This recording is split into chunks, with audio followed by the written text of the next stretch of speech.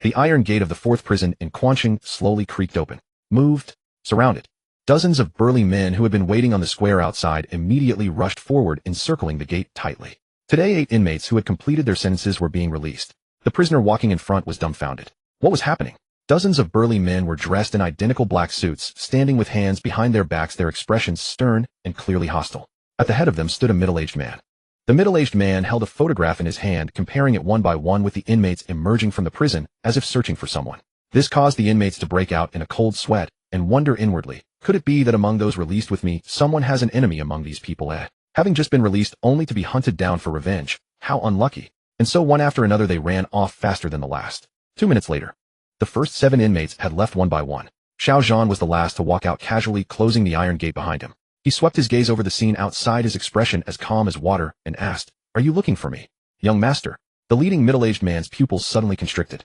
The dozens of men around also tensed their muscles instantly, as if facing a formidable enemy. They stared unwaveringly at every move Xiao Zhan made, ready to swarm in and subdue him at any moment. Xiao Zhan remained completely unperturbed. "Don't call me young master." Xiao Zhan shook his head and brushed past the middle-aged man. 5 years ago, from the moment I was framed and imprisoned and driven out of the Xiao family, I ceased to be the young master of the Xiao family. The middle-aged man reached out and blocked Xiao Zhan's chest, barring his path. "Whether young master acknowledges it or not, you still carry the blood of the Xiao family. The old madam has ordered that we bring you back to the capital to see her." As he spoke, he cast a meaningful glance at the burly men around him. Instantly, dozens of men surged forward, rapidly tightening the encirclement. Layers upon layers. Not a single person, nor even a fly, could escape. "What if I say no?" Xiao Zhan showed no fear, but his gaze suddenly turned icy cold. He snorted, "Did that old woman tell you what to do if I refuse to comply? Alive or dead, we want the body." The middle-aged man turned around and met Xiao Zhan's eyes, making no effort to conceal his murderous intent. They dared to kill. And with the Xiao family's influence in the capital, even if they returned with Xiao Zhan's corpse, they would face no consequences. "Is that so?" Xiao Zhan paused for a moment, then smiled. His smile was tinged with sorrow. 5 years ago, Xiao Zhan was still the young master of the Xiao family in the capital, a genuine scion of a noble household. His grandfather doted on him deeply, grooming him as the future heir of the Xiao family, and even betrothing him to the young mistress of the Lin family in the capital. His prospects were bright, but fate was fickle. His grandfather fell ill and passed away, and his grandmother seized control. Unlike his grandfather, his grandmother had never favored Xiao Zhan from the start, because Xiao Zhan's mother was from Quanching, and her family was merely a minor, insignificant clan there. Unequal status. In his grandmother's eyes, Xiao Zhan's mother was merely a wild woman clinging to the Xiao family, and Xiao Zhan was nothing but a wild child born of that woman, utterly unworthy of inheriting the Xiao family's estate. He was not even worthy of the surname Xiao. Thus 5 years ago, when Xiao Zhan returned to Quanching with his mother to visit relatives, a strange woman appeared in his bed and was caught red-handed by the people sent by the Xiao family. He was convicted of rape and sent to prison. His mother was grief-stricken but helpless. She returned to the capital, knelt before the gates of the Xiao family for 3 days and 3 nights, begging the old madam for mercy to spare Xiao Zhan's life. After 3 days, she was taken to the hospital. Rescue efforts failed, and she passed away. 5 years, 5 whole years. The hatred in Xiao Zhan's heart had not diminished, and the old madam had no intention of letting him go. The moment he stepped out of prison, she wanted his life. "Young master, come with us." In such a situation, Xiao Zhan had no room to resist. The middle-aged man called him young master, but his tone and expression held not a shred of respect. "Once you return to the capital, if you kneel before the Xiao family's gates to repent like your mother did, perhaps the old madam, with her merciful heart, will grant you a way to live." To the middle-aged man, Xiao Zhan now was as wretched as a stray dog. A way to live? Xiao Zhan's gaze was as cold as a blade, staring directly into the middle-aged man's eyes. He said in a deep voice, "Unfortunately, even if you kneel before me now and repent, I will not grant you a way to live." Bang! The moment those words fell, the middle-aged man's body suddenly bent like a shrimp, launching backward like a cannonball, crashing into several burly men behind him. Everyone was stunned. Xiao Zhan was too fast. So fast that no one saw how he moved. They only felt a blur and saw a row of men collapse. "You? Ungrateful." The middle-aged man spat out a mouthful of blood, clutching his stomach as he struggled, but failed to stand. He roared, "Get him! Kill him! I want him dead. They'll take the responsibility." The dozens of men snapped out of their shock and raised their fists to swarm Xiao Zhan. Bang! But just then another dull sound rang out. One of the burly men whose fist was still raised midair suddenly had a glaring bloody hole appear in his wrist. Blood sprayed onto the faces of others. Everyone froze again. That was gunfire. And what instantly pierced the burly man's wrist was a real bullet. "Everyone stop, right there. Anyone who dares to move will be killed without mercy." A roar came from a distance. The burly men instinctively turned their heads, only to see dozens of deep green military jeeps roaring forward in a long line on what was previously an empty street. Each jeep had several soldiers in camouflage standing side by side, each holding a submachine gun. The scene was incredibly imposing. "All of you surround them." In the blink of an eye, dozens of jeeps stopped in the square outside the prison. All soldiers jumped out, forming 3 more layers of encirclement around the burly men, raising their submachine guns, with black muzzles aimed at their heads. Gulp, gulp, gulp. The scene was deathly silent, broken only by the sound of frantic swallowing. These burly men were specially trained bodyguards of the Shao family, bold and experienced in ruthless deeds, but they were no match for a regular army armed with live ammunition. Ordinary people would probably have wet their pants in terror at such a sight. You? Who are you? The middle-aged man on the ground had a livid face, his back drenched in cold sweat. He stammered in disbelief. Who are you people? Is there some misunderstanding? We are bodyguards of the Shao family from the capital. The capital? The Shao family? The middle-aged man's gaze locked onto the middle-aged commander who had just given orders, hoping that the prestige of the Shao family would have an effect. The middle-aged commander wore a single star on his shoulder, the rank of Major General. However, the commander did not even glance at the middle-aged man, ignoring his words completely. He walked straight up to Xiao Zhan, saluted him respectfully with a military salute, and then said in a tone full of guilt, "Wolf King, I'm sorry I'm late." Wolf King. The middle-aged man furrowed his brows. But the middle-aged general's attitude toward Xiao Zhan made his heart turn to ashes. A major general facing Xiao Zhan was actually bowing and scraping with utmost deference. What did this mean? How could this be? Could it be that this middle-aged general had brought dozens of jeeps and a contingent of at least 200 men just to welcome Xiao Zhan out of prison? 4 or 5 years hadn't Xiao Zhan been locked up in Quanching 4th prison. The middle-aged man couldn't understand. No, Xiao Zhan shook his head and said, "You've come early." Oh, the middle-aged general was taken aback.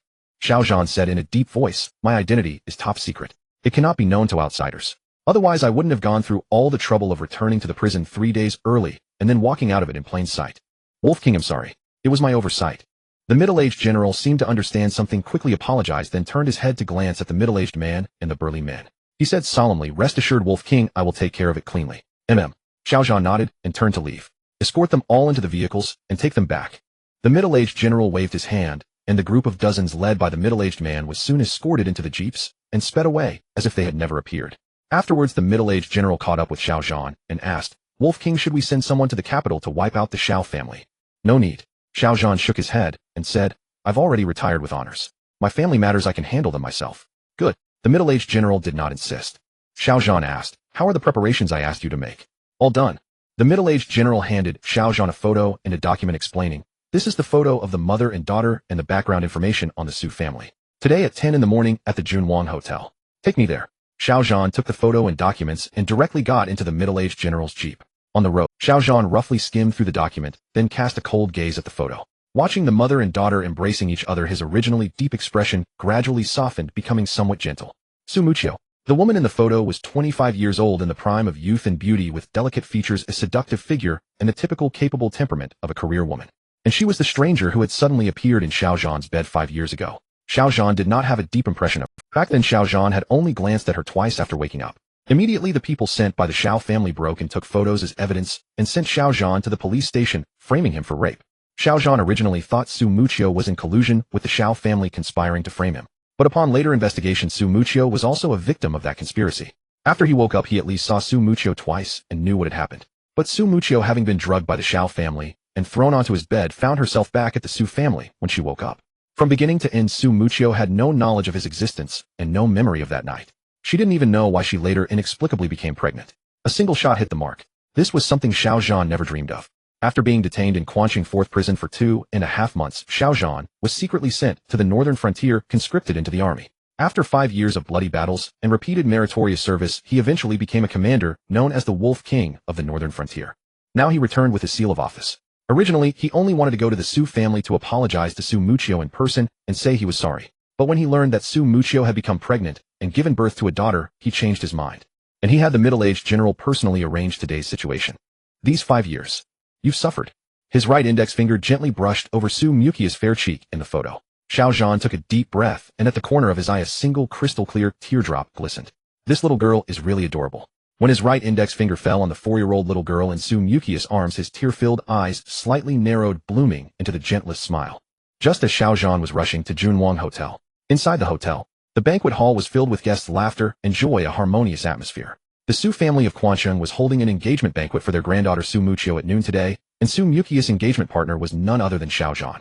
In one of the hotel private rooms, Su Muqiu sat expressionless at the dining table, clenching her teeth, her eyes reddened. She struggled to hold back, not letting the tears fall. Bastards. They're all bastards.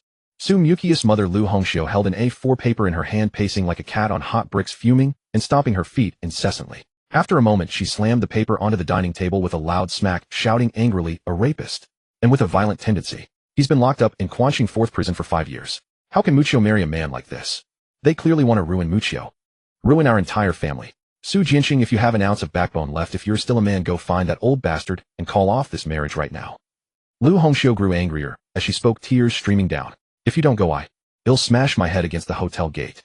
In Quanching, the Su family barely qualified as a second-tier family in Quanching. Their family business, the Su Group, had assets over 100 million, founded by the family head Su Bingtian. Su Bingtian had 2 sons and 1 daughter.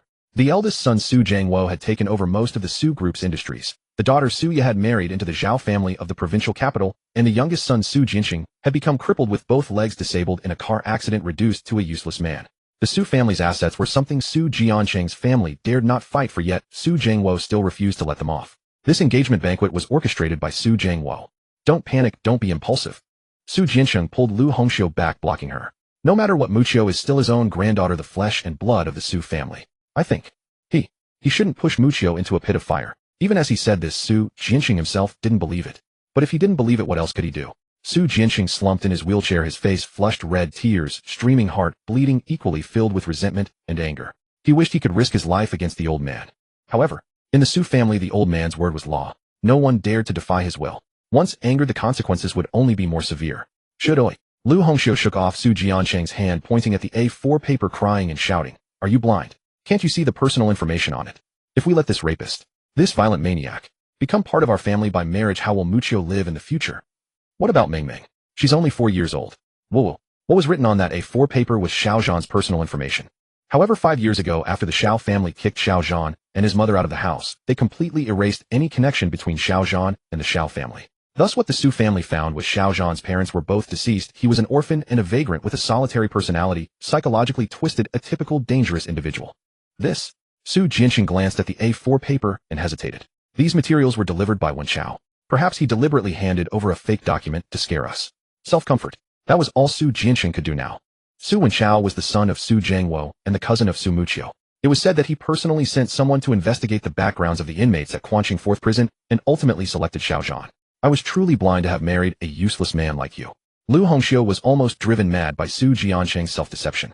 Her scolding grew fiercer as tears streamed down her face. Su Muqiu sat silently beside them, her soul seemingly lost her body, trembling uncontrollably. Su Jianqing watched her with a pain etched deep in his heart, his hands gripping his numb thighs in agony. "Mom, stop scolding. It's useless." After a moment, Su Muqiu took a deep breath and said through gritted teeth, "If fortune comes, it cannot be avoided. If calamity befalls, it cannot be escaped. This is my fate, and I accept it. It's just an engagement. What's the big deal? Muqiu, you." Lu Hongxiu hesitated, her heart wrenched. 5 years ago, giving birth out of wedlock had already burdened Su Muqiu with immense pressure and subjected her to countless cold stares. No one knew better than her mother how she had endured these 5 years. In front of others, Su Muqiu always appeared strong, but in the dead of night, she would lock herself in her room and weep. Time gradually faded, the scandal of the out-of-wedlock birth, and the family's life began to stabilize. After working for 2 years at the Su Corporation, Su Muqiu achieved remarkable results with her exceptional abilities. Yet precisely at this moment, a crushing blow struck. It was as if they were determined to drive Su Muqiu to the brink of death. The stronger she appeared, the more Lu Hongxiu's heart ached. "Mom, where is Meng Meng?" Su Muqiu forced a faint smile and changed the subject. Only when mentioning her daughter could she muster a smile. "She's playing by the hotel entrance." Lu Hongxiu wiped her tears and sighed. "Meng Meng is too young to be exposed to such occasions. I'm afraid it might leave a psychological scar on her." Su Muqiu nodded in agreement. Just then the door of the private room suddenly swung open, and Su Wenchao appeared at the threshold. He swept a glance inside, and upon seeing the red, swollen eyes of Su Muqiu and her parents, a gleeful expression spread across his face. In a sarcastic tone he said, "Oh, today is my cousin's joyous occasion. Why are second uncle and second aunt crying? Tears of joy. You." Lu Hongxiu glared at Su Wenchao and spat out a single word, "Get out." "Second aunt, what kind of attitude?" Su Wenchao suppressed his laughter, put on a stern face, and feigned grievance. "I have exerted myself asking a friend to investigate Quanching 4th prison for a long time, all to select such an excellent husband for my cousin. I am both the matchmaker for my cousin and brother-in-law. If you're not grateful, that's fine, but telling me to get out, does that seem appropriate? A petty person basking in his triumph, showing off his gloating attitude. He'll strangle you." Lu Hongxiu, already burning with indignation, could not tolerate such provocation from Su Wenchao. In a fit of impulse, she lunged at Su Wenchao, reaching for his neck and scratching wildly at him. "Mom." Su Muqiu shot to her feet, attempting to stop her, but was a step too slow. "Get away." Su Wenchao waved his hand forcefully, pushing Lu Hongxiu aside. She stumbled, lost her balance, and fell hard onto the cold floor. Looking down at the seething Lu Hongxiu, Su Wenchao straightened his skewed tie and sneered. Grandfather instructed me to inform you that your brother-in-law has left the prison and is on his way to the hotel. He wants your family to go to the hotel lobby to attend the upcoming engagement ceremony. Su Wenchao, you bastard. Su Muqiu rushed over to help Lu Hongxiu up and cursed at Su Wenchao. Bastard.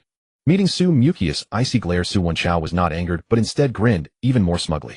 As expected, my cousin knows me well. Yes, I am a bastard. What are you not convinced? Come and bite me. You. Su Muqiu could have killed him. Get fiercer still. I love seeing you three hate me to the bone, but unable to do a thing. Haha. With unrestrained laughter, Su Wenchao turned and left. Isn't my cousin very capable at work? Hasn't she secured several big orders for the group? Marry a rapist, and from now on let's see who dares to cooperate with you. Su Muqiu's tears, which she had held back until now, finally could not be contained and streamed down her pale cheeks. How could she not know that her outstanding performance in the Su Corporation over the past 2 years had made Su Wenchao feel threatened? Fearing that the old man would value her abilities and change his attitude toward her, he had resorted to underhanded tactics, slandering her and urging the old man to hastily arrange this marriage for her. Outside the Junwang Grand Hotel, a dark green Jeep slowly came to a stop. The middle-aged general driving glanced at the hotel and asked, Wolf King, should I dispatch troops to surround the entire hotel? A bunch of ants. Hardly worth the Wolf King's personal intervention. Xiaozhan shook his head. Remember, I have officially retired and am no longer the so-called Northern Wolf King. My personal affairs are not for you to meddle with. This is a busy urban area. Are you trying to cause panic by sending troops? Having said that, he turned and got out of the vehicle. The middle-aged general's face hardened, and he said firmly, no matter when or where, the 81 brothers of the Blood Wolf Regiment are wolf cubs personally trained by the Wolf King. We will follow only the Wolf King's lead. His voice was resolute and unyielding. Get lost. If I need anything, I'll contact you. Xiaozhan strode toward the Junwang Grand Hotel across the street, waving his hand without looking back. Yes. The middle-aged general stepped on the accelerator, and the jeep soon disappeared at the end of the street. Both sides of the entrance were lined with luxury cars. Xiaozhan walked straight to the hotel entrance. Just as he was about to enter, he suddenly halted, his ears twitching as he faintly heard an anxious, tearful voice. Let me go, you bad guys. I want to find my mom. Shall come and teach you a lesson. It was the voice of a little girl, looking for her mom. Xiaozhan's brows furrowed slightly. Perhaps because Su Muqiu had given him a daughter, he was now particularly sensitive to the sound of a little girl's voice. So he stepped back a few paces and followed the sound to look across the street. At the alley corner of the hotel, 7 or 8 young boys were holding hands in a circle, trapping a little girl in the middle. They kept spinning and chanting, Su Xiaoming, little bastard. Born of a mother, no father. Grandpa is a cripple, lost his legs in a crash. Grandma is a hag crying while buying groceries. Their chant was perfectly synchronized, as if rehearsed in advance. Su Xiaoming. Hearing that name, Xiaozhan's heart jolted, as if struck by something heavy. His face instantly turned grim, cold as ice. According to the investigation materials previously provided by the middle-aged general, after giving birth to a daughter, Su Muqiu gave her the mother's surname. Her surname is Su, and her given name is Su Xiaoming. In other words, at this very moment, the little girl, surrounded and humiliated by those boys, unable to escape, and crying, was none other than Xiaozhan's beloved daughter, the apple of his eye. Boom. Inside him, it was as if a muffled thunder had erupted. His inner force burst forth uncontrollably. Centered on Xiaozhan within a 10-meter radius, garbage on the ground flew up. Without wind, the floor beneath his feet creaked and groaned. The glass doors of the hotel cracked, and the 2 receptionists at the entrance turned pale, feeling a chill through their bodies and their scalps tingling. Earlier, outside the prison gate, even when surrounded by dozens of burly men, Xiaozhan had remained composed and refrained from releasing his inner force. But now he could not. With a single step, his entire form turned into a blur and vanished from the spot, crossing dozens of meters in the blink of an eye. You are the bastards. I have a father. Mom said my daddy is a super invincible hero. He went to a far, far away place, but one day he will come back and beat all you bad guys away. Xiaozhan appeared silently behind the boys and heard Su Xiaoming's stubborn voice. Su Xiaoming was crouching on the... Her tears had smeared her face, but she did not wipe them away. She lifted her proud little chin, her gaze as resolute as her voice. It seemed that deep in her heart, she truly regarded the father she had never met as a super invincible hero. She believed it unwaveringly and was proud of it. Hawk. The boys stopped. One of them, with a look of contempt, spat towards Su Xiaoming and rolled his eyes, saying, only a fool like you would believe such lies for kids.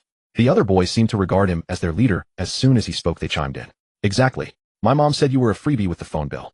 Your dad must have died long ago. Super invincible hero. Do you really think your dad is Ultraman fighting monsters? Ha ha ha. The 7 or 8 boys took turns speaking their mockery, rising and falling. Stop talking nonsense. Take off your pants and pee on her. The leading boy suddenly pulled down his own pants, grinning smugly. Didn't you say you have a father? Didn't you say your father is a super invincible hero? Fine, shout out, and see if he dares to answer. If he doesn't, he'll answer. How about I be your daddy? Me too. Amid the laughter, the 7 or 8 boys scrambled to take off their pants. However, just as they were halfway, a strong, biting chill suddenly emerged from behind. It was as if the scorching summer had instantly turned into a harsh winter, Everyone involuntarily shivered. Only Su Xiaoming, who was trapped in the middle, was an exception. Xiao Zhan had perfect control over his inner force, so naturally, he would not harm his precious daughter. So cold. What's going on? Shocked, everyone pulled their half-removed pants back up and turned their heads to look at Xiao Zhan, who had suddenly appeared behind them. Xiao Zhan stood at 185 meters tall with a robust physique and rippling muscles, his gaze as cold as a blade. Standing there, he was like a fearsome beast. What? How could a group of children under 10 withstand such a chilling stare from Xiao Zhan? With just one glance before Xiao Zhan even spoke, 2 boys immediately burst into tears and 3 others tried to run, but fell to the ground with a thud. You. The leading boy swallowed, nervously shrank his neck, and braced himself to ask, "Uncle, who are you? Did this little bastard call you for help, eh?" Smack. As soon as the words left his mouth, a row of bright red finger marks appeared on the boy's face. "How dare you hit me?" The boy covered his face with his hand enraged. "Do you know who I am? Do you know who my father is?" Smack. A row of red finger marks also appeared on the other cheek. "You." The boy covered his face with both hands, his eyes full of fear as he looked at Xiao Zhan. He opened his mouth, but swallowed back the words, no longer daring to act arrogantly in front of Xiao Zhan. Tears streamed down his face. Originally, Xiao Zhan did not want to lay hands on children. But this leading boy was different. Xiao Zhan recognized him at once. He was Su Wenqia's son, whose photo and personal information were in the materials provided by the middle-aged general. Su Meng, 9 years old. By rights, Su Xiaoming was his cousin. She should call him older cousin, but he had none of the qualities of a cousin. Not only did he fail to take care of Su Xiaoming, but he had even gathered a group of friends to bully her without restraint. And he was about to pee on Su Xiaoming in public. He deserved to be hit. Good thing he was only a 9-year-old child who otherwise, in his fury, Xiao Zhan's slap could have struck him dead. From now on, no one is allowed to bully Su Xiaoming, do you hear? Xiao Zhan looked around, his voice sharp. The boys stared at each other, silent as cicadas in cold weather. One timid boy was so scared he wet himself. Don't waste your pee. Weren't you all eager to pee on someone? Fine, pin him to the ground and pee on him to your heart's content. Whoever pees the most and the most accurately will get this 100 yuan. Xiao Zhan pulled out a 100 yuan note and casually pointed at Su Meng, who was wiping his tears. Anyone who refuses to pee will be considered his accomplice, and I won't be merciful. Seeing no one respond, Xiao Zhan added, "He'll do it." Whether tempted by the money or afraid of Xiao Zhan, one chubby boy gritted his teeth, bravely stepped forward, and strode towards Su Meng. "Me too. I want to pee too." With someone taking the lead, the other boys, not willing to be left behind, rushed forward. In an instant, they surrounded Su Meng. Su Meng's face turned green in a flash. He tried to turn and flee, but how could he escape? In no time, he was pinned to the ground by the group of boys caught in the same predicament as Su Xiaoming had been. He who humiliates others will himself be humiliated. Xiao Zhan casually tossed the 100 yuan into the crowd, walked over to Su Xiaoming in a few steps, and pulled the still frightened Su Xiaoming into his arms. His previously icy expression instantly turned warm as a spring breeze, and he asked with concern, "Xiaoming, are you all right? Uncle, do you know me? How do you know my name?" Su Xiaoming was very obedient. She didn't struggle, but looked puzzled, her eyes blinking as she stared at Xiao Zhan. Xiao Zhan smiled. "I know your father." "Really?" Su Xiaoming was stunned, first showing joy, then pouting her lips and snorting, "You're lying.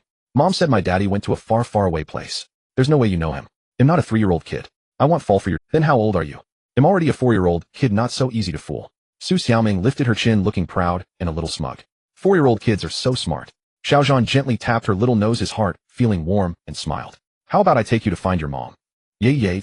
Su Xiaoming nodded, then asked in return, "Grandma won't let me go inside. I heard from cousin that a big bad guy wants to be my daddy. Uncle, you're so strong, you help me beat those little bad guys. Can you also beat that big bad guy for me later, okay?" Upon hearing this, Xiao Zhan's face darkened. Carrying Su Xiaoming, he turned and walked into Junhuang Hotel, thinking to himself, "Except for your father, I can beat anyone for you." In the hotel lobby, as soon as Su Mukia's family of 3 appeared, they immediately became the center of attention.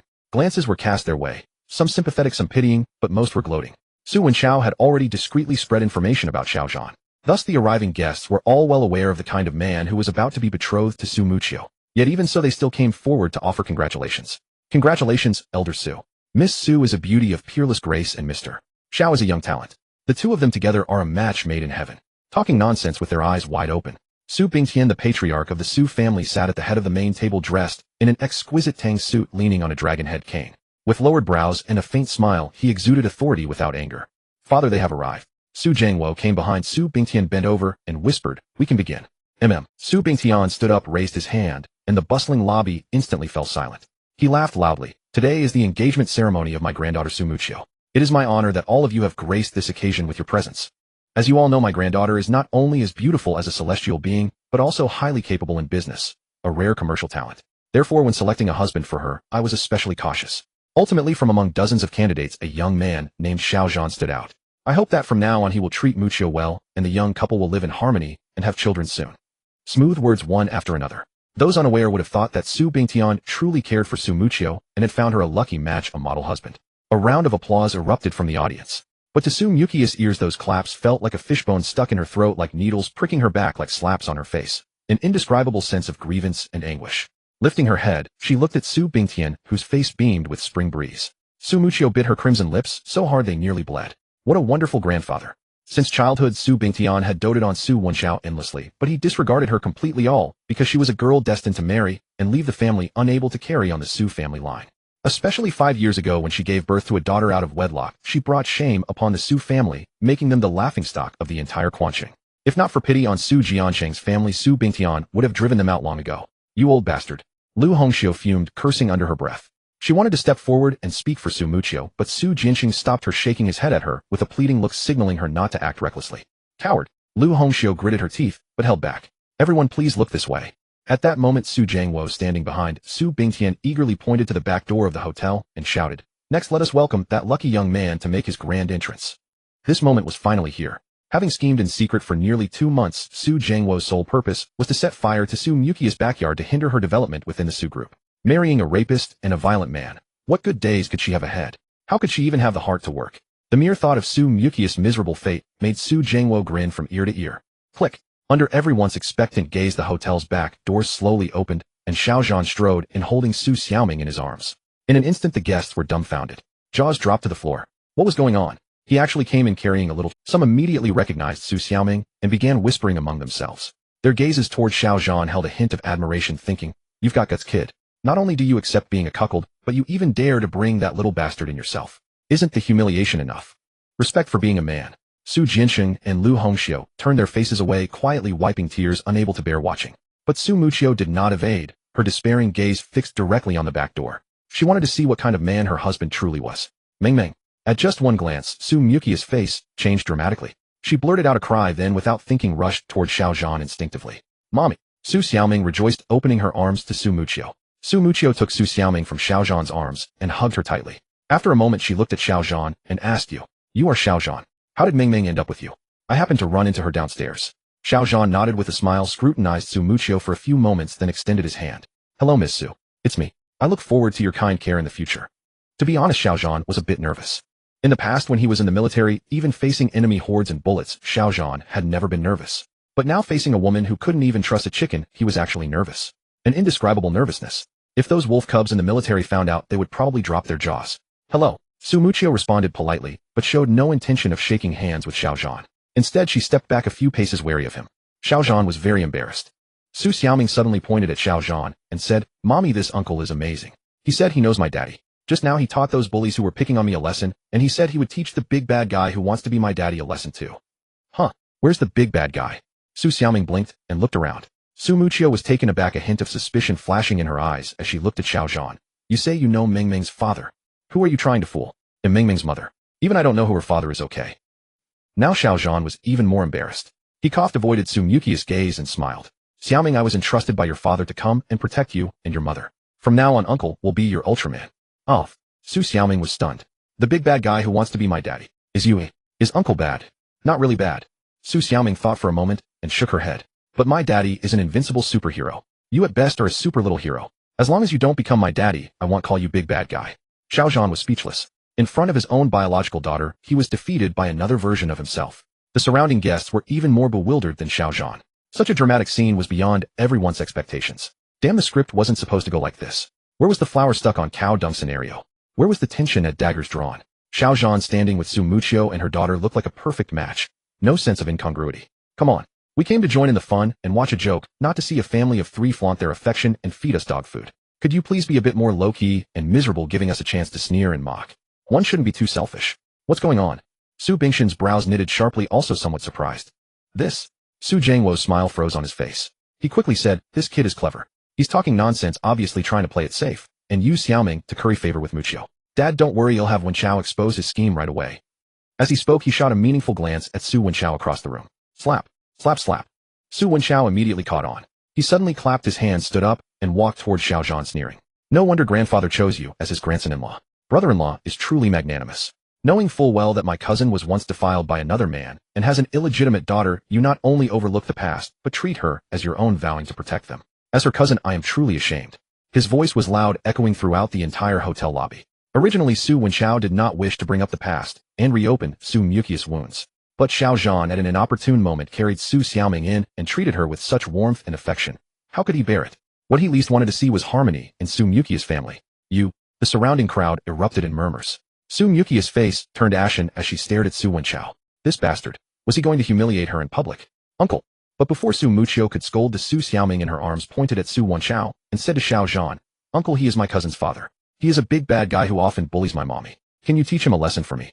Innocent words. Su Xiaoming was pure and lovely, unaware of the adults scheming, speaking whatever came to her mind. Mumming, be good, don't be naughty. Su Muchio felt a pang of sorrow. Her daughter was only 4 years old, yet she had to endure humiliation alongside her. As for Xiao Zhan, he was a man Su Wenchao had deliberately brought to humiliate them. How could he possibly side with them against Su Wenchao? Slap. No sooner had Su Muchio finished speaking than a sharp sound of a slap echoed through the hotel lobby. Turning to look, Su Wenchao was already lying on the floor, clutching his face, blood at the corner of his mouth. His eyes wide with fury and disbelief, he stared at Xiao Zhan. You actually dared to hit me. Su Muchio was stunned as well. She hadn't even seen Xiao Zhan move in the blink of an eye. Su Wenchao was on the ground. This kid has nerve, daring to hit the young master of the Su family. Looks like the reports were right. This guy has a serious violent streak. He strikes at the slightest disagreement. The surrounding guests were dumbfounded, exclaiming in shock. Gulp. Among the crowd, Su Jianxing and Lu Hongxiu exchanged a glance, swallowed hard, and were also terrified by the sudden turn of events. Their eyes toward Xiao Zhan were filled with a complex mix of emotions. There was surprise, relief, and worry. Xiao Zhan had struck Su Wenchao for a single word from Su Xiaoming, something they had never dreamed of. Seeing Su Wenchao's miserable state was satisfying, but they were unsure whether Xiao Zhan's ferocity was a blessing or a curse. Xiao Zhan had a criminal record and was a rapist. If he married into their family, and if he bullied Su Muchio, who could— Your mouth is too foul, that deserves a slap. Ignoring the gasps around him, Xiao Zhan looked down at Su Wenchao, then turned to Su Xiaoming in Su Mukia's arms. Is Xiaoming satisfied now? Satisfied. Su Xiaoming nodded and smiled. Uncle can beat the little bad guy and the big bad guy. You're more and more like my daddy. Just like. Xiao Zhan didn't rush to reveal his identity. This was the first time they met as father and daughter. For Su Xiaoming to accept him as a suddenly appearing father, it would take time. Slowly, no rush.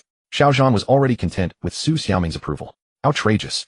Su Bingtian, seated at the head of the main table, finally couldn't hold back. He slammed the table, stood up, and leaned on his dragon head, cane trembling with rage. Guards, seize this brat. Hurried footsteps sounded and 10 black-suited bodyguards rushed into the hotel lobby, surrounding Xiao Zhan and his family. Along with them came the crying of a child. Dad. Su Meng, wiping tears, ran to Su Wenchao and said indignantly, a big oaf just slapped me twice and made Fatty and the others piss on my face. Su Meng's cheeks were swollen, tears streaming, and he was drenched from head to toe, reeking of urine. Clearly the other kids had bullied him badly. Su Wenchao was furious. What big oaf? Seeing Su Meng's miserable state, Su Xiaoming couldn't help. Su Meng looked up and caught sight of Xiao Zhan standing beside Su Muchio. His face changed instantly, and he hid behind Su Wenchao, crying even harder. Dad, it's him. He hit me. It was you.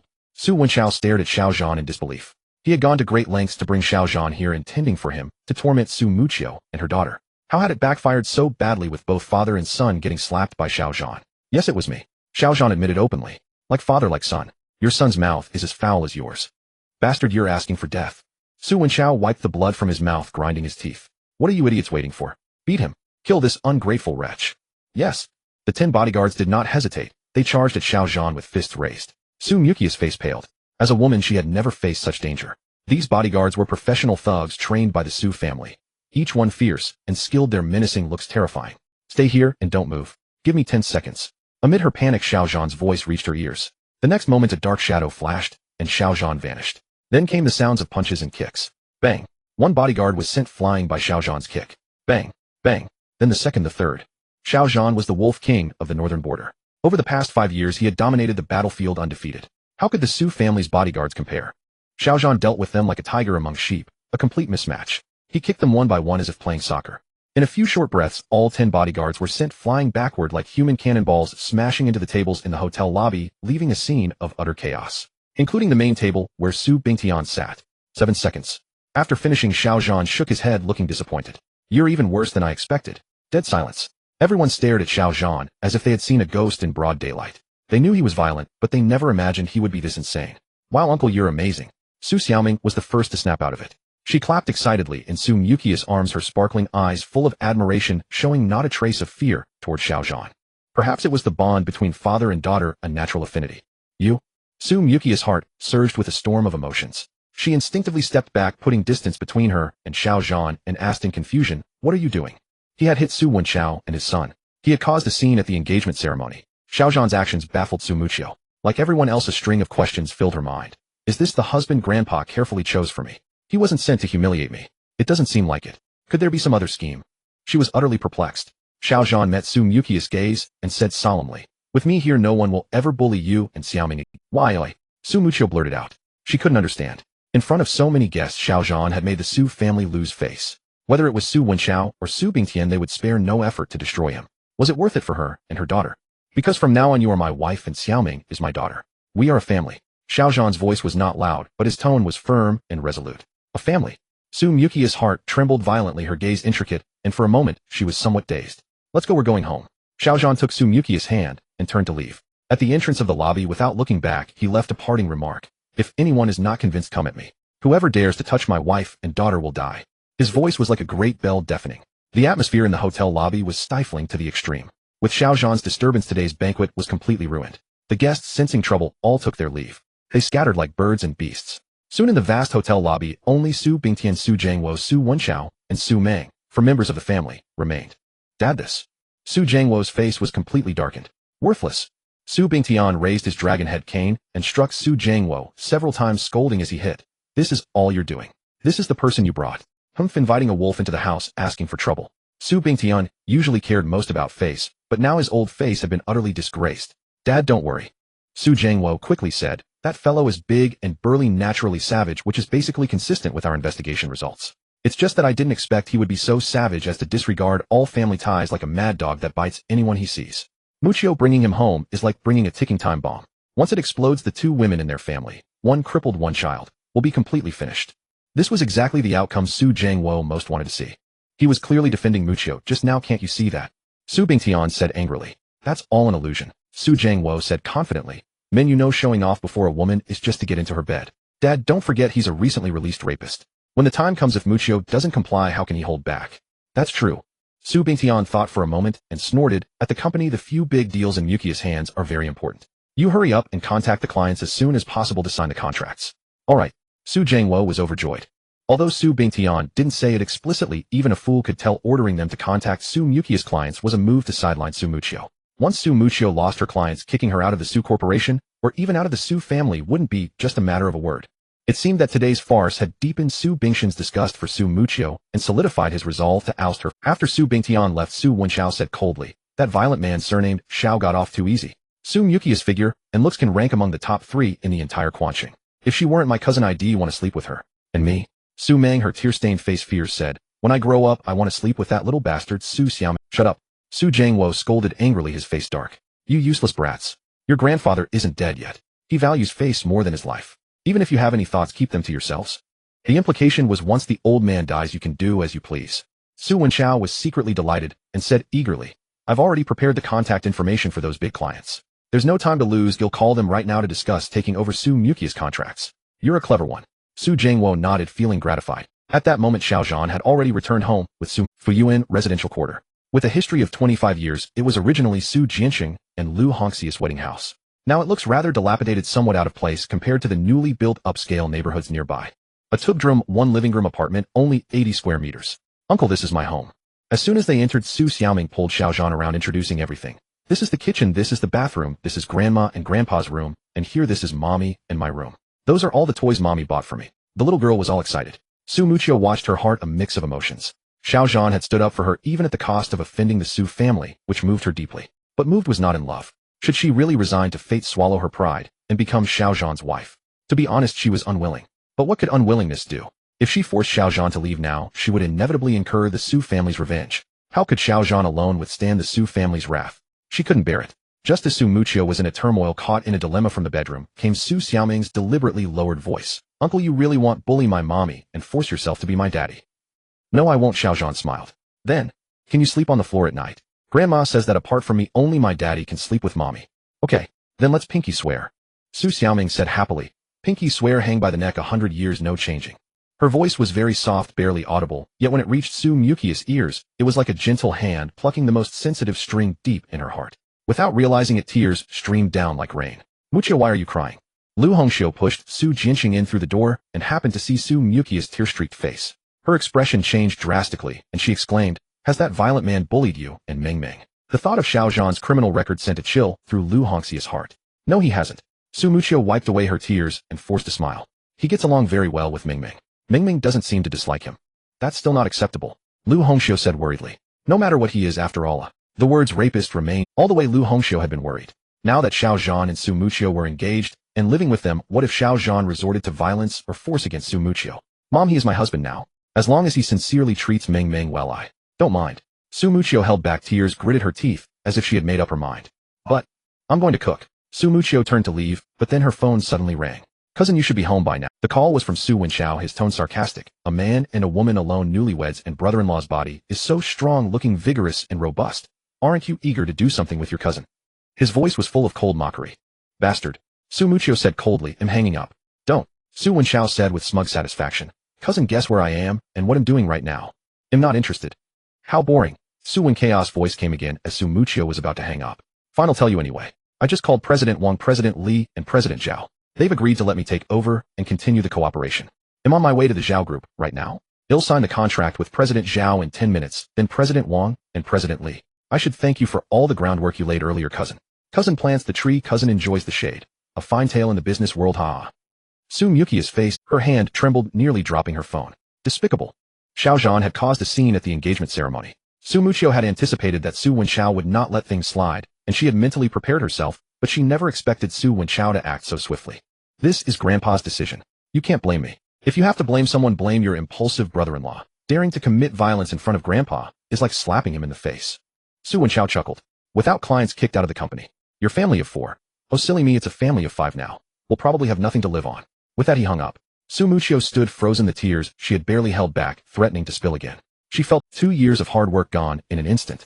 Lu Hongxiu and Su Jinxing exchanged glances, their faces equally grim. Just as they were about to console Su Muchio, Xiao Zhan appeared at the bedroom door and said with a firm voice, "I was the one who hit him. He'll handle this." Everyone was stunned. "You'll handle it? Handle what? What else can you do besides fight? You feel better after a brawl, but you can't bear Grandpa's wrath." Lu Hongxiu glared at Xiao Zhan, furious, but afraid to speak. "No." Su Muchio shook her head, her eyes red. "If you go, it'll only make things worse. It's just a job. I can find another one. I refuse to believe that without the Su family there's no place for us in this city." Before Xiao Zhan could respond, Su Muchio turned and went into the kitchen. Her resilience ached Xiao Zhan's heart. 5 years ago, she was innocently caught in the Xiao family's conspiracy against Xiao Zhan, bore him a daughter, and endured the scorn of outsiders. Now that Xiao Zhan had returned as a king, how could he let her suffer even a shred of grievance? Not even a hint. So Xiao Zhan pulled out his phone and sent a text message. Outside the gates of the Zhao Group, a black BMW slowly came to a halt. Su Wenxiao pushed open the door and stepped out holding a pre-prepared contract. His face radiated pride and excitement, the joy almost palpable. That he could so smoothly snatch Su Mukia's clients surprised even Su Wenxiao himself. Those old foxes must have heard that Su Muchio married a rapist and know her position in the Su Group is shaky, so they're switching sides and kicking her when she's down. Su Wenxiao mused. Business is a battlefield. Sizing up the situation and avoiding danger is the way to survive. I'm here to see. Su Wenxiao approached the front desk, chin held high, adopting an arrogant posture. He slammed the contract down with a loud smack. "President Zhao invited me for tea and to sign a contract at noon." The receptionist was taken aback. "May I ask your name, sir?" "My surname is Su." Su Wenxiao smiled. "Su Wenxiao, general manager of the Su Group." "Su Wenxiao." The receptionist's expression turned peculiar. She subtly signaled a nearby security guard. Soon 4 guards surrounded him, 2 on each side, and without a word grabbed his arms and lifted him up. "What are you doing?" Su Wenxiao panicked. "I told you I'm the general manager of the Su Group. President Zhao personally invited me here. Let go of me, you bastards." The moment he finished cursing, a kick landed on his rear, making him wince in pain. "You son of a..." Su Wenxiao was instantly furious. He turned around, eyes blazing, ready to hurl more insults. But the moment he saw the figure standing behind him, his face changed drastically, and the words died in his throat. In disbelief, he stammered, "PR. President Zhao." The one who had kicked Su Wenxiao was none other than the owner of the Zhao Group, Zhao Yongrong. Zhao Yongrong's face was grim. "President Zhao, what is this?" Su Wenxiao was completely bewildered, having no idea what he had done wrong or how he had offended Zhao Yongrong. This was not going as expected. Just a while ago on the phone, Zhao Yongrong had been polite and courteous. How could he suddenly turn hostile? "FCKU." Zhao Yongrong offered no explanation. He charged forward and kicked Su Wenxiao again, sending him sprawling face first. "How dare you set me up? He'll skin you alive. President Zhao, don't hit. Su Wenxiao was nearly in tears. There must be a misunderstanding. I wouldn't dare set you up. I came here in good faith to sign the contract. Sign your ass. Zhao Yongrong pinned Su Wenxiao to the ground, raining down punches and kicks for half a minute before stopping. The Su Group's contract is only signed with Su Muchio. If she doesn't come, not even a little brat like you, nor that old codger Su Bingtian, can make it work. Su Muchio. This. Su Wenxiao was utterly dumbfounded. Why, oi. Throw him. With those words, Zhao Yongrong waved his hand. The 4 guards dragged Su Wenxiao to the company entrance and tossed him out. Young master. His driver stood waiting outside the door. Upon seeing Su Wenxiao crumpled on the ground like a lifeless heap, he recoiled in sheer terror and rushed forward to support him. Get away. Su Wenxiao rebuffed him violently, flinging the driver aside before gritting his teeth and snarling. So you've conspired with Zhao Yongrong, Su Muchio, betraying me and sabotaging my plans. Just wait, you'll pay for this. I'll ruin your reputation beyond redemption. He, the scion of the Su family, had never endured such humiliation.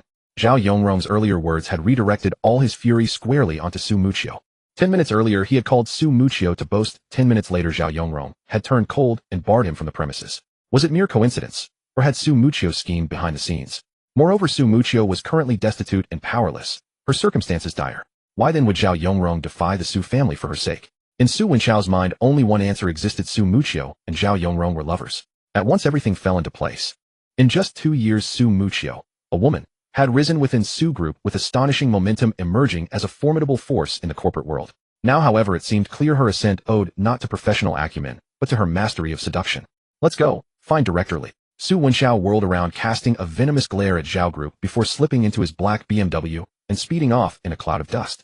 Zhao Group 18th floor CEO's office. Zhao Yongrong stood before the vast floor-to-ceiling window, gazing down as the black BMW vanished into the distant street. He pulled out his phone, dialed a number, and spoke with deferential warmth. Brother Hong, that young man has been dealt with. I gave him a thorough beating, and he fled with his tail between his legs. A deep, resonant voice replied through the line. Remember this. Su Muchio is a woman you must never cross. From this day forward, no matter what she demands, fulfill it, by any means necessary. Oh. Zhao Yongrong gasped in disbelief. By any means necessary. Brother Hong, what exactly is her background? Even you hold her in such reverence. Within Xuanqing, Zhao Yongrong knew Su Muchio's origins intimately, merely an uncherished granddaughter of the Su. 5 years ago, she bore a child out of wedlock. Now she had married a convicted rapist, living as a pariah, scorned and whispered about in every alleyway. Previously, his agreement to collaborate with Su Group had been driven, not by principle, but by lust. He had secretly coveted Su Muchio's beauty, hoping to seize an opportunity to claim her. Yet now Brother Hong claimed she was untouchable. How could Zhao Yongrong not be stunned? Not reverence. Reverence to the utmost degree. Brother Hong's voice grew grave. Her background exceeds your standing to comprehend. Understand only this: should you offend her, a single word from those who stand behind her would reduce you to ruin. Your fortune obliterated, your family shattered. He paused, then added quietly, and so would mine. Gulping audibly, Zhao Yongrong swallowed hard, his heart hammering violently. A single word. Total ruin. Even Brother Hong himself was not spared. In Zhao Yongrong's eyes, Brother Hong was an unfathomable titan, the very source of his own ascension. One word capable of toppling Brother Hong. Good heavens, just how terrifying was Su Muchio's patronage. Brother Hong, then. Zhao Yongrong wiped cold sweat from his brow, voice trembling with dread. This morning, blinded by folly, I agreed to sign with Su Wenxiao. And worse, during negotiations, I acted on base impulse. I touched Su Mrs. leg. Is that acceptable? You seek death. Brother Hong's tone turned glacial. Lethal intent piercing even through the phone line, sending a shiver of bone-deep cold down Zhao Yongrong's spine. Brother Hong, I beg your forgiveness. Zhao Yongrong's knees buckled. He collapsed onto the floor before the window, pleading. I was blind, truly ignorant of her stature. For the sake of my loyal service to you over these years, please intervene. Grant me a path to survival. Snap, slap, slap. His palm cracked against his own cheeks, again and again. Moments later, Brother Hong grunted. Face the consequences yourself.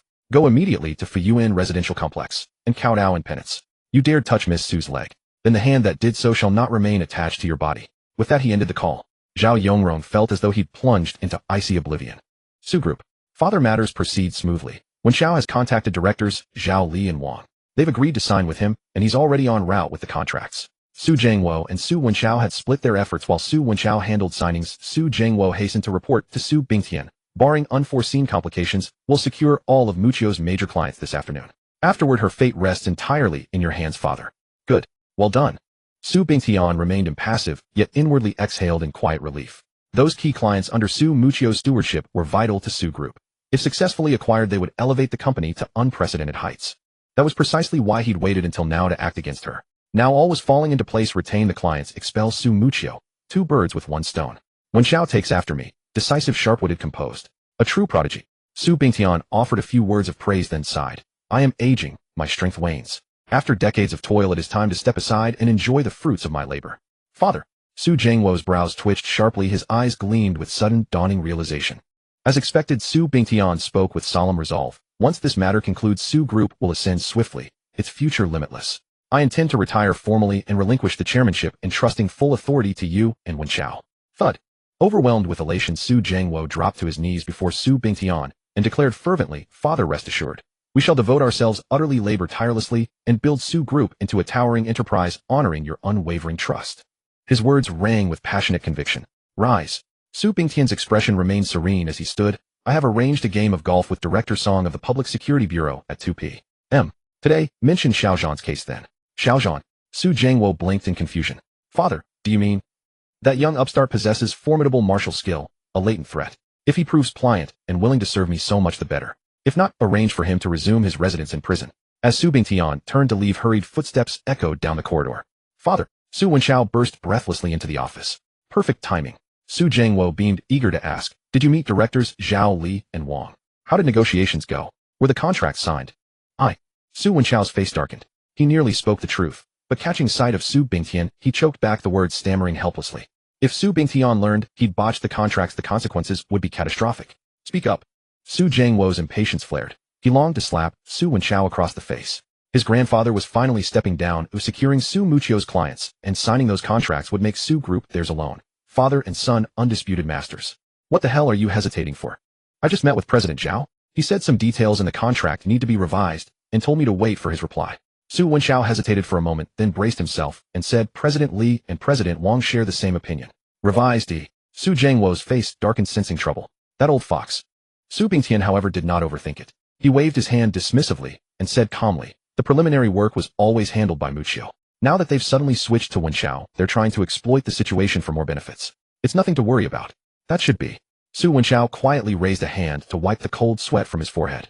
Noticing Su Wenxiao's subtle movement, Su Jingwo's eyelids twitched. His instincts told him something had gone wrong, but with Su Bingtian present, he dared not press further, and could only grit his teeth and endure. Only after Su Bingtian left did he speak in a cold tone. All right, tell me what really happened.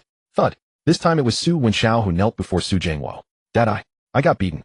Su Wenxiao said with a grimace. As soon as I arrived at Zhao Group, that Zhao Yongrong beat me up without a word, saying I'm not qualified to sign the contract. Not even if Grandpa went in person.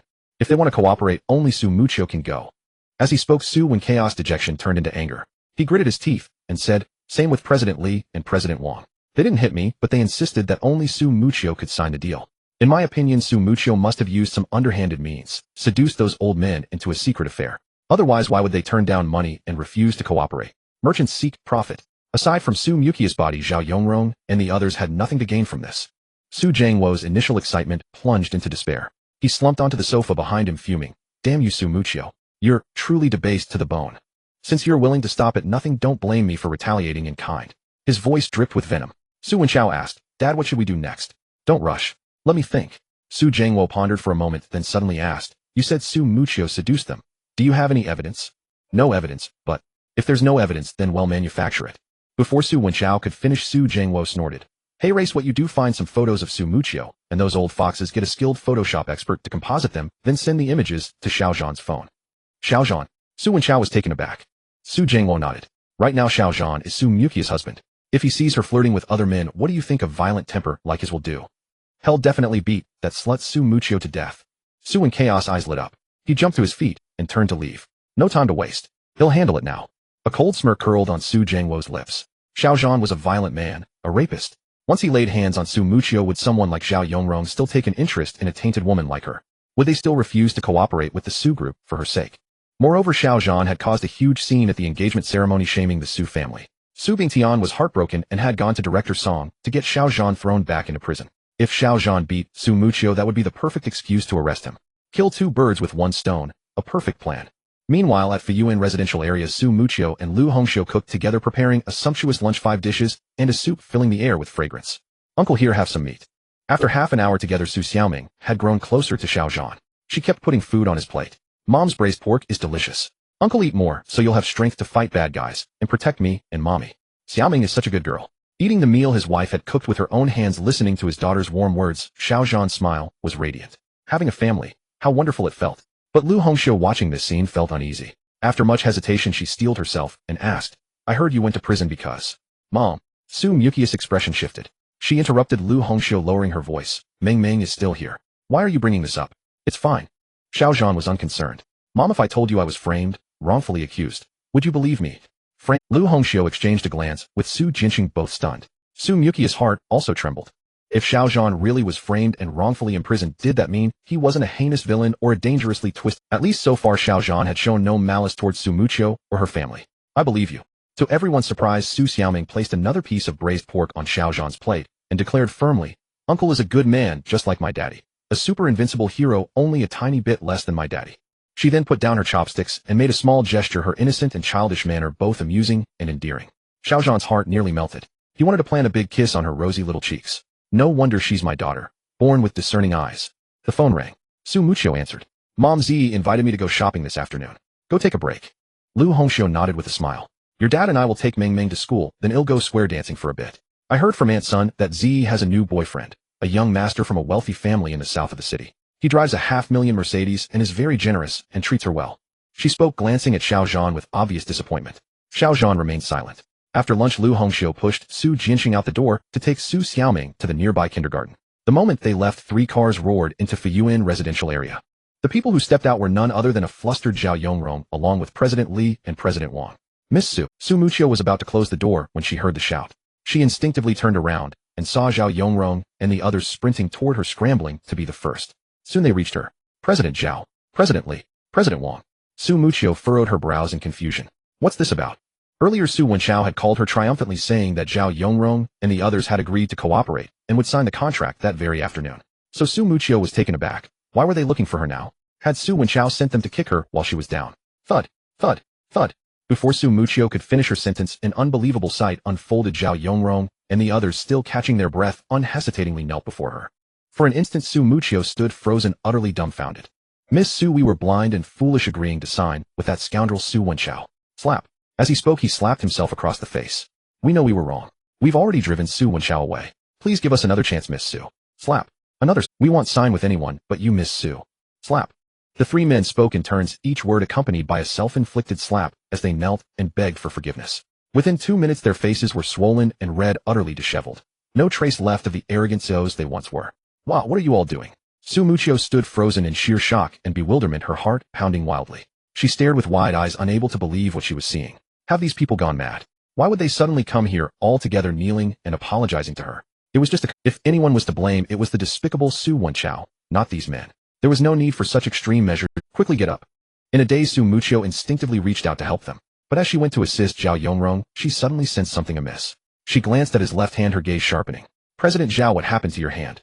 Only then did she notice that Zhao Yongrong's left arm was wrapped in a white bandage hanging from his neck, as if injured. The sleeve of his left arm was empty, and his hand was nowhere to be seen. Miss Su here. Without answering, Zhao Yongrong produced a wooden box over 20 centimeters long and handed it to Su. What is this? Su Muqiu's brows furrowed deeper, unable to fathom what Zhao Yongrong was up to. She took the box, opened it, and glanced inside. The next moment, a piercing scream erupted. Su Muqiu's face drained of color, her heart racing, her scalp tingling. She stumbled back instinctively, her hands trembling, and the box slipped from her grasp, clattering onto the floor at her feet. A bloodstained left hand rolled out of the box. President Zhao, your hand. Your hand. Connecting this to Zhao Yongrong's empty sleeve, Su Muqiu instantly understood the wooden box contained Zhao Yongrong's severed left hand, removed for some unknown reason. Miss Su, I was wrong. Zhao Yongrong spoke with sincere repentance. I was once audacious beyond belief, a toad lusting after swan meat. I touched your leg with this hand. Now I have severed it as punishment, hoping to earn your forgiveness. Thump. With those words, he knocked his head heavily against the floor at Su Muqiu's feet. You all. Su Muqiu stood petrified, her body rigid, her mind churning like a dream. She stammered in disbelief. Why are you doing this? Who sent you? Who instructed you to come? But Zhao Yongrong and the others merely continued kneeling and kowtowing, utterly ignoring her questions. Xiao Zhan stood behind Su Muqiu, silent. Yet in his mind he mused, that punk Hong works fast. A single text message and these fellows came crawling to apologize. Xiao Zhan stood behind Su Muqiu, silent. Yet in his mind he mused, that punk. Of course Su Muqiu remembered the incident when Zhao Yongrong had touched her leg. But she was kind-hearted, not a ruthless woman, and would never have wished for his hand to be severed. Seeing his empty sleeve, her heart softened. She urged, President Zhao, please go to the hospital and get that properly bandaged. We can discuss everything else later. We will kneel forever if you do not forgive us, Miss Su. The three men were adamant, their tone leaving no room for doubt. Though deeply perplexed, Su Muchio didn't press further. She nodded. I forgive you, all right. I forgive you. Now go quickly get to the hospital. Really? The three exchanged glances, breathed a sigh of relief, and finally rose to their feet. Just then Xiao Zhan's phone rang. It was a text from an unfamiliar number, but one he recognized from the dossier the middle-aged general had given him. The owner must be Su Wenxiao. Su Wenxiao had been beaten by Xiao Zhan, yet he dared to contact him. That was He opened the text and glanced at it. Courting death. As he read, Xiao Zhan's pupils contracted sharply. His calm expression turned icy cold, and a murderous intent flickered across his brow. The message was simple. The first line read, Brother-in-law, I just found out that my cousin was not only violated by another man 5 years ago giving birth to a little bastard, but she's also been living it up fooling around with men all these years. She's nothing but a public bus open to anyone. And you've been so devoted to her. As a man, I feel ashamed for you. Below that there was evidence. 5 photos in total, all showing Su Muchio in intimate contact with men. The backgrounds ranged from streets to bars to hotel rooms. The men included Zhao Yongrong, a certain President Li, and a certain President Wang. These were the very 3 men standing before Xiao Zhan. Honey, aren't you going out shopping later? Get your things ready. Xiao Zhan stepped forward. You, that term of endearment, honey, left Su Muchio slightly dazed. Without telling Su Muchio about the photos, Xiao Zhan ushered Zhao Yongrong and the others out, closing the door of the Su residence. So you're Miss Su's husband, the violent maniac, the rapist. Zhao Yongrong and the others eyed Xiao Zhan with strange expressions. Clearly they couldn't understand how Su Muchio, with her terrifying background, could have married a man like him. Xiao Zhan knew what they were thinking. He asked, that Peng Hong sent you. Peng Hong. The 3 men were taken aback, momentarily unable to comprehend. Duan Yihong. Xiao Zhan uttered a name. Instantly their faces turned ashen, their eyes bulging like copper bells. They stared at Xiao Zhan as if they had seen a ghost in broad daylight, their expressions filled with shock and disbelief. Duan Yihong. The very man Zhao Yongrong and the others referred to as Brother Hong. You know Brother Hong. Could it be? Are you the person Brother Hong mentioned? None of the 3 were fools. Xiao Zhan not only knew Duan Yihong, but even referred to him as that Hong bastard, with utter contempt, clearly holding him in no regard whatsoever. Thump, thump, thump. Connecting this with what Brother Hong had said on the phone earlier. One word could bring ruin to a family, destruction to a household. The 3 felt their scalps tingle and their legs go weak. They dropped to their knees before Xiao Zhan. Big brother. Sir, we truly didn't mean to kick you when you were down or agree to sign with Su Wenxiao.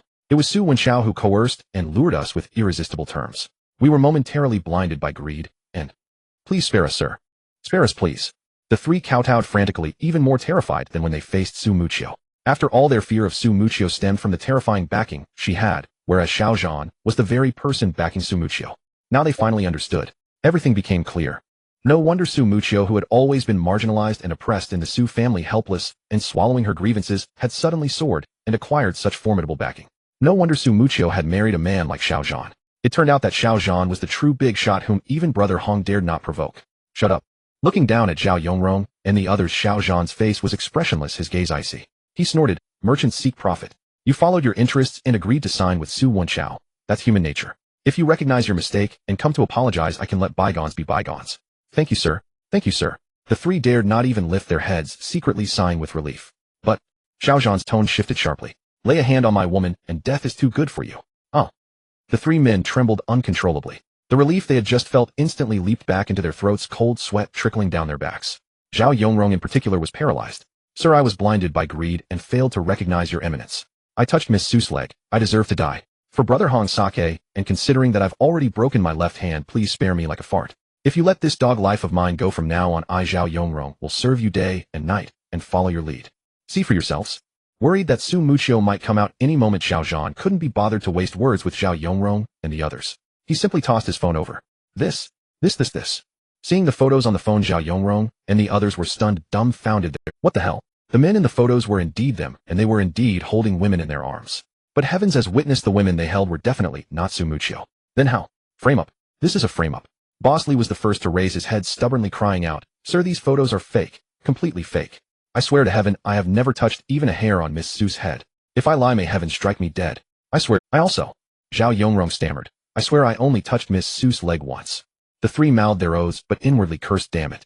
Which shameless bastard sent these photos at such a moment? This is going to kill us. Su Wenxiao. Suddenly Boss Wang exclaimed. Zhao Yongrong and Boss Li were bewildered. Su Wenxiao. Look. Boss Wang pointed at the sender's phone number and the line at the top, grinding his teeth. This number belongs to... Moreover, he addressed the sir as brother-in-law. Who else could it be but Su Wenxiao? In an instant, fury blazed within the three men. Xiao Zhan asked, "So you mean Su Wenchao faked these photos to deliberately set you up?" "Exactly. Absolutely." The three nodded vigorously. "So do you know what to do?" Xiao Zhan said with a meaning. "Rest assured, sir. We're going straight to settle accounts with that bastard. We'll make the entire Su group pay with him. Let's go." The three men rose with ferocity, already calling their people as they walked, and rushed out of Fuyuan residential area, heading straight for the Su group. Smart move. A flicker of ruthlessness passed across Xiao Zhan's brows. He wasn't a fool. He could tell at a glance that those photos were photoshopped fakes. So he didn't do anything to Zhao Yongrong and the others. Instead, he used them to make Su Wenchao pay the price he deserved. A dragon has its reverse scale. Touch it, and you die. When he left the Junwang Grand Hotel earlier, Xiao Zhan had warned Su Bingtian, Su Jiangwo, and Su Wenchao, the three generations. "If anyone has a problem, take it up with me. But dare to touch my wife and daughter, death." Clearly they had taken his warning as wind in their ears, paying it no mind. Since that was the case, don't blame him for being merciless. A moment later, Su Muchio came out of the house changed into a loose casual outfit. She looked elegant and refined with an extraordinary aura. Her delicate features and fair skin rivaled even the actresses on TV. Xiao Zhan took a closer look, and the harshness on his face vanished in an instant. "What are you staring at?" Su Muchio approached him and shot him a glare. "Wife, you're beautiful." Xiao Zhan smiled and gave her a thumbs up. Su Muchio's pretty face flushed. "Don't forget what you promised Ming Ming. Tonight she and I sleep on the bed and you sleep on the floor. I may be engaged to you, but I hope you don't have any improper thoughts about me. Don't worry, I know my limits." Xiao Zhan nodded. "Unless you fall hopelessly in love with me and throw yourself into my arms, we'll respect each other and never cross that line." "Ba, dream on." Su Muchio's face grew even redder. She thought to herself, "Are you flirting with me? Expect me to throw myself at you? Not a chance." Just then a black Mercedes entered Fuyuan residential area. "Muchio, over here." A young woman rolled down the passenger window from 20 meters away, poking her head out and waving at Su Muchio. Su Muchio turned to Xiao Zhan. "Z and the others have come to pick me up. You. They'll go with you." Before Su Muchio could finish, Xiao Zhan chuckled. "They're a couple. You're a married woman now. Going alone as a third, well, doesn't seem right. You." Su Muchio hesitated, thinking, "Do you not know who you are? A rapist? A violent man? Just out of prison? You coming along would be the real problem, wouldn't it?" But she held back, unwilling to say something so hurtful. Yet the words died on her lips. She couldn't bear to be so cruel. A sleek black Mercedes pulled up before Su Muchio. Sun Zi stepped out, hugged her, then cast a questioning gaze toward Xiao Zhan. Frowning, she asked, "Muchio, is this your newly betrothed husband?" Su Muchio nodded. Sun Zi took a few glances at Xiao Zhan, her expression barely concealing disdain and disgust, but in front of Su Muchio, she forced a smile and said, "He's burly and strong, a decent physique. I heard about what happened at the betrothal banquet. He stood up for you and defended you and Ming Ming. He's a courageous and responsible man. Thank you for the compliment." Xiao Zhan, never one to be modest, accepted it gracefully. "TCH. Sun Zi rolled her eyes, her contempt deepening. She thought to herself, "I'm comforting Muchio. Can't you tell? Idiot." Shifting her gaze from Xiao Zhan, she explained, "This morning I was originally going to attend your betrothal banquet, but just then Xiao Wei had some free time and invited me to lunch, so I was delayed. You don't mind, do you?" "Not at all." Su Muchio shook her head. Sun Zi pointed to the Cartier pendant around her neck and said smugly, "I looked it up online. This pendant is worth 150 yuan. That expensive?" Su Muchio was a bit surprised. She took a closer look and praised, "It's really beautiful, matches your skin tone perfectly. In that dress you look just like a fairy descended from heaven. Good eye, worthy of my bestie." Sun Zi grew even more smug. Xiao Zhan, on the other hand, shook his head inwardly. Sun Zi's features were fairly delicate, but compared to Su Muchio, they were not on the same level. Moreover, she wore heavy makeup with a thick layer of powder. She was clad in a red dress with an open neckline hinting at the cleavage beneath. As she spoke to Su Muchio, she deliberately swayed her hips, exuding a blend of allure and coquettishness. A fairy? What a load of nonsense. How could Su Muchio say that with a straight face? She's more like a little vixen. Suddenly the driver's door opened.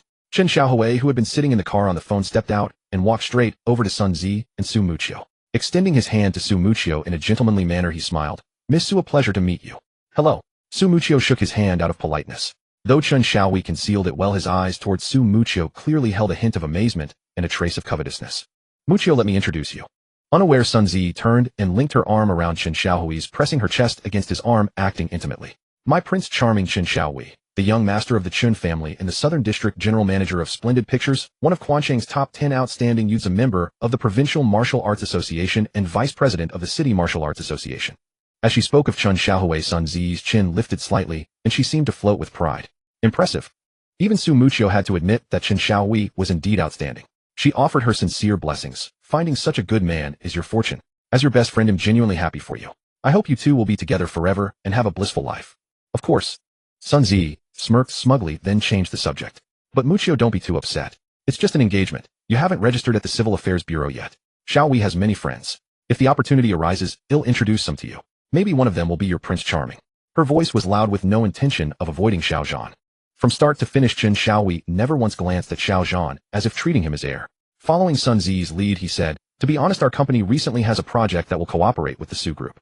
I came today for two reasons: one, to have lunch with Z, and two, to accompany my father to discuss the cooperation details with President Su. My father should still be at the Su Group right now." "Oh." Su Muqiu was taken aback. Chen Xiaohui smiled. "I heard that this betrothal ceremony was your grandfather's idea. If Miss Su harbors any resentment and wishes to annul the engagement, perhaps I could be of assistance." Yes, Sun Zi nodded. "No matter how much your grandfather favors your cousin, he'll still show some respect to the Chen family. As long as Xiaohui puts in a good word for you in front of your grandfather, he'll surely change his mind. Then he'll introduce you to Xiaohui's friends, and no one will dare bully you." Admittedly, Sun Zi meant well for Su Muqiu, but Su Muqiu turned to look at Xiao Zhan, hesitated for a moment, then shook her head. "It'll pass. Everyone has their own fate. I don't have your fortune. As long as Ming Ming stays by my side and grows up carefree, that's enough for me. But it's getting late, let's go." Sun Zi wanted to persuade her further, but Su Muqiu didn't give her the chance. After all, saying these things in front of Xiao Zhan was too cruel for him. Xiao Zhan, however, didn't take those words to heart. Given his status, being scorned and looked down upon was normal. If Sun Zi had tried to match him with Su Muqiu, that would have been truly insane. What he cared about was Chen Xiaohui's identity. The young master of the Chun family in the Southern District. The general manager of Splendid Pictures. What a coincidence. Enemies are bound to meet on a narrow road.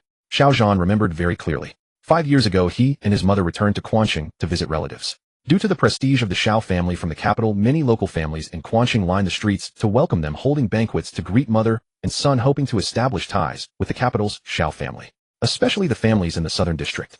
Xiao Zhan's mother's maiden home was in the Southern District, and her social connections were also there, so those families were the most eager. The night Xiao Zhan got into trouble, he had drunk a few too many cups at the banquet. His consciousness became hazy, and then he was carried into a hotel room, where he ended up sleeping with Su Muqiu in a state of confusion. Present at that banquet were the heads of 3 families: the Zhang family, the Lu family, and the Chen family. And the head of the Chen family, Chen Zhanghe, was none other than Chen Xiaohui's father. Today was the first time Xiao Zhan and Chen Xiaohui met. Originally, one didn't know the other, and vice versa. However, the only wealthy surname Chun in the Southern District was Chun Zhanghe's family. The predecessor of Splendid Pictures, Xiangjuan Media, was actually the property of Xiao Zhan's mother's family. The two characters Xiang and Jun were taken from Xiao Zhan's mother and father, Miao Xiangju and Xiao Pejuan, one character from each. Xiao Zhan was framed at the banquet and thrown into prison. His mother, Miao Xiangju, returned to the capital and knelt at the Xiao family's gate for 3 days and nights, eventually dying from the ordeal. The properties that originally belonged to the Miao family had now become the Chun family's company. If anyone believes that the Chun family didn't collude with the Xiao family in secret, who would buy that? I wonder how Grandpa and Grandma are doing now. Mother died. Tragically, the properties were taken away. They are old. These 5 years must have been very hard for them. Sitting in the Mercedes, Xiao Zhan glanced at Chen Xiaohui, who was driving, and an icy, bone-chilling aura emanated from him unconsciously. It seems I need to visit the Southern District as soon as possible. If the Chun family was truly involved in that conspiracy back then, I will make them pay with blood. Rue Ding Mall, 6th floor. Women's shopping is nothing more than clothes, shoes, and cosmetics. Su Muqiu and Sun Zi walked ahead, browsing almost every store. The first 5 or 6 shops yielded nothing suitable until they entered a women's clothing boutique. Su Muqiu stopped when she saw a white dress hanging right in the middle of the store. So beautiful. She reached out and touched the white dress. Her eyes sparkled, and she seemed reluctant to let go, clearly loving it. Although her murmur was very soft, it didn't escape Xiao Zhan's ears. So he stepped closer and said with a smile, "No." Su Muqiu shot Xiao Zhan a glare, pointing at the price tag and shaking her head. "Look, 2800 yuan for 1 piece. It's too expensive. I can't afford it right now." Su Jianxun was crippled. Lu Hongxiu had retired. Su Xiaoming was still young. The daily expenses of the family of 4 all depended on Su Muqiu alone. She worked at the Su Group, and her salary was not high to begin with. Now she had been kicked out of the Su Group by Su Wenxiao and was unemployed. She claimed she could just change jobs, but the psychological pressure was enormous. She had to tighten her belt and make do. How could she have extra money to buy such high-end clothes? "It's okay, I'll buy it for you." Xiao Zhan's heart stirred, feeling even more pity for Su Muqiu. Just now Sun Zi had actually bought quite a few things, but Su Muqiu had come out empty-handed, claiming she didn't really like them. He was about to take out his bank card to pay, when at that very moment a saleswoman in the store suddenly walked over and slapped away Su Muqiu's right hand that was touching the white dress, saying coldly, "If you're not buying, don't touch it randomly. If you get it dirty, can you afford to pay you?" Su Muqiu was startled and withdrew her right hand. This white dress is the latest autumn collection, personally designed by a top British designer with the finest fabric. Our boss barely managed to secure it, and it's one of a kind. As she spoke, the saleswoman turned to Xiao Zhan and sneered, "Keep your woman in check. It's fine to feast your eyes, but being poor is your own business. Dragging her out to embarrass her, that's on you." Xiao Zhan's pupils contracted sharply. He understood now. No wonder the saleswoman had been indifferent when Su Muqiu touched the dress alone, but rushed over to stop her the moment he approached. So it was his presence that had brought shame upon Su Muqiu. It was all his fault. Though Su Mukia's circumstances were far from ideal, she dressed elegantly. She might be short on cash, but at least she looked like she had money. Xiao Zhan, on the other hand, had money in his wallet, but wore clothes that couldn't have cost more than 300 yuan in total. A picture of poverty. Judging by appearances, damn it. What kind of way is that to talk? Su Mukia's pretty face flushed, whether from anger or the embarrassment of being called Xiao Zhan's woman, was unclear. She said coldly, "You run a business here. If you don't let customers touch unless they buy, isn't that coercion? If your man had money, he'd buy it for you." The saleswoman showed no sign of backing down. Her words were directed at Su Muchio, but her gaze was fixed on Xiao Zhan, chin raised in defiance. That's going too far. Su Muchio had never encountered such unreasonable sales staff. She tightened her grip on her purse, gritted her teeth, and decided to swallow her pride, and just buy the dress outright. What's going on? At that moment, Chen Xiaohui and Sun Zi approached, drawn by the commotion. Chen Xiaohui glanced at the white dress and said in a deep voice, "This young lady is my friend. She likes the dress. Is there a problem with her touching it?" As he spoke, he deliberately adjusted his tie, revealing the expensive Rolex on his wrist. Well, the saleswoman hesitated, then noticed Chen Xiaohui's designer suit and Sun Zi's Cartier pendant. Her expression instantly changed to a fawning smile. "Since she's your friend, of course she can touch it." Then she turned to Su Muchio, beaming, "The fitting room is over there. Miss, you're welcome to try it on." Su Mukia's face darkened to the extreme. Regardless of everything, Xiao Zhan was still her husband. How could she let another man pay for her while he stood right there? Where would her dignity be? And what about Xiao Zhan's pride? Moreover, Chen Xiaohui was Sun Zi's boyfriend, and Sun Zi was present. Wouldn't she be jealous? "Muchio, don't just stand there, go try it on." Sun Zi knew what Su Muchio was worried about, so she stepped forward generously.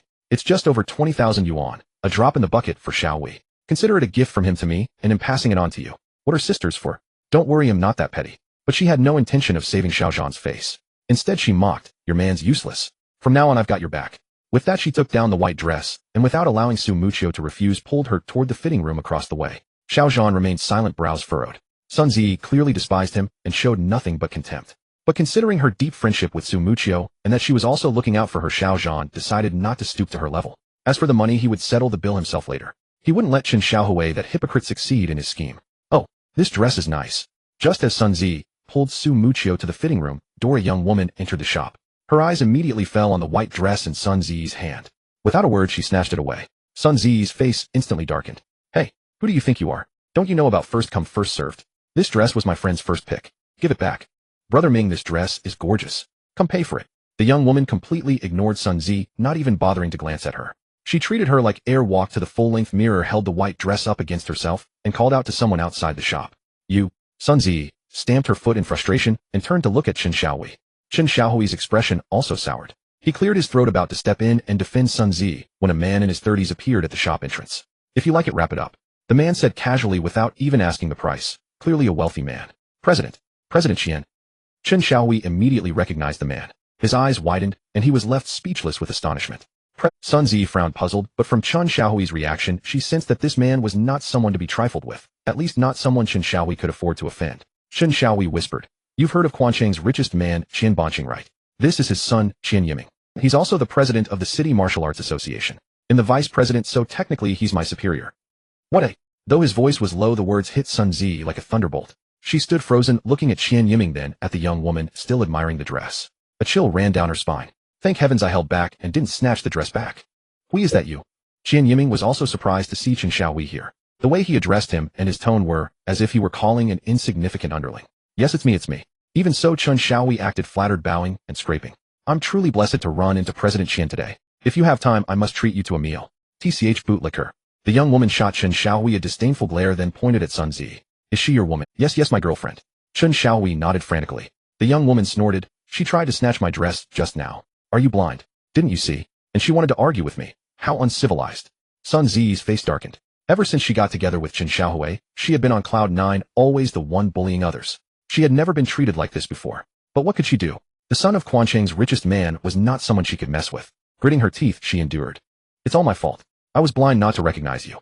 I failed to discipline my woman properly. How about this? If you like the dress, I'll buy it for you as an apology to you and President Qian." Chen Xiaohui offered generously. The young woman raised an eyebrow, sneering. "Is Brother Ming short of money? Can't he afford it? Then, what would you like, miss? Have your woman apologize to me." This. Chen Xiaohui and Sun Zi exchanged glances, their expressions sour. But Chen Xiaohui still signaled Sun Zi to do as the young woman said. Sun Zi was nearly suffocating with resentment. But she had no choice. When in Rome, do as the Romans do. "It's all your fault, you bastard." She shot a venomous glare at Xiao Zhan, pinning all her grievances on him. Then she walked up to the young woman, bowed respectfully, and forced herself to say, I'm sorry. I was wrong. Oh, the young woman looked smug. What exactly were you wrong about? I shouldn't have tried to take the dress from you, and I certainly shouldn't have argued with you. Whatever you like is yours, and whatever you say is right. Even as she said this, Sun Zi felt sick to her stomach. That's more like it. The young woman was clearly pleased. She swaggered to the counter with the dress, and said, wrap it up for. Of course. The saleswoman was also extremely deferential, completely different from the arrogant attitude she had shown Su Muchio earlier. This was the allure of money. The power of influence. Qian Yiming stood at the shop entrance without uttering a single word, yet his mere presence changed everything. Everyone's attitude shifted because of him. Sun Zi returned to Su Mucius, side her face dark. She whispered, Muchio, that brother Ming is the son of Quancheng's richest man, Qian Banqing. We can't afford to provoke him. Let's go to another store later and see if they have the same style. No need. Su Muchio shook her head. Z, I'm sorry for dragging you into this. What's there to apologize for? It was just a simple apology. Sun Zi forced a smile, then turned her gaze to Xiao Zhan with contempt. That bastard. He's not even a man. He watched someone snatch away what you liked and didn't dare say a word. Su Muchio also looked at Xiao Zhan. Wait. The saleswoman packed the white dress, and Qian Yiming was about to pay with his card when Xiao Zhan, who had been silent all along, stepped forward. This dress was my wife's first pick. No need to try it on. He'll buy it. Hearing this, everyone was taken aback. Chun Xiaohui looked at Xiao Zhan as if he were a lunatic. Speaking up at such a time was nothing short of courting death. Idiot. The young woman shot Xiao Zhan a disdainful glare. You. Su Mucius' heart sank, realizing the gravity of the situation. She instinctively wanted to stop Xiao Zhan, but was held back by Sun Zi, who pulled her aside and huffed, he definitely doesn't know Qian Yiming's identity. This is good. If he offends Qian Yiming, he will have no place to stand in Quancheng. Using Qian Yiming's influence to deal with this scoundrel, I can then introduce you to Xiaohui's friend. It's a win-win that saves a lot of trouble. But, trust me, it's the right call. Sun Zi held on to Su Muchio tightly, eager to watch the spectacle. Qian Yiming withdrew the bank card he had offered, turned to Xiao Zhan with a mocking expression, as if looking down at an insignificant ant, and sneered, if you have the guts, say that again. You're the first person in Quancheng to dare rob me. Is that so?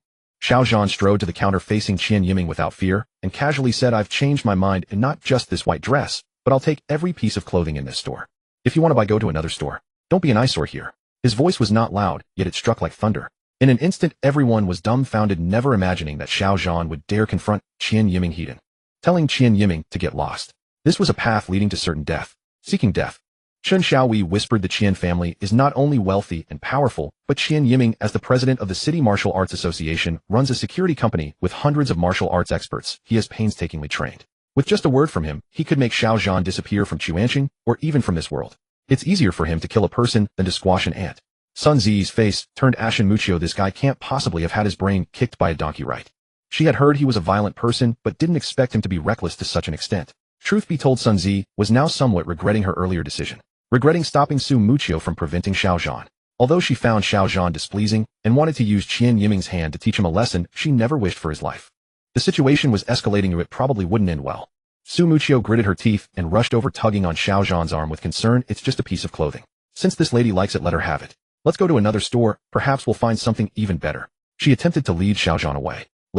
However, Qian Yiming was not willing to let it go that easily. He sized up Su Muchio, a greedy glint appearing in his eyes, and scoffed, kid, you have quite the luck with women. If you want to let her have it, then let your wife spend a few days with me, and today's matter will be forgotten. How about that? Bang. Almost at the same moment Qian Yiming finished speaking, Xiao Zhan acted without hesitation, launching a kick into Qian Yiming's abdomen. Qian Yiming never dreamed that Xiao Zhan would dare to attack him, so he was completely unprepared. All he felt was a sharp pain in his abdomen, and then he was sent flying backward. He flew 3 meters away, landing in the corridor outside the store. PFF. A mouthful of blood sprayed out, splattering a large area of the corridor floor. The entire place fell into silence. Xiao Zhan's movements were swift, too swift, and before he struck there had been no warning. One moment, he stood unmoving like a mountain. The next, he was as ferocious as a tiger, and in the blink of an eye Qian Yiming was already kicked away. You. The young woman's eyes widened, her eyeballs nearly popping out of their sockets, her heart trembling violently. She pointed at Xiao Zhan, wanting to scold him, but the words wouldn't come out. Instead, she turned to help Qian Yiming, crying out, Brother Ming, are you okay? Again. Su Muchio was equally dumbfounded, staring in disbelief. Previously at Junwang Hotel, although she had seen Xiao Zhan in action and knew of his strength, he had only fought against the Su family's bodyguards then, but this time, he had struck the son of Quancheng's richest man. The nature was completely different. It's over, you've caused a huge mess.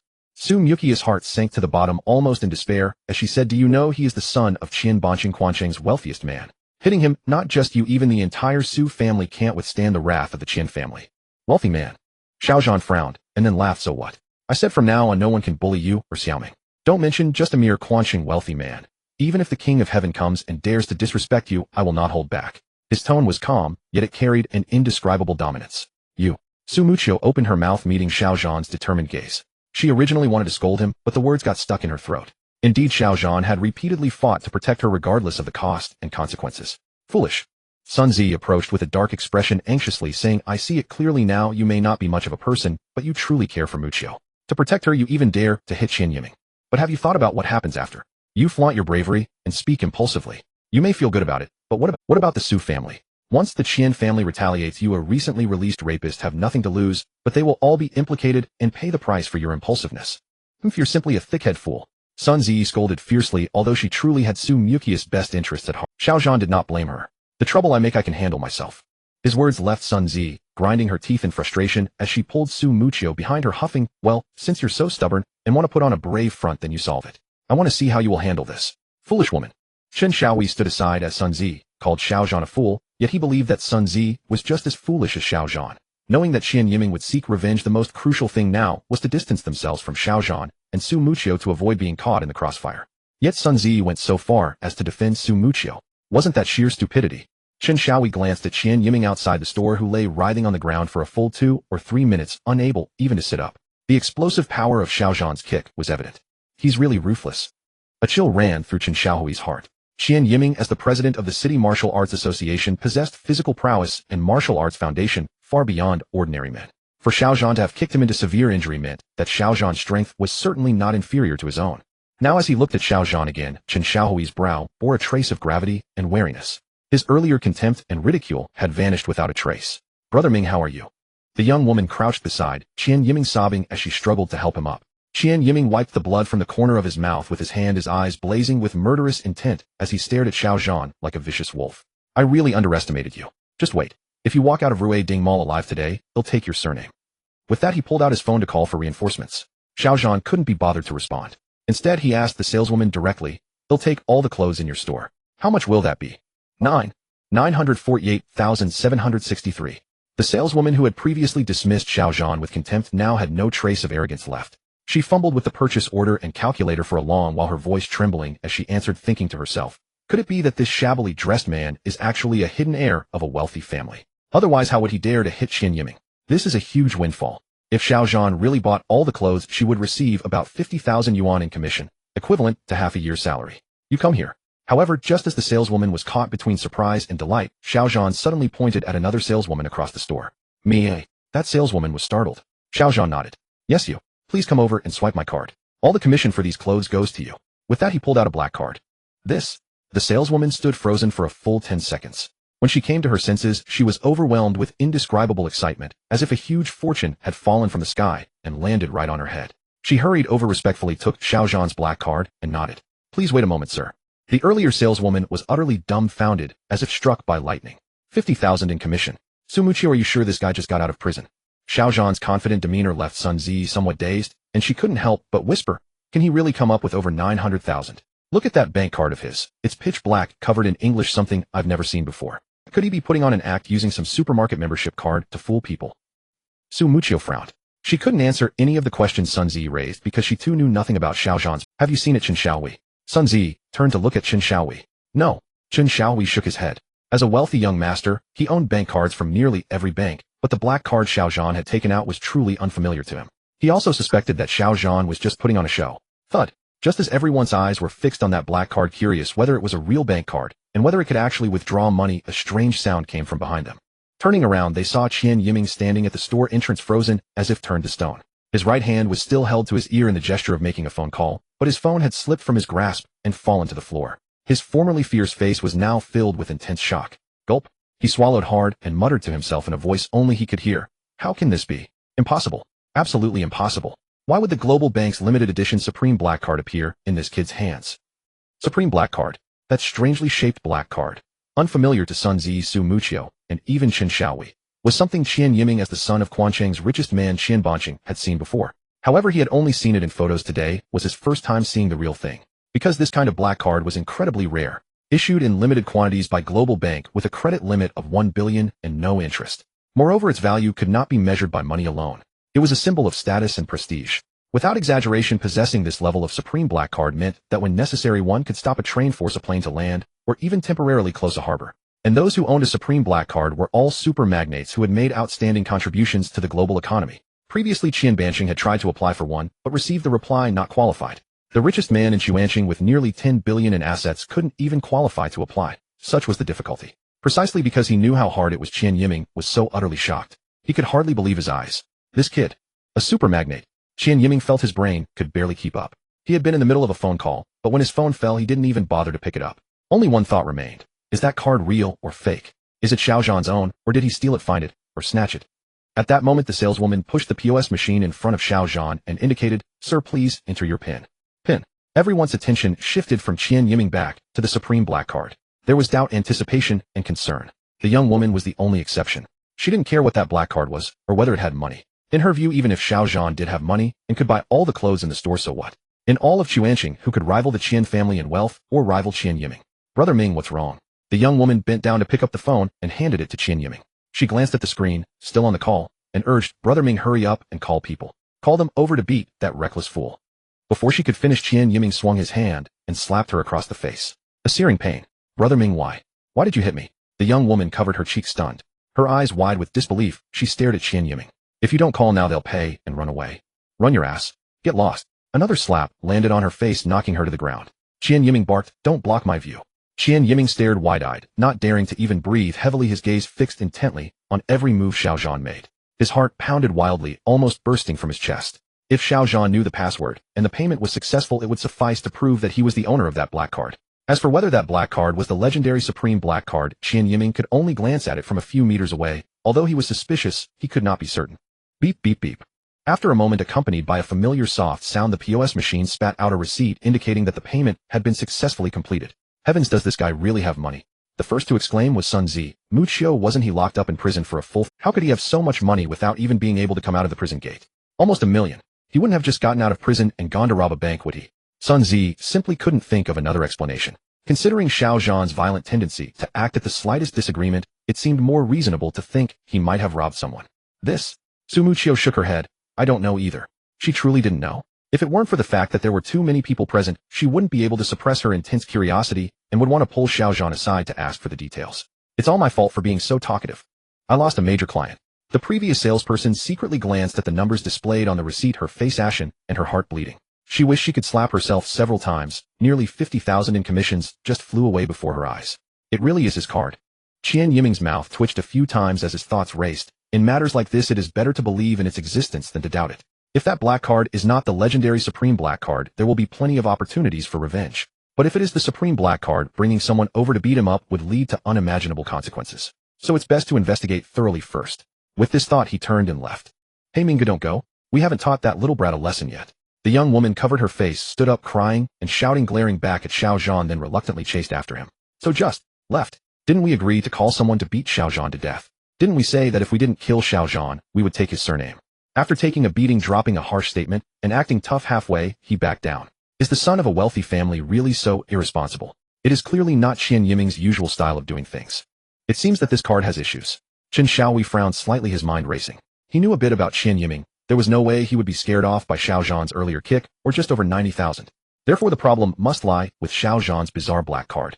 No wonder he is the son of a wealthy family. Others may not know, but Xiao Zhan was very clear about why Qian Yiming suddenly left. He put away the supreme black card, and then turned to Su Mu Qiu, smiling.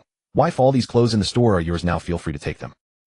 Until now Su Mu Qiu still felt a bit unreal, and awkwardly said, there are so many clothes I can't wear them all, you are too wasteful. Then let Zi help you, you can wear them together. Xiao Zhan looked at Sun Zi. Me? Sun Zi was somewhat surprised and huffed. There are at least over 100 pieces of clothing in this store. Even counting me, it's of no use, and a large portion of the sizes and styles don't fit either me or Mu Qiu. I see. Xiao Zhan thought for a moment and smiled. That's fine, I just don't take the ones that don't fit. That won't do. Hearing this, the salesperson, whose heart was bleeding, stepped forward and shook her head. Sir, we have a no-return policy on items sold in our store. If you rented the entire place just to vent your anger at young Master Qian, it wouldn't be right to back out now that he has left. Xiao Zhan pretended for a long time, and now that the bill was settled, and Qian Yiming had left, he wanted to take back the payment he just made. Not a chance. Having finally had a chance to vent, the salesperson certainly would not let it. Don't worry, I won't refund the money. Xiao Zhan rolled his eyes. Then you.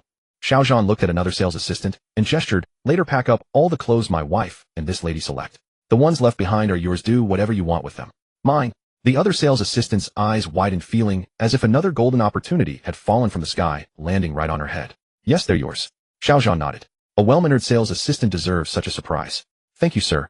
The other sales assistant was overwhelmed with gratitude, repeatedly thanking him. Su Muqiu and Sun Zi exchanged glances, seeing 5 big characters in each other's eyes. New money. Wasteful. Over 100 garments worth more than 900,000 yuan. Even if Su Muqiu and Sun Zi picked freely, they could at most select half suitable for themselves and their families. The remaining half could sell for at least 400,000 yuan. With one casual sentence, Xiaozhan gave them away. And to a complete stranger, a store sales assistant. Gulp. The earlier sales assistant's throat bobbed as she swallowed hard. Her pale face looked as miserable as if she had eaten something foul, her heart trembling violently, blood dripping faster and faster. She even felt the urge to dash her head against a wall. She had thought Xiaozhan was just putting up a front to retract his earlier bluff, but instead he followed no script, casually pulling off another grand gesture on top of the previous one. Hubris invites calamity. Where's the lightning?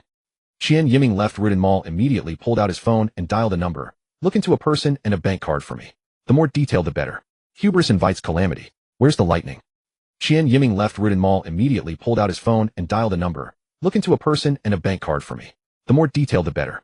A red Ferrari was parked on the square outside the mall. Qian Yiming walked and talked, got into the Ferrari and had just hung up when the young woman chased out of Rudin Mall, calling, "Brother Ming, wait for me. Wait for me." Oh. In her haste, she twisted her foot, breaking the heel of her high heel. Her balance was lost, and she crouched on the square, her ankle burning with pain. In the past, Qian Yiming might have gotten out to help her.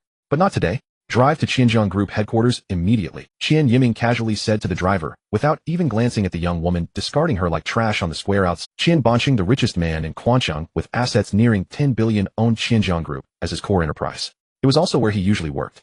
Brother Ming, don't leave. Don't go. If you leave, what will I do? Whoa. Watching the red Ferrari disappear at the end of the street, the young woman's face ached, her foot ached, but her heart ached most of all. It was as if she had fallen from heaven into hell, tears and mucus streaming down her face, utterly despairing. A gust of wind lifted her hair, tangling it in the air. Meanwhile, outside the building where the Su Corporation was headquartered, 30 gray vans were parked in a row divided into 3 groups of 10. All were full of people, but none hurried to get out until 3 sedans screeched to a halt from across the street. Only then did the doors of the 30 gray vans open in unison. With a clatter of dense footsteps, 5 people jumped out of each van. 30 vans meant 150 people, all dressed in identical security uniforms, though the styles varied slightly. They were already split into 3 groups of 50. The 3 sedans stopped, and from each stepped a middle-aged man, Zhao Yongrong, Li, and Wang, who had hurried over from Fuyuan residential complex. Everyone ready. The 3 stood before the formation, fury etched on their faces. Ready. The 150 security guards replied in unison. Let's go. Follow me. Zhao Yongrong waved his hand aggressively. Target Su Corporation. Once inside, smash everything you can however you like. The fiercer the better. They'll take the blame if anything happens. With that, he led the way, storming into the building where the Su Corporation was located.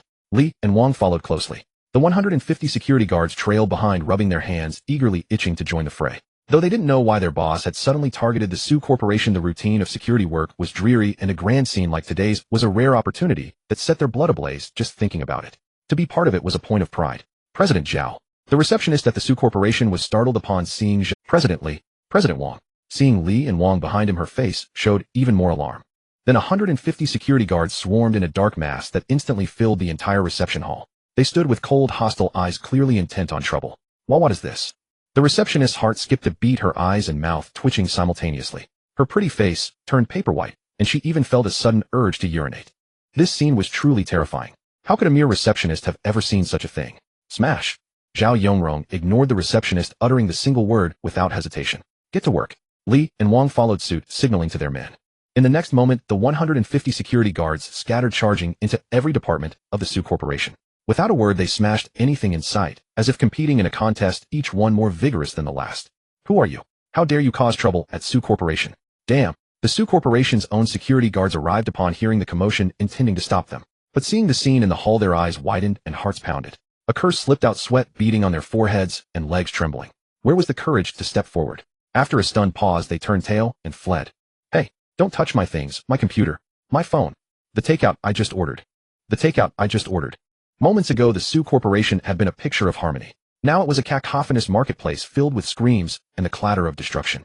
Computers, desks, chairs shattered on the floor, phones and documents flew everywhere. Within minutes, chaos reigned, pandemonium and utter disarray. The employees scattered like startled birds, fleeing without understanding what had happened.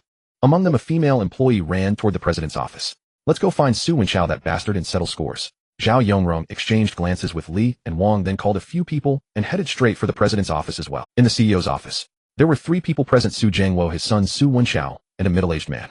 He was Chun Zhonghe, Chen Xiaohui's father. Chun Zhonghe held a newly signed contract and shook hands with Su Jiangwo, smiling. President Su, this project is worth 50 million. It's crucial for both our companies, so I hope for a pleasant cooperation. Pleasant cooperation. Su Jiangwo wore a smile on his face, but inwardly he breathed a silent sigh of relief. The old man was finally considering retirement and stepping down. Su Jiangwo and his son urgently needed large orders and good performance to prove their capability to take over the Su Group. Unfortunately, Su Muchio had caused trouble, leading to setbacks in the major deals. With Zhao Yongrong, President Li, and Chun Zhonghe's arrival to sign a 50 million project was like a timely gift. For Su Jiangwo and his son, its symbolic meaning far outweighed the project's actual value. Su Muchio, what do you have to fight me with? Su Wenxiao stood aside with a smug expression. He thought to himself, you rely on your figure and face to fool around outside, seducing men. What's so great about that? With just one move from me, I can land a 50 million project. Destroying you is as easy as stepping on an ant.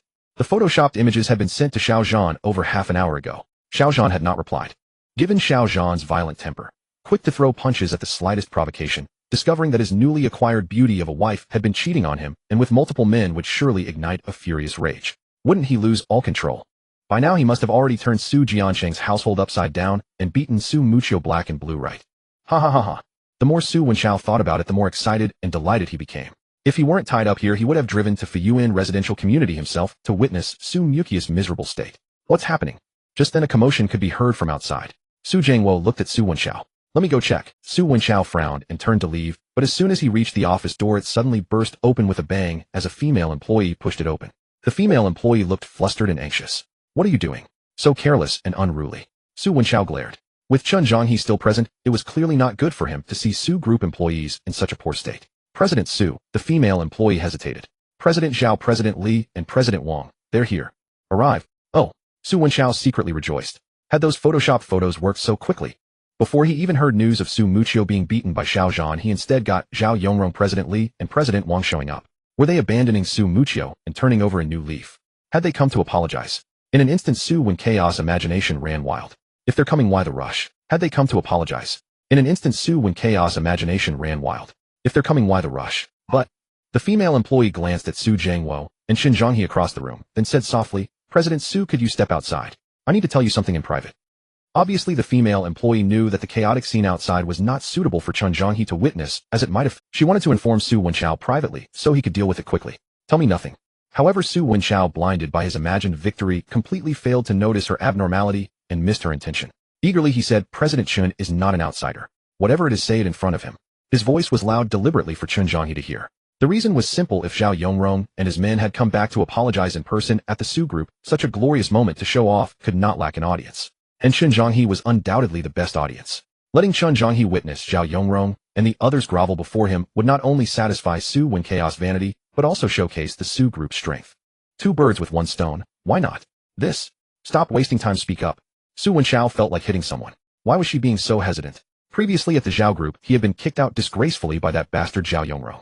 Now with the chance for revenge, he was itching to save face and show off. The female employee had no choice but to tell the truth. President Zhao, President Li, and President Wang did come. And it's not just the 3 of them. They brought over 100 security guards. Those guards stormed into the company like madmen, smashing everything in sight. What a... Before the female employee could finish, the smile that had been spreading across Su Wenxiao's lips froze, replaced by a stunned expression. Say that again, damn it. Su Wenxiao thought his ears were playing tricks on him. This was completely different from what he had expected. Zhao Yongrong and the others hadn't come to apologize. They had come to confront him.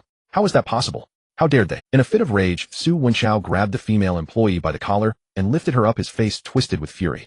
Explain clearly. What the hell is going on? President Su, I cough. The female employee's pale face turned red in an instant. Trembling, her voice quivered. I'm telling the truth. You need to go and see. They've turned the whole company upside down. Go quickly, the whole company is being trashed. By then the noise outside was growing louder, clearly audible even inside. This undoubtedly confirmed the female employee's words. Thud. At the desk, Chun Zhonghe's hand shook. The newly signed contract slipped from his hand and fell to the floor, but he didn't bother to pick it up. He turned to Su Jiangwo, frowning. President Su, this. President Chen, don't worry. Su Jiangwo's face had long turned black. Suppressing the fury in his chest, he forced a smile and explained, We've been discussing cooperation with President Zhao, President Li, and President Wang recently. There might be some misunderstanding. It's nothing. As he spoke, he shot Su Wenxiao a meaningful glance, signaling him to deal with it immediately. Thump. Su Wenchao casually threw the female employee to the ground. Just as he was about to leave, footsteps sounded from outside the door along with a familiar voice, misunderstanding. Spreading lies, twisting black into white, using photoshopped pictures to stir up trouble and incite discord. You nearly got me killed. How can you call that a misunderstanding? It was Zhao Yongrong's voice.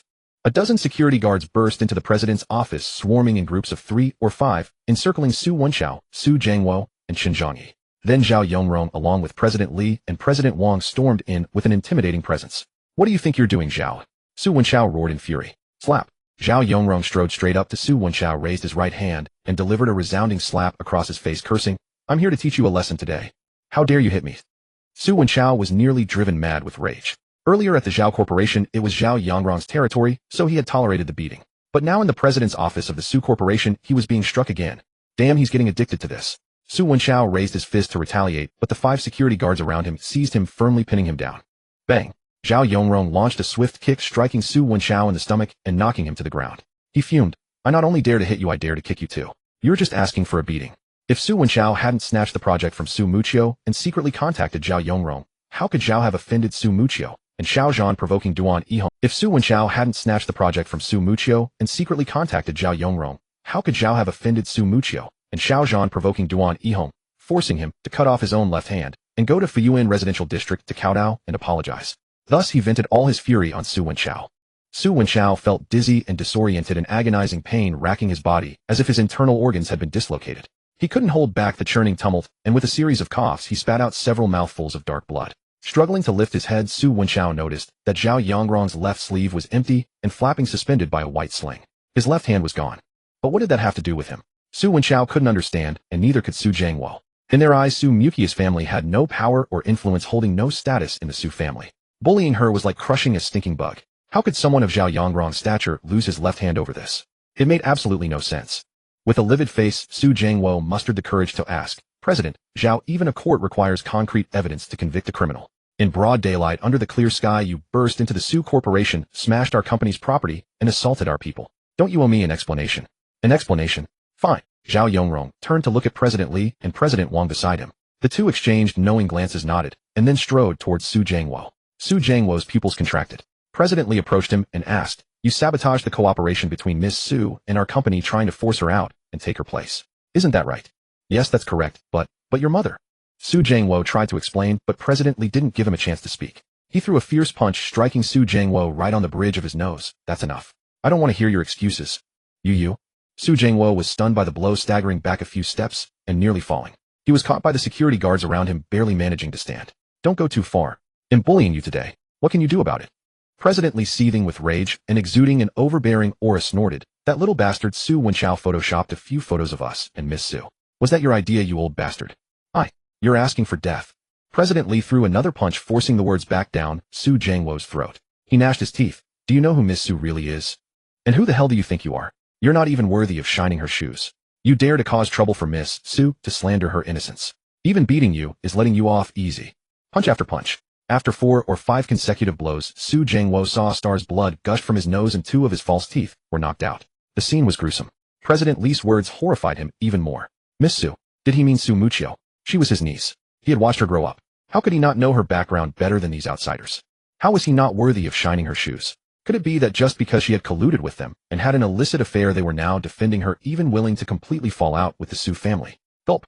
Chen Zhangyi, standing nearby, watched as Su Jiangwo and Su Wenchao were beaten one after another. He silently swallowed a gulp, wiped the cold sweat from his forehead, and found himself caught in a dilemma, neither leaving nor staying. Oh, President Chen, are you here to cooperate with the Su Corporation? President Wang walked over to Chen Zhangyi, bent down to pick up the contract that had fallen on the floor, glanced over it, and sneered. A project worth 50 million. Quite a grand gesture, President Chen. Chen Zhangyi opened his mouth, but dared not speak. He wasn't foolish. Just moments ago, Su Wenchao and Su Jiangwo had been slapped, punched, or kicked for almost every word they uttered. Clearly, in such a situation, more words led to more mistakes. By keeping silent, at least he wouldn't say the wrong thing. Ryup. Accompanied by a sharp tearing sound, President Wang ripped the contract in half, then into 4 pieces. In less than half a minute, the 50 million yuan cooperation agreement was reduced to a pile of paper shreds, which he casually scattered on the floor. What a pity. What a shame. President Wang shook his head with a light sigh, shrugged, and said helplessly, offending Miss Su has doomed the Su Corporation. It can no longer continue its cooperation with you, President Chen. I'm tearing up the contract on your behalf to terminate the agreement and salvage your losses. It's all for your own good. You want mine, will you, President Chen? Chen Zhonghe's expression turned extremely grim. Of course he was angry, but glancing at the 3 security guards surrounding him, he suppressed his fury and shook his head. Of course not. A true man knows when to bend and stretch. He bent first. The employees of the Su Corporation scattered in all directions. Many ran out of the building, some hailed taxis, others frantically dialed 110. And a few, knowing the chairman Su Bingshan's phone number, immediately called him. Chen Zhonghe's driver waiting downstairs was also greatly frightened by the sudden upheaval. He quickly pulled out his phone and dialed Chen Xiaowei. At the same time, the person sent by Qian Yiming to investigate Xiao Zhan's background had just stepped out of the car when he was stunned by the chaotic scene in front of the building. At that time, at the golf course in the western suburbs of Quanqing. We haven't played for over half a month, Director Song. Your golf skills have improved rapidly, truly becoming more and more superb. These old bones of mine will probably never be able to beat you from now on. Su Bingtian sat on the sofa under the parasol, put down the club, and poured 2 cups of hot tea. Beside him sat, it was none other than Song Qingshan, the director of the Quanqing Municipal Public Security Bureau. Elder Su, what are you saying?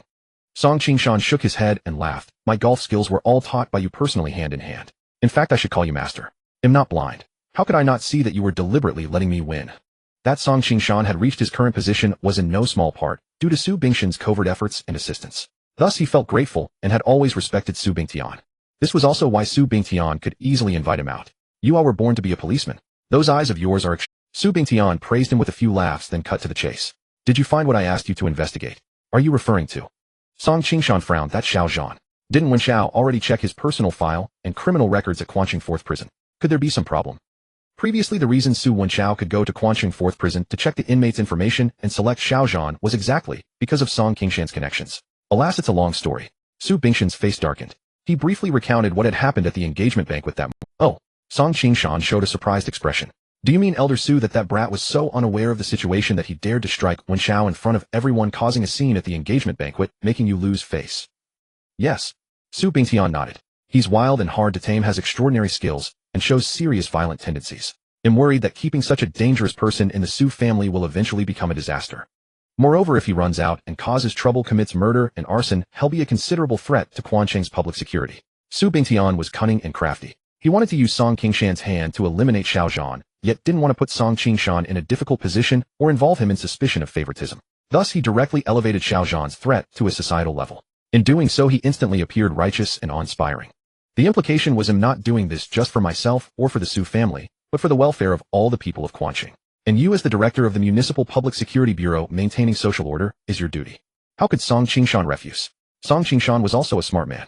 He instantly understood Su Bingshan's intention and asked then, Elder Su, how do you plan to handle this? How about this? Su Bingtian pretended to think for a moment, then said in a deep voice, when I get back, I'll send a few people to monitor every move of that violent maniac. As soon as he does anything extreme, I'll call you immediately. Then you bring people to arrest him and throw him back in prison. Good. Song Qingshan agreed without a second thought, while silently mourning for Xiao Zhan for a few seconds. If you want to frame someone, you never lack a pretext. With Su Bingtian making a move, it was far too easy to fabricate an unjust charge against Xiao Zhan. If anyone was to blame, it was Xiao Zhan for showing too much edge, not knowing his place, choosing the wrong side, and actually helping Su Muchio to oppose Su Bingtian. The victim that Xiao Zhan raped 5 years ago, can't you find her? Su Bingtian suddenly asked. Song Qingshan shook his head. Strangely enough, all the officers who originally handled that case have left Quanqing and disappeared without a trace. Now we can only find that Xiao Zhan was imprisoned for rape, but as for anything else, there is no record in the files. How is that possible? Su Bingshan's pupils contracted. He clearly didn't believe it. Song Qingshan said solemnly, based on my past experience, this kind of situation generally has only 2 possibilities. Tell me. Either at least one of the 2 parties has a special identity, or the case itself is very special. Therefore, the detailed files were encrypted. People without sufficient clearance can only see a simplified version with important information removed, or even a fake file made up to pass muster. Oh. Su Bingshan's pupils constricted more and more, his sword-like brows raised, and his gaze turned cold. Earlier he had delegated to Su Wenxiao the task of selecting an engagement partner for Su Muchio at Quanqing 4th Prison. He had thought it was just a trivial matter and hadn't taken it seriously at all. Who would have thought that after all Su Wenxiao's careful selection, he would pick such a freak as Xiao Zhan? The files were encrypted. Was Xiao Zhan's identity extraordinary? Or was the case from 5 years ago not ordinary? If Su Bingtian knew that his granddaughter Su Muchio was the victim of that case, and Xiao Zhan was the young master of the Xiao family in the capital, the majestic Wolf King of the northern frontier, what would he think? In my opinion, that Xiao Zhan might very well. Song Qingshan, with his meticulous mind and rich experience in handling cases, seemed to have guessed something. Just as he was about to speak, at that very moment, a harsh ringtone suddenly broke out, interrupting his words. It was Su Bingshan's phone. He'll take this call. Su Bingtian stood up, took out his phone, and glanced at it. Seeing that it was the number of the HR manager of Su Corporation, his expression immediately turned displeased. A mere department manager separated from him by Su Wenxiao and Su Jiangwo normally had no right to call him directly. You have 30 seconds. But after a moment's hesitation, he pressed the answer button and said coldly, what is it? Speak. Chairman Su, something's happened. Something big.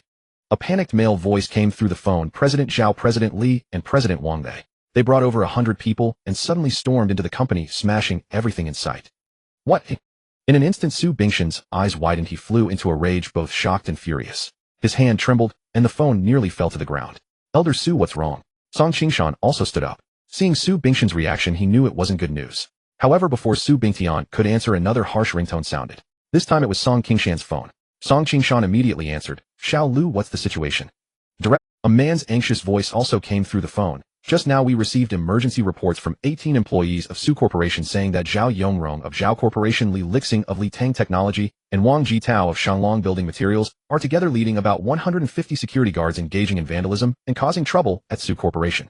The case is extremely serious and the situation is very critical. Su Corporation. Song Qingshan's heart skipped a beat. He secretly cursed that this was bad. Now, without Su Bingtian saying a word, he already knew what was going on. Half a minute later, both of them hung up the phone in succession. Bastard. Su Bingtian was so enraged that he gnashed his teeth and fumed. His previous calm and composure completely shattered. Seizing the cup of hot tea he had just poured, he hurled it fiercely to the ground and roared. How dare they stir up trouble at Su Group? They've grown bold enough to eat bear hearts and leopard gall. They're rebelling. Smack. The teacup shattered into dust upon the floor, tea splashing everywhere. Elder Su, please don't be, Song Qingshan advised. Everything happens for a reason. Those fellows are sly old foxes. They wouldn't dare act so recklessly without sufficient justification and confidence. So, I'll go with you to assess the situation first. Fine. Su Bingtian snorted, bring your men. If they can't give me a plausible explanation, arrest them. Every last one of them. Let them rot in jail, all of them. Su Bingtian was truly mad with rage, his body trembling uncontrollably. All right. Song Qingshan nodded. I've already sent Xiao Lu and his men ahead. Rest assured he'll see that justice is served and they pay the price they deserve. Subsequently, the two left the golf course and headed straight for Su Group. On the other side, the sixth floor of over 100 garments hung on racks in dazzling array of styles and sizes. Su Muchio and Sun Zi had been selecting for half an hour, yet each had only picked out a little over 20 pieces. Muchio, what do you think of this one? Sun Zi casually took out a dress, draping it against herself and constantly comparing. Su Muchio observed for a moment and smiled. It looks nice and suits your figure and temperament, but it's a bit loose. Sun Zi packed the dress away. It's free anyway, no cost. What if I gain weight later? I'll save it as a backup. If all else fails, I'll take it home for my mom. As she spoke, she sidled up to Su Muchio, glanced over at Xiao Zhan, and whispered, how much money do you think is in that guy's card? Splurging over 900,000 in one go without even a flinch. Doesn't he feel a shred of regret? Even Xiao Hui wouldn't burn through cash like that. Comparisons are the thief of joy.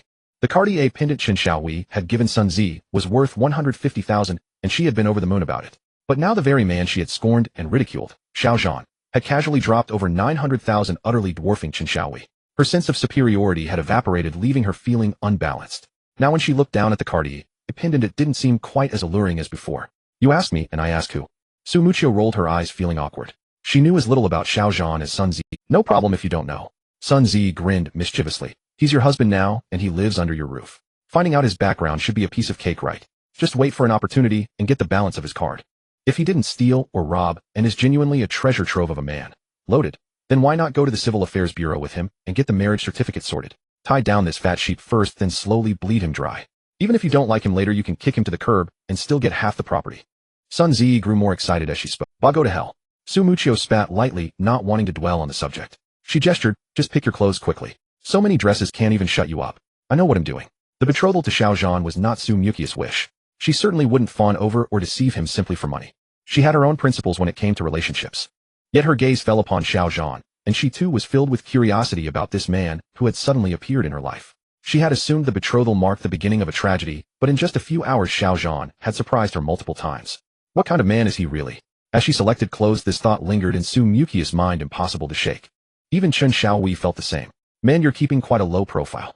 Chen Xiaohui stood with Xiao Zhan at the store entrance, quietly watching Su Muchio and Sun Zi pick out clothes inside. After hesitating several times, he finally couldn't help but smile and say, I was blind earlier and underestimated you. When I heard you'd just been released from prison, I assumed, based on first impressions, that you couldn't be a good person. If I was rude in any way, don't take it to heart. Chen Xiaohui wasn't stupid. He didn't know what that strange black card in Xiao Zhan's hand was, nor how much money it held, nor whether Qian Yiming's sudden departure was related to it. But his instincts told him that Xiao Zhan was no ordinary man. Better safe than sorry. What if Xiao Zhan had a formidable background and extraordinary identity, someone even Qian Yiming dared not offend? Chen Xiaohui dared not gamble, for he couldn't afford to lose. It's nothing. Xiao Zhan shook his head without even glancing at Chen Xiaohui. Though irked, Chen Xiaohui held back and continued, I heard you were imprisoned for rape. Yet with your martial skills and wealth you shouldn't lack for women. How could you? He genuinely couldn't understand this point. As the young master of the Chun family in the southern district, Chen Xiaohui was a typical son of a wealthy and powerful clan. Well versed in the lives of the rich, he knew that a man like Xiao Zhan, who could casually spend over 900,000 without a second thought, could have any woman he desired. Why resort to rape? In the eyes of wealthy men, women were like the clothes in this store. Pick any, choose anywhere, whatever you want, however you like. When bored, you could discard them anytime, anywhere without a second thought. Take Sun Zi, for instance. 3 days ago, Chen Xiaohui had only treated her to a Western meal, and she was in his bed.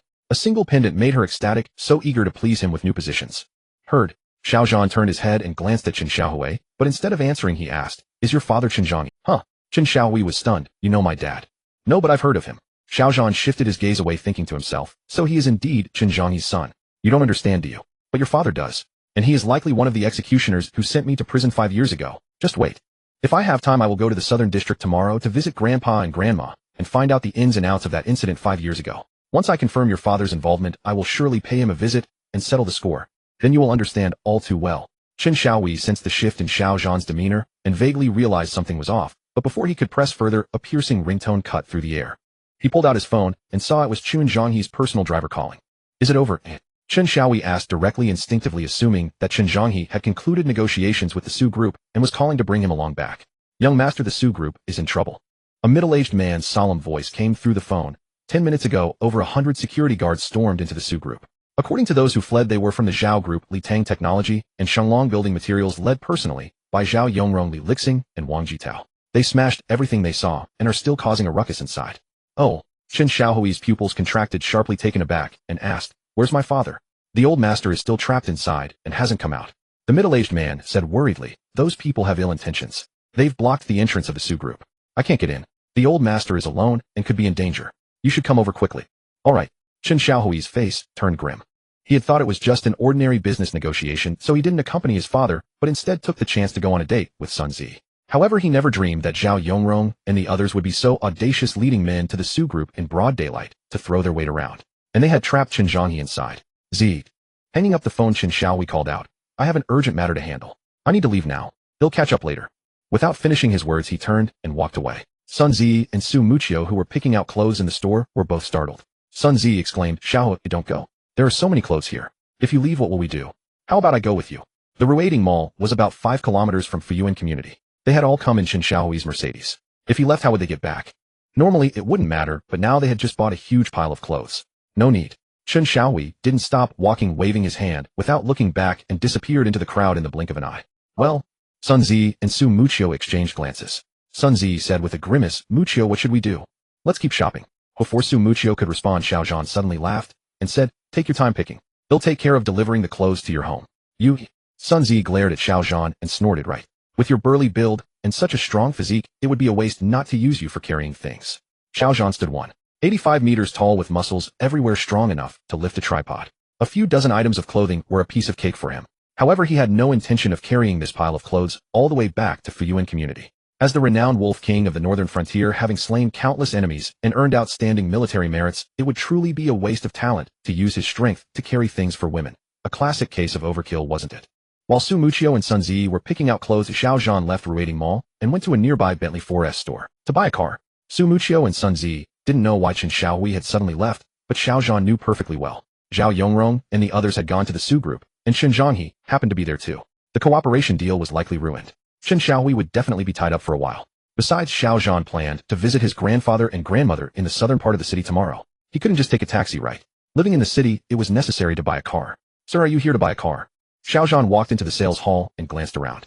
A few female salespeople were chatting together across the room. Hearing the commotion, they turned to look him over, then turned their heads back. They showed no intention of coming over to serve him. Instead, a female salesperson who was busy making coffee nearby saw him, her eyes lighting up. She immediately put down her cup and walked over with a smile. Look, she's off again. If I'm not mistaken, that's the 8th one today. A newbie really lacking judgment. She keeps wasting time on these poor people who only look, but never buy. No wonder she hasn't sold a single car this month. 3 more days, and once her internship is over she'll be packing her bags and leaving. The group of female salespeople chatted and laughed, their voices not deliberately lowered, so every word reached Xiao Zhan and the saleswoman before him. Xiao Zhan frowned slightly. He thought after 5 years in the Northern Frontier military, had people become this snobbish? Just because he was dressed a bit shabbily, he was looked down upon at Ruiding Mall while buying clothes, and now here at the 4S store buying a car, he was being looked down upon again. The saleswoman in front of him also looked embarrassed, but she kept her smile and gestured, "Sir, if you'd like to buy a car, no need." Xiao Zhan shook his head. As soon as he spoke, a triumphant sneer came from across the room. As expected, a bumpkin. He can't afford it, and is too embarrassed to even look. Probably afraid of dirtying the car and not being able to pay for it. All the cars in our store are luxury sedans worth over $1 million. Not to mention him, even ordinary small-time bosses can only feast their eyes. The words were harsh and grating. If this had been on the battlefield in the Northern Frontier, Xiao Zhan would have slapped those snobbish bitches across their mouths with one blow and shut them up. But now he was retired. This was not a meat grinder of a battlefield, but a bustling city. So Xiao Zhan restrained himself. Ignoring the sarcasm from those saleswomen, Xiao Zhan pointed directly at a Mulsanne Bentley on display across the room and said, "No need to look around. I want that one." Oh. The saleswoman in front of him was stunned, her eyes widening. When Xiao Zhan said no need, she thought he wasn't here to Mulsanne Bentley. Following the direction of Xiao Zhan's finger when she saw the car he was pointing at, her eyes grew even wider. She was dumbfounded. Even the saleswomen across the room were stunned, nearly dropping their jaws. They looked at the Mulsanne Bentley, then at Xiao Zhan, and a thought popped into their minds simultaneously. This guy is just putting on a front, trying to show off, right? This was a Bentley specialty store with many models, but the one Xiao Zhan pointed at, the Mulsanne 6.8T Ultimate Edition twin turbocharged 537 horsepower with a base price of 555,800 RMB, was the most expensive car in the store.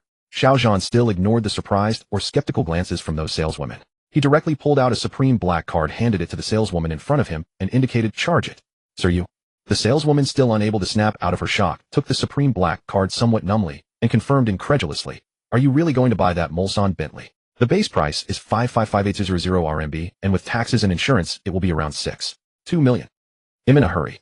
Xiao Zhan interrupted her and asked, "Can you handle all the paperwork within half an hour? I want to pick up the car in 30 minutes. Can you do it?" Yes. The saleswoman nodded eagerly and quickly turned and ran off. Half an hour later. "Sir, the total is 6187642. Here is your card and receipt. The car currently has temporary plates.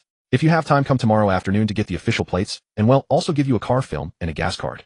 The female salesperson handed the Supreme Black card and receipt to Xiao Zhan, her voice trembling with excitement. So extravagant. She had worked at the Bentley 4S store for nearly 3 months, yet this was the first time she encountered a customer like Xiao Zhan. His attire was ordinary, even a bit shabby, but his spending was sky high. A Mulsanne Bentley worth over 6 million, but he didn't ask the price or test drive. He just took one look and decided to buy, tossing out his bank card to pay. It seemed that in Xiao Zhan's eyes, buying a luxury car was no different from buying a bag of pickled vegetables. "Thanks." Xiao Zhan took the Supreme Black card and receipt and asked, "Can I drive the car away now?" "Yes, of course." He turned around, got into the car, and sped away. Did he really buy it? Does that guy really have that much money? So cool. He spends money like water. It was only then, as they watched Xiao Zhan drive away from the 4S store, that the female saleswomen across the way snapped out of their shock. They stared at each other, exchanged dumbfounded looks, and regretted it bitterly. They were the ones who first saw Xiao Zhan enter the store, but they misjudged him and didn't step forward to serve him. Instead, they let a rookie who was still in her probation period snatch a huge bargain. Envy, jealousy, hatred, resentment. Most importantly, that rookie's 3-month probation was almost over. Originally, she would be kicked out in 3 days. But now selling a Mulsanne Bentley was enough to let her become a regular employee. "Damn it." One of the saleswomen glared fiercely at the rookie and snorted, "She stole our big client. This matter absolutely cannot be left like this." "Then Sister May, what do you think we should do?" "Well, follow your lead." Another saleswoman asked. "Right. He'll follow Sister." The other saleswomen nodded in agreement, seemingly taking orders from the one called Sister May. Sister May thought for a moment and said coldly, "What else can we do?" "Of course, find a way to make her make a mistake and get fired by the boss. Then the client in her hands will naturally fall into a great. Sister May is Sister May. With just a flick of her fingers, she can crush her. Getting fired means she won't even. Who told her to act so aloof all day, not even letting a customer touch her?" They exchanged words, birds of a feather. The rookie saleswoman, thinking that meeting Xiao Zhan was her savior and that she had secured her job, was overjoyed. Little did she know that while Xiao Zhan brought her luck, he also brought disaster, making her a thorn in the side of those colleagues who wanted to get rid of her. At this moment, Xiao Zhan had already driven back to Ruiding Mall. "Muchio, where is your cheap husband?" Just as he returned to the clothing store, he heard Sun Zi's angry complaint. "He promised to help us carry things, but then he disappeared in a flash. He wouldn't have stood us up and gone home alone, would he? Bastard. Quick, call him. When he gets here, he'll teach him a lesson." Su Muchio looked embarrassed. She also wanted to call Xiao Zhan, but the key was that she didn't have his phone number memorized. "Sorry, I'm late." Xiaozhan felt a bit awkward and smiled as he walked over. He glanced around and saw that most of the clothes in the store had been picked out by Su Muqiu and Sun Zi, leaving only 30 or 40 pieces scattered on the racks. The 70 or 80 selected pieces had been stuffed into sacks. 2 whole sacks weighing at least 100 jin. They sure could pick. What's wrong with you? Where did you go? You still know to come back. Muqiu and I waited here for 10 minutes. We thought you had run away. Su Muqiu didn't scold him, but Sun Zi laid into Xiaozhan without restraint. There were too many clothes to carry, so I went and bought a car. Xiaozhan said casually, let's go. We'll take you home now. With that, he lifted a sack in each hand, gave a light toss, and the sacks weighing over 100 jin felt like toys in his hands. He effortlessly hoisted them onto his shoulders and strode away. Buy a car. Su Muqiu and Sun Zi exchanged glances, seeing surprise and doubt in each other's eyes. Su Muqiu was too embarrassed to ask further, but Sun Zi's skin was not that thin. She chased after him and asked, you said you went out just now to buy a car. Xiaozhan nodded as he walked. What brand? How much did it cost? From the time you disappeared until you showed up, it was at most half an hour. You bought a car in half an hour. Who are you trying to fool? Do you think we're 3-year-olds? Sun Zi obviously didn't believe him. Xiaozhan couldn't be bothered to explain. He quickened his pace and walked straight out of Rudin Mall. Sun Zi returned to Su Muqiu's side and snorted, look at your cheap husband. He's even more vain than a woman. Head rather suffer than lose face. Xiaowei bought me a pendant worth 1500, and he bought you clothes worth over 900. Xiaowei has a car, so he secretly goes to buy one behind our backs. I want to see how much money is in that dark card of his, and what kind of car he can buy. If it's not as good as Xiaohui's Mercedes, he'll make sure to mock him to death. Sun Zi gritted her teeth. She had finally found a rich boyfriend like Chen Xiaohui, and had been full of superiority. She had specifically invited Su Muqiu to go shopping together, just to show off her man. But Xiaozhan threw money around, stealing Chen Xiaohui's thunder, and severely denting Sun Zi's superiority. Sun Zi was already displeased. And now Chen Xiaohui had left in a hurry, leaving Sun Zi alone. Xiaozhan went and bought a car, showing off his wealth and acting cool. How could Sun Zi tolerate that? Are you trying to show off your love right in front of me? Please. I'm the one who's supposed to show off my man, okay? Now my man is gone, and you two keep showing off endlessly. Have you considered my feelings? Have you no shame?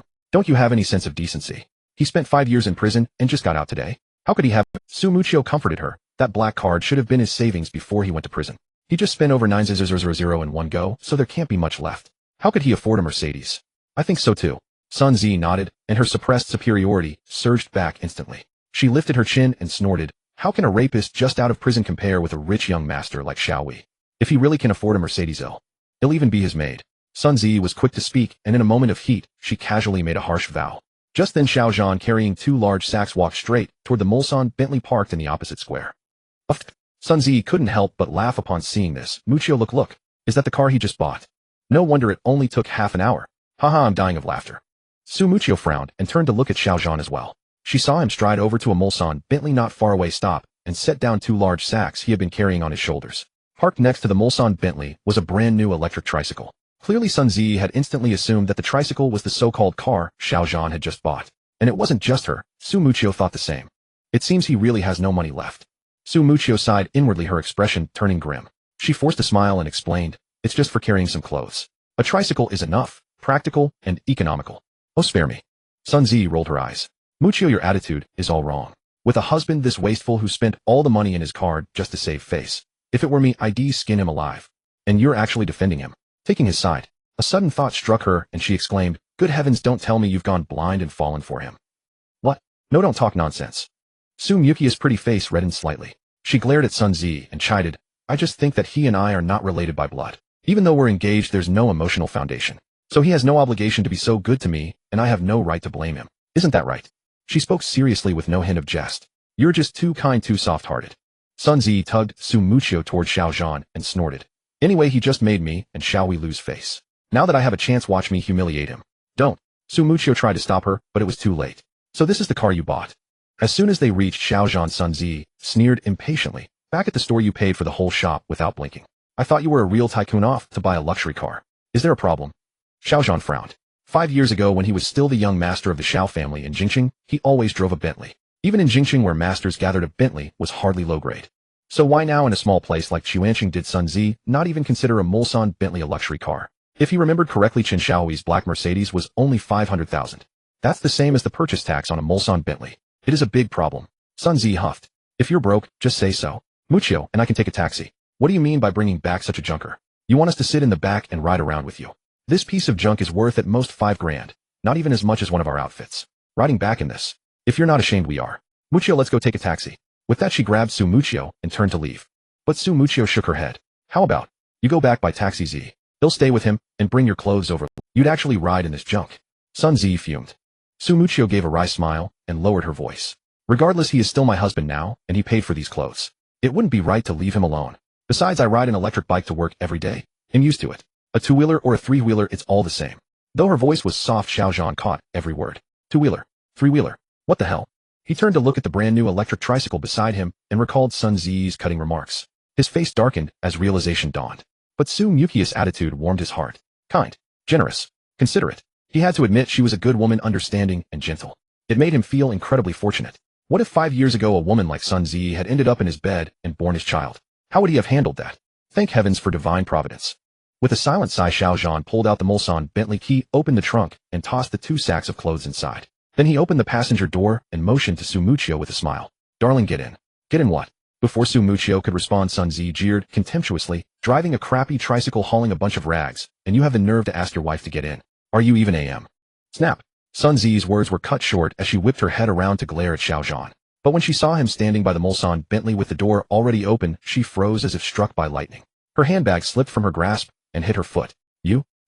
Sun Zi stared at Xiao Zhan as though she had seen a ghost in broad daylight. This? Su Muchio was startled by Sun Zi's drastic reaction. She instinctively looked back at Xiao Zhan and her eyelids twitched in surprise. Is this Mulsanne Bentley the car you bought? Of course, what else did you think? Xiao Zhan shrugged, feigning innocence. Without giving Su Muchio a chance to refuse, he gently pushed her into the car. Then he glanced at Sun Zi, still rooted to the spot, and asked, Are you sure you want to take a taxi alone? Gulp. Sun Zi swallowed hard. Her cheeks burned as though she had been slapped. Earlier she had declared that if Xiao Zhan's car could match Chen Xiaohui's Mercedes, she would willingly become his housemaid. But now, a brand new Mulsanne Bentley stood before her, worth over 6 million. One car alone equaled 10 of Chen Xiaohui's Mercedes. How could she even compare? For a fleeting moment Sun Zi even fantasized, if only Xiao Zhan were her husband instead of Su Mukius, tall, strong, spending without a second thought, buying cars like groceries. So what if he was a rapist and a brute? Come on, rape me. Hit me. How blissful it would be to be violated by a man like that. Meanwhile, at the base of the Su Corporation building, a large crowd had gathered. Company employees, curious onlookers, and journalists who had rushed to the scene. A sea of people buzzing with excitement.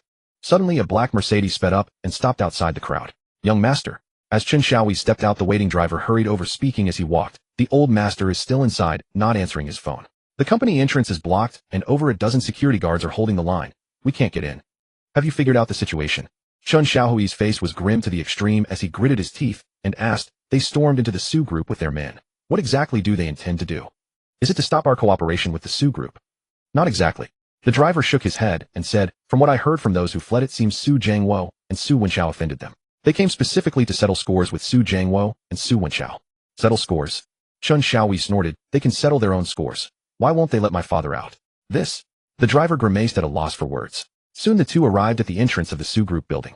Just as the driver had said, a dozen security guards were blocking the gate. As Chen Xiaohui approached, one of them stretched out a hand to stop him.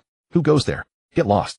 I am Chen Xiaohui of the Chun family from the Southern District. My father is inside negotiating with President Su. Chen Xiaohui kept walking without stopping. The Chun family from the Southern District. The guard hesitated for a moment, then shook his head. Without the boss orders, no one gets in. If you have business, wait outside. Wait your ass.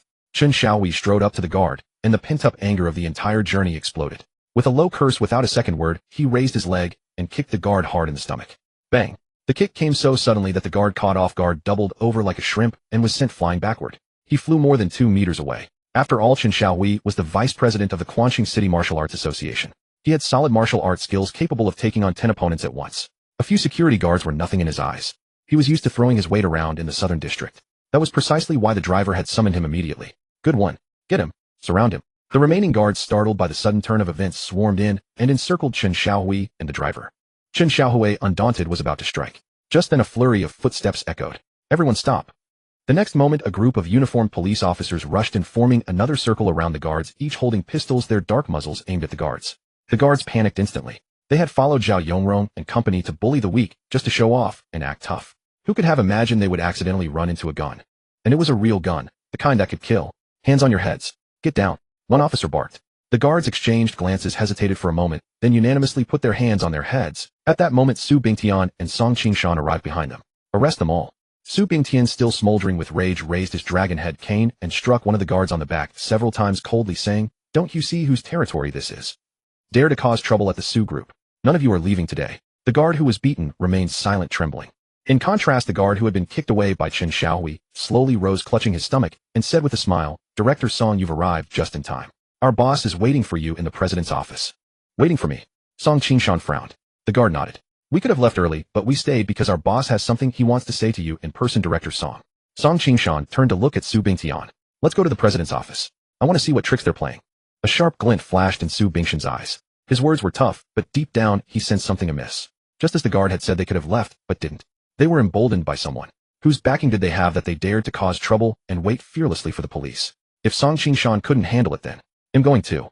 Chen Xiaohui and the driver followed as well, partly worried about Chen Zhanghe's safety and partly curious about what grand scheme Zhao Yongrong and his people had orchestrated. Meanwhile, in the president's office, Su Jiangwo and his son Su Wenxiao lay sprawled on the cold floor like two dead dogs, their faces bruised and swollen from the beating. Li Lixing sat on the swivel chair behind the desk. Wang Jitao and Chen Zhanghe were sitting together on the sofa nearby, having witnessed the entire ordeal of Su Jiangwo and Su Wenxiao being beaten. Cold sweat had soaked Chen Zhanghe's clothes, and he sat as if on a bed of nails, extremely uneasy. Zhao Yongrong, however, stood by the large floor-to-ceiling window looking down at the scene outside the building. A smirk curled on his lips as he turned around. "They're here." 5 minutes later, the office door was pushed open abruptly, and Su Bingtian and Song Qingshan walked in together. "Dad! Grandpa!" Su Jiangwo and Su Wenxiao cried out at the same time, tears and snot streaming down their faces. "What have you done to them?" Just one glance, and Su Bingtian was stunned, petrified by the wretched state of Su Jiangwo and Su Wenxiao. It was as if he had been struck by lightning. His heart trembled violently, and his mind spun. If not for Song Qingshan catching him in time, he would have collapsed. After a moment of shock came boundless fury. "Bastards!" Su Bingshan's vicious gaze swept over Zhao Yongrong and the others. His jaw trembled with rage as he cursed, "You beasts, how dare you! Causing trouble at the Su group, and even laying your hands on people. I. Qingshan."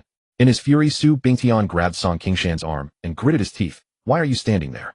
Quick, get your men in here. Beat them. Beat them until they beg for mercy, then throw them in jail and bring them to justice." If not for his old age and frail health, Su Bingtian would have taken matters into his own hands. "This?" Song Qingshan hesitated, then turned to Zhao Yongrong. "Since President Zhao deliberately waited for me here, shouldn't you give me an explanation?" Su Bingtian was shrewd, and Song Qingshan was no fool. Both shared the same concern. What backing did Zhao Yongrong and his people have that made them so brazen? Before figuring that out, Song Qingshan certainly wouldn't act rashly and arrest people. What if he arrested the wrong ones? Everyone has their own calculations. They all look out for themselves. Even if Su Bingtian had done Song Qingshan a favor, it wasn't enough for Song Qingshan to risk so much for him. Of course. Zhao Yongrong chuckled, took out his phone, tapped the screen a few times, then tossed it across the room to Song Qingshan. "This is my explanation to Director Song. I believe you'll be quite satisfied." Song Qingshan reached out and caught the phone. Lowering his gaze, he saw that the call was active, and on the screen was the Duan Home. Song Qingshan's pupils contracted sharply, and his expression immediately changed. Apparently Song Qingshan had heard of Duan Yihong's name and knew the extent of his power. What the hell is that? Noticing Song Qingshan's reaction, Su Bingshan's heart stirred with a sense of foreboding. He looked down at the phone screen, but Song Qingshan flipped it away from his sight and said awkwardly, "Mr. Su, please wait a moment. I need to take this call." He turned and walked off. "You?" Su Bingshan's chin trembled even more violently. Whose call could make Song Qingshan change color and be forced to answer? "Dad, are you all right?" Chen Xiaohui walked straight over to Chen Zhanghe, glanced at Wang Jitao, and asked, "Did they give you any—" No. Chen Zhanghe shook his head. Seeing Song Qingshan and Chen Xiaohui, he breathed an inward sigh of relief. The stone that had been hanging in his heart finally settled. With the police and his son present, at least Zhao Yongrong and his men would not dare lay a hand on him. That crisis had been averted. In front of so many people, Chen Xiaohui did not ask further questions nor rush to leave. He waited for Song Qingshan to return to see how this farce would ultimately conclude. 3 minutes later, Song Qingshan returned, his expression even grimmer than before. "So, Director Song," Zhao Yongrong said with smug confidence, smiling. "Was I lying to you? Is this explanation I gave you satisfactory?" "Qingshan you." Su Bingtian was the exact opposite. The more triumphant and arrogant Zhao Yongrong became, the more his own heart pounded with unease. He grabbed Song Qingshan's arm and said in a low, stern voice, "I don't care who called or what they said. But let me make one thing clear, Qingshan, I was the one who lifted you up and helped you reach your current position. Now that the Su family is in trouble, you cannot stand by and do nothing. If the Su family crumbles, neither you nor I will benefit." He left the words hanging, the implication unmistakable. There was both entreaty and threat in his tone. Song Qingshan owed his present status largely to Su Bingshan's secret support and generous assistance. And in that process, Su Bingtian had come to know many of his secrets. Those secrets were Song Qingshan's leverage, his Achilles heel, even his death knell. Were they ever exposed, they would bring about, "You want help me? Fine. Then we'll both go down together. I lifted you to the position of Public Security Bureau Director, and I can just as easily drag you down from it. There's an old saying, those who eat from another's hand must obey. You've taken my favors, and now you refuse to do my bidding. Not a chance. Mister. Su, please don't get agitated. Let me explain slowly. The corner of Song Qingshan's mouth twitched uncontrollably, and he silently cursed his luck. On one side was Su Bingtian, on the other Duan Yihong, neither of whom he could afford to offend. Caught in the middle, he felt utterly trapped and miserable. He pulled Su Bingtian outside, shook his head with a sigh, and said helplessly, Mister. Su, let it go. Let it go. Su Bingshan's eyes blazed. Those bastards stormed into Su Corporation, smashed my company, beat my son and grandson. And you as the Public Security Bureau Director tell me to let it go? Su Bingtian was about to explode with fury. Song Qingshan urged, when you're under someone else's roof you have to bow your head. It's unavoidable. The only fault is that Zhang Wo and Wen Xiao somehow offended a colossal figure they shouldn't have. It's not that I don't want to intervene. I can't, I dare not, and am powerless to do so. Sure enough. Hearing Song Qingshan's words, Su Bingtian immediately understood Zhao Yongrong and his men dared to act so brazenly because they had the backing of a major figure. And a single phone call that made Song Qingshan cower like a terrified prey was no ordinary heavyweight. Who is it? Su Bingshan's heart sank. The Duan family from the provincial capital. Song Qingshan did not hide it. He raised his phone, shook it in front of Su Bingtian, and sighed. You should know that the Duan family in the provincial capital is wealthy and powerful, with sprawling business interests, connections, and influence spanning several neighboring provinces. They also have military backing, deep roots. This Duan Yihong is rumored to be the designated heir of the Duan family. He served in the military for a few years and has now been promoted to the rank of colonel. His future knows no bounds. Offending him would ruin both you and me. Thud. Before Song Qingshan could finish, Su Bingshan's face turned ashen, his scalp prickled, and a loud buzz filled his skull. His dragon head cane dropped at his feet, and he staggered back several steps, barely steadying himself by grabbing the doorframe. The Duan family. Duan Yihong. Su Bingshan's heart shattered. He had certainly heard of the Duan family and knew their might. If Duan Yihong really was making a move against Su Corporation, he could not even muster the courage to resist. He could only resign himself to fate. But the problem was the Duan family was far away in the provincial capital, and Duan Yihong had been serving in the military. Su Zhangwo and Su Wenchao had no opportunity to cross paths with him. How could they have stumbled into such an enormous disaster? Su Bingtian could not comprehend. So he asked, did he say how Zhang Wo and Wenchao offended him? No. Song Qingshan shook his head. He didn't mention the reason, only the outcome. What outcomes? Su Bingshan's heart leaped into his throat as he pressed urgently, looking as nervous as a condemned prisoner awaiting judgment.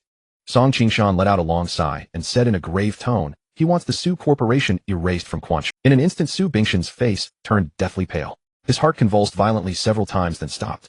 He toppled backward and fell at the door of his office. Erased. That was a death sentence for the Su Corporation. This time Song Qingshan did not bother to help. He knew clearly with Duan Yihong's personal decree the Su Corporation was doomed, and the Su family was finished. A Su Bingtian reduced to a groveling wreck was no longer worth his bending down to assist. And in fact, if Su Bingtian were to die right, then it would be a good thing for him, because it would ensure his own secrets remained safe forever. Dad. Grandpa. Seeing Su Bingtian collapse unconscious, Su Zhangwo and Su Wenchao felt as if struck by lightning. Ignoring their own pain, they crawled frantically toward him. Without so much as a glance at them, Song Qingshan strode over to Zhao Yongrong, handed back the phone, and said coldly, I have done as he instructed. I hope he will keep his promise.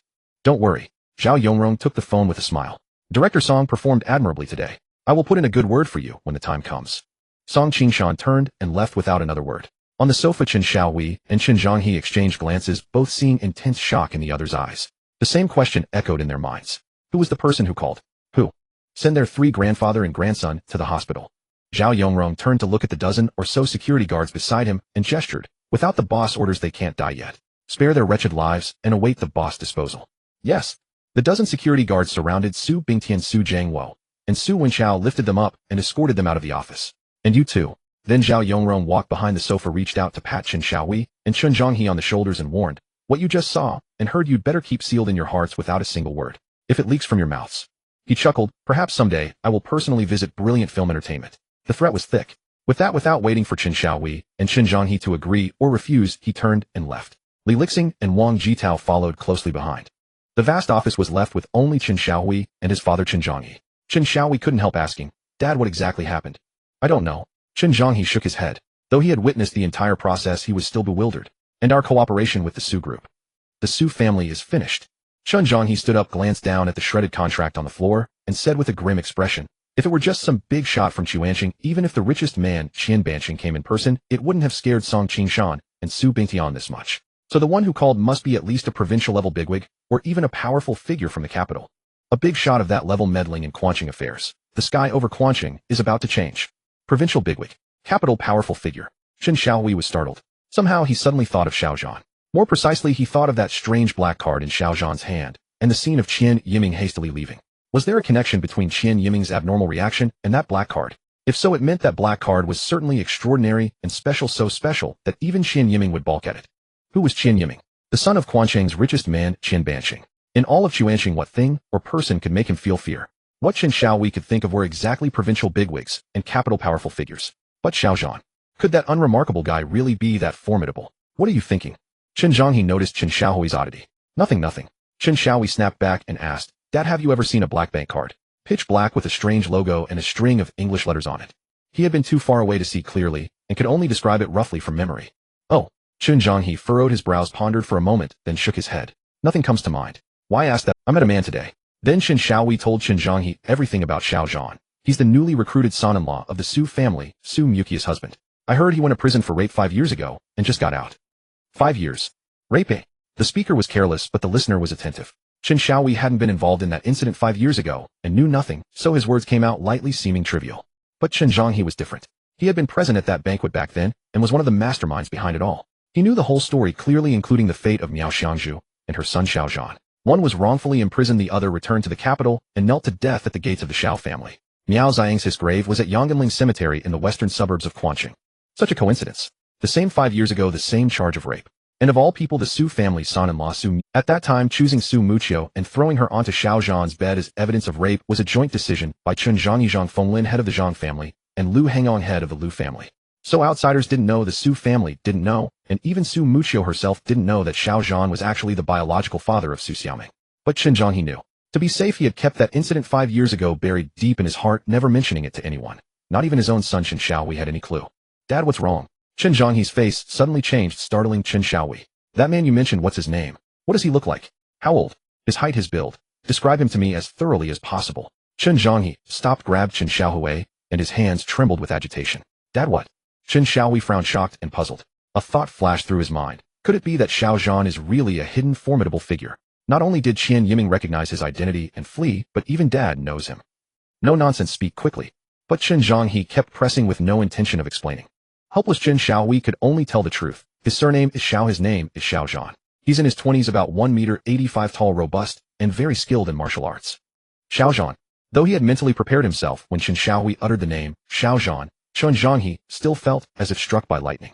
He murmured to himself, it's him. It really is him. He is out. His voice was low but carried an indescribable panic and ferocity. Qin Shaohui asked, Dad, do you know him? Let's go. Qin Zhanghe still didn't tell Qin Shaohui Xiao Zhan's identity. He pulled Qin Shaohui along, hurrying. Shaohui, go home immediately and pack your things.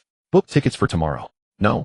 Book tickets for tonight. Go to the capital with your mother. Go find your second uncle and your eldest brother. They've been developing the market in the capital these past few years and have done well. Qin Shaohui was stunned. To the capital, he asked with an incredulous expression. Why all of a sudden do you want me and Mom to go to the capital? And it feels like we're fleeing for refuge. Dad, are you hiding something from me? Even if Qin Shaohui was slow to catch on, he now realized something was wrong, and the problem was probably huge. So huge that even the usually calm and composed Qin Zhanghe had lost his composure, seemingly overwhelmed. Listen to your dad, it's the right thing to do. Qin Zhanghe said solemnly. Don't think about anything, don't ask anything. When you get to the capital, your second uncle will tell you why. Then what about you? Don't worry, Dad will be fine. Leaving the Su group, they reached the building's entrance. Qin Zhanghe pushed Qin Shaohui into the black Mercedes and watched the car disappear at the end of the street. Then he took a deep breath, got into his own car, and instructed the driver, take me to Haihu Grand Hotel immediately. Then he took out his phone, scrolled through the numbers of Zhang Fenglin and Lu Hongong, and called them one by one. What Qin Zhanghe did not notice was that not far behind him a silver-gray Volkswagen La Vida was parked. As soon as his car left, the La Vida slowly started and followed. Inside the Volkswagen La Vida sat the young man sent by Qian Yiming to investigate Xiao Zhan's background. While driving, the young man dialed Qian Yiming's phone. Minggu, he said in a deep voice. Su Bingtian and Song Qingshan brought a group of police officers and stormed into Su group. I don't know what happened, but about 20 minutes later Song Qingshan left alone without making any arrests. Instead, Su Bingtian, Su Jiangwo, and Su Wenchao, 3 generations, were carried out and sent to the city hospital. He gave Qian Yiming a brief account of what had happened there. Qian Yiming pondered for a moment and asked, and then?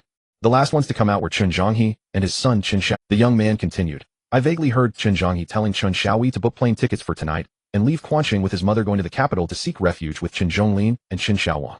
As for Qin Zhanghe, he is on his way back to the south of the city. Should I follow him? Follow him. Qian Yiming instructed. Confirm where Qin Zhanghe goes and whom he meets, then tell me. All right. The young man hung up and kept close to Qin Zhanghe's car. On the other side, At the headquarters of Xinjiang, in the spacious and bright office, Qian Yiming sat on the swivel chair in front of his desk, put down his phone, stared at the computer screen, and murmured to himself, "It really is the limited edition Supreme Black Card from Global Bank." On the computer screen was an image of the Supreme Black Card that Qian Yiming had looked up. It was 90% similar to the one he remembered Xiaozhan using. The only difference was that the Supreme Black Card in Xiaozhan's hand seemed to have a wolf's head pattern about the size of a thumbnail in the upper left corner. Wolf head. Qian Yiming muttered quietly. Could it be a decoration he stuck on himself?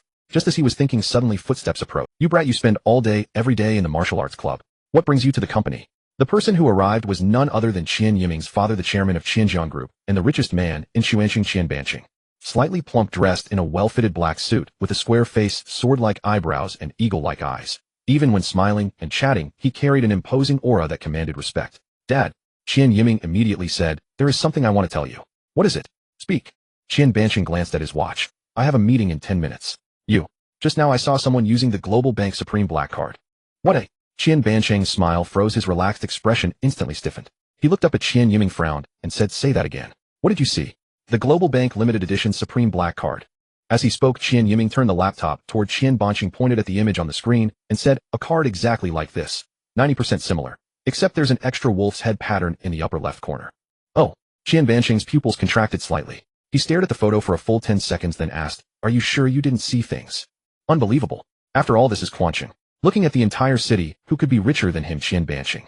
He was the undisputed richest man in Xuanqing, with assets approaching 10 billion. A single stomp of his foot could shake the whole city 3 times. A spit of his saliva could drown countless small and medium enterprises. If there were only one person in Quanqing who could possess the Global Bank Supreme Black Card, then without a doubt, it would have to be him. But the fact was, he didn't even qualify to apply. If he couldn't, who could? No one knew better than him how difficult it was to apply for the Global Bank Supreme Black Card.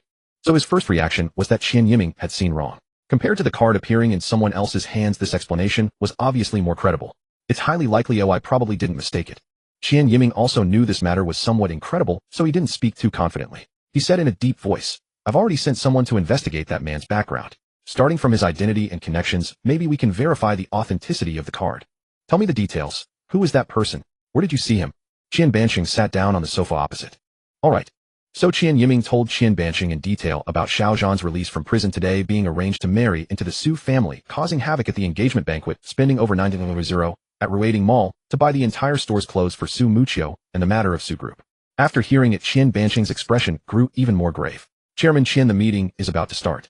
The office door was suddenly pushed open, and a female secretary appeared at the entrance.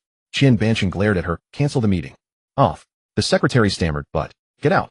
Qian Banqing's harsh rebuke made the secretary's body tremble. She almost wet herself in fright. Hastily she closed the door and turned away. "You said earlier that man's surname is Xiao, named Xiaozhan. In his 20s, about 185 meters tall. One kick sent you to the ground, unable to stand. 5 years ago he was imprisoned for rape. Chosen by the Su family to become their Livian son-in-law." Qian Banqing looked at Qian Yiming again. "That's right."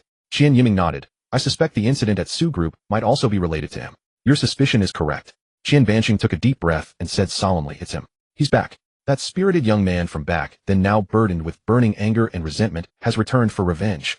The Su family is his first target for revenge, but definitely not the last. The Chen family, the Lu family, the Zhang family. None will escape. If my guess is right, Xinjiang, he left Su Group to go meet Lu Hangong and Zhang Fenglin to discuss countermeasures." Clearly Qian Banqing had guessed Xiaozhan's background and knew the truth behind the wrongful case 5 years ago. "Dad, you?" Qian Yiming showed surprise. "Do you already know Xiaozhan?" "Yes, I know him." Qian Banqing nodded. "About 20 years ago, when he was only 5 or 6, I saw him, and even held him. At that time I was just an insignificant peddler, and his mother was my college classmate. She married into a wealthy family in the capital. One person attains the Tao, and all his chickens and dogs ascend to heaven." Qian Yiming suppressed the shock in his heart, and listened quietly. More than half an hour. Qian Banqing canceled the meeting he had scheduled earlier, and spoke for over half an hour straight, telling Qian Yiming everything he knew about Xiaozhan. However, because Xiaozhan grew up in the capital and rarely came to Xuanqing, he had only met him a few times, and didn't know much. Even so, it still left Qian Yiming utterly shocked. Completely beyond his imagination. Who would have thought that the young man who kicked him at Ruiding Mall was 5 years ago the young master of the capital's Xiao family? He knew something about the capital's Xiao family. Simply put, although the Qian family was the richest in Quanqing with assets approaching 10 billion compared to the colossal Xiao family, it was nothing. If the Xiao family scale was a huge mountain, then the Qian family was merely an insignificant mound. A world of difference. As far as he knew, Qian Banqing had been seeking cooperation with the capital's Xiao family in recent years, hoping to latch onto the Xiao family's high branch to take the Xinjiang Group to the next level. And now Xiao Zhan's sudden appearance seemed like a rare opportunity. Xiao Zhan hated the Xiao family to the bone, and the Xiao family must also want to eliminate him. So since they now knew Xiao Zhan's identity and had control over his whereabouts, if they contacted the capital's Xiao family at this time and used Xiao Zhan as a stepping stone, could they gain the Xiao family's favor? After the initial shock, Qian Yiming instantly thought of many things. Dad. So he asked, what do you plan to do? Yes, what to do? What Qian Yiming could think of, Qian Banqing naturally thought of as well and more. After a moment, in my opinion, it's better to sit back and see. Qian Banqing's sharp eyes flashed like lightning. He said in a deep voice, Xiao Zhan was wrongfully imprisoned. His mother died in humiliation. Now that he's out, he won't let this go easily. The skies over Quanqing are about to change. And what we need to do now is to watch from the sidelines as the tigers fight. Qian Yiming was stunned. Just watch and... Or what? Dad. Qian Yiming, young and impetuous, had a more radical idea. He said urgently, according to Yu Qinzhang, he left the Su group and immediately went to discuss countermeasures with Zhang Fenglin and Lu Hangong. He even sent Qin Xiaohui to the capital to lay low, clearly because he knows Xiao Zhan's identity. 5 years ago, they dared to lay hands on Xiao Zhan and his mother, seizing the Miao family's assets. They must have connected with the Xiao family in the capital and acted under their orders. Therefore, they must be in contact with the Xiao family. Even if we don't use Xiao Zhan as a stepping stone, they will still inform the Xiao family of his whereabouts. It's a race against time. Opportunities slip away in an instant. If they get ahead, what point is there in holding on to this information? In his view, waiting would only lose the golden opportunity. You're too young after all.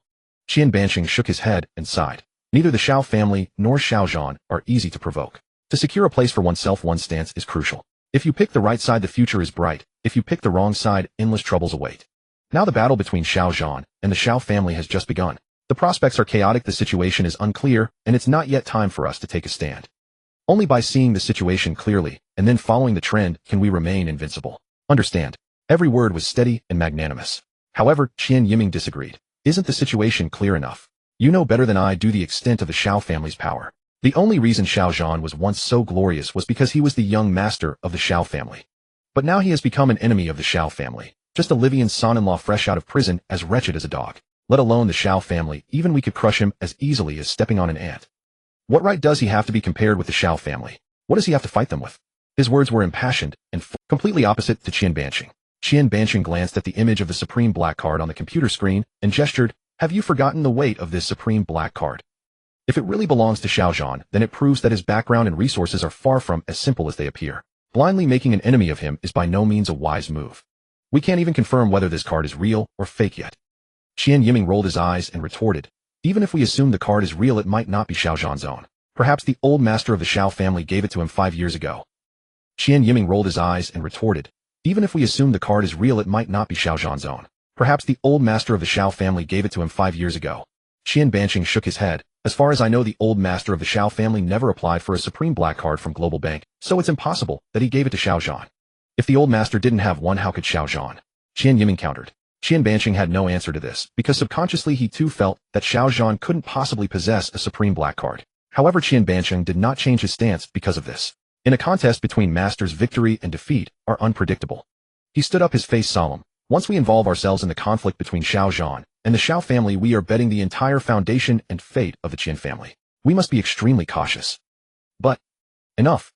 Qian Yiming wanted to argue further, but Qian Banqing gave him no chance, saying coldly, I will make the specific arrangements myself. You just take care of your own martial arts society. If it becomes necessary for you to take action, I will inform you. With that, he turned and left the office. Bang! Qian Yiming slammed his fist on the desk, before him, his face full of resentment. But what could he do? After all, Qian Banqing was his biological father. In the Qian family, Qian Banqing always had the final say. Previously, Qian Yiming had always obeyed Qian Banqing and never went against his will. But this time he firmly believed that he was not wrong. Dad, you're getting old. Staring at the direction Qian Banqing had left, Qian Yiming muttered to himself. As you get older, you become more timid, hesitant, and indecisive. Since you don't dare to gamble, fine, I'll gamble. You'll see just what kind of background and resources that rapist Xiao Zhan has, he said through gritted teeth. At Ruiden Mall, Xiao Zhan had kicked him severely, and even now Qian Yiming's lower abdomen still ached dully. Having grown up practicing martial arts, he had always been the one beating others. This was the first time he had been beaten. He could not swallow this humiliation. If Xiao Zhan were truly an unassailable super heavyweight, or if he were still the young master of the Xiao family in the capital, then being beaten would have been something he could endure and accept. But now that he had figured out Xiao Zhan's true background, merely a stray dog cast out by the Xiao family in the capital, what was there to fear? If you get bitten by a dog, what do? Fight back? No. Qian Yiming's usual method was to skin the dog, pull its tendons, and beat it to death. Minga. At that moment, a young man's phone call came in. Chun Zhonghe went to the Haihu Grand Hotel in the south of the city. Just now Zhang Fenglin and Lu Hangong also went in. It seems they arranged it. Sure enough, exactly as Qian Banqing had guessed. I see. Qian Yiming nodded and said in a low voice, you can come back. After you return, try to find a way to get me the contact information of the Xiao family in the capital. Hurry, the faster the better. Okay. The young man was Qian Yiming's trusted subordinate, efficient and obedient to Qian Yiming's every command and never asked why. At that time, Lu Hongxiu had been doing square dancing all afternoon. When school let out, she pushed Su Jiansheng to the kindergarten to pick up Su Xiaoming, then walked back to Fuyuan residential area. Just at the entrance, they happened to run into Wang Mei, the mother of Sun Zi. Oh, Xiaoming's out of school. Wang Mei smiled as she approached, glanced down at Su Xiaoming, then looked up and asked, I heard that Muqiu got engaged this morning. And she took an Olivian son-in-law living at your place. Where is he? Lu Hongxiu and Su Jiansheng exchanged a glance, their expressions sour. You really are something. Wang Mei continued, after all, our families are neighbors. Zi and Muqiu are such good friends. How come you didn't notify me when Muqiu got engaged? I was waiting to taste Muqiu's wedding candies. Muqiu is so pretty and capable. The man she chose must be outstanding and wealthy. At the very least, he should be like our future son-in-law Chen Xiaowei, a rich second generation driving a $500,000 Mercedes, right? The tone was clearly feigned ignorance meant to mock. What's it to you? Lu Hongxiu's face darkened completely, and she couldn't help snapping back. Due to Xiao Zhan's status, his engagement to Su Muqiu was not a proud affair for Su Muqiu's family. Therefore, Lu Hongxiu had kept it from all the neighbors in the community. Unfortunately, you can't cover fire with paper. In just half a day, it seemed the entire community knew. Too shameful. Su Jianxing shook his head and sighed, without even the confidence to argue. Su Xiaoming, however, pouted, looked at Wang Mei with a half-understanding expression, and said seriously, Grandma, Wang, the new uncle, is amazing. He's just like my dad, a super invincible hero. He helped me and Mommy beat away the bad guys, and he said he'll tell me stories about my dad tonight. Mengming, don't talk nonsense. Let's go home. Su Xiaoming actually had a good impression of Xiao Zhan, which made Lu Hongxiu feel even more bitter. With her left hand pulling Su Xiaoming and her right hand pushing the wheelchair, she prepared to leave. Really? Wang Mei, however, became interested, her eyes gleaming. A hero? Hey, I heard he's a rapist just released from, and it seems he has serious psychological issues and violent tendencies. Xiaoming is still young and doesn't understand. As her grandmother and grandfather, you must keep a close watch, especially at night. Don't let the wolf into your home. Don't let this new Livian son-in-law harm Muqiu and deceive Xiaoming. The more she spoke, the more excited and excessive she became. You. Lu Hongxiu was furious, her face flushed red. Angry. Wang Mei spread her hands, feigning innocence, and rolled her eyes. As a neighbor, I'm just thinking of you, and kindly offering a few words of advice. If you don't appreciate it, fine, but don't take your anger out on me. Zi even said that after Muqiu breaks up with that rapist, she'll introduce a man to Muqiu. After all, our Xiaowei is rich and powerful and has many friends. Any one of them picked at random would be 10 times, 100 times better than your hero. Mentioning Chen Xiaohui, Wang Mei lifted her chin with smug satisfaction. Lu Hongxiu was so enraged that her whole body trembled. If they hadn't lived in the same community where they would inevitably run into each other, she would have been tempted to throw a punch. Honk, honk, honk. At that moment, the sound of a car horn suddenly rang out. Several people turned their heads and instinctively looked toward the sound, where they saw a brand new Bentley Mulsanne slowly driving into the community, heading straight in their direction. Wang Mei was taken aback, then said offhandedly, see that? Recognize it? A Mulsanne Bentley. That's the kind of car a successful man should drive. I heard the bear car costs over 5 million, and with everything included, it's more than 6 million. That's 10 times more expensive than our Xiaohui's Mercedes. As she spoke, envy was evident in her brows. She thought to herself, if only our Xiaohui could buy such a luxury car, how wonderful that would be. As his mother-in-law, I could hold my head so high. In the future, I'd be able to walk through the neighborhood like a queen. Just as she was thinking, the Mulsanne Bentley pulled up in front of them and actually stopped, leaving everyone startled. Could it be someone they knew? Mom. Amidst the confusion, the passenger door was pushed open and Su Muqiu emerged from the car. She called out to Lu Hongxiu, then rushed over and embraced Su Xiaoming tightly. Muqiu. They all stared at each other in utter shock. Good heavens. After lunch, Su Muqiu had left the neighborhood with Sun Zi in Chen Xiaohui's black Mercedes to go shopping. How could she return in a brand new Mulsanne Bentley? Muqiu, what's this? Before Lu Hongxiu could speak, Wang Mei couldn't help but ask first. The first thought that crossed her mind was, has Su Muqiu already dumped that rapist and latched onto another wealthy man? Could it happen so quickly? After all, Zi had just found a rich boyfriend. I still need to show off and strut around the neighborhood. How can I show off like this? Mom. Just as Su Muqiu was about to explain, the rear door was pushed open and Sun Zi stepped out of the car, though her expression was clearly displeased. Zi, why are you also? Wang Mei looked astonished, frowning slightly, as if a sudden realization dawned on her. Her eyes lit up, and she exclaimed joyfully as Xiaohui really bought a new car. Heaven has opened its eyes. Exactly what I was hoping for. Wonderful. It was just a false alarm. Now I can finally have my wish fulfilled. I can continue showing off and walking through the neighborhood like a queen. Mom, no. Sun Zi's face grew even more sullen. She shook her head, trying to deny it, but Wang Mei was already carried away by the joy she had imagined, losing all reason.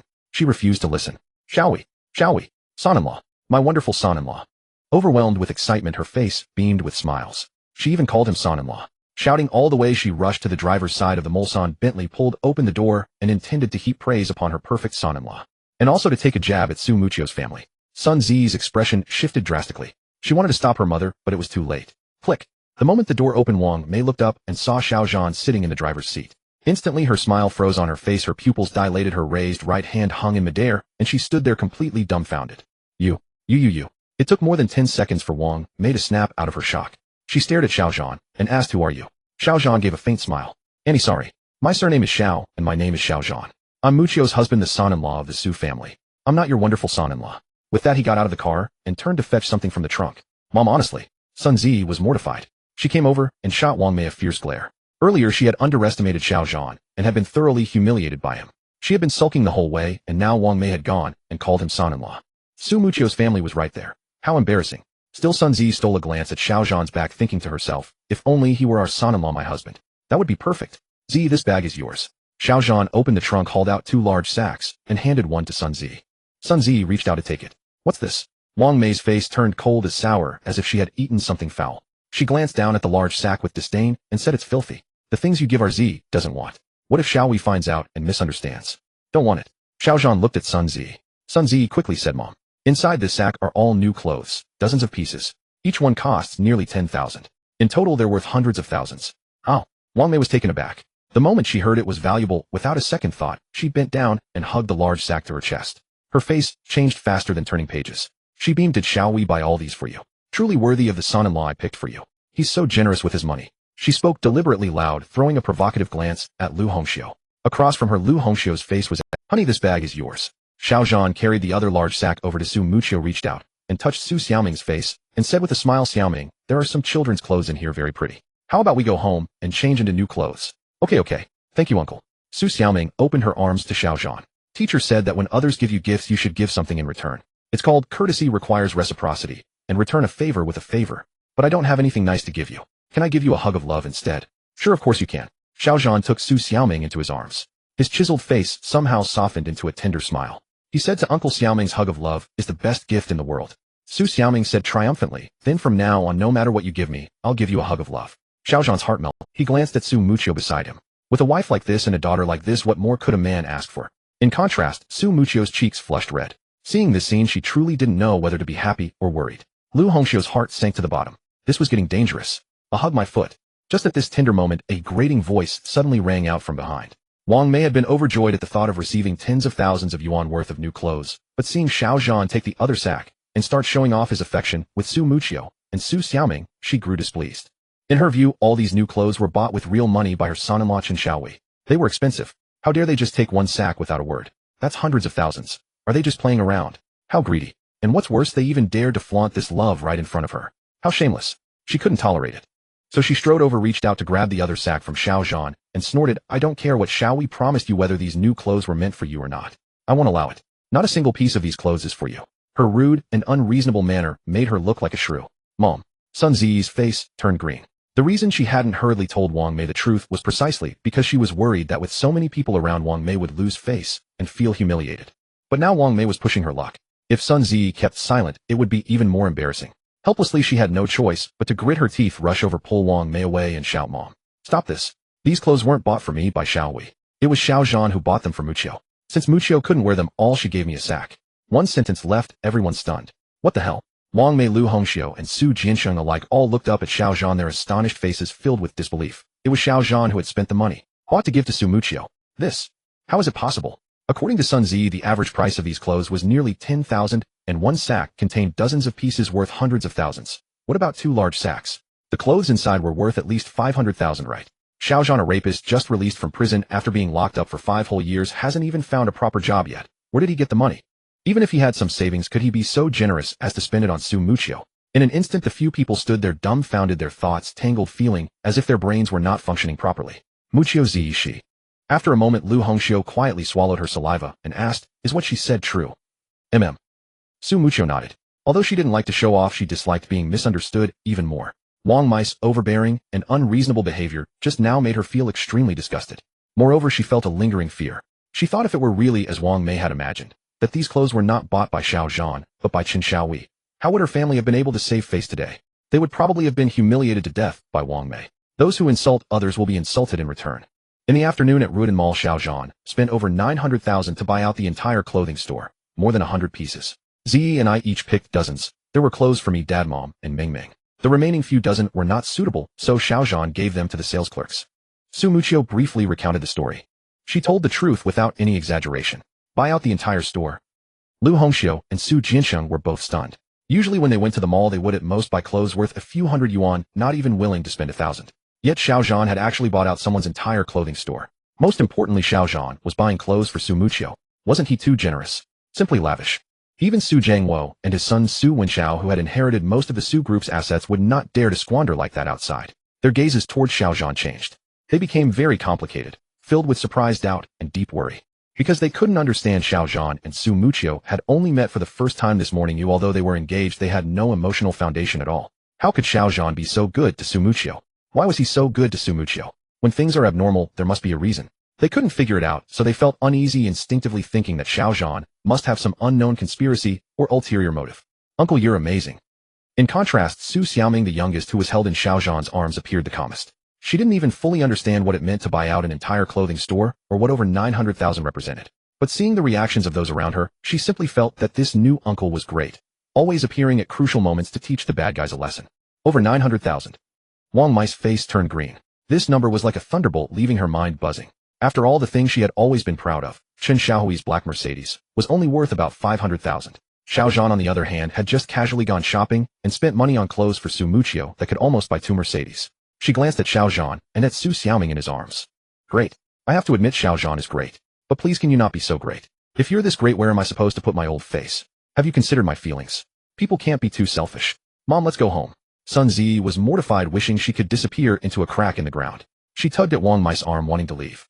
However, Wang Mei was unwilling to give up. What home? Wang Mei glared fiercely at Sun Ziyi, her resentful eyes clearly blaming Sun Ziyi for not explaining things clearly beforehand, causing her such embarrassment and humiliation. She asked, where is Xiaohui? Why didn't he come back with you? In her current situation, as far as Wang Mei was concerned, only Chen Xiaohui could help her save. Sun Ziyi said he had something to do, so he left first. Left?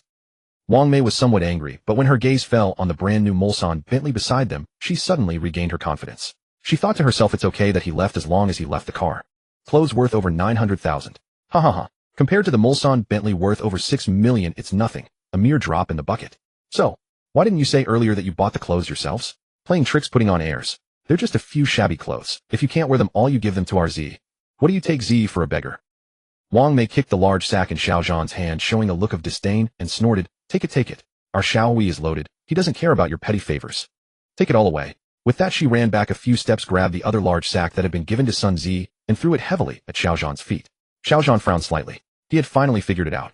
Wang Mei was a typical snob at heart, bullying the weak and fearing the strong, acerbic and mean, with an extremely strong vanity, valuing face above all else. Mom, what are you doing? Sun Zi was anxious. Let's go home. On the contrary, Wang Mei put on an air of treating money like dirt, thoroughly enjoying showing off and venting the pent-up frustration in her chest. She felt relieved, waved her hand grandly, and returned to the Mulsanne Bentley, opened the passenger door, and got in. After getting in, she still stuck her head out and said smugly, see this. Mulsanne Bentley. Over 6 million. My son-in-law's new car. Specially bought for our Z. What's a few shabby clothes? Real rich people give cars. The more she spoke, the more satisfied she felt. A luxury car was indeed different. Sitting inside, it felt like sitting on a throne, as if she had become an empress in an instant, full of confidence and vigor. Looking at Xiaozhan and Su Muqiu's family, she felt like looking down on a group of insignificant ants. That ecstatic feeling was simply pleasurable to the bone. Mom. You? Watching Wang Mei's arrogant demeanor, Sun Zi stood dumbfounded, her face ashen. She suddenly felt like crying, even a little like dying. She was truly being humiliated to death by Wang Mei. Auntie. Xiaozhan rolled his eyes, amused and exasperated, shaking his head. Sorry, but this car, like these clothes, was not bought by your wonderful son-in-law Chen Xiaohui for your daughter Sun Zi. It was me who bought it for my wife Su Muqiu. So please get out of the car. Don't dirty the seats. Xiaozhan's voice was not loud, yet it thundered in the ears like a clap of thunder. What did you say? Wang Mei's smug, triumphant sneer instantly froze on her face, her heart jolting violently. She thought her ears must be playing tricks on her, and stammered, say that again. Say it again. Say it, my ass. The more you say, the more disgraceful it gets. Mom. Sun Zi's face flushed red with embarrassment, tears glistening in her eyes. That single cry of mom carried a tone of pent-up frustration and choked emotion. She rushed over without a word and yanked Wang Mei out of the Mulsanne Bentley, explaining, he's right. The clothes were bought by him for Muccio, and the car was his gift to her too. Xiaowei left in such a hurry that he didn't have time to get me anything. Thump. Wang Mei had just gotten out of the car when she heard this. Her legs gave way and she slumped directly onto the ground, her face as black as thunder. Clothes worth over 900,000, a luxury car worth more than 6 million. Heavens! Was this burly, plain-looking man before her dressed in shabby attire really someone who had been locked up in prison for 5 years? Had he really just been released? Was he truly a rapist? Spending over 7 million at the drop of a hat, such bearing such wealth, could easily outstrip Qin Xiaowei by 10 streets. In an instant, Wang Mei's entire worldview was on the verge of collapse. Thanks for your cooperation, Xiao Zhan said with a faint smile. Carrying Su Xiaoming in his arms, he walked over, closed the passenger door, then pulled out the car key and locked it. She was just a neighbor and after all. He truly had no intention of flaunting his wealth in front of Wang Mei. But there was no help. He didn't want to show off, yet Wang Mei insisted on doing so, clinging to him like a mad dog. Well, sorry, flaunting your superiority in front of me is no different from seeking death. You don't have that qualification. As he turned to leave, Su Xiaoming, nestled in his arms, suddenly asked, Uncle, what is a rapist? Xiao Zhan's eyelids twitched uncontrollably. Why do you ask? He countered. Su Xiaoming pointed at Wang Mei and said, just now before you and Mommy came, Grandma Wang said that Uncle is a rapist, and that she was going to find Mommy another man 10 times 100 times better than you. Her childish voice carried a naive bewilderment. She wasn't deliberately tattling. Su Xiaoming truly didn't understand, so she simply asked out loud, is that so? Xiao Zhan stopped in his tracks and turned his head to look at Wang Mei. His originally gentle eyes instantly turned fiercely cold as he released a wisp of inner force, the icy aura enveloping Wang Mei and Sun Zi in an instant. Thump. Sun Zi had just helped Wang Mei to her feet when she heard Su Xiaoming's words and met Xiao Zhan's gaze. Both mother and daughter's faces changed dramatically, their hearts trembling violently, their bodies seemingly losing control as they slumped together to the ground, as if plunged into an icy abyss. Cold. An indescribable cold. The surrounding temperature seemed to have dropped by over 10 degrees. Moments ago it was warm, now it was bitingly chill. Moreover, it felt as if invisible giant hands had bound the mother and daughter and forcibly pressed them to the ground. That sensation was strange and terrifying. Your tongues are filthy. Xiao Zhan looked down upon the mother and daughter, holding Su Xiaoming in his left arm, slowly raising his right hand, and snorted, you deserve a slap. Normally, he didn't hit women, but everything has its limits. Earlier, Sun Zi had mocked him relentlessly with scorn, but out of consideration for her close friendship with Su Muccio and her genuine concern for Su Mucio's well-being, he tolerated it. But Wang Mei had gone far beyond Sun Zi, taking advantage of his absence to gossip behind his back, belittling Lu Hongxiu and Su Jinxing. That could be overlooked. But Su Xiaoming was only for an innocent child. In front of Su Xiaoming, calling him a rapist, finding Su Muccio another man. Her words were shameless, her deeds hateful, and her heart deserving of death. I. Wang Mei swallowed hard, cold sweat forming on her forehead and back. Under normal circumstances, she would have defiantly shouted, so what if I call you a rapist? Aren't you one? Did I say anything wrong? Finding Su Muccio another man is out of pity for her. But now she dared not bluster like that. Her tongue seemed to be tied, let alone shout. She couldn't even form words. Forget it. His raised right hand was aimed at Wang Mei's panicked and fearful face, ready to slap her hard. Suddenly, Su Mucio's voice came from behind, followed by footsteps. A gentle hand caught Xiao Zhan's right hand. Aunt Wang is outspoken, but she's actually not a bad person. Su Muccio persuaded whenever our family encountered difficulties, it was Aunt Wang and Zi who came to help. It's just a few words, no need to make a fuss. If this slap landed, how could Su Muccio and Sun Zi continue to get along in the future? The two families lived in the same neighborhood, how would they face each other? So Su Muccio stepped forward. She harbored no fondness for Wang Mei either, but she didn't want to sour the relationship completely. Sun Zi also said, if my mother and I offended you with what we said before, I apologize on behalf of my mother and myself. We knew nothing about you before, didn't understand you, and so prejudged that you were no good and didn't deserve Muccio. Don't worry, since you treat Muccio so well, I will never persuade her to break up with you again, nor will I introduce any other man to her. Sun Zi meant every word. She deeply regretted her earlier rashness, impulsiveness, and blindness, offending such a hidden rich man at their first meeting. Had she known Xiao Zhan was so wealthy, she would have been eager to curry favor with him. Xiao Zhan then withdrew his inner force. As you wish. Exchanging a glance with Su Muccio, feeling the warmth transmitted from her hand, his icy eyes gradually softened. After 5 long years, this was the first time Xiao Zhan held Su Mucio's hand. It was warm and soft. Su Mucio's pretty face flushed crimson, her heart racing. Realizing something was amiss, she tried to pull her hand back, but how could Xiao Zhan let her succeed? With a swift reversal, he turned passive into active, holding Su Xiaoming in his left arm, and Su Mucio's hand in his right, and turned to leave. Come on, let's go home. Xiao Zhan shot Su Muccio a look as if to say, you're my wife, holding your hand is my right.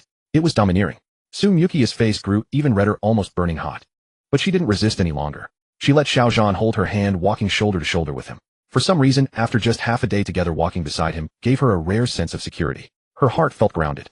It seemed that no matter what problems or troubles arose with Xiao Zhan around, he would stand in front of her and solve them.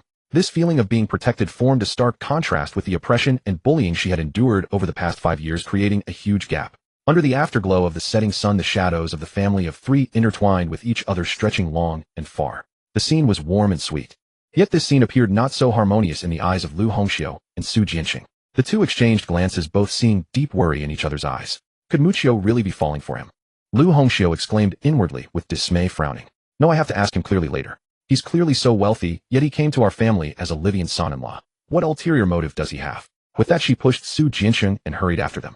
Upon returning home, Xiao Zhan dumped the entire sack of new clothes onto the living room sofa. A riot of colors, various styles and sizes, and Su Xiaoming pounced on them with utmost excitement. Su Muqiu picked out 2 men's suits from the pile and handed them to Xiao Zhan. These are for you. Thank you, dear. Xiao Zhan was pleasantly surprised. The blush on Su Muqiu's face had not yet faded. She gestured and said, I don't know your exact measurements, so I just picked based on instinct. Later take a bath and try them on to see if they fit.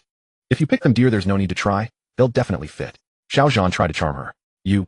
Su Muqiu was both embarrassed and annoyed. She and Xiao Zhan were only engaged. They had neither held a wedding nor registered at the Civil Affairs Bureau, so they were not yet legally married. Yet Xiao Zhan kept calling her dear, clearly taking advantage of her. Rogue. Just then Lu Hongxiu pushed Su Jianqing in a wheelchair and followed them inside.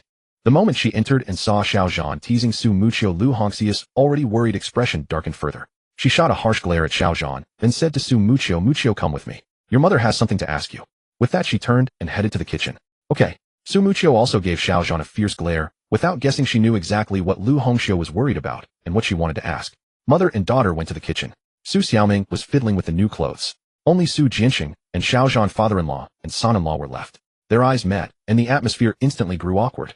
Su Jianqing hesitated for a moment, then asked, that car outside, did you really pay for it yourself? Is it really worth over 6 million?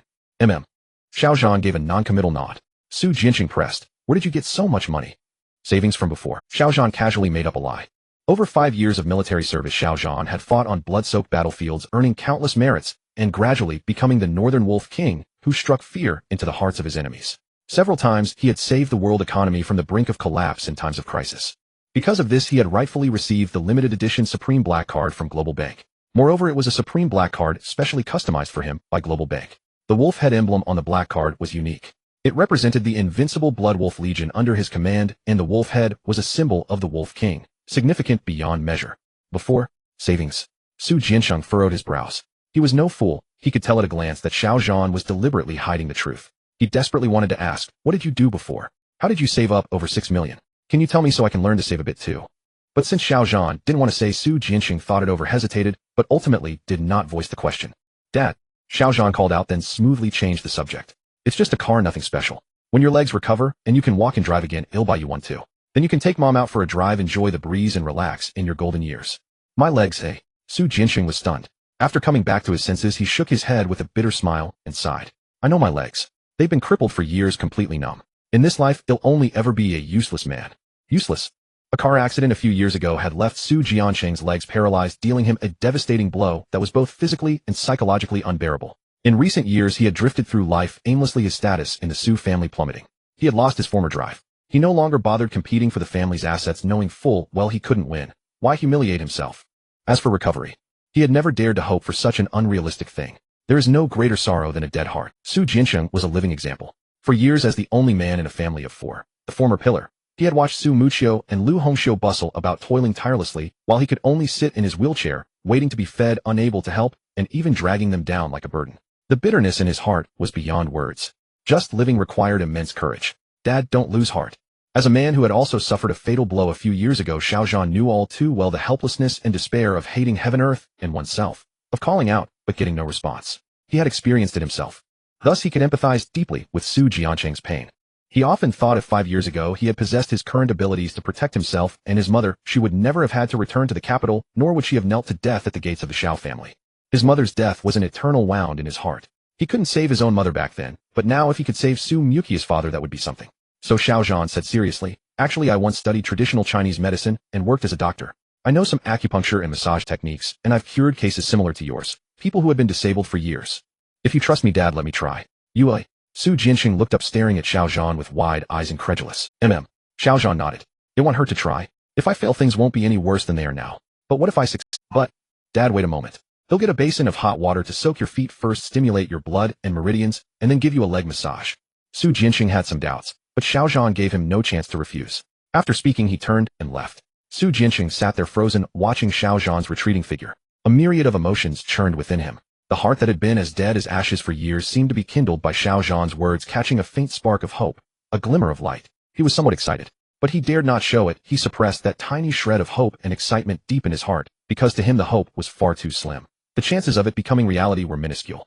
How could it be such a coincidence that the son-in-law who had arrived at the Su family less than a day ago happened to be a doctor, and a highly skilled one at that, skilled enough to cure his paralyzed legs? Unbelievable. The greater the hope, the greater the disappointment. For someone like Su Jianxing who had already died inside, giving him hope was like bringing him back to life. If it failed, the crushing disappointment would be like killing him all over again.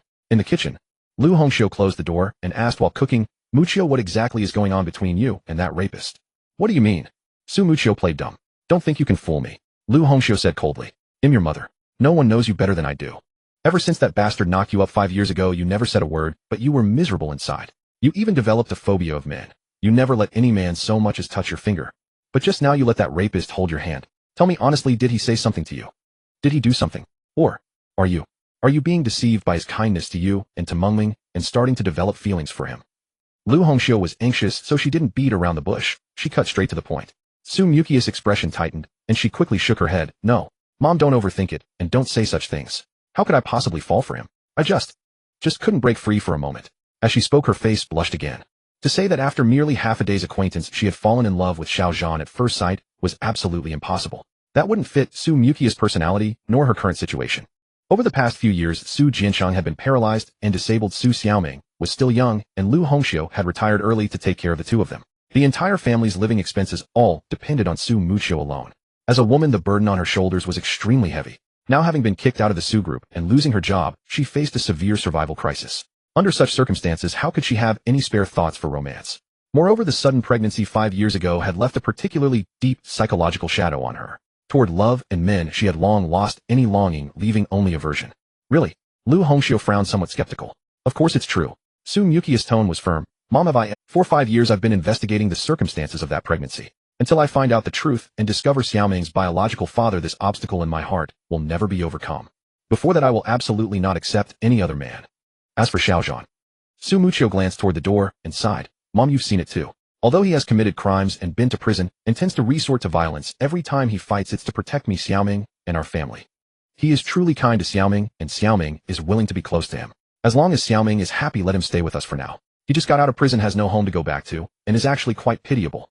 Su Xiaoming's favorable impression of Xiao Zhan surprised everyone. Even Su Muqiu had to admit that compared to other men, she didn't feel such a strong aversion to Xiao Zhan. This feeling was strange. Like when Xiao Zhan held her hand earlier, her instinct was to pull away, but after failing to break free, she blushed, and her heart raced, yet she didn't feel disgust. However, she dared not tell Lu Hongxiu about these thoughts. "That's true." Lu Hongxiu thought for a moment, then suddenly asked, "Those clothes and that car cost 7 million in total. How does a rapist just out of prison have so much money? Did you ask him? Where did the money come from?" Su Muqiu shook her head. "He didn't say, and I didn't ask. After all, we're not really husband and wife. No emotional foundation, no marriage certificate. His money is his business. It's not convenient for me to pry." "But," Lu Hongxiu worried, "what if the money is ill-gotten? Since he was capable of rape, he might dare to rob. If that money is stolen and he's held accountable later, won't it implicate our entire family?" This? Su Muqiu was speechless. "No." Lu Hongxiu gritted her teeth. "If you want him to stay in our home, fine, but we must first get to the bottom of his background. He was brought from prison by Su Wenchao. Who knows if they colluded and staged that beating of Su Wenchao in front of us as an act? If that's the case, he's probably harboring some sinister scheme." The more she spoke, the more worried she became. Lu Hongxiu picked up a kitchen knife and snorted, "Go call him over. Your mother will have a word with him alone. If he dares to have ulterior motives and target you and Xiaoming, they'll fight him to the death." The more outstanding Xiao Zhan appeared, the more suspicious and anxious Lu Hongxiu became. Without resolving these doubts, Xiao Zhan in her eyes was a ticking time bomb that could explode at any moment. Keeping Xiao Zhan in the house was too dangerous. Su Muqiu couldn't convince Lu Hongxiu, so she had to leave the kitchen to call Xiao Zhan. But as soon as she entered the living room, she saw something unexpected. In the living room, Su Jianxiang was sitting in his wheelchair, and Xiao Zhan was squatting in front of him, actually massaging his legs and washing his feet. "Dad." Su Muqiu strode over, startled. What are you doing?" "Just giving Dad a foot wash and a leg massage." Xiao Zhan turned to look at Su Muqiu and smiled. "Dad's legs and feet aren't in good shape. Regular hot soaks and massage should help." Yes, a foot soak." Su Jianxing nodded in agreement. He had deliberately reminded Xiao Zhan not to tell Su Muqiu and Lu Hongxiu about the treatment. The reason was simple: he held no hope himself, and didn't want the two of them to be disappointed along with him. Su Muchio rolled her eyes. Massage. Foot wash. Why does it feel like you're deliberately trying to please my dad? Originally, she hadn't taken Lu Hongxia's words to heart, but now she suddenly felt that her mother's concerns were not playing to his liking. Earlier, Xiao Zhan had fought off the bad guys for Su Xiaoming, making the child more and more attached to him. In the afternoon at the mall, he bought clothes for Su Muchio and a car, which made her drop her initial caution and resistance, and even took the opportunity to hold her hand. And now, knowing that Su Jiancheng's legs were weak, he was showing excessive kindness by washing his feet and massaging his legs as soon as they returned. If that wasn't playing to his liking, what was? Was he trying to win them over one by one? Would Lu Hongxiu be next? There is no such thing as love or hate without reason. Xiao Zhan's behavior was too abnormal, nothing like a son-in-law who had just married into the Su family, let alone a hidden wealthy man. Something out of the ordinary must be hiding something. If anyone still believed Xiao Zhan had no hidden agenda, even Su Muchio no longer trusted him. Mom wants to see you. Su Muchio buried her doubts deep and became more wary of Xiao Zhan. She gestured. She has some things she wants to discuss with you alone. All right. Xiao Zhan nodded. Give me 10 minutes, just 10 minutes. You go ahead. Su Muchio said. I'll wash Dad's feet and give him a massage. No, that won't do. Xiao Zhan shook his head. I've learned massage before. I'm a professional. Dad's legs need to be massaged only by me, and for the next half-month I'll need to do it for half an hour every evening. Su Muchio's lips twitched slightly, and she couldn't help but roll her eyes again. She thought to herself, you're going too far. Even if you want to curry favor, you don't have to be like this. I'm their biological daughter, you know. Washing feet and giving massages. Are you competing with me for that too? Shameless. Sensing the tense atmosphere, Su Jianqing coughed lightly and said with a smile, Muchio let Xiao Zhan do it. He means well. And I have to say he's really a professional. It's quite comfortable. Hearing this, Su Muchio rolled her eyes so far they nearly disappeared. Comfortable, eh? Dad, it's been less than half an hour, and just like Xiaoming, you've already fallen for it. Captured by him. Your legs have been paralyzed for years. They've lost all feeling. How can you feel comfortable? Do you think I'm a 3-year-old? Trying to fool a ghost. Su Jianqing realized he had misspoken and felt awkward. However, Xiao Zhan hadn't lied. The massage he gave Su Jianqing was no ordinary massage. While rubbing, he subtly infused streams of hidden force into Su Jianqing's legs, using that hidden energy to treat the damage in his limbs. Not even Su Muchio, let alone a professional massage therapist, could replace what he was doing. 10 minutes later. All right. Xiao Zhan stood up and smiled, saying, Dad, you can rest for now, no need to wear socks. Su Jianqing nodded. Then Xiao Zhan looked at Su Muchio and gestured, Wife, please pour out the foot-soaking water and set this basin aside. Tomorrow I will go buy some Chinese medicinal herbs to prepare a foot soak for Dad. Chinese medicine? Su Muchio was taken aback. Xiao Zhan smiled and said, soaking feet with medicinal water is good for Dad's legs. After saying this, he turned and went to the kitchen. Su Muchio was lost in thought for a long time, staring at Xiao Zhan's back, her brows furrowing tighter. She thought it feels too real. Has he really learned massage before? Is he a professional technician? After half an hour of massage, Xiao Zhan had a rough understanding of Su Jianqing's disability, and he was confident that he could help Su Jianqing recover and stand up again. Soaking feet with medicinal water can invigorate blood circulation and reduce bruising, shortening the massage process from half a month to within 10 days. Then, using acupuncture within a maximum of 20 days, Su Jianqing's legs could regain sensation. As for standing and walking, it would take a month or two. Mom, did you call for me? In the kitchen, Lu Hongxiu was chopping vegetables.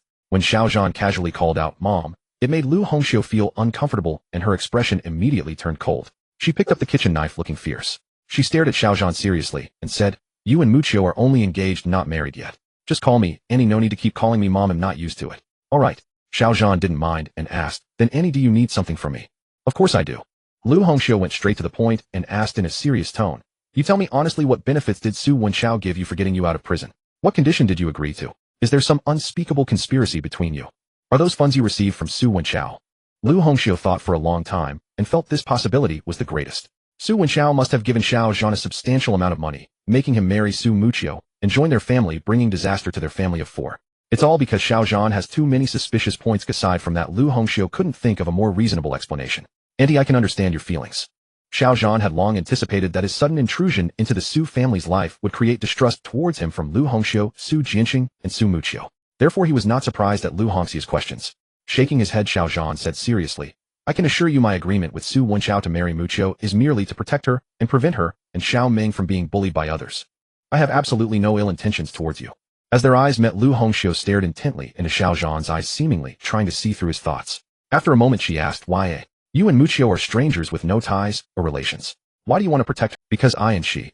As the words came to his lips, Xiao Zhan swallowed them back, took a deep breath, and shook his head, saying, Auntie, I can't tell you about my matters right now, but please trust me, soon you will know. Can't say. Lu Hongxiu's suspicion deepened, snorting. Is it that you can't say, or you don't dare to say? From my perspective, you are afraid of letting something slip and having me expose your lies right here. With your attitude, why should I believe you? As she spoke, she waved the kitchen knife in her hand threateningly in front of Xiaozhan, saying, I warn you, do not touch a single hair on Muqiu or Mengling, do not harm them, otherwise I will fight you to the death. Xiaozhan nodded. How pitiable are the hearts of parents in this world. Lu Hongxia's worries were something Xiaozhan could completely understand. However, the matter from 5 years ago had not yet reached the time for open discussion, so he could only silently endure Lu Hongxia's doubts and threats. Time will ultimately prove everything. Hey, just as Xiaozhan walked out of the kitchen, Su Muqiu approached and asked in a low voice, my mother didn't make things difficult for you, did she? No. Xiaozhan shook his head with a smile, retorting, wife, are you concerned about me? Stop talking nonsense. Su Muqiu shot him a glare and coldly said, there's something I want to trouble you with. If you have time tomorrow, could you drive me to the company? I need to pack my things and bring them back. In addition, I have submitted a few resumes and need to go for interviews at other companies. Xiaozhan was instantly taken aback. Packing things. Interviews. I must say Su Muqiu truly is a decisive woman, handling things quickly. She was just robbed of an order by Su Wenchao at noon, kicked out of the Su group, and by the afternoon she was already looking for a new job without even having time to feel sad. While surprised, Xiaozhan couldn't help but feel a pang of pain. If not for the immense pressure of life, who would willingly grit their teeth and be strong? Who doesn't want a carefree life? Especially for someone like Su Muqiu, a seemingly fragile woman. This pressure has been borne by Su Muqiu for a full 5 years. Moreover, Xiaozhan cannot escape blame. Whether intentional or not, it was Xiaozhan who implicated Su Muqiu, leading her to give birth out of wedlock, suffering countless scorn for 5 years, and her status in the Su family has worsened. Now that Xiaozhan has returned, he cannot allow this situation to continue, and he must not let Su Muqiu suffer even a bit more injustice. So, all right. Xiaozhan nodded and said, that car was originally bought for you. You can use it anytime you want. He then took out his phone and sent another text message. The recipient was still Duani Hong. The content of the message was very simple, just a few sentences: give you one night's time, take my money, and in your name acquire the Su group, with Su Muqiu replacing Su Bingtian as the president of the group. Tomorrow morning Su Muqiu will go to the Su group to take office. At that time, in the VIP room of the Haihu Hotel, 3 middle-aged men sat opposite each other. They were the executioners of the wrongful case from 5 years ago, Chen Lu and Zhang, the heads of the 3 families in the southern city, Chen Zhanghe, Lu Hongong, and Zhang Fenglin. The atmosphere in the room was somewhat oppressive, and all 3 men looked grim. Suddenly a piercing ringtone rang out. The 3 men's hearts skipped a beat. Lu Hongong and Chen Zhanghe turned to look at Zhang Fenglin, who took a deep breath, put the phone to his ear, and answered, what's the situation? Speak. In Quanqing, no. For prison with Zhang Fenglin's connections. After Chen Zhanghe mentioned the matter regarding Xiaozhan, Zhang Fenglin immediately called to verify. And now the investigation results have come out. He really got out of prison. At the prison gate, surrounded by dozens of men, and dozens of jeeps appeared with 100 or 200 soldiers armed to the teeth, taking him away. As Zhang Fenglin heard more, he became increasingly alarmed, and soon his face turned as pale as paper. The phone call lasted about 10 minutes. Slap. As soon as he hung up, Zhang Fenglin's hand trembled, the phone slipped from his grasp, fell to the floor, blackened the screen, and shut down. What's going on? Lu Hongong and Chen Zhanghe exchanged glances, both sensing something was wrong. It's him. After a long moment, Zhang Fenglin recovered from shock and panic, gritted his teeth, and nodded. It really is him. For some reason, he was released from prison 2 months early. Moreover, before his release, that fool Su Wenchao, in order to suppress Su Muqiu specifically, went to Quanchang 4th prison to pick a husband for Su Muqiu. Among so many prisoners, he just happened to choose him. Hearing this, Lu Hongong and Chen Zhanghe's hearts sank to the bottom. They weren't foolish. 5 years ago, only the 3 of them knew the details of that incident. From top to bottom of the Su family, including Su Bingtian and Su Muqiu, they didn't know Xiaozhan at all, let alone Su Wenchao. How could it be such a coincidence? Su Wenchao, without knowing Xiaozhan, went to Quanqing 4th prison and picked Xiaozhan at first glance. Obviously, he had been set up. They couldn't understand. Xiaozhan had been imprisoned in Quanqing 4th prison for 5 full years and had been disowned by the Jingqing Xiao family. He was nothing but a wretched waste, like a dog. How could he still possess such great power to set up Su Wenchao in return? The things they couldn't understand were the most terrifying. Could it be? After pondering for a moment, Lu Hongong said in a deep voice, a lean camel is bigger than a horse. 5 years ago, after all, he was the young master of the Jingqing Xiao family, groomed as the heir by the old master of the Xiao family. He must have secretly built up many of his own forces. What do you think? Could it be that those forces loyal to him 5 years ago haven't given up, wanting to make a comeback and take revenge? Chen Zhanghe nodded. That possibility is very high.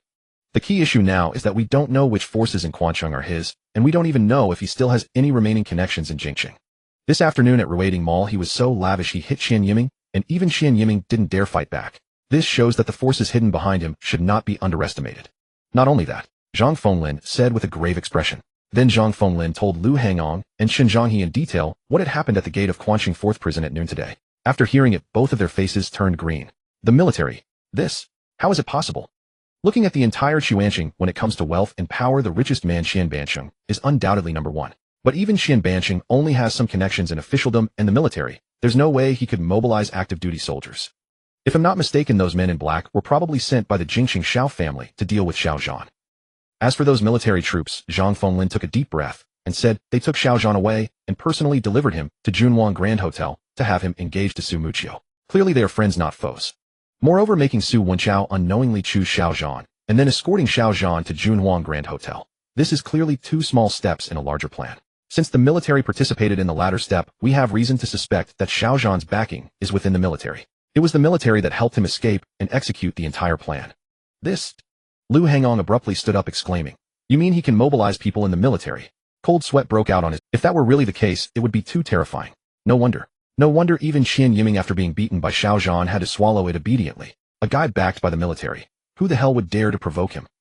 If you angered him just like this morning, casually summoning 100 or 200 soldiers, all holding submachine guns, wouldn't that mean wiping out a major family in minutes? Chen Zhonghe was also badly frightened. He secretly looked up at the clock on the wall and couldn't help feeling secretly thankful that he had made a prompt decision before telling Xiao Wei and his mother to book plane tickets for tonight and rush to Jingqing for refuge. Otherwise, once Xiao Zhan's revenge came, the consequences would be unimaginable. Then, Lu Hangong wiped the cold sweat from his forehead and asked tremblingly, "What should we do next? We can't just sit and wait for him to come to us, right? 5 years of imprisonment plus the death of his mother Miao Xiangzhu. A blood feud that cannot be shared under the same sky. Now that he's out, he will never let it go easily." His trembling voice carried indescribable despair. "Don't panic." Although Zhang Fenglin was equally shocked and terrified compared to the panicked Lu Hangong, he was much calmer. After thinking for a moment, he snorted, "Even if a lean camel is bigger than a horse, so what? We are horses, we can't fight him. But don't forget we dared to do that back then because we were following orders from the Jingqing Shao family." His mother Miao Xiangzhu knelt to death at the gates of the Jingqing Shao family. And the Jingqing Shao family is the real camel. He has military backing. Does the Jingqing Shao family not? So as long as we quickly inform the Jingqing Shao family of his release, once the Shao family arrives, he won't be able to escape, even if he had wings. Lu Hangong's eyes lit up. Right. The Shao family. The Jingqing Shao family is now under the control of the old matriarch. The matriarch like us can't wait to get him killed early. You just said that those men in black were probably sent by the Jingqing Shao family. As he said this, he eagerly pulled out his phone and said excitedly, "There's no time to lose. I have the Shao family's number in my phone. He'll call right now and let the Shao family investigate his background thoroughly, then uproot him completely." Zhang Fenglin did not stop him. Now it was a race of speed and a struggle for time. If Xiao Zhan used military connections to strike against their three families, they would have no ability to protect themselves. So they could only pin their hopes on the Jingqing Shao family moving against Xiao Zhan before he moved against them, eliminating this major threat. However, Lu Hangong made the call, but after a moment a familiar electronic tone came from the phone. "Sorry, the number you dialed is busy, please try again later." Jingqing the Shao family. As one of the top prestigious families in Jingqing, the Shao family's estate covered more than 10 acres with buildings standing tall and halls rising high. Indescribably grand and imposing. At this moment, in one of the pavilions, a middle-aged man in his 30s held a phone. Hearing the voice from the phone, his expression gradually turned grave and his deep eyes grew colder. "Xiao Zhan." After a moment, the middle-aged man hung up and muttered to himself, "He sure has a charmed life." Dozens of men went after him, and they still couldn't capture him. Instead, he became a Livian son-in-law of the Su family. With that, he turned and walked out of the pavilion, heading straight for the main hall. "Sir." A middle-aged man arrived at the door of the main hall, reached out, and knocked. After a moment, a man's voice came from inside, "Come in." He pushed open the door. There at the desk across from him stood a middle-aged man dressed in a gray tang suit, in his 40s, with a square face, holding a jade brush the thickness of a thumb, vigorously applying ink. This man was Xiao Zhan's second uncle, Xiao Hongtu. "Zhong, you came at just the right time." Without lifting his head, Xiao Hongtu smiled and said, "Come have a look, how are my characters?" Zhong strode over and glanced down. Grand aspirations. The 4 large characters were written with vigor and grandeur, every stroke infused with an undeniable wild spirit, floating like clouds and twisting like a startled dragon. The dots fall like stones, the strokes resemble summer clouds, the hooks curve like gold, and the spears are like drawn bows. The composition varies, the highs and lows express ambition. Overall, the shapes break, yet connect, clear and transparent, the spirit vibrant, the sharpness exposed. Zhong seemed to have considerable expertise in calligraphy, casually commenting for a moment before bowing and saying, "Congratulations, sir, your writing progresses by leaps and bounds, increasingly embodying the demeanor of a great master." "Flatterer." Xiao Hongtu put down the jade brush, shot him a glance, and jokingly scolded, "Your mouth with flattery and sycophancy is becoming more eloquent. In front of the sir, I only speak the truth." Zhong, unblinking, boldly praised. Xiao Hongtu sat down in the Nanma chair at the desk, took a sip of the brewed hot tea, and asked, "Speak, you rushed here, what's the matter?"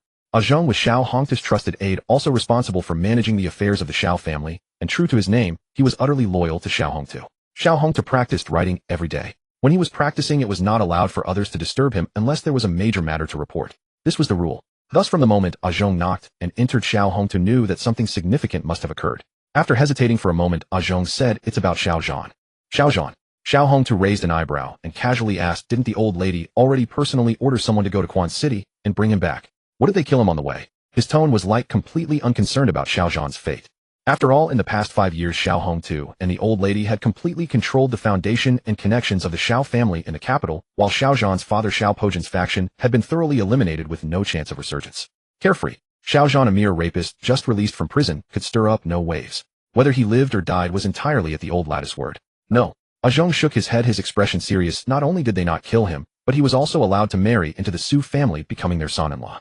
Oh, Xiao Hongtu was taken aback, clearly surprised as he put the tea back on the desk, and asked in confusion, the Su family in Quan City, an inconspicuous little clan. Zhong explained 5 years ago Zhang Fenglin and the others to solidify Xiao Zhan's guilt threw a woman onto his bed. The woman's surname was Su, named Su Muqiu, the granddaughter of Su Bingtian, the head of the Su family. So after Xiao Zhan came out of prison, he was not captured by the people sent by the old lady to bring him back, but instead married the very woman he had raped. Xiao Hongtu frowned. Yes. Zhong nodded. Interesting. After a moment of bewilderment, Xiao Hongtu suddenly burst into laughter, scoffing. It seems this former young master of the Xiao family is actually quite infatuated. They casually found him a woman, let him sleep with her once, and he still finds it insufficient. Married. Is he planning to hold that woman and sleep with her for a lifetime? A person who achieves great things does not sweat the small stuff. In the tender embrace, heroes find their graves. In Xiao Hongtu's view, after Xiao Zhan was released from prison, the first thing he should do was not to return to the capital for revenge, nor to secretly contact his former allies and make a comeback, but to seek out an inconsequential woman, which was evidently a very foolish act. I heard that the woman suddenly got pregnant 5 years ago and gave birth to a daughter. Calculating the time, it should be Xiao Zhan. Zhong roughly explained the situation of the Su family to Xiao Hongtu, then solemnly stated the Su family is not a concern. It would be easy to eliminate them. However, there is one point I can't figure out. Xiao Zhan was released from prison this morning. The information source is absolutely reliable. The old lady sent dozens of people to the prison gate in advance to seize him. How could they have missed? Did those people not report back? Xiao Hongtu asked. No news at all. Zhong shook his head. Since this morning until now, we have been unable to contact them. All their phones are turned off. They must have encountered something. Hearing this, Xiao Hongtu's smile gradually faded. Since they encountered something, where did you get the news about Xiao Zhan? Did Zhang Fenglin and Lu Hongguang tell you? If they knew Xiao Zhan's whereabouts, wouldn't they know what happened? Not them. Zhong shook his head. Xiao Hongtu asked, then who? Qian Yiming. Zhong said, the son of Quan City's richest man, Qian Banqing. He somehow got my phone number and learned about Xiao Zhan's relationship with the Xiao family, so he called me just now to inform me about Xiao Zhan marrying into the Su family. I think he should want to take this opportunity to gain merit and connect with us. Oh, Xiao Hongtu's brows furrowed again, sneering, the richest man in Quan City, Qian Banqing. I remember him coming to the capital a few times personally seeking connections to visit me, but I turned him away. Now having received news of Xiao Zhan, he lets his son call you. This old fox has ulterior motives. A city's richest man was not enough to impress Xiao Hongtu. However, Xiao Hongtu thought that Qian Banqing was merely playing tricks, using Qian Yiming to feel the waters, not knowing that Qian Yiming was secretly contacting Zhong without Qian Banqing's knowledge. According to Qian Yiming, this afternoon, he coincidentally met Xiao Zhan at the Ruiting Mall in Quan City, and there was a minor conflict. He even got kicked by Xiao Zhan. Zhong said he also mentioned that Xiao Zhan rented out an entire clothing store for Su Muqiu in the mall, and when paying used a black card that looked like a limited edition Supreme black card from Global Bank. Supreme, my foot. As soon as Zhong finished speaking, Xiao Hongtu coldly snorted, does that little brat, who hasn't even grown hair yet, know what the Supreme black card from Global Bank looks like? I personally submitted my application to Global Bank last year, and it hasn't been approved yet. Like everyone else, Xiao Hongtu scoffed, instinctively thinking Qian Yiming was making a fool of himself. Few people understand the Supreme black card from Global Bank, but the more one knows, the more one realizes its difficulty, and thus the less likely they are to believe Qian Yiming's nonsense. I think so too. Zhong awkwardly smiled, just about to agree, when suddenly his phone rang. He took out his phone and glanced at it. His expression changed slightly, signaling, sir, it's a call from Lu Hongguang. Answer it. Xiao Hongtu waved his hand and said, Qian Yiming doesn't know the details of Xiao Zhan's release from prison. They should ask clearly. All right.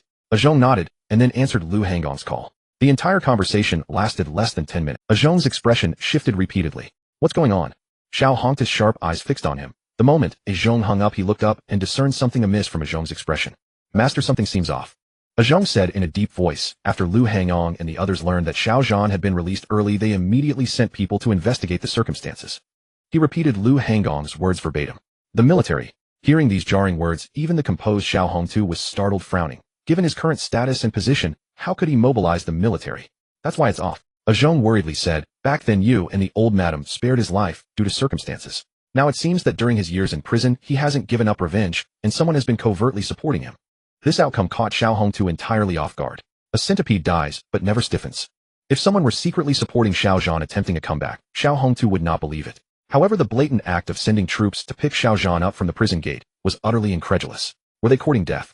Today the Xiao family in the capital held far greater power than 5 years ago. Even if some wish to help Xiao Zhan exact revenge, they should logically act discreetly, camouflage their moves, and avoid the Xiao family's notice as much as possible. Yet they chose the simplest, most direct, and most brutal method, openly challenging the Xiao family. Were they not afraid that the Xiao family would follow the clues, uncover their secrets, and annihilate them? To act thus, either foolish or emboldened. Investigate. Investigate thoroughly. Xiao Hongtu snorted coldly. We've spent 5 full years purging the forces left by the old master and elder brother. Everything we could find has been cleaned out, a few remain hidden too deep to uncover. Now the moment Xiao Zhan is released, they can't wait to surface. Perfect opportunity. Well, drag them all out, root them out, and eliminate future trouble. A cold gleam flashed in his eyes. Yes. Zhong nodded. They'll make arrangements tomorrow. Personnel transfers in the military are all recorded. It shouldn't be difficult to trace their identities and the masterminds behind them. As for Xiao Zhan, how do you plan to handle him, master? Lu Hangong is terrified. He feels Xiao Zhan could retaliate. Zhong cared little about the fate of Lu Hangong and his ilk. What worried him was that once Xiao Zhan made a move against Lu Hangong and the others, the ensuing uproar in Quancheng would stir up old dust, thrusting the events of 5 years ago into the center of the storm. Gossip is a fearsome thing. Though the Xiao family wielded power and influence, the more powerful one was, the more one cherished their reputation and valued their good name. Send Black Eagle. Xiao Hongtu pondered for a moment, then said gravely, Xiao Zhan's martial skills are considerable, and he likely has someone protecting him. Ordinary men probably can't take him down, but Black Eagle's abilities make it a sure thing. If possible, take him alive. Xiao Hongtu sneered, his life still has some use. First, we can lure out the forces hiding behind him. Second, we can force elder brother into submission. Third, I'll torment him myself, make his life a living hell. Master, you are wise. Zhong gave a thumbs up in approval. He'll have Black Eagle head to Quancheng tonight. As for the old madam, he'll handle it. Xiao Hongtu said. Very well. Zhong nodded and turned to leave, but Xiao Hongtu seemed to suddenly recall something. Any further instructions, master? Zhong paused. Xiao Hongtu asked, you mentioned earlier that woman Su Muchio gave Xiao Zhan a daughter. Yes. Zhong nodded. Her surname is Su, named Su Xiaoming, 4 years old. Su Xiaoming. Xiao Hongtu repeated the name a few times, then said coldly, Qian Banqing has ulterior motives, using his son to test the waters. He wants to curry favor with our Xiao family, doesn't he? Fine, I'll give him a chance. Hey, race what you do, call Qian Yiming back later, and have him find a way to kidnap Su Xiaoming tomorrow morning. Then have Black Eagle bring a vial of glazed holy water to Chuanxing, inject it into Su Xiaoming, and see what happens. Zhong's expression shifted drastically. Master, you mean? Zhong had grown up in the Xiao household, had been by Xiao Hongtu's side for nearly 20 years, enjoyed his deep trust, and knew the family's secrets inside out, including the glazed holy water Xiao Hongtu had mentioned. Just do as I say, Xiao Hongtu said coldly. Regardless, she does carry a trace of Xiao blood. Though the odds are slim, better safe than sorry. If it turns out as I fear, let Black Eagle bring her back to the capital. Zhong asked, and if not? If not, Xiao Hongtu shot him a glare icy and fierce and snorted, do I need to spell it out? Bearing Xiao blood, she was doomed from the moment of birth. Shall die either in the capital or in Quancheng.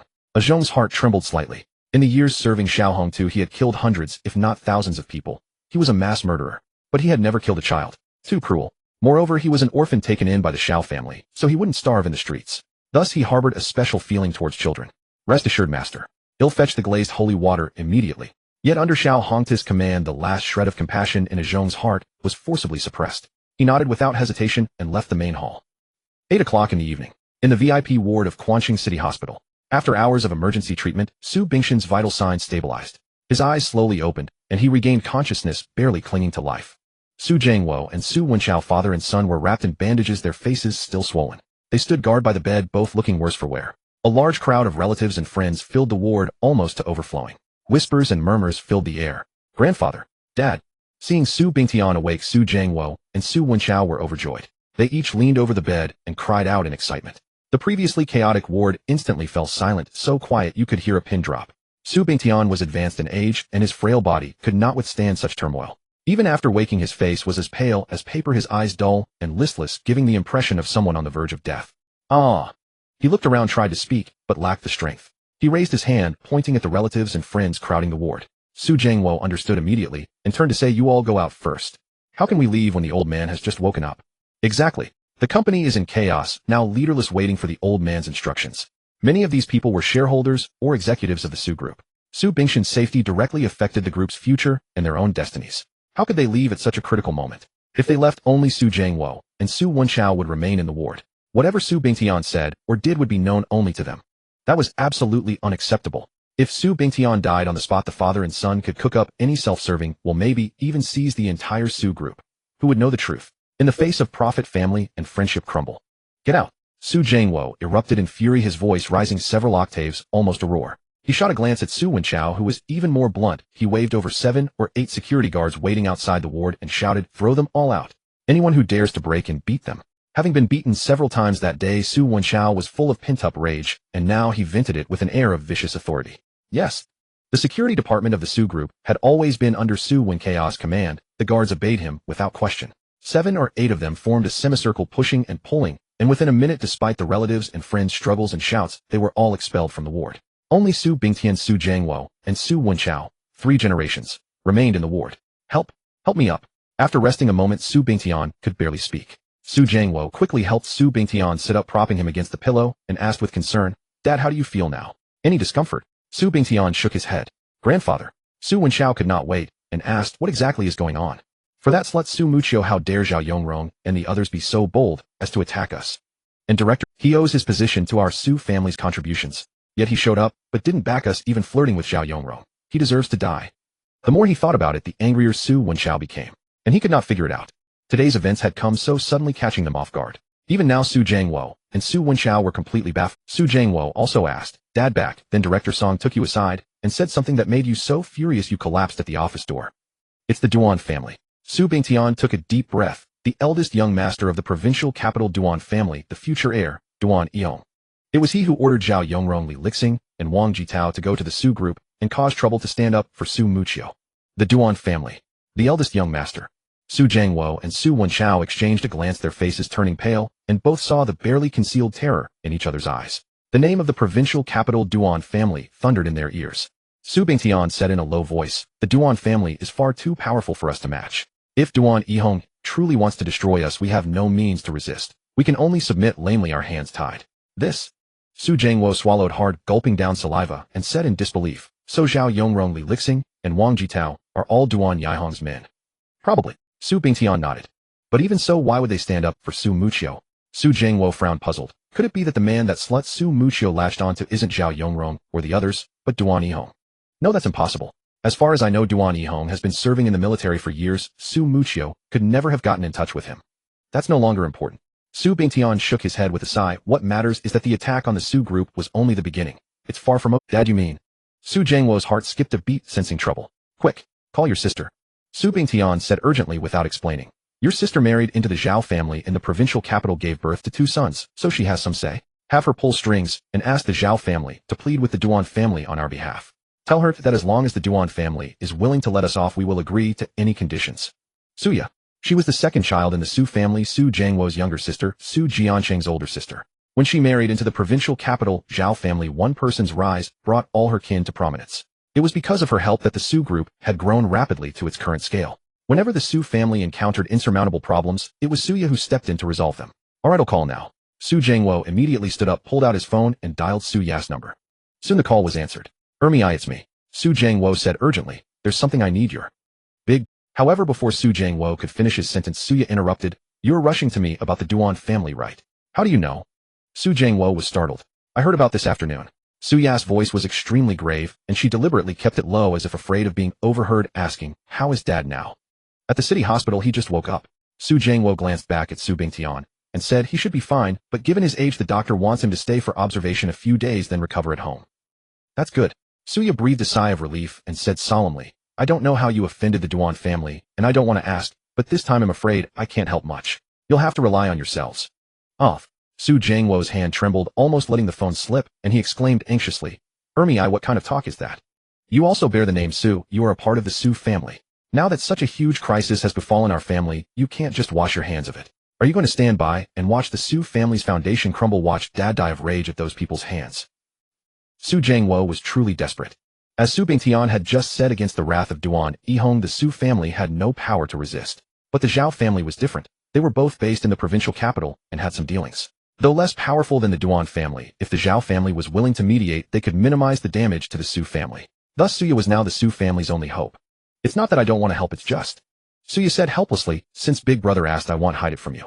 Actually, people from the Duan family came just now and haven't left yet. They're in the main hall talking to my father-in-law. I eavesdropped for a while. The Duan family made it very clear. They told my father-in-law not to meddle in our family's affairs. And my father-in-law, he has already agreed.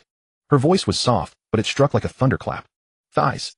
Su Jingwo felt as if struck by lightning, frozen stiff, his right hand trembling again as he held the phone. He asked then, I since Master Zhao and the Duan family are both there, could you go? No. Suya knew exactly what Su Jingwo wanted to say, and she cut him off without hesitation. In the Zhao family, my father-in-law's word is law. No one can defy his wishes and no one can change what he has decided. If I go in now and plead for our family, I won't save you or the Su group. I'll only drag myself down. At best I'll be scolded by my father-in-law, at worst I'll be accused of disloyalty and even driven out of the Zhao family. Clearly Suya was terrified of her father-in-law, fearing him like a tiger.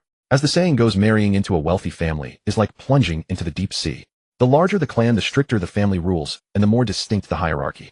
The head of the family is practically a household emperor. For instance, in the Su family, Su Bingshan's words were like imperial decrees. Who dared to oppose him? If even the Su family was like this, how much more so the Zhao family, a wealthy clan of the provincial capital? Su Jingwo's face turned green. Give me the phone. Noticing Su Jingwo's expression, Su Bingtian knew something was terribly wrong, so he gestured and said, let me talk to Xiaoya. Su Jingwo handed the phone over. Xiaoya. Dad. However, facing Su Bingtian, Suya maintained the same attitude, not giving him a chance to speak. She said in a low voice, Dad, you know my position in the Zhao family. If it were someone else or some other matter, I could find a way, but the Duan family. For the Duan family to destroy us would be as easy as crushing an ant. My father-in-law is a businessman. He won't offend the Duan family for my sake, or for the Su families. So you'd better give up hope and resign yourselves to fate. Upon hearing this, Su Bingshan's face, which had just regained a little color, turned deathly pale again. Then, Dad, what I can tell you is that the Duan family mentioned they've already sent people to Quancheng. They should arrive soon.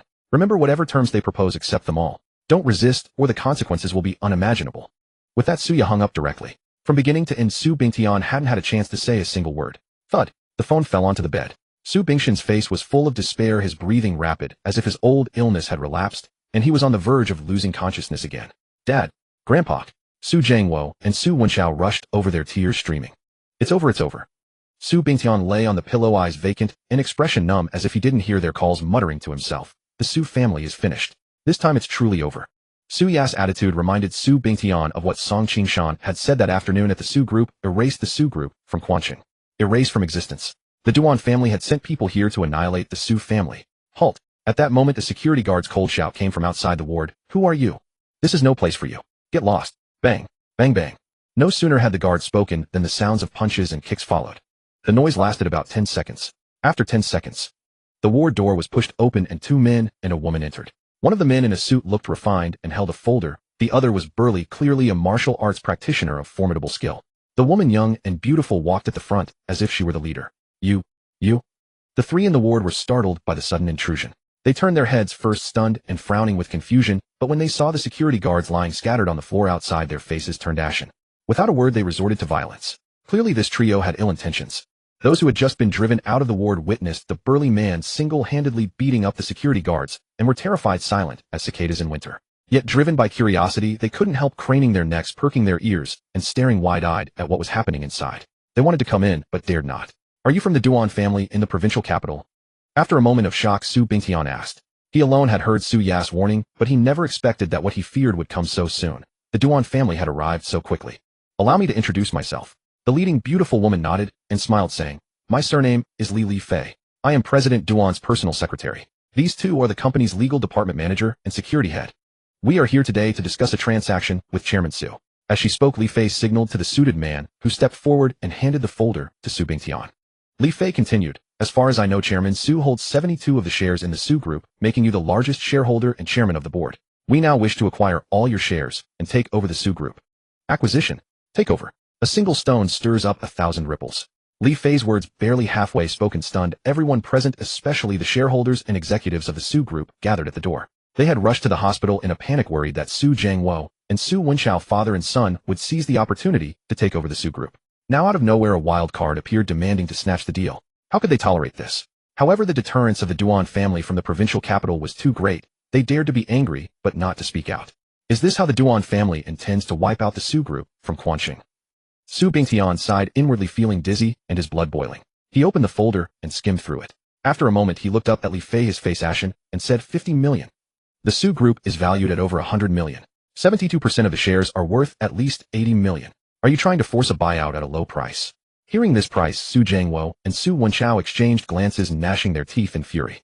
After all, Su Bingtian had made it clear that noon that he was ready to officially retire and hand over control of the Su Group to the father and son. The Su Group was about to become their kingdom. The Duan family's acquisition of the Su Group at a low price now was undoubtedly like cutting their flesh and drinking their blood. Of course not. Li Fei shook her head with a smile and said, the valuation of over 100 million is just your own estimate. The 80 million is only Chairman Su's own psychological expectation. In our eyes, the shares held by Chairman Su are worth only 50 million, no more. The Duan family has always conducted business on a basis of mutual willingness and win-win cooperation. If Chairman Su is not satisfied with this price, he can choose to refuse. Refuse. Su Bingshan's mouth twitched fiercely. He thought to himself, the Duan family is aggressive and determined. I would like to refuse, but do I dare? After hesitating for a moment, Su Bingtian ventured to ask, what if I refuse? Well, Li Fei smiled and said, you'll bear the consequences. Su Bingtian was so angry that his teeth ached. Having navigated the business world for decades, this was the first time he had been forced into a corner. From the moment she entered, Li Fei had worn a kind smile, appearing gentle and generous. Yet the words that came out of her mouth were domineering and overbearing, leaving no room for negotiation for Su Bingtian. The acquisition contract had been drafted in advance with no possibility of alteration. Either agree and sign or refuse and bear the consequences. You? Su Wenchao, who had not spoken a word, suddenly jumped to his feet, glaring at Li Fei, ready to unleash a torrent of abuse. The feeling of being treated like a doormat was utterly galling. Su Bingtian could endure it, Su Jiangwo could endure it, and Su Wenchao had originally intended to endure it as well. But he was young and hot-blooded, and he simply couldn't hold back anymore. I refuse. Almost at the same moment Su Wenchao stood up, a man's voice came from the doorway of the ward, interrupting Su Wenchao. Then the man walked into the ward. The Su Group does not belong to Su Bingtian alone. Even if you want to acquire his shares, you need to go through the board's deliberation and approval. Without even a greeting, you come directly to the hospital with an acquisition contract. Isn't the Duan family being too overbearing? This man, like Su Wenchao, could no longer hold back. He was one of the shareholders of the Su Group and had a significant say in the group's future development. Although he feared the Duan family in his heart, when it came to interests, he naturally had to stand up and fight for what was due. Exactly, the Duan family has gone too far. Unilateral pricing and forced acquisition. This isn't business. Chairman Su cannot sign such a contract. With the first person daring to speak up, the previously silent shareholders and executives outside also began to stir. They all surged into the ward, speaking one after another, aggressive and fierce. Seeing this, the three generations of the Su family secretly breathed a sigh of relief. They dared not confront the Duan family themselves, but if someone else stepped forward to fight for them, they were naturally happy to see it happen. Li Fei remained expressionless. She turned her head to look at the security captain beside her. The next moment, the security captain moved. Bang! He moved swiftly, taking a few steps to the leading man.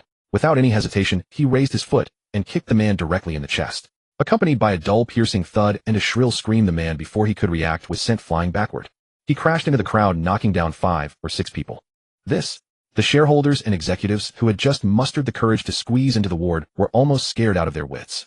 Their clamor stopped abruptly. Their eyes widened, mouths agape, expressions of disbelief on their faces. They swallowed hard and once again fell into dead silence. Damn it, hitting someone without a word. That's too ruthless. The man who had been kicked flew back and landed, spitting out a mouthful of blood. His head tilted to the side, his eyes closed, and he passed out directly. Moreover, his unconscious posture was very odd. At first glance, he really looked like a crab. The first person to eat a crab had in the blink of an eye become a crab himself. The power of that kick from the security captain was evident. Now that's being good. Looking down at the man lying motionless on the floor, Li Fei curled her lips into a smile and said, we can discuss things properly. Why shout so loudly? I have said that we do business on a basis of mutual willingness. Now is there anyone who still disagrees? As she spoke, she looked up at the shareholders and executives. Those people's faces were all darkened. Damn, where is your shame? If you're willing, nod. If not, well, beat you until you nod. Is this what you call mutual consent? Since none of you speak, you'll take it as consent. Li Fei's smile grew even brighter. Then she turned to Su Wenchao and asked, and you, what were you about to say? Su Wenchao's face turned ashen, his scalp tingling. He exchanged a glance with Li Fei, then looked down at the unconscious man and shook his head. Nothing. Having been beaten several times in one day, Su Wenchao had no desire for another round. Is that so? Li Fei chuckled.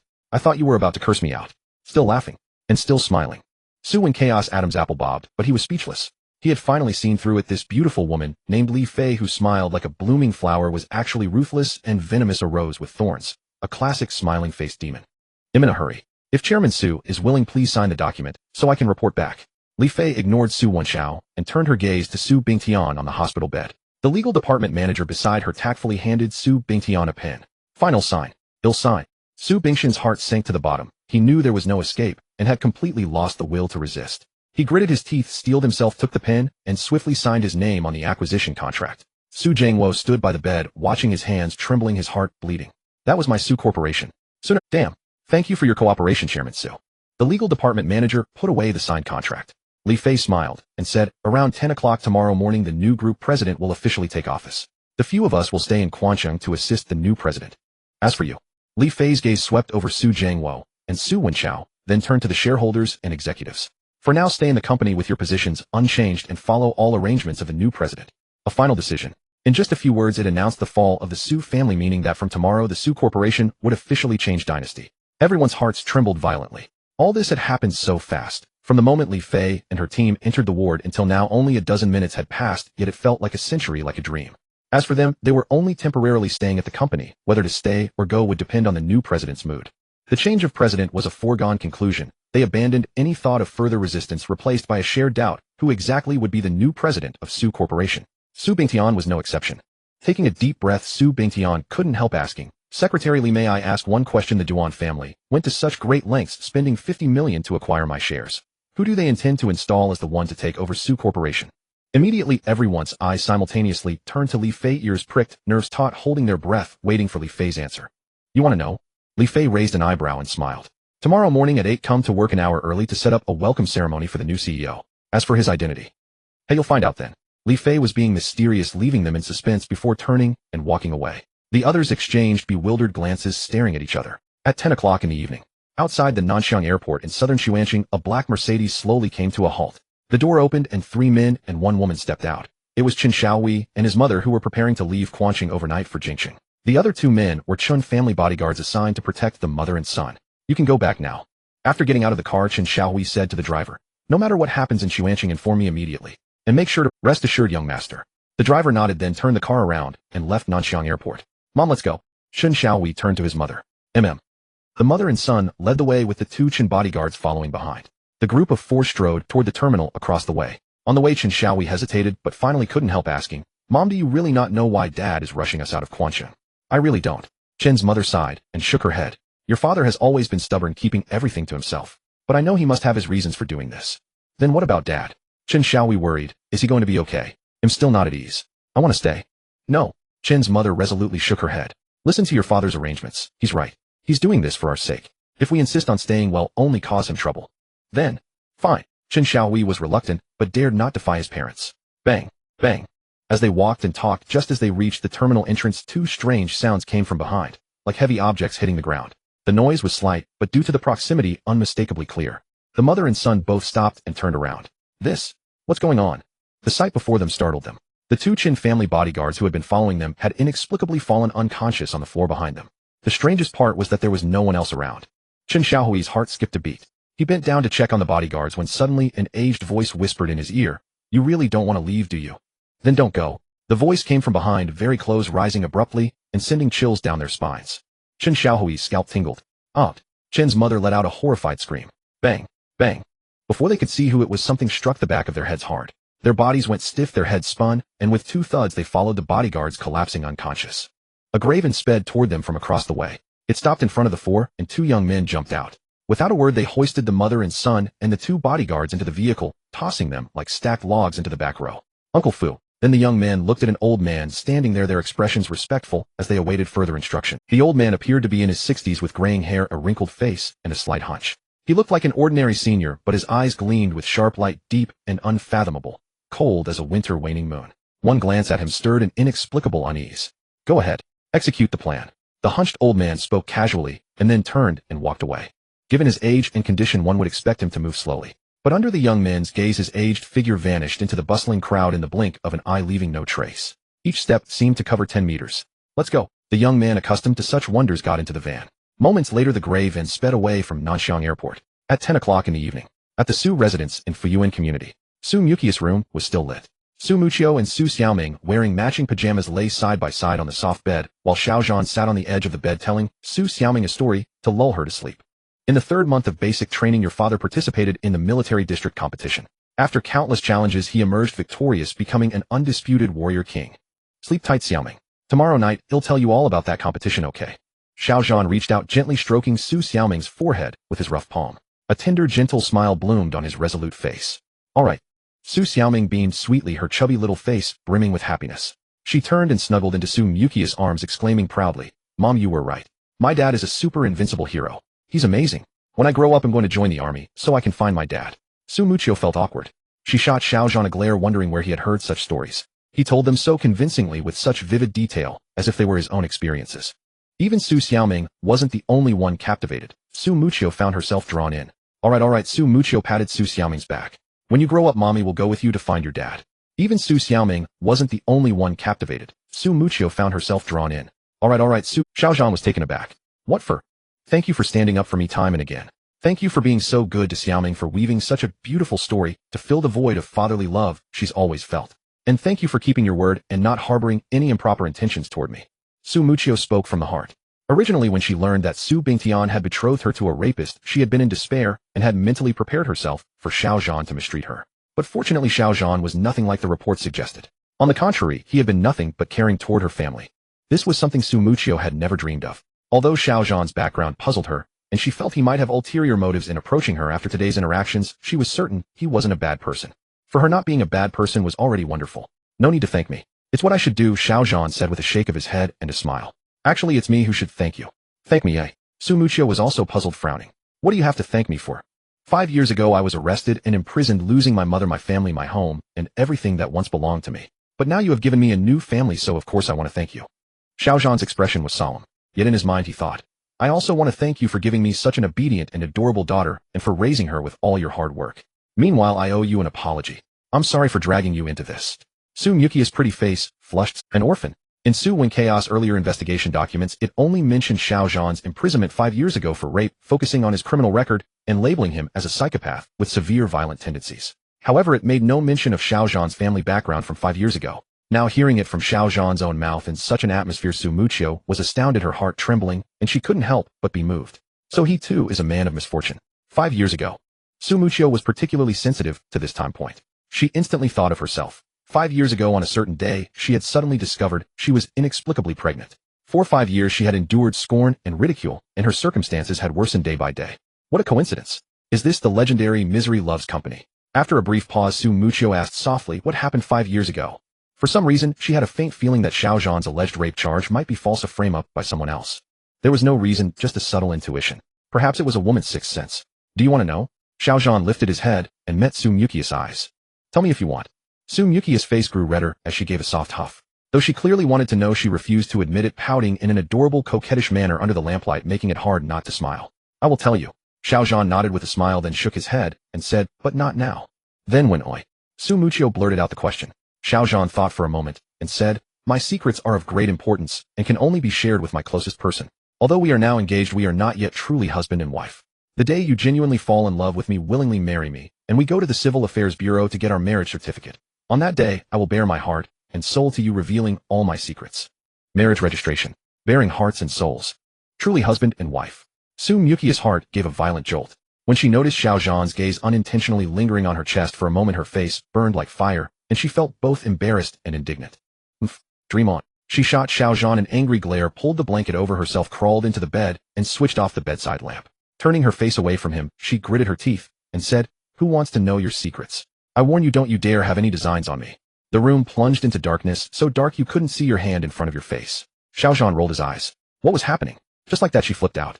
Could it be? Seeming to realize something, Xiao Zhan awkwardly explained, Su Muqio, you're not misunderstanding me, are you? When I said bearing my heart and soul, I meant being open and honest with each other, trusting each other, not taking off all my clothes and being completely naked.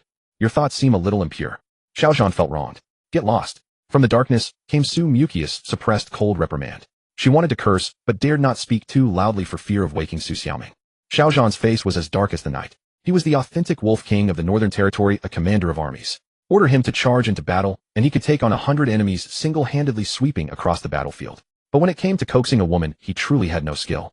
Helpless, he could only shrug, feel his way back to the floor bed he had made, and lie down. This night was very long. For the first time in her life, a man was sleeping in her own room.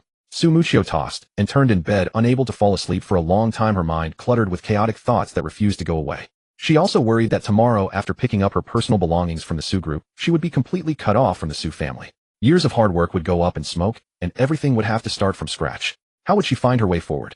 What she didn't know was that Xiao Zhan had secretly paved the way for her. Starting tomorrow, she would remain a member of the Su Group, and the Su Group would become her domain.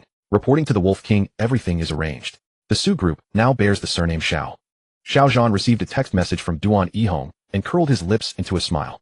In the faint moonlight, he glanced at Su Muqiu and Su Xiaoming on the bed and said to himself, "Mother of my child, you've suffered these past few years. The Su Group, consider it a little surprise from me."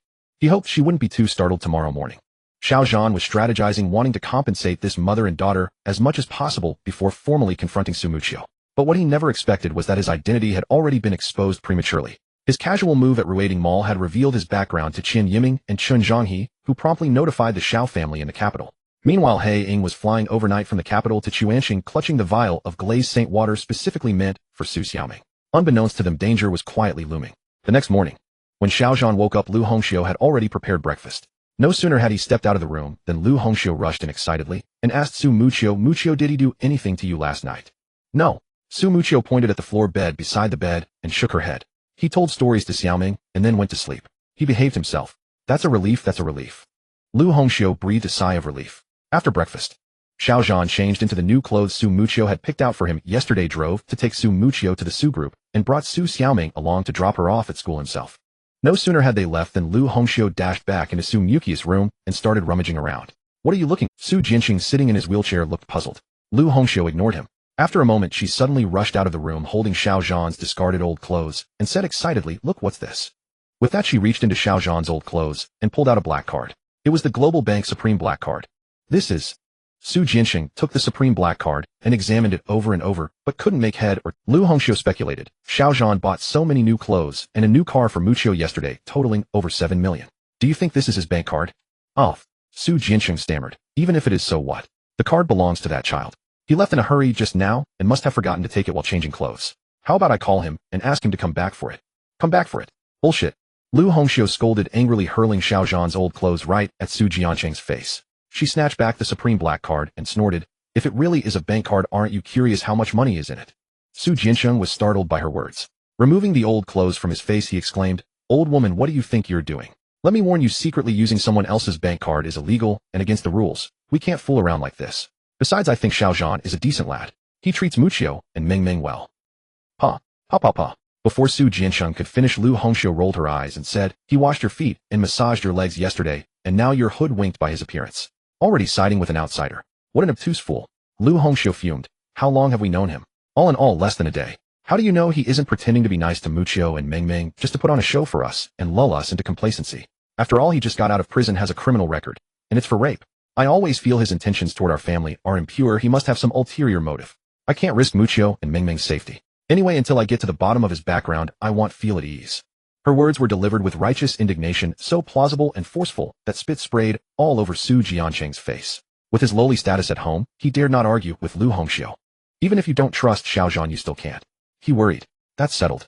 Lu Hongxiu didn't give him a chance to speak, making the final decision. "There's a bank right across from the kindergarten. At noon, when we pick up Meng Meng from school, we'll stop by the bank and find out." "But..."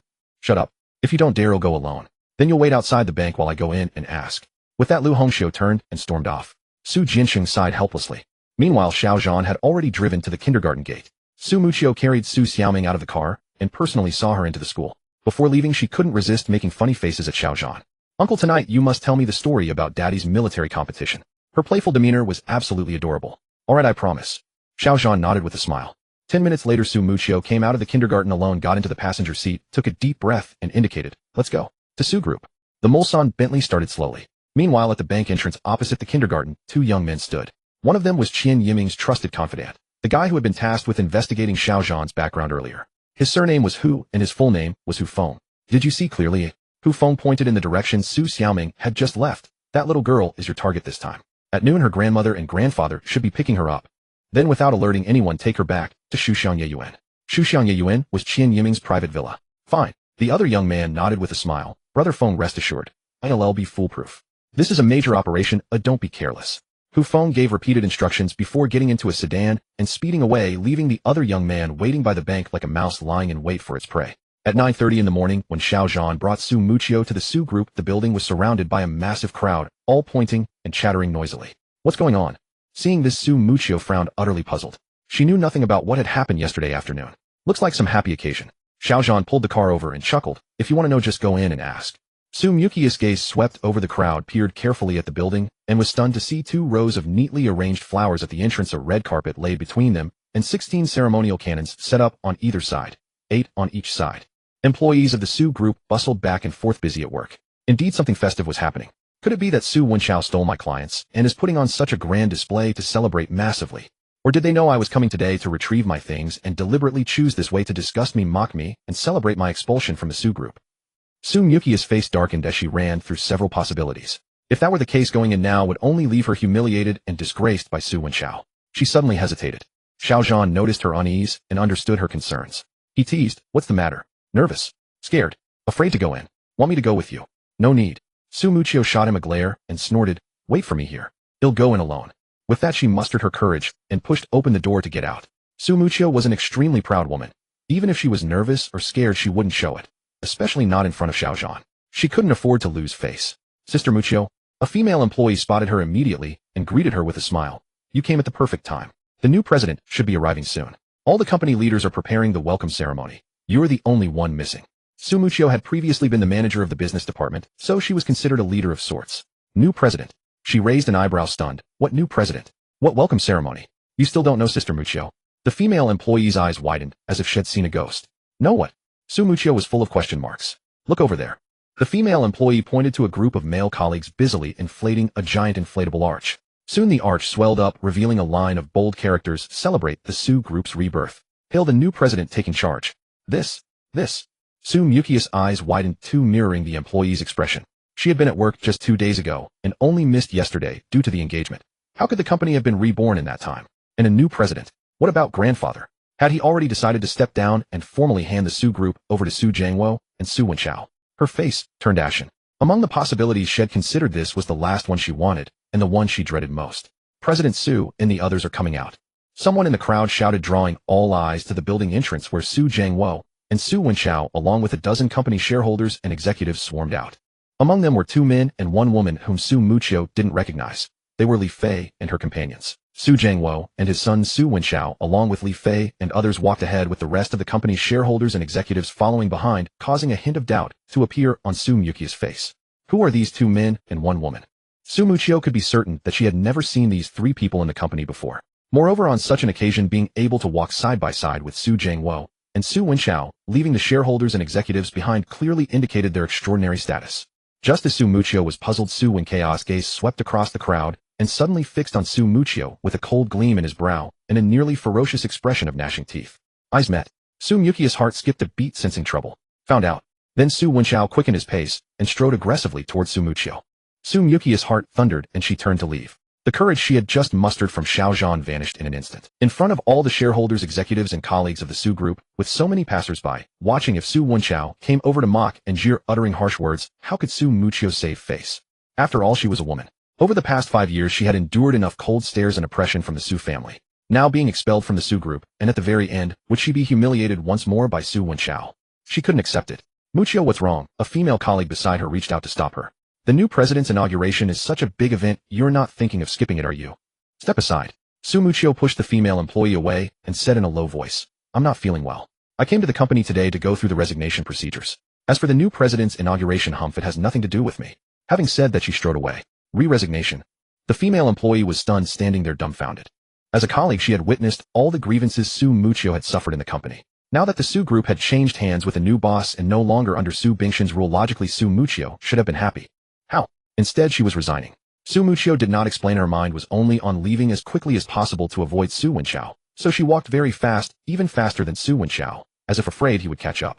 However, when she returned to where she had gotten out of the car, Su Muchio was also stunned. Where's the car? Where are the people? When Su Muchio had gotten out of the car, she had explicitly told Xiao Zhan to wait for her outside. But at this moment, the roadside was filled with cars, yet there was no sign of Xiao Zhan's Bentley Mulsanne. In an instant, she felt thunderstruck. Bastard. Su Muchio instinctively thought. Could it be that the guy saw the situation was bad and left me here alone, driving off by himself?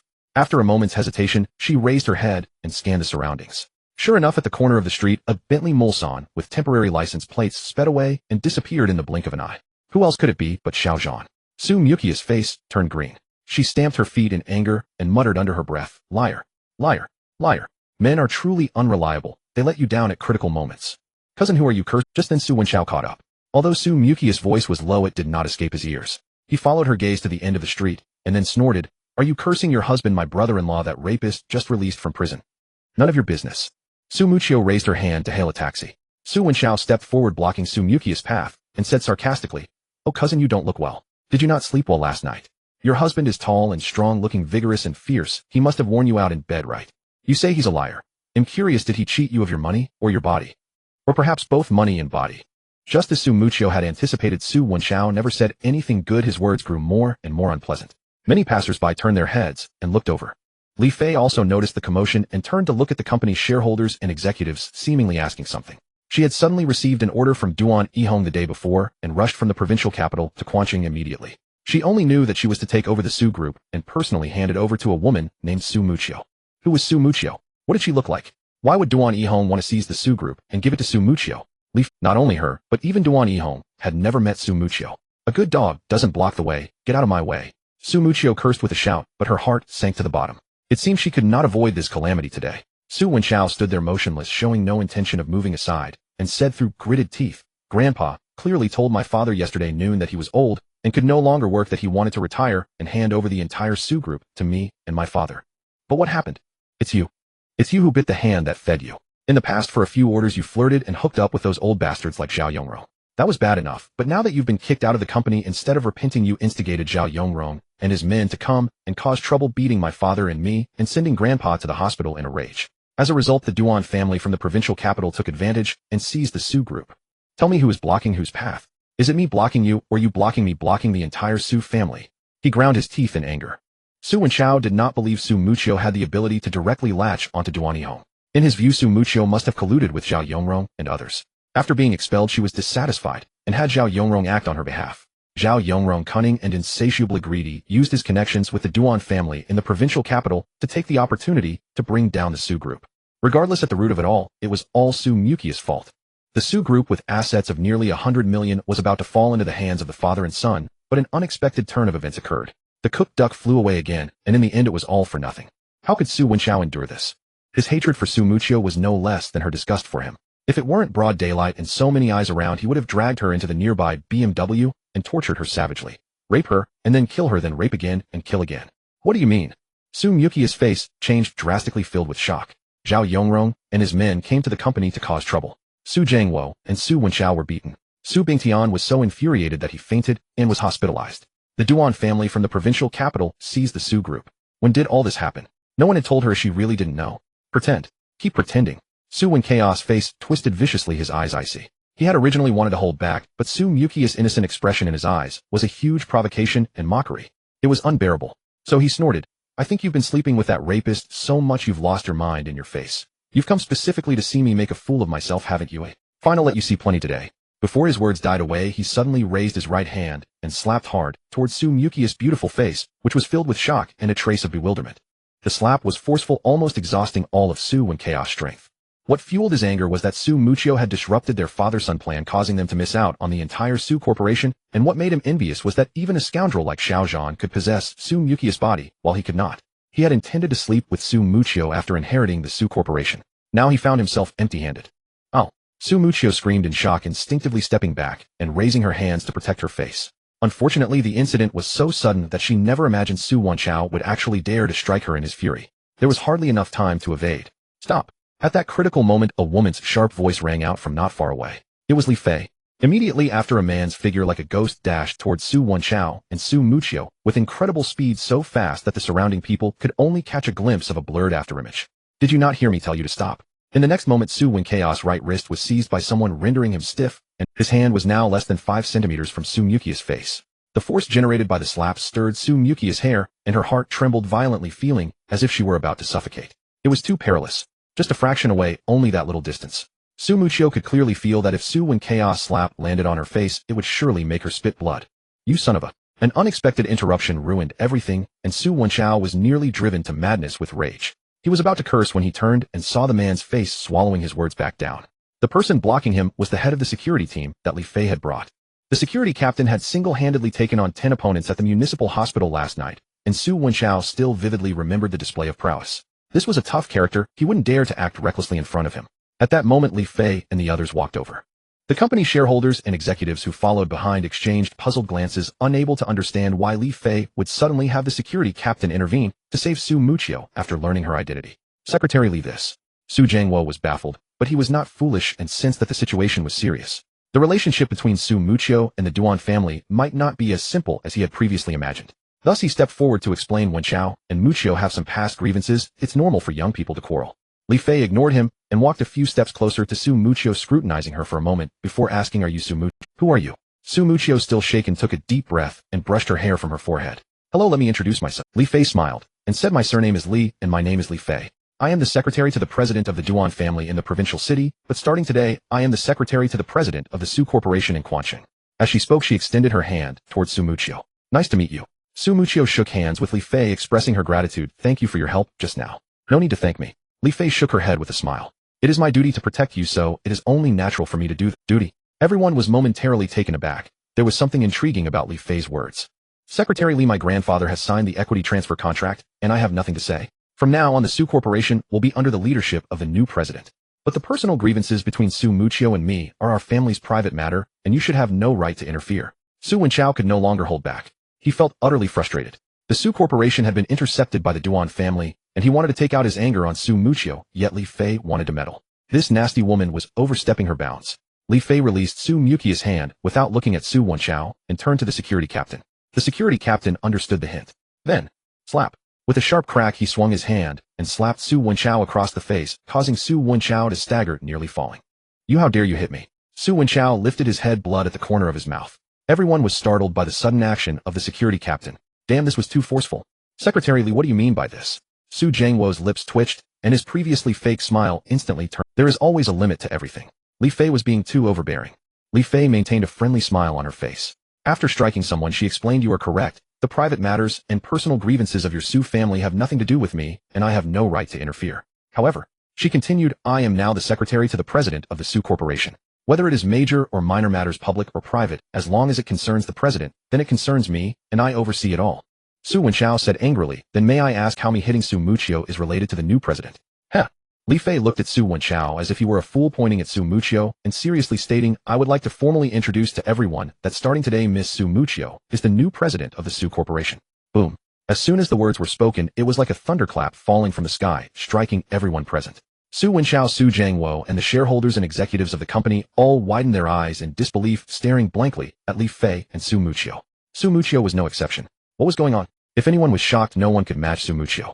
Su Muqiu was petrified. Others at least knew what had happened yesterday afternoon and last night, and were somewhat prepared for the new president's appointment. They just didn't know who the new president was. But what about Su Muqiu? She had been completely in the dark throughout the entire affair, knowing nothing about what had transpired. Being suddenly told such a shocking outcome left her utterly astonished.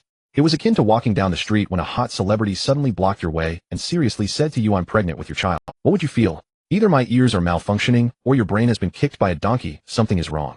Li Fei stared at Su Wenchao and asked, you want to hit our new president? And as her secretary, I stopped you by having the security captain slap you. Is that not justified? This. Su Wenchao's face turned a deep shade of purple, and he dropped to the ground in a heap, shaking his head and saying, no way, this is absolutely impossible. You're lying to me, you must be lying. Li Fei simply smiled and said nothing. The manager of the legal department took out a folder and handed it to Su Muqiu, indicating, Miss Su, this is the employment agreement for the new president of the Su Corporation. Please take a look. What? Review what? Not only her eyes, but Su Muqiu's mind was also in a state of blankness, somewhat distracted. The head of the legal department took out a pen and handed it over. If Miss Su is willing to accept our offer, please sign the employment agreement. After a long while, Su Muqiu finally came back to her senses. Glancing down at the agreement in the manager's hand, she neither reached for it nor rushed to sign. Instead, she lifted her gaze to Li Fei and asked, Secretary Li, is it? Are you sure you're not joking? Of course not. Li Fei nodded with a smile. I am very certain that the new president I've been waiting for is you. To joke about such a matter, are you doubting my professional ability and competence, Miss Su? No. Su Muqiu frowned. But why? Why do you want to hire me? This was also the question in everyone's mind. Su Wenchao was on the verge of tears. Only now did he finally believe that Su Muqiu had not been feigning ignorance earlier. She truly had no idea what happened yesterday, let alone what was about to happen today. Su Muqiu, on the other hand, in complete ignorance, had been thrust into power like an emperor robed against his will, turning a dire situation into triumph. The father and son had spent years scheming, plotting, and even resorting to unscrupulous means to inherit the Su group only to see all their efforts come to naught at the last moment empty-handed. Su Muchio, on the other hand, in complete ignorance, had been thrust into power like an emperor robed against his will, turning a dire situation into triumph without lifting a finger, becoming the Su group's new president. There is no harm without comparison. Su Wenchao could not accept it. So he raised his head, fixing a venomous glare on Li Fei, pricking up his ears, waiting for her answer. Let's go upstairs first. Li Fei curved her lips into a smile. All employees came in 2 hours early for today's welcome ceremony. They're still waiting. As for the reason, I will explain it to Miss Su privately later. Li Fei teased, as some words were not suitable for public ears on the bustling street. A private explanation. Everyone was deeply disappointed. Well, all right then. Su Muchio nodded, and then turned to Su Jiangwo and Su Wenchao. Since Secretary Li has hired me as the president of the Su group, that means I can exercise presidential authority now, correct? Yes. Li Fei naturally knew what Su Muchio intended to do. Feel free, President Su. From now on, I never want to see the Su family again. With that, Su Muchio turned and walked away. In 5 years, the Su family had inflicted irreparable harm upon her. Just as Su Jiangwo and Su Wenchao would never let her off, she would not foolishly repay evil with good. Simply expelling them from the Su group was already her greatest mercy. Out of sight, out of mind. Did you hear that?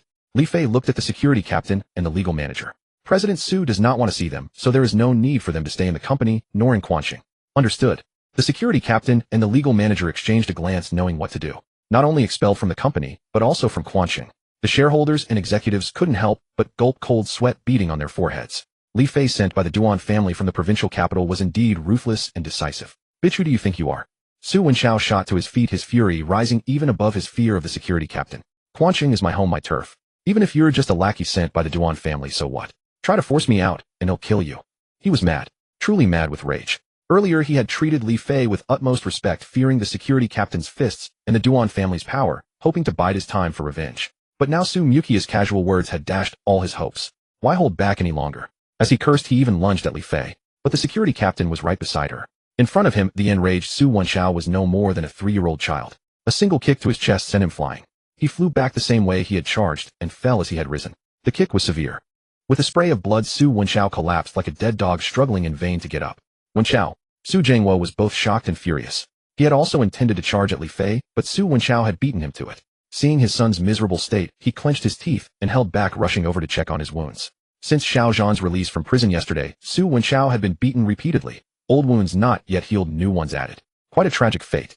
Mr. Su. Li Fei looked down at the father and son. Opposing the Duan family will lead to no good end. Be smart. Keep your son in check, take your old man, pack up, and get out of Quanqing immediately. Otherwise, it won't be just leaving this city. There will be no place for you in this world. A death threat. With that, she turned and walked away. Last night at the city hospital, after forcing Su Bingtian to sign the equity transfer contract, Li Fei had deliberately left Su Jiangwo and Su Wenchao unharmed so that Su Muchio could take her revenge herself.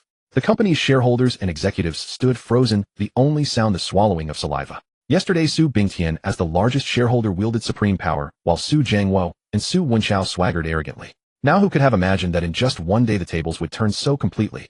The once oppressed Su Muchio had risen and taken down all three, assuming the presidency of the Su group. Everyone's heart pounded fiercely. It all happened too fast to believe. Amid their stunned silence, thunderous celebratory salutes rang out from behind one after another. Turning, they saw Su Muchio stepping onto the red carpet at the Su group's entrance, walking between rows of blooming flowers, while employees applauded and cheered wildly to welcome the new president. They understood now, from today onward, the Su group would be Su Muchio's domain. Surrounded by the crowd like stars around the moon, Su Muchio became the focal point of the entire scene. Suppressing her shock and confusion as she approached the end of the red carpet, she couldn't help but turn her head to glance in the direction where Xiao Zhan had disappeared. She murmured inwardly, could that bastard have known that Li Fei would appoint me as president? Is that why he left so quickly without worrying about me? At that moment, Xiao Zhan was driving the Bentley Mulsanne toward the southern part of the city. As Su Muchio had guessed, he knew what was going to happen and departed calmly. What she didn't know was that everything had been meticulously arranged by him. For Su Muchio, the Su group held an irreplaceable sentimental value. Though she tried to be strong and spoke lightly, saying that being kicked out only meant losing a job, Xiao Zhan wasn't foolish. He could see the pain in her heart. He would soothe her pain. Taking over the Su group was Su Muchio's moment of glory. Xiao Zhan didn't want to steal her thunder, and moreover, he had more important matters to attend to, visiting his grandparents. 5 years. He had been wrongly imprisoned, his mother had died tragically in the capital, the Xiangjuan media had been seized, and his grandparents aged and alone. How were they living now? Surely in hardship. Xiao Zhan was deeply worried. The Xiao family villa had also been taken over by the Lu family. After asking several former neighbors, Xiao Zhan learned that his grandparents had moved to the outskirts, renting a fruit stall to make a living. He rushed to the suburbs. Following the address from an old neighbor, the Bentley wound through suburban streets for over half an hour before finally arriving. From a distance, he saw a crowd gathered around the fruit stall and heard commotion. What's going on? Xiao Zhan frowned, got out of the car parked at the street corner, and walked toward the crowd.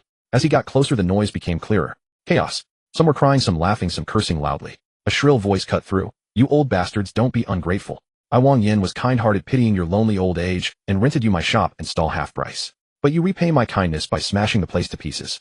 Pay up now. The middle-aged woman, calling herself Wang Yin, gesticulated wildly like a rabid dog ready to bite. Xiao Zhan's face darkened as he pushed through the crowd. He saw the shop sign bearing the words Miao Family Fruit and Vegetable Shop.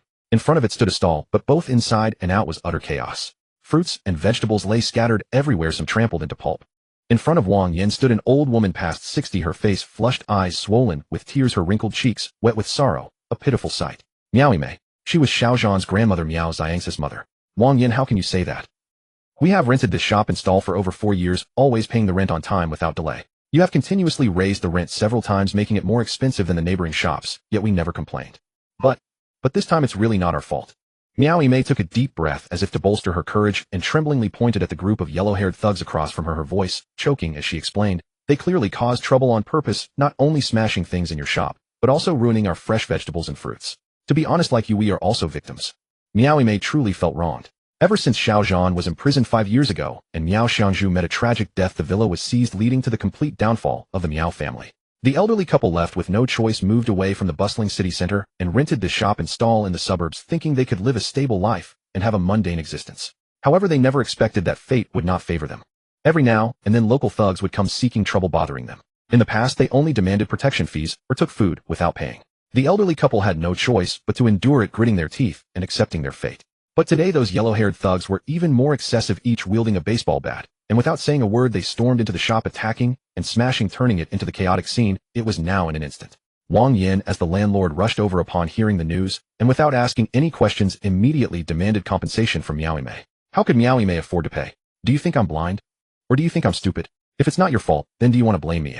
Wang Yin, however, paid no heed to Miao Mei's explanations, huffing. If you think the rent here is too high, then don't rent it. If they are bothering you, that's your own fault. What does it have to do with me? You think you can just claim to be a victim and avoid paying? Pa, dream on. Wang Yin, with a high and mighty attitude, spat as she spoke, spraying Miao Mei's face with saliva. You? Miao Mei's eyes brimmed with tears, her face turned pale from anger, and she shivered slightly, about to argue back, when one of the yellow-haired thugs suddenly approached her with a baseball bat. She swallowed hard, her words stuck in her throat. Old lady, what did you just say? Who is causing trouble on purpose? The thug, nearly 6 feet tall, towered over Miao Mei, his muscular build casting a long shadow over her as he leaned down to look at her, pretentiously digging in his ear and grinning. My hearing's not so good. Oh, I didn't catch that. Can you say it again? Miao Mei immediately felt frightened, retreating repeatedly, unable to meet the thug's gaze. The onlooking neighbors witnessed the entire ordeal. Even a fool could see that Wang Yin and this group of yellow-haired thugs were colluding to extort Miao Mei. However, they all knew the truth, but remained silent. Not a single person dared to stand up for Miao Mei.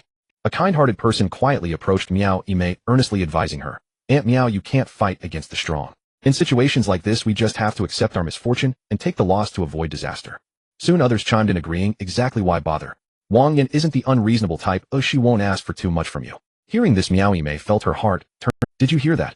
Wang Yin triumphantly extended her hand, indicating, those who recognize the situation should quickly compensate me, then clean up the mess on the ground, pack your things, and get lost. Out of respect for the neighbors, cough up 100,000, and this matter will be over. 100,000. Everyone present was shocked by this nearly terrifying figure. The neighbors quickly fell silent, having just claimed that Wang Yin wouldn't ask for too much, only to be slapped in the face. But there was nothing they could do, even though they knew this was a trap. What could they do?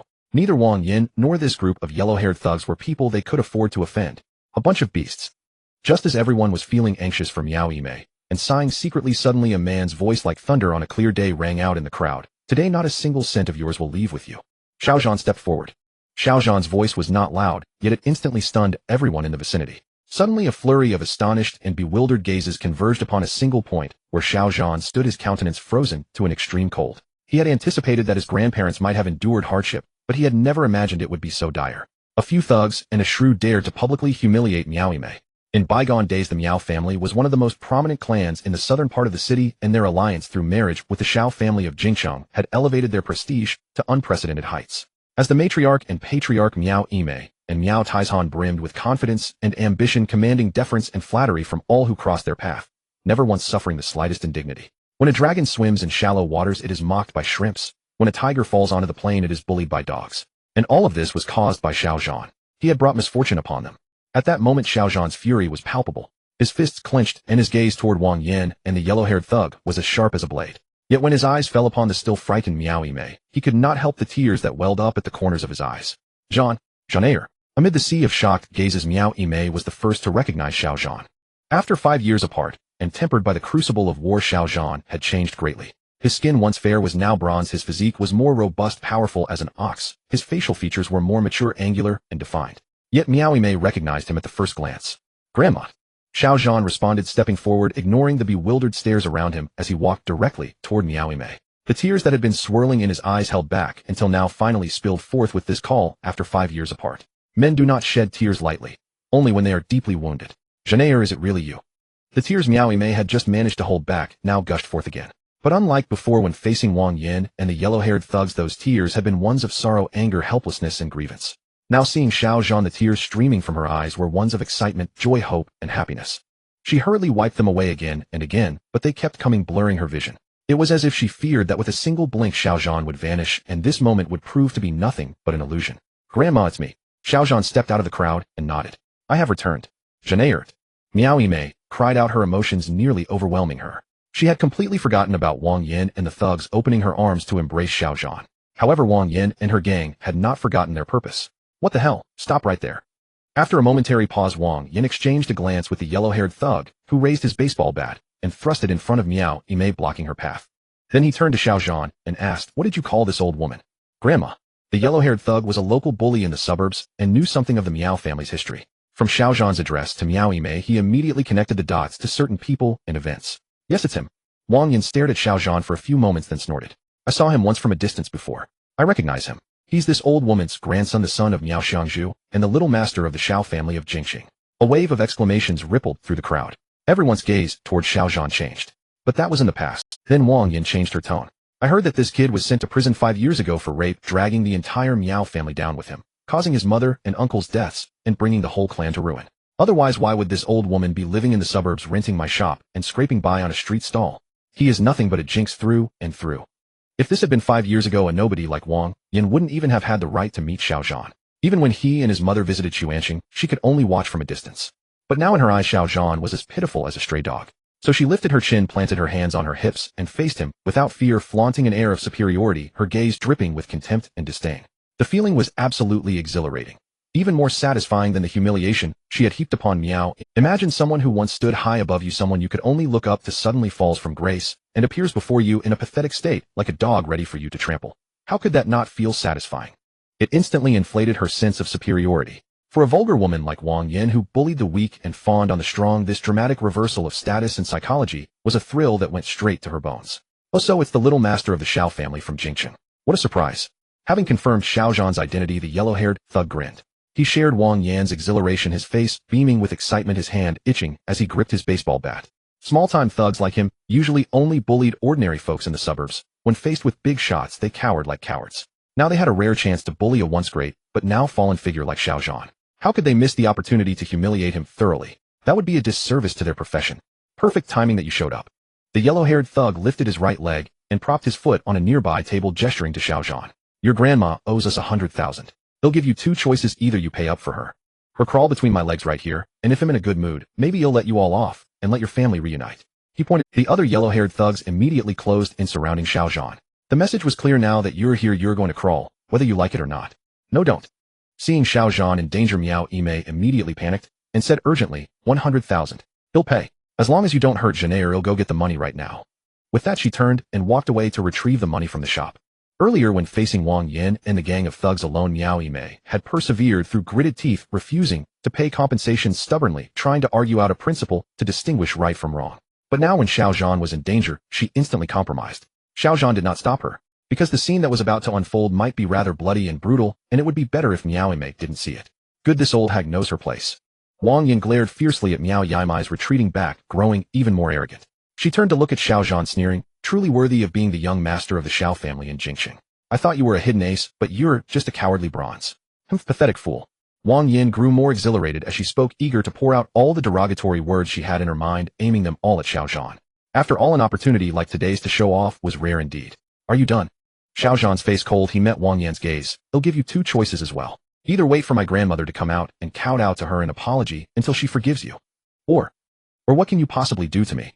Before Xiao Zhan could finish, Wang Yan scoffed contemptuously, don't tell me you actually want to hit me. Come on, hit me. Wang Yan stood behind one of the thugs, pointing at her own face and taunting. If you really dare, I'll respect you as a real man. Perfect timing. My face has been itching these past few days. It won't feel good without a beating. How about you let me have a good time? The utterly obnoxious expression on Wang Yan's face was truly asking for a slap. Not just Xiao Zhan, even the surrounding neighbors watching could barely stand it. If not for fear of the gang of thugs, they would have rushed over to give her a solid smack. Ha ha ha. The gang of thugs burst into raucous laughter. The leader with one foot on the table changed his mind. I've changed my mind now. Pay up and crawl through my crotch. Not a single thing can be missed. Your grandmother pays the money and you crawl through. Bang. The word crotch got stuck in the thug's throat, not yet uttered, when suddenly Xiao Zhan, who had been standing motionless in the center, struck out fiercely. With one punch, he slammed it into the stomach of one of the thugs. The thug, caught off guard, couldn't even block or see Xiao Zhan's movement. He only felt a sharp pain explode in his gut, and then his whole body flew off like a launched cannonball, whooshing away. He landed on a pile of rotten fruit 2 meters away, instantly unconscious without even a scream. This. What's going on? What just happened? Xiao Zhan's movements were so swift that everyone only saw the result, not the process. In the blink of an eye, that thug was 2 meters away from standing to lying, from awake to unconscious. Even magic wouldn't dare perform like that. Gulp. Wang Yan and the remaining thugs stood petrified, smiles frozen on their faces. The leader swallowed hard, gulping down the word crotch stuck in his throat along with his saliva. Then he asked in disbelief, Kid, was that you? Didn't see clearly, Xiao Zhan retorted, and in the next moment, threw an bang. The second thug shot out just like the first, instantly unconscious and oblivious. See clearly now. Then came the third, fourth, fifth. In less than 10 seconds, one after another, the thugs surrounding Xiao Zhan flew outward. The awe-inspiring scene was beyond words. Have you seen Stephen Chow's movie Kung Fu Hustle? It was strikingly similar. Kicking people like kicking footballs, hitting people like volleyballs. Whoever was hit flew away. Since Wang Yan was standing behind one of the thugs, when that thug shot backward, he slammed into her, and the two fell to the ground together in a heap. Fortunately, Wang Yan was half crushed, but remained conscious. The process was brief, yet the visual impact was immense. Everyone's eyes widened as if they had seen a ghost in broad daylight, instinctively stepping back repeatedly to put distance between themselves and Xiao Zhan.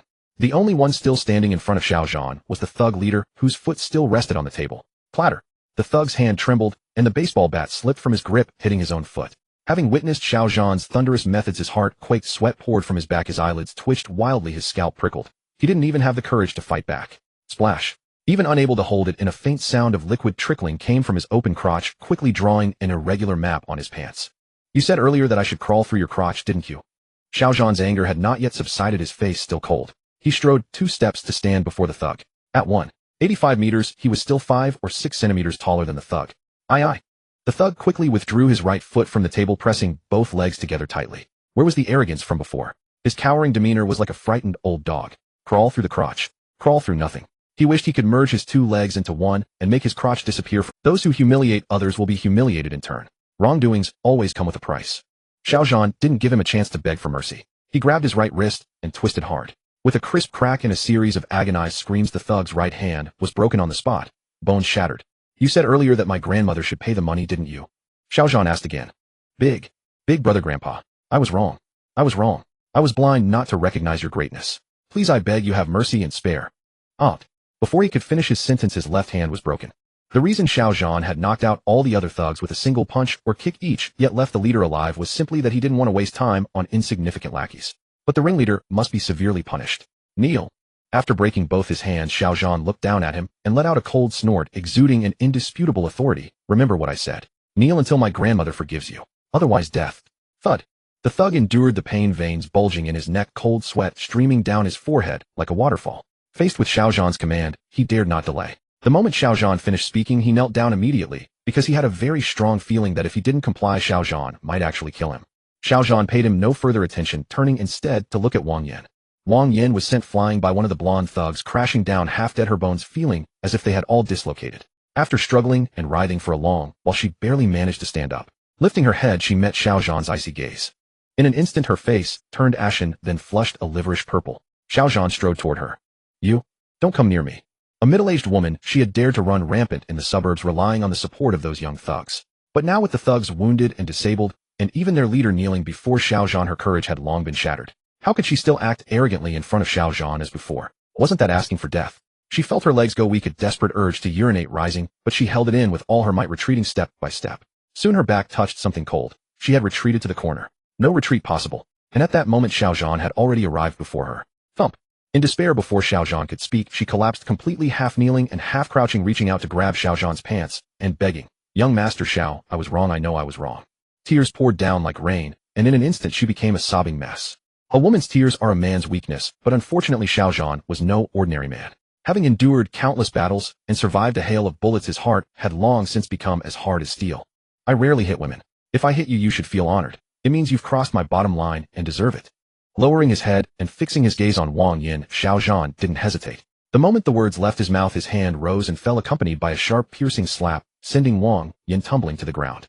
Given Xiao Zhan's strength, if he had used half his power, he could have knocked Wang Yin half dead with a single slap. At the very least, she would have fainted on the spot, just like those thugs. But Xiao Zhan didn't do that. He used only 30% of his strength. The reason was simple: Wang Yan's despicability was not something a single slap could resolve. Letting her faint so quickly would be letting her off too easily. So, when Wang Yin raised her head, clutching her left cheek, Xiao Zhan swung his hand again, landing a slap on her right cheek, sending her tumbling once more. Then he asked, "If I remember correctly, you just swore that your face has been itching these days, and you're uncomfortable without a beating. Am I right?" Whoa. This time Wang Yin lay prostrate at Xiao Zhan's feet, unable to sit up for a long time, sobbing with heart-wrenching grief. "Young Master Xiao, I was just running my mouth talking nonsense. I beg you, be magnanimous, and let me go as if I were a fart." "Let you go?" Xiao Zhan snorted. "I was clearly helping you, making you feel comfortable. What, your face isn't itchy anymore?" "No, not at all."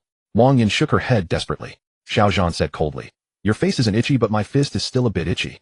So, kneel here, kowtow, and apologize and shout 10 times you are a shrew. You are a scumbag. A beast." As he spoke, he waved his fist in front of Wang Yin. "Off," Wang Yin exclaimed. "This? 20 times. He'll shout right now." Wang Yin held it in for a long time, but couldn't any longer. This time she really wet herself. While peeing, crying, and shouting, she screamed at the top of her lungs, "I was wrong. I know I was wrong. I really know I was wrong. I am a shrew. A scumbag. A beast." Wang Yan's voice was high-pitched and piercing, tinged with sobs. The explosive force at that moment probably exceeded 100 decibels, truly fitting for a shrew. One shout after another reached the ears of the surrounding neighbors. Coupled with the unbearable sight before them, everyone's faces turned ashen, their hearts trembled violently, and goosebumps cascaded down. Gosh, that was too ruthless. Their eyes, looking at Xiao Zhan, were filled with fear and shock. They thought, is this the young master of the Xiao family from the capital? No wonder children from great families were extraordinary. Even when bullying, they were bloody, unconventional, and creative. What's going on? At that moment, Miao Yaimai's panicked voice came from inside the shop. She had also heard Wang Yan's shouts and mistakenly thought that Wang Yin and the thugs had attacked Xiao Zhan, so she rushed out in a hurry. In her hands, she clutched a pile of colorful banknotes, shouting as she ran, "Don't hurt Jeanette. Money, take the money. There's only over 60,000 in the shop. For the rest, I've already called Taizhan. He's gone to the bank to withdraw it, and we'll bring it right away." Clatter. Before she finished, she reached the shop entrance and saw the scene outside. She was instantly stunned, her mouth agape. Her hand trembled, and all the banknotes fell onto the rotten fruit at her feet, scattering everywhere. Notes of 150, 20, 10, 5. Even quite a few 1 yuan coins. Clearly this money was all Miao Yaimai's possessions now. To save Xiao Zhan, she spared nothing.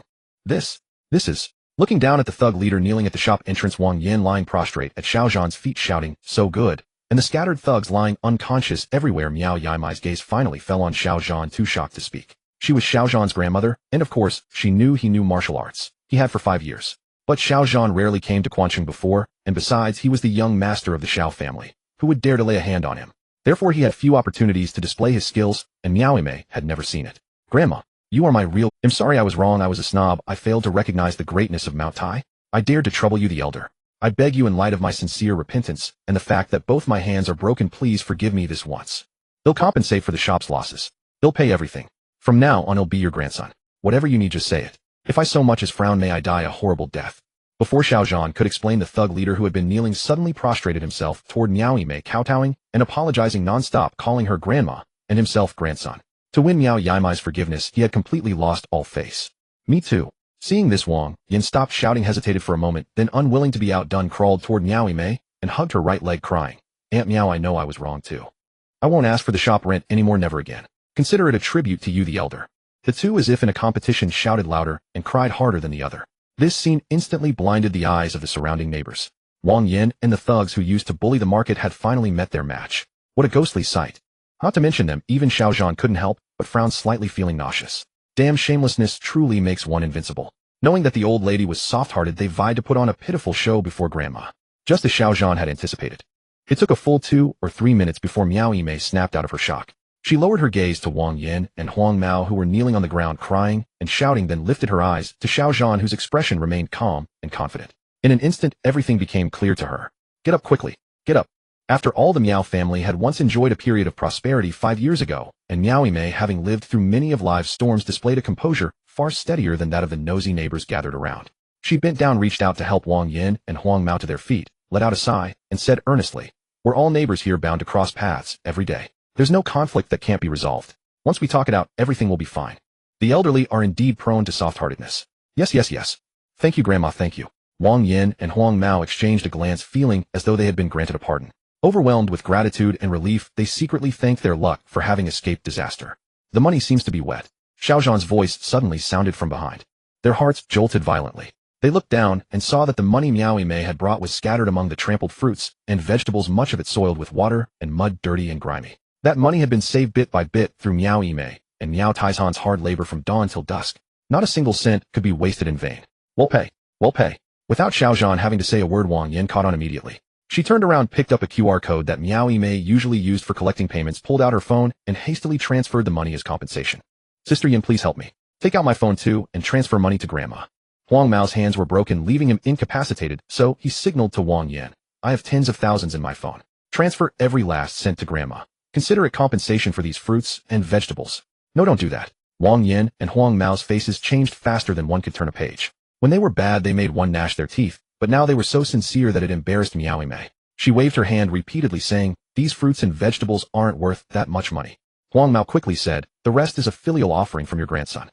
Suddenly, having such a hefty grandson left Miao Yimei torn between laughter and tears. Unable to stop them, she could only turn her head to look at Xiao Zhan.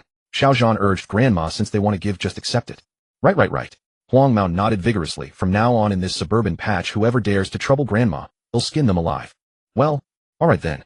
Miao Yimei had no choice but to accept.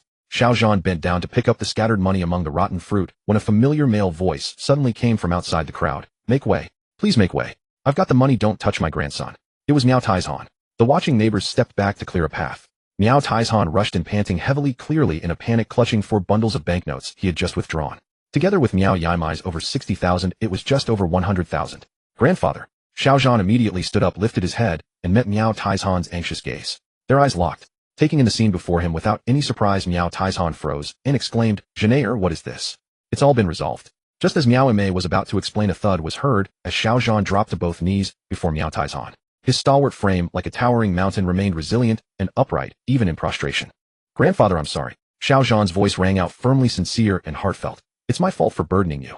These years you and Grandma have suffered because of me." This time Xiao Zhan held back his tears. They say maternal love is like water and paternal love like a mountain. When facing Miao Yimei earlier, his heart had nearly melted and he could only respond to her tears with his own. But now, confronting Miao Tieshan, he had to express his remorse like a man. A true man sheds blood, not tears. Those were the words Miao Taizhan had once said to Xiao Zhan, and he had kept them firmly in his heart, living them out through his actions, fighting fiercely on the battlefield for 5 years, fearless and invincible. "You're out. That's all that matters." Miao Taizhan's eyes reddened instantly, but he too held back, not letting his tears fall. He strode over to Xiao Zhan, helped him up, and then pulled him tightly into his embrace. Patting Xiao Zhan on the back, he spoke in a choked yet resolute tone, "Silly child, it's not your fault. None of this is your doing. As long as you live well, your mother and eldest uncle will rest easy in the afterlife." Grandfather and grandson embraced deeply. Neither of them wept, but Miao Yimei, standing by, could no longer contain herself. The tears she had just dried burst forth anew, soaking her wrinkled, aged cheeks. Even the neighbors watching were moved, whispering among themselves and sighing with emotion. However, contrary to everyone's expectations, this heartwarming scene had barely lasted 2 or 3 minutes when 2 more thuds were heard. Wang Yin and Huang Mao hesitated for a moment, then knelt down as well. "Uncle Miao." "Grandpa." As if they had rehearsed it, they spoke almost in unison. "We're sorry. In the past we were ungrateful, bullying the weak and picking on you and Aunt Miao, Grandma. We know we were wrong." Both Wang Yin and Huang Mao were shrewd observers of people and situations. If Xiao Zhan had knelt, how could they dare not kneel? Finally, Huang Mao added, "Truth is, the reason we kept harassing Grandpa and Grandma was because we were ordered by young Master Zhang Feihu of the Zhang family, young Master Lu Xiang of the Lu family, and young Master Qin Shaohui of the Qin family. We had no choice. All right, all of you get up now." Miao Taizhan released Xiao Zhan, looked down at Wang Yin and Huang Mao and sighed. "Every family has its own troubles. I understand your difficulties." Miao Taizhan did not seem surprised or shocked by Huang Mao's words. He had clearly known all along. However, Xiao Zhan's expression gradually turned icy. He thought to himself, Zhang Feihu, Lu Xiang, Chen Xiaohui. So they are the sons of Zhang Fenglin, Lu Hongong, and Qin Zhangyi. In other words, 5 years ago they looted the Miao family's Xiangju and Media luxury villa and all their property, dividing everything among themselves. And still not satisfied, they continued to torment Grandpa and Grandma for 5 years, never letting them off. Damn it. It seems it's time to settle the score with those bastards. Don't just stand outside like a fool. Come on, let's go inside. Miao Mei wiped away her tears and said excitedly, Zhenaer is back. This is a momentous joy. He'll stir-fry a few dishes for you, father and son. You two can have a good drink and talk things over slowly. Miao Taizhan smiled and nodded. Good, good. Xiao Zhan, however, said, Grandma, Grandpa, you go ahead. It's messy here. They'll tidy up a bit and be right there. Miao Mei and Miao Taizhan were taken aback. They guessed that Xiao Zhan wanted to avoid them and had something to say privately to Wang Yan and Huang Mao. So they nodded, picked up the money at their feet, and turned to leave, supporting each other. Wang Yan's and Huang Mao's hearts immediately tightened. Xiao Zhan was an out-and-out god of death, nothing like the easygoing Miao Mei and Miao Taizhan. Young Master Xiaoyu. Wang Yan instinctively stepped back 2 paces, creating distance from Xiao Zhan, then voluntarily said, If you have any other instructions, just say the word. Anything we can do, we will certainly do for you. Yes, yes, yes. Huang Mao nodded and bowed. Xiao Zhan's gaze fixed on Huang Mao as he asked, You just said you were under orders from Zhang Feihu, Lu Xiang, and Qin Xiaohui. That's right. So you are quite familiar with them. Well, Huang Mao said awkwardly, they are the notorious 3 golden young masters of the South City. Backed by their wealthy and powerful families, they act tyrannically outside. As for me, I'm at best just their lackey. You take their money and do their bidding. Xiao Zhan said impatiently, Find a way to get them to meet me this afternoon, then call me with the address. Off. Huang Mao was stunned. Young Master Xiao, you want to? Don't play dumb with me. Xiao Zhan's face turned cold. You deliberately said in front of me that you were acting under their orders. Wasn't that a hidden scheme to make me go settle accounts with them? Then while the 2 tigers fight, you would watch from the sidelines, seize the opportunity to profit, like the fisherman playing the fence-sitter. Whichever side wins, you lean toward them. Is that right? Xiao Zhan was no fool. Miao Taizhan clearly knew that the masterminds behind Wang Yan and Huang Mao were Qin Xiaohui and his crew, yet Huang Mao deliberately emphasized it again. Obviously, it was not meant for Miao Taizhan and Miao Mei. It was specifically said for Xiao Zhan, to provoke Xiao Zhan into seeking revenge. Originally, after leaving, Huang Mao and Wang Yan could have privately contacted Qin Xiaohui and his men, tattling on Xiao Zhan, so that Qin Xiaohui would bring his crew to cause trouble for Xiao Zhan, thereby venting his hatred toward Xiao Zhan. But that would mean completely offending Xiao Zhan. The only problem was that Xiao Zhan's combat strength just now was too formidable, too astonishing, almost terrifying. If Qin Xiaohui and his men turned out to be no match for Xiao Zhan, the consequences would be disastrous. Thus Huang Mao played a little trick. He made Xiao Zhan take the initiative to find Qin Xiaohui and his men. That way, no matter the outcome, who was stronger, who won or lost, it could not be blamed on him. He had seized the initiative and could perfectly be a happy fence-sitter swaying with the wind. It must be said that small-time thugs like Huang Mao, despite their poor character and incompetence, were well-versed in the art of survival and understood the principle of staying out of harm's way. Unfortunately, Xiao Zhan saw through it at a glance. Such petty tricks were like child's play in his eyes. Thud. With his scheme exposed on the spot, Huang Mao's face turned ashen from fright, a chill seeping into his heart. He immediately knelt at Xiao Zhan's feet and said in a trembling voice, Young Master Xiao, have mercy, have mercy. I had no choice either. You and the 3 golden young masters are both big shots that a small fry like me can't afford to offend. I can't afford to offend either side. With so many eyes around, the news of your return will soon reach the 3 golden young masters. I was afraid you would misunderstand and think I was stabbing you in the back by tattling, so that's why His words actually made some sense. If Qin Xiaohui and his men came looking, regardless of whether Huang Mao had tattled, Xiao Zhan would likely blame him anyway. Xiao Zhan said coldly, Whether you tattle or find another excuse, I don't care about the process. I only care about the result. This afternoon you must get them to come out. All schemes and intrigues seemed fragile before absolute power. Xiao Zhan was confident that he possessed such power. Therefore he did not care at all whether Huang Mao would betray him or whether Qin Xiaohui and his men would set a trap in advance to lure him in. No matter how cunning you are, I will break it with one punch. Thank you for your magnanimity, young Master Xiao. Huang Mao stood up, lifted his head, his face covered in cold sweat, and said seriously, Rest assured, young Master Xiao, I will get this done for you to atone for my mistakes. Get lost. Xiao Zhan gestured. Go to the hospital and get that hand bandaged. It probably won't be crippled. Then Xiao Zhan looked at Wang Yan and ordered, Go get a basin of cold water and splash them awake. Clean up the floor. Yes, yes, yes. The 2 nodded respectfully, like pounding garlic. After arranging these matters, Xiao Zhan strode into the shop to find Miao Taizhan and Miao Mei. What Xiao Zhan did not know was that among the onlookers there was an inconspicuous middle-aged man who had witnessed the entire process of Xiao Zhan's wrath like a war god. He watched Xiao Zhan enter the shop, then took out his phone and dialed the number. Uncle Fu. After the call connected, the middle-aged man left the crowd and said cautiously, just as the boss expected, the target appeared in the southern suburbs looking for Miao Taizhan and Miao Mei. He recounted everything that had just happened in detail. Understood. A deep, rich voice came from the phone. Keep watching him. Monitor his every move and report to me. All right. The middle-aged man hung up, then walked back into the crowd, blending in with the neighbors like a stone sinking into the sea, showing no sign of abnormality. 11 o'clock at noon. About 20 minutes before Su Xiaoming's school was out, Lu Hongxiu holding Xiao Zhan's supreme black card, and pushing Su Jianxing walked to the entrance of the bank across from the kindergarten. People were coming and going. On the lawn nearby, a young man was squatting looking down at his phone with a cigarette dangling from his mouth. He raised his head from time to glance at the kindergarten entrance across the street. This was exactly the guy sent by Qian Yiming to kidnap Su Xiaoming. At one moment, Lu Hongxiu even inadvertently exchanged a glance with the young man. Unfortunately, she did not recognize him, so her eyes swept past without giving it a second thought. But the young man recognized her. The reason was simple. Before coming, he had seen photos of Lu Hongxiu and Su Jianxing. PFF. The young man stood up, casually spat out the half-burnt cigarette from his mouth, brushed past Lu Hongxiu, and Su Jianxing swaggered across the road, and went straight to the kindergarten gate to wait like a sitting duck. Wait here. He'll go in alone. Lu Hongxiu, focused solely on quickly uncovering Xiao Zhan's background, was completely oblivious. She released the wheelchair, took a deep breath, clutched the supreme black card tightly in her hand, and strode into the bank, heading straight for the counter. The bank was quite crowded. Lu Hongxiu took a number from the dispenser near the counter, and as she queued up, her heart pounded. The hand clutching the supreme black card was sweating profusely. To say she wasn't nervous would be a lie. After all, this was Xiao Zhan's card. Having lived more than half her life, Lu Hongxiu had never done anything underhanded. If it weren't for her concern over Su Muqiu and Su Xiaoming's safety and her fear that Xiao Zhan might have ulterior motives for entering the Su family, she would never have secretly investigated Xiao Zhan's background. 10 minutes later, it was Lu Hongxiu's turn. Lu Hongxiu took a deep breath, braced herself, and walked over hesitantly. She timidly handed the supreme black card to the female clerk sitting behind the glass window, indicating, "Could you please take a look? Is this dark card a bank card?" Hearing this, the female clerk was taken aback. She looked up at Lu Hongxiu with a mix of surprise, doubt, and irritation, thinking to herself, "You come to the bank to handle business, yet you don't even know if what you're holding is a bank card. Ma'am, are you just bored and intentionally coming here to cause trouble?" Though she felt disdain, out of politeness and professionalism, the clerk still took the supreme black card, glanced at it casually, then tossed it back to Lu Hongxiu, shaking her head. "This is not a card from our bank." "It's not." Lu Hongxiu frowned and pressed on then. "Is it a card from another bank?" "I don't know. Never seen." The clerk shook her head again. She wasn't lying or brushing her off, but she truly hadn't seen it. Even as a bank employee, how common were the Global Bank limited edition supreme black cards? Not to mention her, even the son of Quanchang's richest man, Qian Yiming, had only seen a photo of the supreme black card. Lu Hongxiu was deeply disappointed, thinking, could it really be something like a supermarket membership card or a hotel room key? If there's nothing else, please step aside.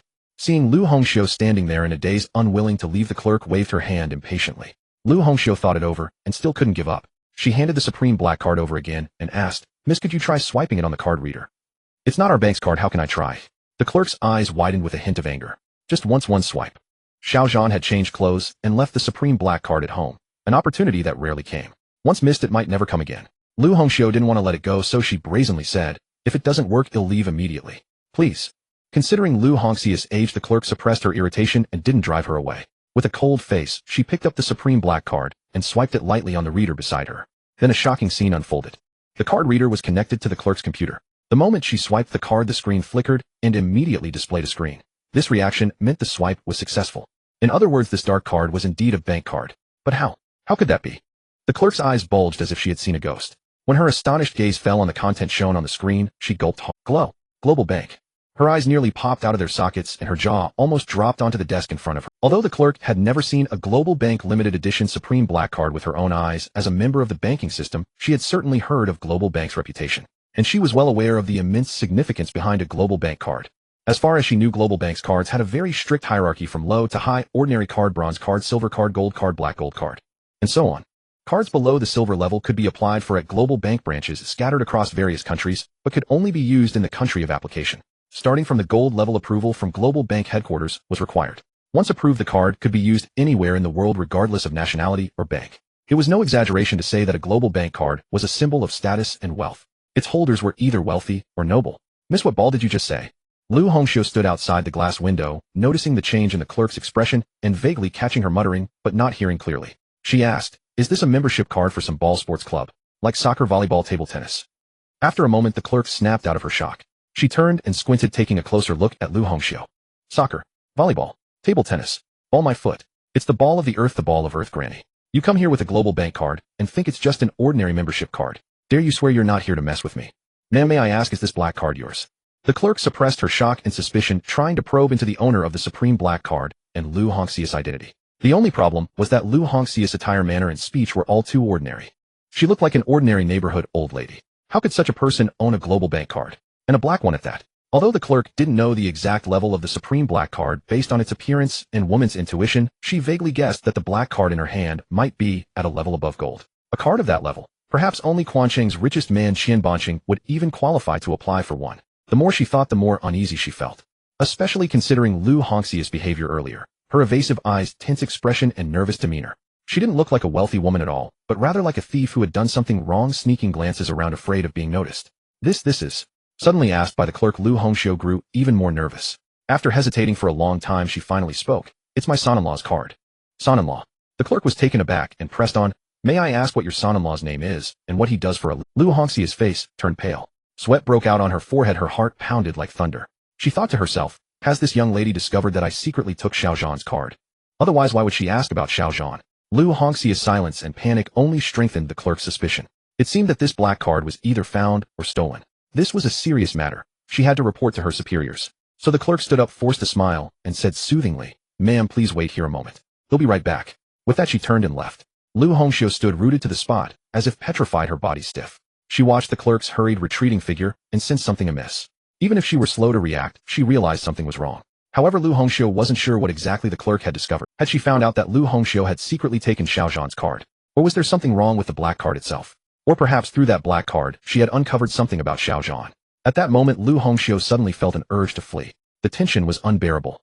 Especially after the female staffer left, 2 security guards approached Lu Hongxia. They stood about 2 meters behind her, one on each side, silent, unmoving, their gazes inexplicably fixed on her, as if they were guarding against a thief, seemingly anticipating her escape and ready to tackle her at any moment. Manager Chen, something's wrong. Clutching the supreme black card, the female staffer dashed frantically, stumbling her way to the manager's office on the 2nd floor. Without even bothering to knock, she burst through the door with a loud bang. Startled Manager Chen, who was brewing tea, jolted. His hand trembled, and the tea splashed across the desk. What's? Looking up at the female staffer, Manager Chen's face darkened. Look at you. So reckless and disorderly. What kind of behavior is that? The words you're about to say had better shock me or else. He glanced at the water stain on the desk and gestured, come here. Lick it clean. Lick it clean. The female staffer shuddered as well. Lick it. Her face flushed slightly, but she pushed aside those distracting thoughts and immediately extended the supreme black card to Manager Chen. Manager Chen, look at this. What is it? Manager Chen continued brewing his tea, casting a casual glance at the dark card. Like the female staffer earlier, he didn't recognize it. This is what made you jumpy and caused me to tremble. Clearly, Manager Chen was not satisfied with the explanation. The female staffer said seriously, I just tried it on the card reader. The info shows this black card is issued by Global Bank. As for its specific tier, I don't have the authority to check, so I wanted you to take a look. Clatter. Thud. Before she could finish, Manager Chen's body trembled involuntarily again. His right hand holding the teapot jerked uncontrollably, and the teapot slipped from his grasp, crashing onto the desk. Steaming tea spilled everywhere, soaking many documents. But this time Manager Chen didn't scold. He snapped his head up, eyes wide with disbelief, staring at the female staffer.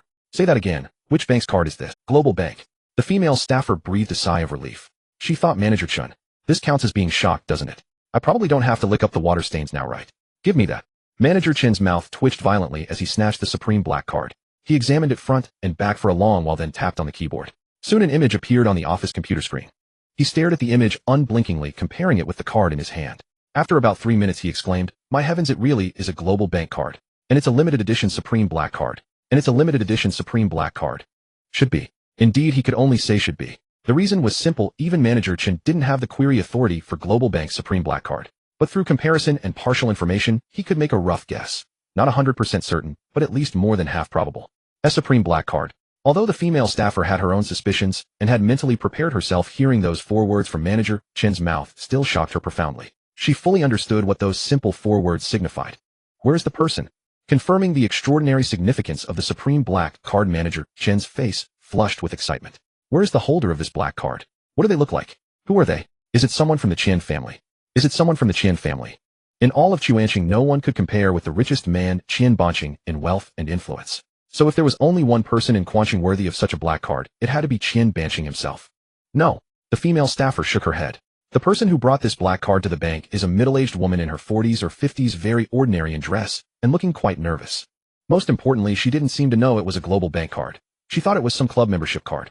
The female staffer truthfully recounted the entire incident to Manager Chen. Oh. Manager Chen's excited expression turned dark. You mean this card isn't hers? She found it or stole it? I'm just speculating, I'm not sure. That's why I came to ask for your guidance. The female staffer didn't dare jump to conclusions on such an important matter. If she made a mistake, she couldn't bear the responsibility. According to her, it's her son-in-law's card. Son-in-law. Manager Chen stood up abruptly and sneered without a second thought. Bullshit son-in-law. Who does she think her son-in-law is? Qian Yiming, the young master of the Qin family. Some rich playboy from the capital's powerful clans. What kind of son-in-law could possibly own a black card of this level? Lying to ghosts. Bullshit son-in-law. Who does she think her son-in-law is? Qian Yiming, the young master of the Qin family. Some rich playboy from the capital's powerful clans. What kind of son-in-law could possibly own a black card of this level? Lying to ghosts. His anger flared. I think so too. The female staffer nodded. I asked who her son-in-law was, but she hemmed and hawed and wouldn't say. Clearly guilty. Manager Chen asked, where is she now? Still in the first floor lobby. The female staffer said, when I came up, I had the security guards keep an eye on her to prevent her from escaping. Good. Very good. Manager Chen thought for a moment and instructed, call the police immediately and ask Director Song to come in person. Then have the guards take that thieving old woman to the security room. I want to see who has the audacity to steal a global bank black card and then brazenly come to the bank in broad daylight to swipe it for fun. What Manager Chen didn't voice was that more than the thief's identity, he was dying to know who the true owner of the supreme black card was. It must be an extraordinary big shot. If he helped the big shot recover the card, wouldn't that earn him a favor? And with a little patronage from such a figure, wouldn't he strike it rich? Anyway, it's definitely some incredible big shot. If I help them recover the black card, I might earn their gratitude, right? And then with a little boost from the big shot, wouldn't I hit the jackpot and become rich? Ha ha ha. Thinking this, Manager Chen was overjoyed. Putting on a fierce front, he left the office and headed straight for the security room. Meanwhile, in the first floor lobby, the two security guards who had been watching Lu Hongxiu received a phone call. They exchanged glances, strode over to the nervous woman, and said in a low voice, excuse me, please come with us. Without further explanation, they grabbed Lu Hongxiu by the arms, one on each side, and turned to march her away. Instantly, Lu Hongxiu's face turned green. Without further explanation, they grabbed Lu Hongxiu by the arms, one on each side, and turned to march her away. Instantly, Lu Hongxiu's face turned green. What do you think you're doing? Let go of me. By the time Lu Hongxiu reacted, she had already been dragged several meters away. She instinctively roared and struggled violently, immediately drawing the attention of many nearby. Leadership orders. Please cooperate with our work. One of the security guards muttered casually, his voice deliberately loud, meant for the gathered onlookers. After all, this was a bank. Arresting someone required a reason, lest someone film it and post it online accusing them of bullying common folk, which would invite unnecessary trouble. These security guards, seasoned in their work, naturally knew how to protect themselves. Who is your leader? On what grounds are you arrested? Though Lu Hongxiu's heart was uneasy, her words remained tough. There was no choice. Too many eyes were watching. She had lived most of her life without doing anything shameful. The bank was not far from Fuyuan residential community. If news of her arrest spread back there, how could she ever face anyone again? So she shouted, if you don't let go, they'll call the police. Behave yourself. The guard snorted, you know what you've done. We've already called the police. They'll be here soon. If you're truly innocent, you'll have your chance to plead. Hearing this, Lu Hongxiu's heart turned to ash. The bank had called the police themselves. That meant they already had solid evidence that the black card was taken secretly by her behind Xiao Zhan's back. Disaster. Lu Hongxiu was filled with regret. If only she had known, she would have taken the black card straight to Xiao Zhan and confronted him, or at least dragged him to the bank to clear things up. What she couldn't understand was what exactly was that black card. If it were just an ordinary membership card, even if she had stolen it, it wouldn't have caused such a commotion, arresting her and calling the police. In her panic, just before being dragged out of the first floor lobby, Lu Hongxiu strained her voice and shouted toward the bank entrance, Su Jianqing. Su Jianqing. Quick, call Xiao Zhan and tell him to come here immediately. The card belonged to Xiao Zhan. Only by summoning Xiao Zhan could she prove her innocence. Otherwise, once the police arrived, even if she had 100 mouths, it would be impossible to explain clearly. After all, she knew nothing about that black card. Empty words, saying she didn't steal it, didn't snatch it. Who would believe that? If it were her, she wouldn't believe it either. At that moment, it was Su Xiaoming's school dismissal time. Su Jianqing had waited outside the bank for a long time without seeing Lu Hongxiu come out. He was about to pick up Su Xiaoming from school first, and then return to find Lu Hongxiu, when just then her shout rang out from inside the bank. What's going on? Hearing the voice, Su Jianqing's heart skipped a beat. He instantly realized something was terribly wrong and turned his wheelchair back around. Unfortunately, with his disabled legs, he couldn't even get his wheelchair up the bank steps. Still, he could roughly guess what this was his greatest fear. So he immediately pulled out his phone and called Xiao Zhan. In the southern suburbs. At Miao's fruit and vegetable shop, Miao Yimei personally cooked Xiao Zhan's favorite dishes, braised pork belly and garlic-splashed fish, while Miao Taizhan brought out several bottles of strong liquor. Xiao Zhan's return filled the old couple's hearts with joy. Wrinkled faces beamed with happiness as they surrounded him, looking him over and asking about his well-being. 5 years. The old couple had never been this happy. Xiao Zhan felt the same. The meal was flavorful and harmonious. Xiao Zhan did not tell Miao Taizhan and Miao Yimei about his conscription and the 5 years of bloody battles. He feared it would worry them and make them anxious. Moreover, Xiao Zhan's identity was top secret and could not be disclosed. Even to his grandparents it was no exception. That was military discipline. Halfway through the drinking, when the topic of the wrongful case from 5 years ago came up, Miao Tieshan, tipsy, told Xiaozhan everything that had happened after his imprisonment, including how his mother Miao Xiangzhu had gone to the capital to plead for mercy and had died kneeling at the gates of the Xiao family mansion. Xiaozhan's eldest uncle Miao Wenyuan had been persecuted by Zhang Fenglin and his accomplices while trying to protect the Miao family's assets. His entire family of 3 had perished, leaving no survivors. The Miao family's properties, villas and company were eventually taken over and divided among the Zhang, Lu, and Chen families. Item by item, event by event, a blood debt that could not be shared under the same sky. Xiaozhan listened quietly, saying not a word. But his expression gradually turned cold, and the icy sharpness in his brows was as piercing as a blade. Debts must be repaid. Blood debts must be settled with blood. Xiaozhan had returned this time to completely resolve the grievances of the past. Every person involved in that conspiracy, whether planner or executor, would be accounted for, not one missing. Not one would escape. Why bring up those unhappy things for no reason? Noticing Xiaozhan's change, Miao Yimei promptly interrupted Miao Taizhan. She glared at him and scolded, "It's all in the past. Zhanaer is back now. As long as he lives safely and happily from now on, that's all that matters. Old man, you're drunk. Come on, I'll take you to the room to rest." With that, she pulled Miao Taizhan up and pushed him into the bedroom opposite. 5 minutes later, Miao Yimei came out alone. She sat beside Xiaozhan, took his hand, and advised, "Zhanaer, your grandfather doesn't hold his liquor well, and he talks nonsense when drunk. Don't take it to heart." Clearly, Miao Yimei did not want Xiaozhan to seek revenge. It was too dangerous. Not to mention that the Zhang, Lu, and Chen families, after 5 years of development, were now at their peak and immensely powerful in the southern suburbs. Xiaozhan was no match for them. And what about the Xiao family in the capital? In Miao Yimei's view, the Xiao family had framed Xiaozhan once 5 years ago, and they could do it again 5 years later. They could crush him as easily as stepping on an ant. Thus, avoidance was the only way to survive. Didn't Miao Yimei want revenge? Yes, of course she did. More than anyone. Her 2 children, Miao Wenyuan and Miao Xiangzhu, had both died because of the Xiao family, leaving her home destroyed and family ruined. Sometimes when she thought about it, she wished she could buy a plane ticket to the capital and fight those bastards to the death. But Xiaozhan was still alive. They were old, with 1 foot in the grave, and their days were numbered. Even if they died, it would be of little consequence. But Xiaozhan had to live well. After all, he was the last root of the Miao family left in this world. "Grandma, don't worry. I know my limits. I won't be impulsive." Xiaozhan naturally understood Miao Yimei's concerns. He forced a faint smile and comforted her. "My life was saved by my mother and uncle. I'm living for them, so I cherish it more than anyone." That's good, that's good. Miao Yimei breathed a quiet sigh of relief and changed the subject. "By the way, your grandfather and I have been living alone these past few years, feeling quite lonely. So we sponsored a college student named Lin Xian. She's a very sweet girl, grateful, and has been an orphan raised in an orphanage. She's taken us as her foster parents. After she graduated, she works in the city and often comes to take care of us. We have a photo of her at home. Wait, I'll get it for you." Miao Yimei turned and walked away. A moment later, she returned and handed Xiaozhan a printed photo. She smiled. "Look, this is the girl. She's about your age, but by seniority, she's our foster daughter, and you're our grandson. So when you meet her, you should call her Little Aunt." Little Aunt. Xiaozhan was caught between laughter and tears. He took the photo and casually glanced at it. But that glance made his pupils contract sharply. His heart skipped a beat, and he froze. Damn, it's her. Who could have guessed? Who is Xiaozhan's little aunt? Xiaozhan never dreamed that he would recognize the girl in the photo, the college student sponsored by his grandparents and their adopted daughter. Even though he had met her the previous afternoon at the Bentley 4S dealership. She was the saleswoman who had been ostracized by her colleagues and had been assigned to serve him. She was his aunt. What a coincidence. After downing over a pound of baijiu, Xiaozhan was not drunk, but slightly tipsy, his flushed face betraying his astonishment. He froze for a moment, then looked up at Miao Yimei and asked, "Grandma, is she Lin Xian, my aunt?" "That's right." Miao Yimei frowned. "What's wrong?" Xiaozhan pressed on. "Does she work at a Bentley 4S dealership in the city as a car salesperson?" "Yes." Miao Yimei nodded, her frown deepening. "How do you know?" "I met her." Xiaozhan smiled bitterly, then briefly recounted his car purchase from the previous day, omitting Lin Xian's difficult situation at the dealership to avoid worrying Miao Yimei. What a coincidence. Miao Yimei's eyes widened in surprise. Then she chuckled. As the saying goes, those who belong to the same family will find their way into it. It seems Lin Xian is truly destined to be part of our family for you to run into her like this. Indeed, quite fateful. Xiaozhan nodded with a smile, but inwardly he thought about Lin Xian's precarious situation at work. Since he had to go to the Bentley 4S dealership that afternoon to exchange the temporary license plates, he might as well lend her a hand if possible. Just then Xiaozhan's phone rang. He pulled it out and saw it was Su Jianqing calling. "Grandma, I need to take this call." Xiaozhan stood up, stepping away from Miao Yimei. He hadn't yet told her about his engagement to Su Muchio, as he planned to wait until everything with the Su family was settled, then bring Su Muchio and Su Xiaoming to meet his grandparents as a surprise. Once the call connected, Xiaozhan had barely said, "Dad," before Su Jianqing's anxious voice came through. "Xiaozhan, hurry, come quick. Something's wrong. Your mother.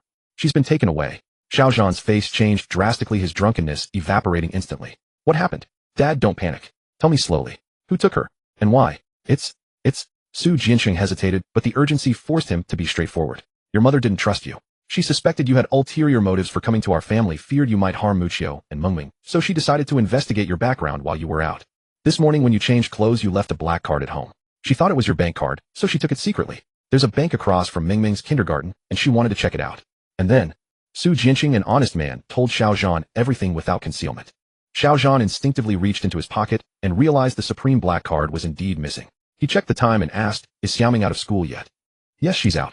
Su Jianxing said. I was going to pick her up, but when your mother was taken away she screamed for me to call you, so I could only. I'm on my way.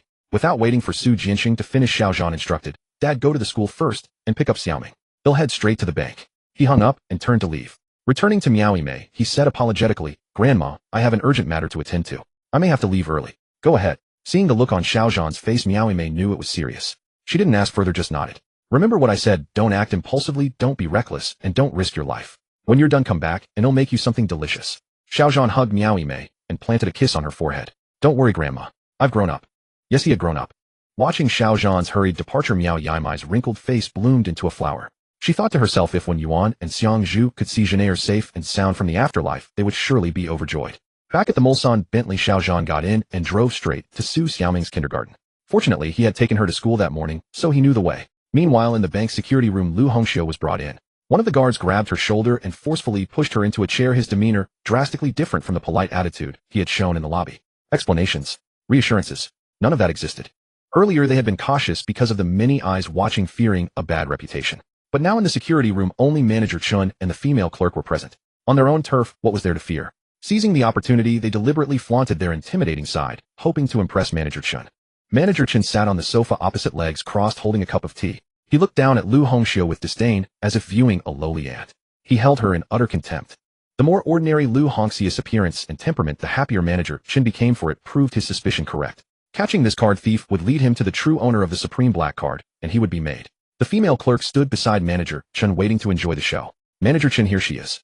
After forcing Lu Hongxiu into the chair, the guard kept his grip firm to prevent her from struggling. He looked up at Manager Chun, his previously fierce expression instantly replaced by a fawning smile. His face changed faster than turning a page. Seeing this scene, Lu Hongxiu was terrified out of her wits. She demanded angrily, what exactly do you want? Andy, you're quite bold. Manager Chun raised the supreme black card in his hand and sneered. Tell me, did you steal this card, or find it? From whom did you steal it, or where did you find it? I didn't steal it. Hearing that she was being treated as a thief, Lu Hongxiu's face flushed crimson. She struggled involuntarily. Don't slander me. This is my son-in-law's card. Originally, Lu Hongxiu had refused to acknowledge Xiao Zhan as her son-in-law, given the circumstances. But now if she denied any connection to him while holding his card, it would be contradictory. Given the urgency, she had no choice but to grit her teeth and admit it. Stop pretending. Manager Chen sighed and shook his head. At your age, stooping to such petty theft. Aren't you ashamed? Have you no decency? We've already called the police. They'll be here soon. If you're smart, you'll confess the whole story now. Otherwise, when you're taken to the police station, it won't be just a matter of embarrassment. You might even end up in jail. At these words, Lu Hongxiu could no longer hold back. Jail. She had worked hard all her life, never suffering such injustice and humiliation before. Her mind went blank, and she struggled even more violently, sobbing. Let me go. Let me go. I'm innocent. Slap. The other guard standing nearby raised his hand without hesitation and struck Lu Hongxiu hard across the face. Innocent, my ass. Move again and he'll kill you. The ominous visage is fully revealed. The slap was heavy, reverberating loudly. Lu Hongxiu didn't even have time to scream. Her face was abruptly turned aside. If it weren't for the security guard pressing down on her shoulder, she would have likely fallen to the ground. After the slap, the security guard glanced at Manager Chun, as if to say, look, Manager Chun, I am impressive, right? This slap was quite powerful, wasn't it? Isn't my salary well spent? His face was filled with pride. Manager Chun smiled slightly, which immediately inflated the security guard's vanity. He rolled up his sleeves and spat at Lu Hongxiu, snorting. When Manager Chun asked questions, stop playing smart. Now tell me, where did that card come from? Lu Hongxiu felt a buzzing in her head, as if firecrackers were going off. It took a full half-minute for her to gradually recover. When she turned her head back, blood was trickling from the corner of her mouth, and a bright red handprint adorned her face. Tears of grievance streamed uncontrollably.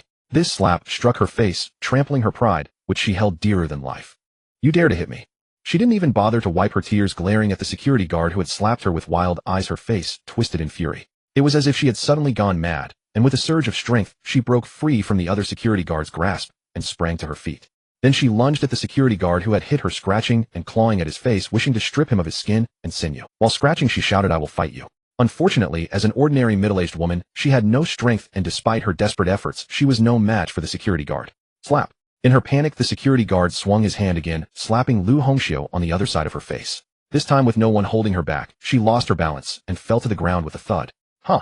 Self-aware are we? The security guard spat at Lu Hongxiu again and then adjusted his uniform, exuding it. Tie her up. Manager Chun leisurely took a sip of hot tea and advised, why tread the path to heaven when there are doors to hell that you insist on entering? Ani, what is the point of this? Do you really want to wait for the police to arrive and be taken away to prison? If that's the case, then I can only fulfill your wish. His expression was one of pity for the world. The two security guards hurriedly fetched ropes, lifting the panting Lu Hongxiu back onto the chair and binding her tightly. Bastards. You bastards. Lu Hongxiu's cheeks were swollen, blood at the corner of her mouth, tears pouring down as she trembled, lacking the strength to struggle. She could only cry out in anger, why are you hitting me? Why are you framing me? Why are you tying me up? I only asked you to help me take a look at that black card. What crime have I committed? I don't understand. I really don't understand. I'm furious. When my son-in-law arrives, I will make sure you pay me justice. One of the security guards laughed at Lu Hongxiu's angry remarks, looking down at her with a disdainful expression. When your son-in-law arrives, I will beat him up too. I will beat him until he kneels and calls me grandpa. The female employee standing beside Manager Chen coldly snorted, how dare you claim that is your son-in-law's card? Do you even know what kind of card that is? What card? Lu Hongxiu was taken aback, realizing this was the crux of the matter. That is a global. The female employee was about to reveal it to scare Lu Hongxiu when at that moment a faint crack interrupted her. She turned her head to see the security room door being pushed open. The person entering was the director of the Quan City Public Security Bureau, Song Qingshan, followed by two uniformed police officers. Xiao Chen, what happened? Song Qingshan and Manager Chen clearly knew each other. Upon seeing Lu Hongxiu tied to the chair, his expression changed slightly as he asked, isn't this Miss Lu from the Su family? Why have you tied her up? What crime has she committed? Song Qingshan had a close relationship with Su Bingtian, and since Lu Hongxiu was Su Bingshan's daughter-in-law, he naturally recognized her. Director Song, save me. Upon seeing it was Song Qingshan, Lu Hongxiu felt like she had found her savior. She immediately exclaimed, I just came to ask about that black card, and they dragged me here without a word, beat me, cursed me, tied me up, and falsely accused me, saying that the black card was stolen by me. By the heavens, that is my son-in-law's card. Director Song, you must stand up for me. She pointed at the supreme black card and Manager Song Qingshan's brow furrowed even tighter. Son-in-law. Is he the rapist who was just released from the Quan City 4th prison yesterday and is now engaged to Su Muchio? His name seems to be something like Xiao. Yes, it's Xiao Zhan. Just a black card, is it worth making such a fuss? For Xiao Zhan, Song Qingshan was indifferent. What mattered to him was Su Muchio. After all, he personally experienced what happened at the Su group yesterday afternoon, and the memory was still fresh. Based on his speculation, Su Muchio was likely involved with the Duan family from the provincial capital. The Duan family was not someone he could provoke. Lu Hongxiu was Su Muchio's biological mother. If she angered Su Muchio over such a trivial matter and went to Duan Yihong to complain, it would be an unforeseen disaster for him. He could see the impending doom for Su Bingtian and didn't want to follow in his footsteps. Thus, when he looked at Manager Chen again, Song Qingshan's expression turned cold as he said sternly, Xiao Chen, you better give me a reasonable explanation today. Otherwise your abuse of power and restriction of another's freedom is a violation of the law. With just this, I can take you back to the Public Security Bureau for questioning. His voice and expression were equally chilly. Director Song, this. Manager Chen was startled by Song Qingshan's attitude. That Song Qingshan knew Lu Hongxiu was completely beyond his expectations, so he immediately stood up and explained, let me explain slowly. He took large strides to Song Qingshan's side and whispered a few words into his ear. Soon Song Qingshan's expression turned extremely serious. Is this true? He looked down at the supreme black card in Manager Chen's hand. Manager Chen immediately presented the card with both hands, nodding absolutely true. Song Qingshan's lips twitched slightly and his heart trembled violently. Global Bank. Supreme Black Card. The weight of these two names was immense enough to shock even a Public Security Bureau director like Song Qingshan when he... After a moment, Song Qingshan took the Supreme Black Card and turned to Lu Hongxiu, asking, Miss Lu, can you confirm that this black card belongs to your son-in-law Xiao Zhan? Of course. Lu Hongxiu nodded, about to confirm, when suddenly a voice that was chillingly cold came from outside the security room. The card is mine. Is there a problem? Bang. Almost at the same moment the words landed with a deafening crash, the security room door was kicked open nearly. Xiao Zhan appeared at the entrance of the security room. A murderous aura enveloped him. Especially upon seeing Lu Hongxiu tied to a chair, her face drenched in tears, swollen and bruised. A sight too wretched to behold. A bone-chilling coldness radiated from his body, instantly engulfing the entire security room.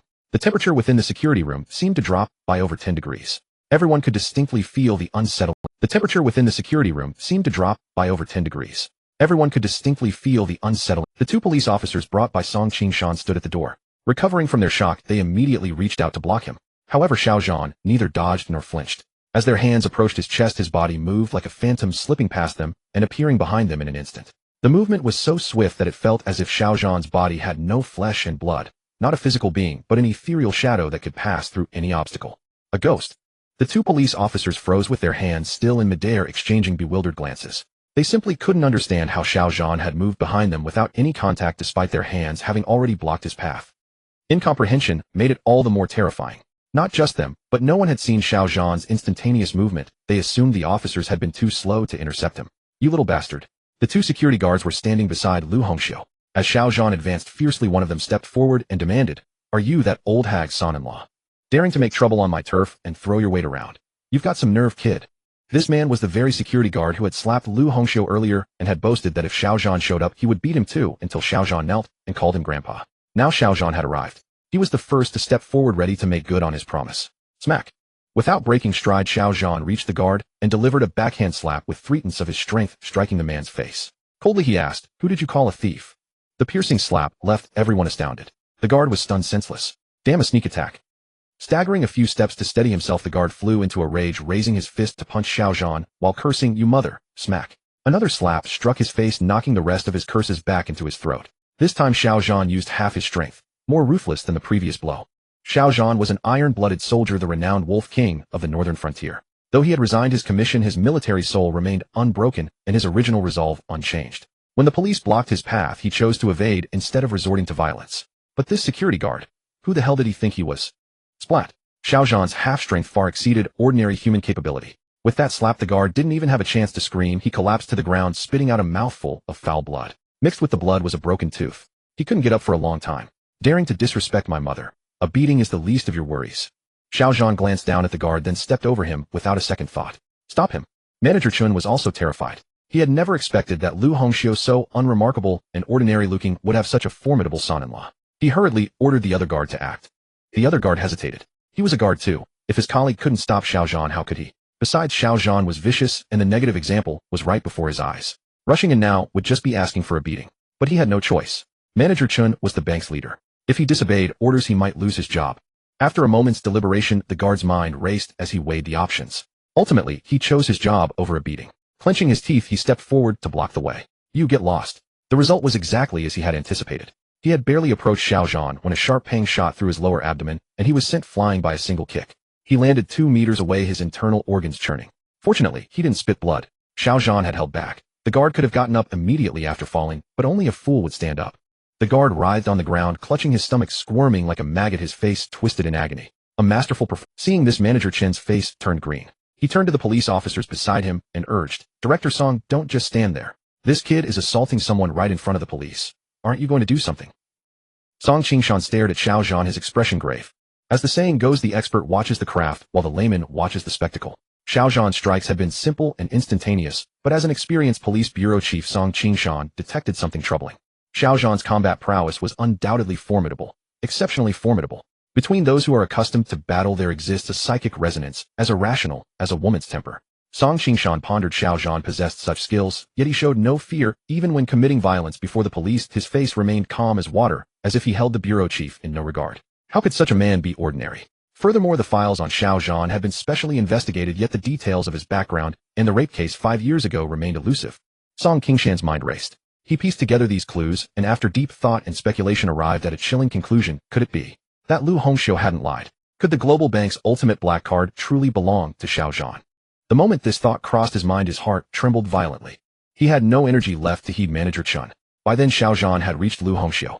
Hearing Manager Chen's words, and seeing Song Qingshan's silence, he couldn't help but lift his head, his eyes as cold as a viper's fixed on Manager Chun. He retorted, "You kidnapped my mother and subjected her to torture right under the noses of the police. I was acting in legitimate self-defense and removing an evil. What's wrong with that? You..." Manager Chen choked on the words, his face flushed with rage. Xiao Zhan untied the ropes binding Lu Hongxiu and said, "Mom, I'm sorry I'm late." Meeting Xiao Zhan's guilt-ridden gaze, Lu Hongxiu was mortified. She had taken his ultimate black card out of suspicion and come to the bank to secretly investigate him. And now he had saved her, and yet was apologizing to her. How could she ever face him after this? Xiao Zhan asked, "Mom, tell me who slapped you." "Well..."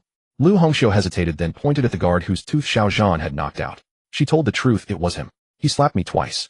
I said the card was yours, and he said if you came he would beat you too. And make you kneel and call him grandpa." Upon hearing this, the guard's face turned ashen. He had just stood up after spitting blood for a long time, but his legs gave way, and he nearly collapsed again. "Is that so?" Xiao Zhan glanced at the guard, then casually picked up a fruit knife from the side and strode toward him. Gulp! The security guard swallowed hard, his face turning green as he instinctively retreated, staring at Xiao Zhan in terror and waving his hands repeatedly. "You..." What do you think you're doing? Don't come any closer. His voice trembled. He worked at the bank responsible for security. Though he usually threw his weight around and acted arrogantly, it was all petty mischief. He had never drawn a knife before. This was the first time he had encountered someone like Xiao Zhan who would pull a blade at the slightest disagreement. Didn't you want to hit me? Xiao Zhan's steps did not falter. His voice boomed like thunder, his momentum like a startled swan. In the blink of an eye, he had cornered the guard against the wall. No retreat left. Didn't you want me to kneel and call you grandpa? Come on then. Xiao Zhan's gaze at the guard was like that of a ferocious wolf, filled with an indescribable savagery and brutality. A single close glance made the guard feel as if he had fallen into an icy abyss. His very soul quivered. Can you comprehend that feeling of despair? It was as if he were being stared at by the eyes of the grim reaper from hell, enveloped in boundless gloom and terror, his scalp tingling, his liver and gallbladder splitting apart. This was Xiao Zhan's gaze. The gaze of the Northern Wolf King. 5 years of blood-soaked slaughter, 5 years of galloping across the battlefield. Xiao Zhan had slain countless enemies, his hands stained with their blood, his shoulders bearing the weight of their lives. He had endured the tempering of fire and blood, triumphed over the trials of life and death. As the saying goes, a general's success is built on a mountain of bones. A man who crawled out of a pile of corpses, a hero who ascended on a path of blood and bodies. Outwardly glorious, but when the Wolf King's wrath erupted, his killing intent was as vast and terrifying as a demon from hell. Thump. Under Xiao Zhan's oppressive aura, the guard lasted about 10 seconds before his trembling legs uncontrollably bent, and he knelt before Xiao Zhan. Big brother. His tongue seemed tied, his words stumbling. I was wrong. I know I was wrong. I was talking nonsense, spouting lies just now. You are my grandpa. My own grandpa. Spare me, grandpa. This scene made everyone present's eyelids twitch and their hearts grow cold. He knelt. Xiao Zhan had his back to them. They could only see his towering silhouette, but not his demonic eyes. Yet from his roaring voice, they still felt an immense psychological pressure. Xiao Zhan's roar was like the howl of a wolf. Director saw this. Manager Chun and the female clerk exchanged a glance, seeing boundless fear on each other's faces. The two guards had attacked Lu Hongxiu on their orders. What if Xiao Zhan came after them next? But Song Qingshan stood there motionless, lost in thought. Unable to restrain himself, Manager Chun reached out and patted Song Qingshan's shoulder. His face ashen, he whispered, Director Song, this kid is so brutal, he might have a criminal record. Since you're here, you can't just stand by. Manager Chun, are you telling me how to do my job? Song Qingshan turned and glared at him. Manager Chun dared not retort, swallowing his anger, his expression as sour as if he had eaten shit. The two police officers brought by Song Qingshan stood on high alert, watching Xiao Zhan's every move while pricking up their ears, awaiting Song Qingshan's orders. Lu Hongxiu was utterly stunned. During the engagement banquet at the Junwang Hotel yesterday, Xiao Zhan had struck someone once, for Su Muqiu and Su Xiaoming, and she had witnessed it with her own eyes, remembering it vividly. This time Xiao Zhan was doing it for her, his mother-in-law. She was terrified yet somewhat moved. A mix of emotions. From beginning to end, Xiao Zhan never turned around. It was as if in this spacious security room only he and the guard remained. Looking down at the guard who kept kowtowing and begging for mercy, his anger unabated, he said coldly, If apologies were enough, what would we need the police for? Indeed, what would we need the police for? Xiao Zhan's words grated on the two police officers. They thought, young man, we're still standing here. You are this arrogant, committing violence right in front of us and saying such things. Aren't you slapping our faces? How could they save face? Ignoring their feelings, Xiao Zhan reached out his left hand, grabbed the guard's right wrist, and with a slight exertion pulled him up. Then he asked, You with this hand hit my mother? Aye. Sweat poured down the guard's face. Immediately after, Xiao Zhan pushed the guard's right hand against the wall and raised the fruit knife in his own right hand. Xiao Zhan, what are you doing? Even a fool could see what Xiao Zhan intended. Lu Hongxiu's eyes widened. She cried out in alarm and shot to her feet, trying to stop him. Young man, stop. You two go. Stop him. Song Qingshan, who had been watching without intervening, narrowed his eyes. Xiao Zhan's nearly insane move startled him as well. At this critical moment, without time to think, he immediately ordered the two vigilant police officers. Yes, sir. Without a moment's hesitation, the two officers sprang forward, charging at Xiao Zhan. But unfortunately, when it came to speed, not to mention the two of them, even in the entire Chuanqing, it was doubtful anyone could match Xiao Zhan. Bang! The next moment, Xiao Zhan brought the knife down. Under the stunned gazes of everyone present, he drove the fruit knife into the palm of the guard's right hand. The blade pierced the skin, severed the bones within, and went straight through the entire palm, its momentum unabated, burying deep into the wall behind. Like a thick, long nail, it pinned the guard's right hand to the wall. Thud! Accompanied by the guard's pig-like scream, blood spurted and splattered like rain, spraying onto the face of the other guard, who was lying on the ground pretending to be a maggot. That guard's scalp tingled in terror, so he simply turned his head aside and closed his eyes. Better to play dead. Yet no matter how good his acting skills, he could not conceal the boundless fear in his heart. His body remained motionless, feigning death convincingly, but a certain faucet below refused to obey, losing control at the crucial moment. A stream of urine. In an instant, a large patch of his trousers was soaked. Lu Hongxiu stood frozen, as solid as a rock, her heart ashen. The sight of the bloody scene made her dizzy, her mind buzzing and exploding. She had never dreamed that things would escalate to this point. Xiao Zhan had gone to such lengths to vent her anger, disregarding injuring someone with a knife in front of the police. It was obviously illegal. Xiao Zhan had just been released from prison yesterday morning. Would he be arrested and sent back? At the thought of this, Lu Hongxiu was filled with regret. The two police officers stopped in their tracks, turning to look at Song Qingshan, awaiting his next order. Young man, you. Song Qingshan took out the Supreme Black Card and began to inquire, for the ownership of the Supreme Black Card was of utmost importance. If it truly belonged to Xiao Zhan, then even if Xiao Zhan had wounded someone with a knife or even killed someone in his presence, as long as the reason was justified, Song Qingshan would have no right to intervene. Because the functions and authority of the Supreme Black Card were exceedingly immense, so immense that ordinary people could scarcely fathom them. As the director of the Quanqing City Public Security Bureau, Song Qingshan knew even more than Qian Banqing, the richest man in Quanqing. After all, Qian Banqing was merely a merchant, while Song Qingshan was a public servant in charge of criminal offenses. Director Song Xiao Zhan knew what Song Qingshan was about to ask. Before Song Qingshan could voice the question, he cut him off sternly, then turned around, ignoring the security guard pinned to the wall by the fruit knife.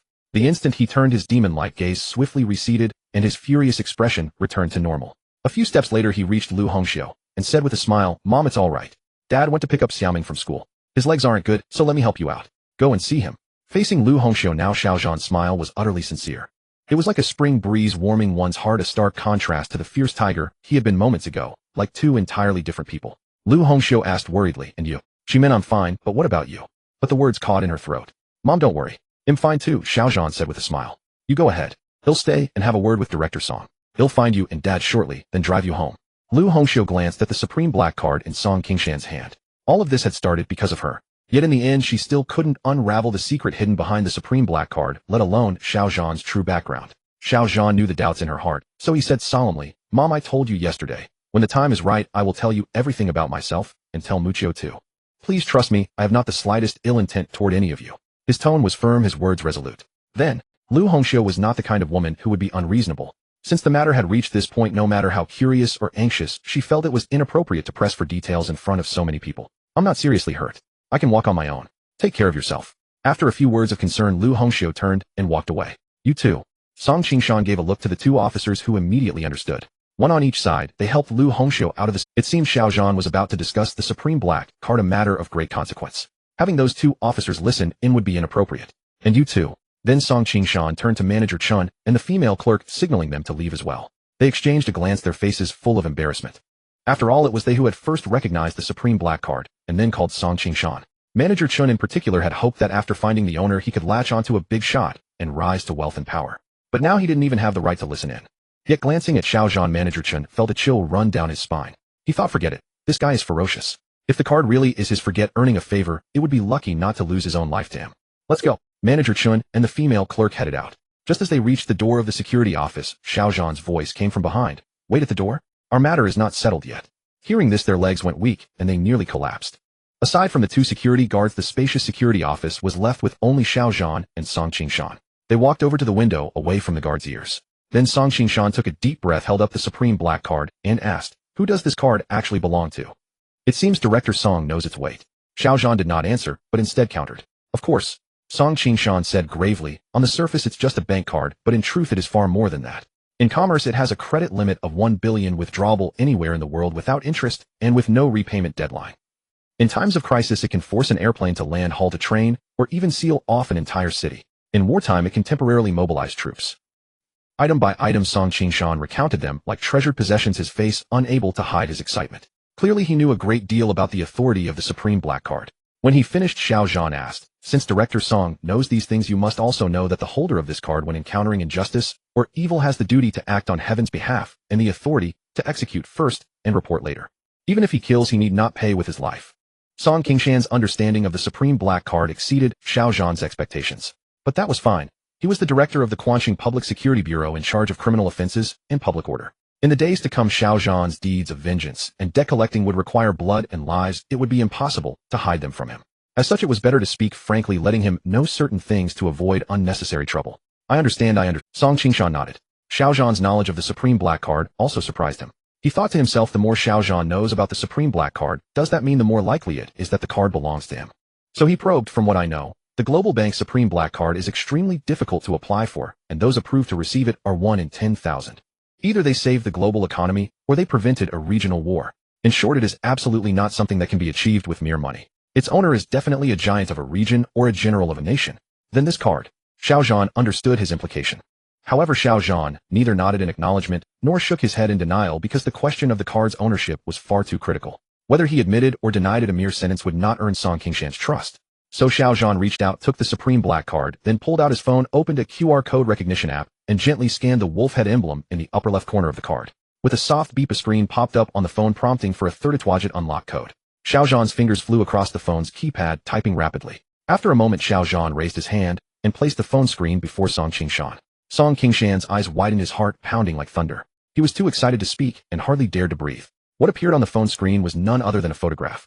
The background of the photo was the global bank headquarters building. The person in the photo was Xiao Zhan himself, and in Xiao Zhan's hand was the very supreme black card with the wolf head emblem.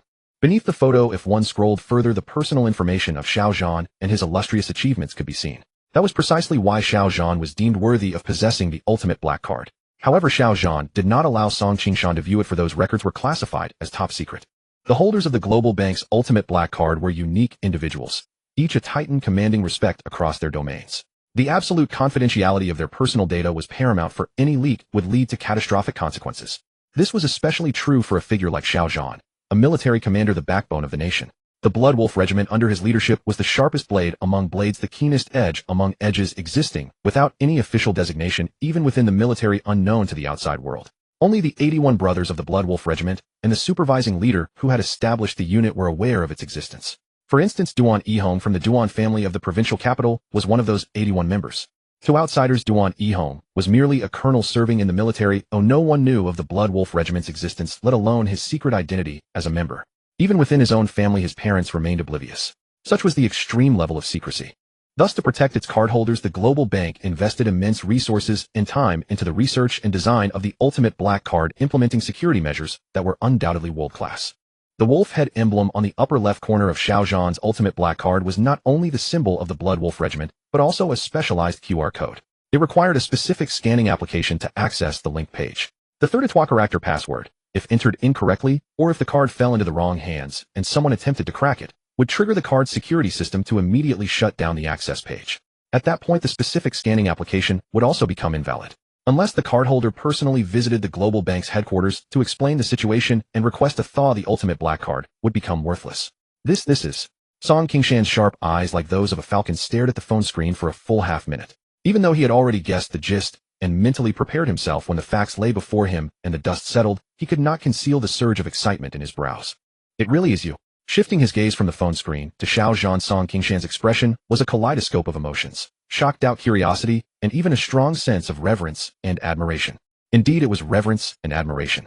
Although he had not seen the personal information beneath the photo or the glorious deeds of Xiao Zhan, he didn't need to. As he had just said, those qualified to hold the ultimate black card were either magnates commanding a region or generals commanding a nation. Regardless of which category Xiao Zhan belonged to, achieving such monumental feats at so young an age was bound to inspire reverence and admiration. This card and my identity are both top secret, Xiao Zhan reminded. I understand. Song Qingshan nodded emphatically and said gravely, please rest assured, Mr. Xiao, I will keep my lips sealed. From now on, if you have any instructions, please don't hesitate to call on me. I will give my all. Song Qingshan understood. Everything became clear. No wonder Xiao Zhan had been imprisoned 5 years ago for rape, yet as the Public Security Bureau chief, he couldn't access the detailed case files. No wonder Xiao Zhan and Su Muqiu were engaged yesterday, and today the Su group had undergone a change of leadership. It wasn't that Su Muqiu had latched onto Zhao Yongrong and the others, or onto Duan Yihong. Rather, she had saved the world in a past life, and thus in this life was blessed with extraordinary luck to marry a man as unparalleled as Xiao Zhan, a perfect husband. As for Duan Yihong, he was likely one of Xiao Zhan's men. Having figured this out, Song Qingshan naturally wanted to extend goodwill to Xiao Zhan as soon as possible, even to pledge his loyalty. Such opportunities were rare and precious. With a living, breathing super magnate standing before him, how could he miss it? His words came from the heart. He genuinely wished to follow Xiao Zhan and give his utmost. Sensing his sincerity, Xiao Zhan said, there is indeed something I need your help with. Please speak, Mr. Xiao. Song Qingshan's eyes lit up with eagerness. Xiao Zhan said in a low voice, in the coming days I will be taking certain actions and eliminating some people. Quanqing might not be peaceful. Eliminating people. Song Qingshan was startled. Just out of prison and already planning killings. Was the stakes He glanced at Xiao Zhan, whose expression was as calm as still water, and thought to himself, truly a super magnate. For Mr. Xiao to speak of killing as casually as slaughtering a chicken is bewildering. Then he asked, what would you like me to do, Mr. Xiao? Song Qingshan did not ask whom Xiaozhan planned to kill, why, when, or how. Asking would only betray a lack of sincerity and resolve. Such an elementary mistake he would not make. It's very simple, Xiaozhan said. Given your unique position, I don't need you to participate in the actual process. What I need from you is to minimize the impact and maintain order in Quanqing. Is that all? Song Qingshan raised an eyebrow, somewhat displeased. In his view, Xiaozhan's refusal to let him get involved was a clear sign of insufficient trust. If you have the guts, you can bring your men and your guns and join me for a thrilling ride. But then your career as police chief would be over. With that, Xiaozhan turned and walked away. Song Qingshan was left drenched in sweat. Indeed, he was a public official, the director of the Public Security Bureau, a guardian of social order. What kind of example would he set if he led a killing spree? Moreover, Xiaozhan was an unfathomable super magnate armed with the ultimate black card, a veritable Gatuda fail-free pass. As long as his reasons were justified and his purpose righteous, he could kill without fear of consequences. And what about himself? He had no ultimate black card. Xiaozhan pushed open the door of the security room and stepped out. Manager Chun and the female clerk were obediently waiting as instructed, though Manager Chun had been eavesdropping with his ear pressed to the door. The door opening startled both of them. Mistakes always come with a price. Xiaozhan cast his icy gaze upon them and said casually, "You abused your power, set up in a legal court, resorted to kidnapping and threats, and harmed the innocent. You are unfit to work in a bank. Pack your things and resign voluntarily." That was all he said, and he strode away. "You..." Manager Chun was furious, wanting to shout at Xiaozhan's back. "Who the hell do you think you are? How dare you fire me? I refuse to believe that a rough brute like you could be the owner of an ultimate black card or a legendary super magnate." As the words reached his lips, he swallowed them, recalling the miserable fates of the two security guards. A man of stature must know when to bend. "This time you win. He'll swallow my pride. Just wait and see." Just as he was thinking this, Song Qingshan followed out of the security room. Manager Chin immediately sidled up and asked, "Director Song, how did it go? Did you find out? Who exactly is that blasted boy?" "Remember what Mr. Xiao said?" Song Qingshan did not answer Manager Chin's question, but reminded, "Pack your things, leave the bank immediately right now." "Oh." Manager Chun was stunned. "Mr. Xiao? What the hell?" When mentioning Xiaozhan, Manager Chin seemed to see an incredibly respectful expression on Song Qingshan's face, as if they were discussing his superior. Even more respectful than toward his own superior. "Also," Song Qingshan continued, "everything that happens here today, including Mr. Xiao and that card, cannot be revealed to anyone. Otherwise I have 100 reasons and 1,000 ways to send you to prison, and you will never think of coming out." Threat. Intimidation. Unreservedly direct, so audacious. After finishing, he strode towards Xiaozhan, calling out as he chased Mr. Xiao, "Wait. I will personally send Uncle and Aunt home." "Uncle? Aunt? What the hell is this?" Manager Chun and the female employee exchanged glances, completely stunned. Judging by age, Song Qingshan was not much different from Lu Hongxiu and Su Jianxing, clearly of the same generation. Just a moment ago, he called Lu a lady. How did he suddenly turn into an uncle and aunt? And he called them so affectionately. Could it be? The female employee's face turned ashen, her heart racing in despair. She said, "Manager Chun, could it be that the black card really belongs to Xiaozhan?" Song Qingshan had a private conversation with Xiaozhan in the security room for more than 10 minutes, confirming some things. Although Manager Chun and the female employee did not hear their conversation, judging by their reactions, they were almost certain. Otherwise, how could Xiaozhan leave so casually right under Song Qingshan's nose after injuring someone and bleeding? And Song Qingshan's attitude towards Xiaozhan further corroborated this. Thump, thump. Manager Chun was not foolish and naturally thought of these things. His heart trembled violently, his lips twitched, unable to comprehend how someone like Xiaozhan could be a super big shot. Not at all. Yet the facts were laid out before him, leaving him no choice but to believe. Slap. Without warning, Manager Chun slapped the female employee and scolded, "It's all your fault. Causing trouble. If Aunt Lu wanted to ask something, why didn't you just tell her directly? Why come to me with this bullshit report?" After hitting her, he angrily turned and walked away. The female employee felt a stinging pain on her face, completely dazed. She hurriedly said, "Manager Chun, what should we do now? What else can we do? Do you want to go to jail?" Manager Chun scolded angrily, without looking back, "Pack your things and get out." The female employee covered her face, tears of grievance streaming down uncontrollably. "What did I do to deserve this? I was just following the rules. Security was you who asked me to call, the police was you who asked me to find, and the people were you who made me hit. How did it all become my fault?" The workplace is like a battlefield. A slight misstep can turn one into pitiful cannon fodder. Inside, Manager Chun had finished writing his resignation letter and placed it on the desk. He was packing his things when suddenly footsteps approached, coming closer. Moments later, the office door was pushed open. Manager Chun was irritated, thinking it was that damned female employee again, so he scolded without raising his head, "Didn't I tell you to get lost? Can't you understand human language? Don't bother me." Slap. Just as he finished speaking, accompanied by a light sound, Manager Chun was startled by a shadow flashing in front of him, and then he noticed a bank card suddenly appeared on his desk. This. He was taken aback, realizing something was off. He suddenly looked up, and indeed the person in his office was not the female employee, but a stranger, a middle-aged man. "Who are you?" Manager Chun asked in a daze. "What do you want from me?" The middle-aged man did not answer, but pointed at the bank card, saying, "There's 100,000 in this card. The password is 6 sixes. What do you mean? Manager Chen frowned. Bribery. He worked at the bank sitting in the manager's chair with considerable authority in his hands. It's a lucrative position and many people usually come to deliver gifts and money to him, to take money and do favors. However, it was the first time he encountered someone so arrogant asking him to do something while throwing money at him. Answer a few of my questions, and this money is yours. The middle-aged man gestured. If it were any other day, Manager Chen would gladly accept and answer without hesitation. But today was different. Today had been a disastrous day. He had just lost his job filled with suppressed anger. How could a mere 100,000 make him bow and scrape? Dream on. Get your filthy money away. Manager Chen picked up the bank card and casually threw it at the middle-aged man, snorting, I'm in a bad mood right now. You have 3 seconds to disappear from my office. 200,000.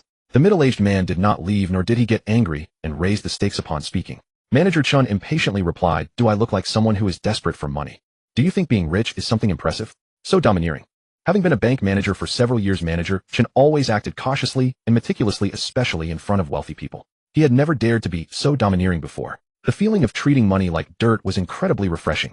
Instantly his mood improved significantly. 500,000. The middle-aged man did not waste words and raised the stakes again as if determined to get what he wanted. You. Manager Chen stopped the movement of his hands, lifted his head, and stared unwaveringly at the middle-aged man. His heart stirred. He wanted to scold some more to maintain his dominion, but the words stuck in his throat, and he couldn't bring himself to say them. 500,000. Damn, that pile of dirt seemed a bit too much. What do you want to ask? After a moment of hesitation, Manager Chen finally lowered his proud head before this pile of dirt, his domineering heart beginning to waver. The middle-aged man got straight to the point. What happened just now in the security room? Upon hearing this, Manager Chen's pupils shrank sharply. Who exactly are you? Before leaving, Song Qingshan had just reminded Manager Chen not to disclose anything about today, otherwise he would face imprisonment. Yet now nearly 10 minutes had passed, and someone had come to ask. Moreover, the first thing out of his mouth was a staggering 50,000 as an information fee. It was clear to even a fool that this unremarkable middle-aged man was not simple. You cannot afford my answer. The middle-aged man said in a deep voice, right now I am spending money to buy your answer. Stop wasting time and answer my question. I don't understand what you're saying. Manager Chen's mind was racing, secretly weighing the pros and cons. Although 50,000 was not a small sum, it was insignificant compared to Song Qingshan's threat. If he leaked anything today, and Song Qingshan found out tomorrow, he would likely have no place to stand in the entire Quan City. He even suspected that this suddenly appearing middle-aged man might have been sent by Song Qingshan to test him. Otherwise, how would the middle-aged man get the news so quickly? Don't understand, huh? The middle-aged man walked a few steps to the desk and snorted, since that's the case, let me help you organize your thoughts and restore your memory. Perhaps you can provide a better answer. With that, he reached out. Across the desk, he grabbed Manager Chen by the neck. Ugh. The middle-aged man's hand like an iron clamp locked onto Manager Chen's neck. With a slight squeeze, Manager Chen instantly lost the ability to speak, his throat seared with pain as if it were about to be crushed. In the blink of an eye, veins bulged on his neck and his terror-stricken face flushed a livid purple. How does it feel? The middle-aged man asked. Remember anything yet? As he spoke, the middle-aged man raised his arm slightly, and then an unbelievable sight unfolded. He gripped Manager Chen by the neck, and with just one hand hoisted him bodily into the air. Manager Chen weighed at least 150 pounds. Ugh. With his toes dangling off the ground, all his weight hung from his neck. His neck was nearly snapped. Breathing became a struggle, and a suffocating sensation overwhelmed him. His nostrils flared wildly, as if he could smell the stench of death. Brutal. This middle-aged man was even more ruthless and decisive than Xiao Zhan. At the first move he aimed to take, Manager Chen struggled with all his might, but it was futile. Speak. He'll talk. He reached out, grabbed the middle-aged man's wrist, and pulled with every ounce of strength he had, just to buy a moment to gasp for air. How could he still be stubborn? He immediately conceded and begged for mercy. Earlier, compared to the 50,000 Song Qingshan's threat loomed larger. Now the opposite was true. Besides Song Qingshan's threat, this middle-aged man was far more terrifying. Information or his life. Manager Chen had to choose only one. Even a fool knew which to pick. So quick to understand. Remember now. The middle-aged man casually tossed Manager Chen onto the swivel chair behind the desk, then shook his head. What a disappointment. I thought you were a tough nut to crack. I was looking forward to playing with you a little longer. Cough. Cough, cough, cough. Manager Chen collapsed into the chair like a heap of mud, clutching his neck. He coughed violently for a long while before his breathing steadied and some color returned to his face. Spit it out. The middle-aged man said impatiently. Don't test my patience, or you'll lose your chance to speak for the rest of your... How could Manager Chen hesitate? He immediately said, it's because of a card. A supreme black card from Global Bank. Over the next 10 minutes, Manager Chen recounted the entire sequence of events, from Lu Hongxia's entry into the bank to his forced resignation at Xiao Zhan's directive, leaving nothing out. He dared not conceal a thing. Who knew what the middle-aged man already knew? If Manager Chen told half the truth and withheld the part the middle-aged man already knew, wouldn't that leave him with no way out and a certain death? Xiao Zhan, Global Bank, Supreme Black Card. The middle-aged man committed these key names to memory, his pupils contracting slightly, visibly moved. He turned and walked away. Wait. Manager Chen called out. The card. That card. What card? The middle-aged man kept walking. The bank card in your hand. Manager Chen urged. You promised earlier that if I answered your questions you'd give me 50,000. You're right. That was earlier. The middle-aged man said without looking back. I gave you a chance then, a chance to earn money. But sadly you chose to reject it. Now you're answering my questions just to save your own skin. Right? So I spared your life. We're even. With those words the middle-aged man's figure had already vanished beyond. Damn. In an instant Manager Chen's face turned ashen. 1,000 wild horses seemed to stampede through his chest. He felt utterly humiliated. Not a single cent gained, yet he had leaked information about Xiao Zhan and the supreme black card, inviting retaliation from both Song Qingshan and Xiao Zhan at any moment. Truly a case of losing both the bait and the fish. He might have no foothold left in all of Quanqing. After leaving the office, the middle-aged man immediately pulled out his phone and dialed a number. When the call connected, he said in a low voice, Uncle Fu. Xiao Zhan came to the bank. He relayed Manager Chen's words verbatim. Supreme black card. The weight of that name was immense. Even the old man addressed as Uncle Fu on the other end of the line was taken aback. He asked, did you see it with your own eyes? Can you be certain? Not really. The middle-aged man shook his head. Xiao Zhan's martial arts surpass mine, and he's highly vigilant. I didn't dare get too close, afraid he'd detect me and ruin the boss plans. However, based on the bank manager's description and my speculation, the likelihood is very high. There was a moment of silence. All right, I understand. After a pause, Uncle Fu said, he'll report this to the boss immediately. Keep watching. Got it. Before Uncle Fu, the middle-aged man was utterly deferential, a stark contrast to the arrogant, domineering posture he had displayed before Manager Chen. At noon, Xiao Zhan and Song Qingshan emerged from the bank and headed straight for the kindergarten across the street. The Mulsan Bentley was parked right at the kindergarten gate. Su Xiaoming had been out of school for nearly half an hour. By the timeline, Su Jiansheng and Lu Hongxiu should have picked her up and be waiting in the car. The Mulsan Bentley was parked right at the kindergarten gate. Su Xiaoming had been out of school for nearly half an hour. Xiao Zhan raised an eyebrow. Song Qingshan quickly said, school must have been held up by something, so dismissal was late. The two officers followed Aunt Lu out. With them around, nothing could go wrong. With that, he pulled out his phone and called one of the officers. Chief Song, bad news. Something terrible has happened. The moment the call connected, before Song Qingshan could even ask, the officer's frantic voice came through. The old lattice granddaughter has gone missing after school. We searched with the teachers for ages, scoured nearly the entire school, and still haven't found her. Boom. The officer's words struck Song Qingshan like a thunderbolt. In that instant, he froze, his face ashen and grim. He had just declared nothing would go wrong, and now something had. And something this huge. Wasn't this a slap in the face right in front of Xiao Zhan? Song Qingshan turned to Xiao Zhan, intending to tell him about Su Xiaoming's disappearance, but the moment he looked up, he caught only a streak of black before him. By the next instant, Xiao Zhan was gone. Xiao Zhan's hearing was far keener than an ordinary person's. Although Song Qingshan hadn't put the call on speaker, Xiao Zhan clearly heard every word the officer said. Not a single syllable missed. Su Xiaoming's sudden disappearance was no coincidence. So Xiao Zhan at lightning speed rushed straight into the kindergarten. The kindergarten was not large in scale. Xiao Zhan turned into a blur as he darted through the premises, covering the entire kindergarten in less than a minute. At the same time, he released his inner strength, extending his perception to cover a radius of 10 meters. Nothing was found. After this round of searching, Xiao Zhan could be 100% certain that Su Xiaoming was not in the kindergarten. However, according to school regulations, after school hours, unless a parent came to pick up the child, students were not allowed to leave the campus on their own. After all, the kindergarten students were very young, and leaving school alone was extremely dangerous. Then there was only one possibility left. Su Xiaoming had been abducted from the school by someone. The Su family, the Chen family, the Lu family, or the Zhang family. Xiao Zhan had just been released from prison yesterday morning, and there were not many people he had offended or who knew his true identity. He had Duan Yihong make a move to forcibly acquire the Su group. Su Muqiu had just taken office this morning. The 3 generations of the Su family must hate Su Muqiu to the bone. If they sent someone to kidnap Su Xiaoming in an attempt to retaliate against Su Muqiu, it was indeed possible. However, they probably did not have the guts. They could not bear the wrath of the Duan family, unless they wanted to die. As for the south of the city, if the yellow hair had betrayed Xiao Zhan and told the Chun Lu and Zhang families about Xiao Zhan, then Chen Zhanghe and the others would know that Xiao Zhan would come to seek revenge. To protect themselves, they might have kidnapped Su Xiaoming in advance to use as a bargaining chip against Xiao Zhan. This was also reasonable. And this possibility was very high. After all, 5 years ago, Xiao Zhan was wrongfully imprisoned, his mother Miao Xiangzhu died tragically in the capital, and his uncle Miao Wenyuan's family was ruined. All of this was inseparable from those 3 families. This was a blood debt, a life-and-death enmity with no room for reconciliation. Therefore, they would have no scruples in dealing with Xiao Zhan. Faced with a huge threat, they would likely fight to the death using any means necessary. Whoa! Xiao Zhan arrived in front of the teaching building. The area was already crowded with people, teachers, the principal security guard Song Qingshan, and the 2 police officers, while Lu Hongxiu had already cried into a mess, pointing at Su Jiansheng's nose and yelling, "It's all your fault. It's all your fault, you cripple. You good for nothing. If anything happens to Muming, I won't live either." Su Xiaoming was the treasure of the family. Both Lu Hongxiu and Su Muqiu regarded her as their only spiritual sustenance, loving her with meticulous care. Mr. Xiao. Seeing Xiao Zhan, Song Qingshan immediately approached, his face dark, and said, according to the information provided by the school teachers during after-school pickup, many parents came to the school at the same time to collect their children. The situation was rather chaotic at the time, so no one noticed who took Su Xiaoming away. Doesn't the school have surveillance cameras? Xiao Zhan asked. Yes, there are, but...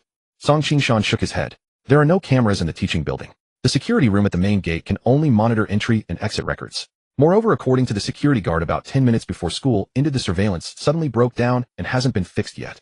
Whoever took Su Xiaoming must be an expert with strong counter-surveillance skills. Song Qingshan said gravely.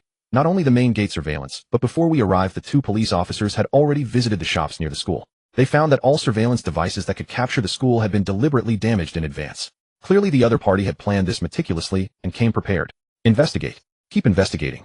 Xiao Zhan said coldly. People leave traces, geese leave their calls. No matter how strong his counter-surveillance abilities, as long as he was here, we can find clues.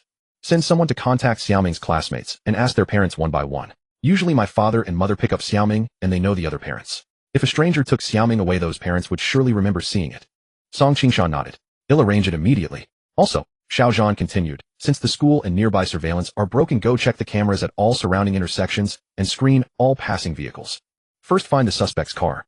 Second, contact those car owners to check their dash cams. School dismissal time is also rush hour, and there is heavy traffic at the school gate. If he came in through the main entrance, he must have been captured on camera. Police solving cases and catching criminals is essentially a process of investigation and counter-investigation. Although Xiao Zhan was not a police officer, his investigative abilities were far superior to those of ordinary officers. Good. Song Qingshan said seriously, please rest assured, Mr. Xiao. I will do my utmost with the fastest speed to find your daughter in the shortest possible time. Then Xiao Zhan turned and walked to Lu Hongxi's side, comforting her. Mother, with Director Song here, Xiaoming will be fine. Whoa. Lu Hongxi's tears flowed like rain. Suddenly she grabbed Xiao Zhan's hand and exclaimed excitedly, you are so capable. Help me, please help me find Mingming, okay? As long as Mingming returns safely, I swear I will never doubt you or investigate you again. I will not stop you from staying in our home. Our home is your home. You can stay as long as you like. You can call me mother, and I will treat you as my own son. Lu Hongxiu was truly frantic. For Su Xiaoming, she would sacrifice everything. Mother, rest assured. Xiao Zhan nodded. Trust me, I will bring Xiaoming back. I promise. Whoa. Lu Hongxi's tears could not be wiped away. She said worriedly, Mingming is my life. She is also Muqiu's life. Muqiu went to the company to get some things. She should be home by now. If she finds out that we lost Mingming, she will collapse. This was also the reason Lu Hongxiu had not called Su Muqiu immediately to tell her about Su Xiaoming's disappearance. She probably hasn't found out yet. Xiao Zhan shook his head. I sent Muqiu to the company this morning. There were some issues there, so she probably won't be back for a while. In the meantime, you and father go home and wait for news. Director Song and I will look for the person. After comforting Lu Hongxiu for a few words and finally persuading her and Su Jianxing to go home, Xiao Zhan and Song Qingshan split up and left the school. Song Qingshan returned to the police station to arrange the investigation, while Xiao Zhan called Miao Yimei to confirm that she and Miao Taizhan were safe. Only then did he breathe a sigh of relief and rush to the Bentley 4S store where Lin Xian worked. Before parting, Xiao Zhan instructed Song Qingshan that while pursuing the suspect, he should also closely monitor the movements of the Su Chen, Lu, and Zhang families, as they were the most suspicious. If the Su family had done it, they did not know Xiao Zhan's true identity, so Miao Yimei, Miao Tieshan, and Lin Xian should not be in danger. On the contrary, if the Chen, Lu, or Zhang families had taken the person, then all of Xiao Zhan's loved ones would be in danger.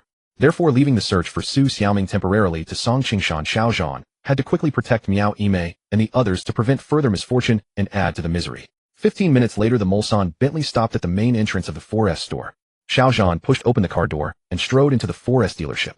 The moment he entered, a cacophony of chaotic noise assaulted his ears, a man's roaring fury interwoven with a woman's sobbing, grating, and harsh.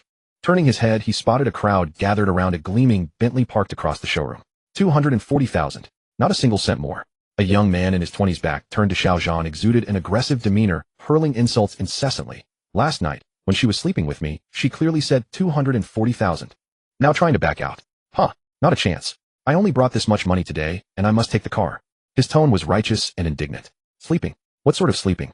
Xiao Zhan frowned, slightly scanning the store. He didn't spot his Aunt Lin Xian, so he strode directly toward the crowd across the way. Mr. Wang, please don't rush. Calm down, let's talk this through slowly. A middle-aged woman beamed ingratiatingly, trying to placate the young man. Rest assured, we will investigate this matter thoroughly and give you a satisfactory explanation.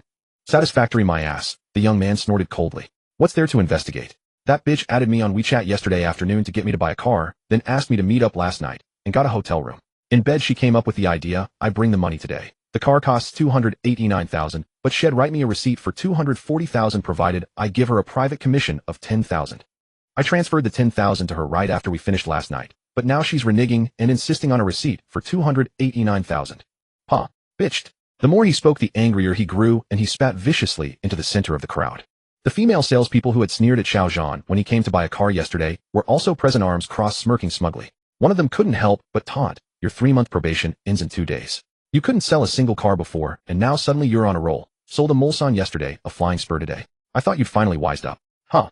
Who would have thought? It turns out your heart went wild, your face grew thick, and your nerves swelled. You seduced a client, met privately, slept with him, and tried to pull a shady deal to line your own pockets. People like you deserve to die. This was Mei Jie, the little foreman of the sales team.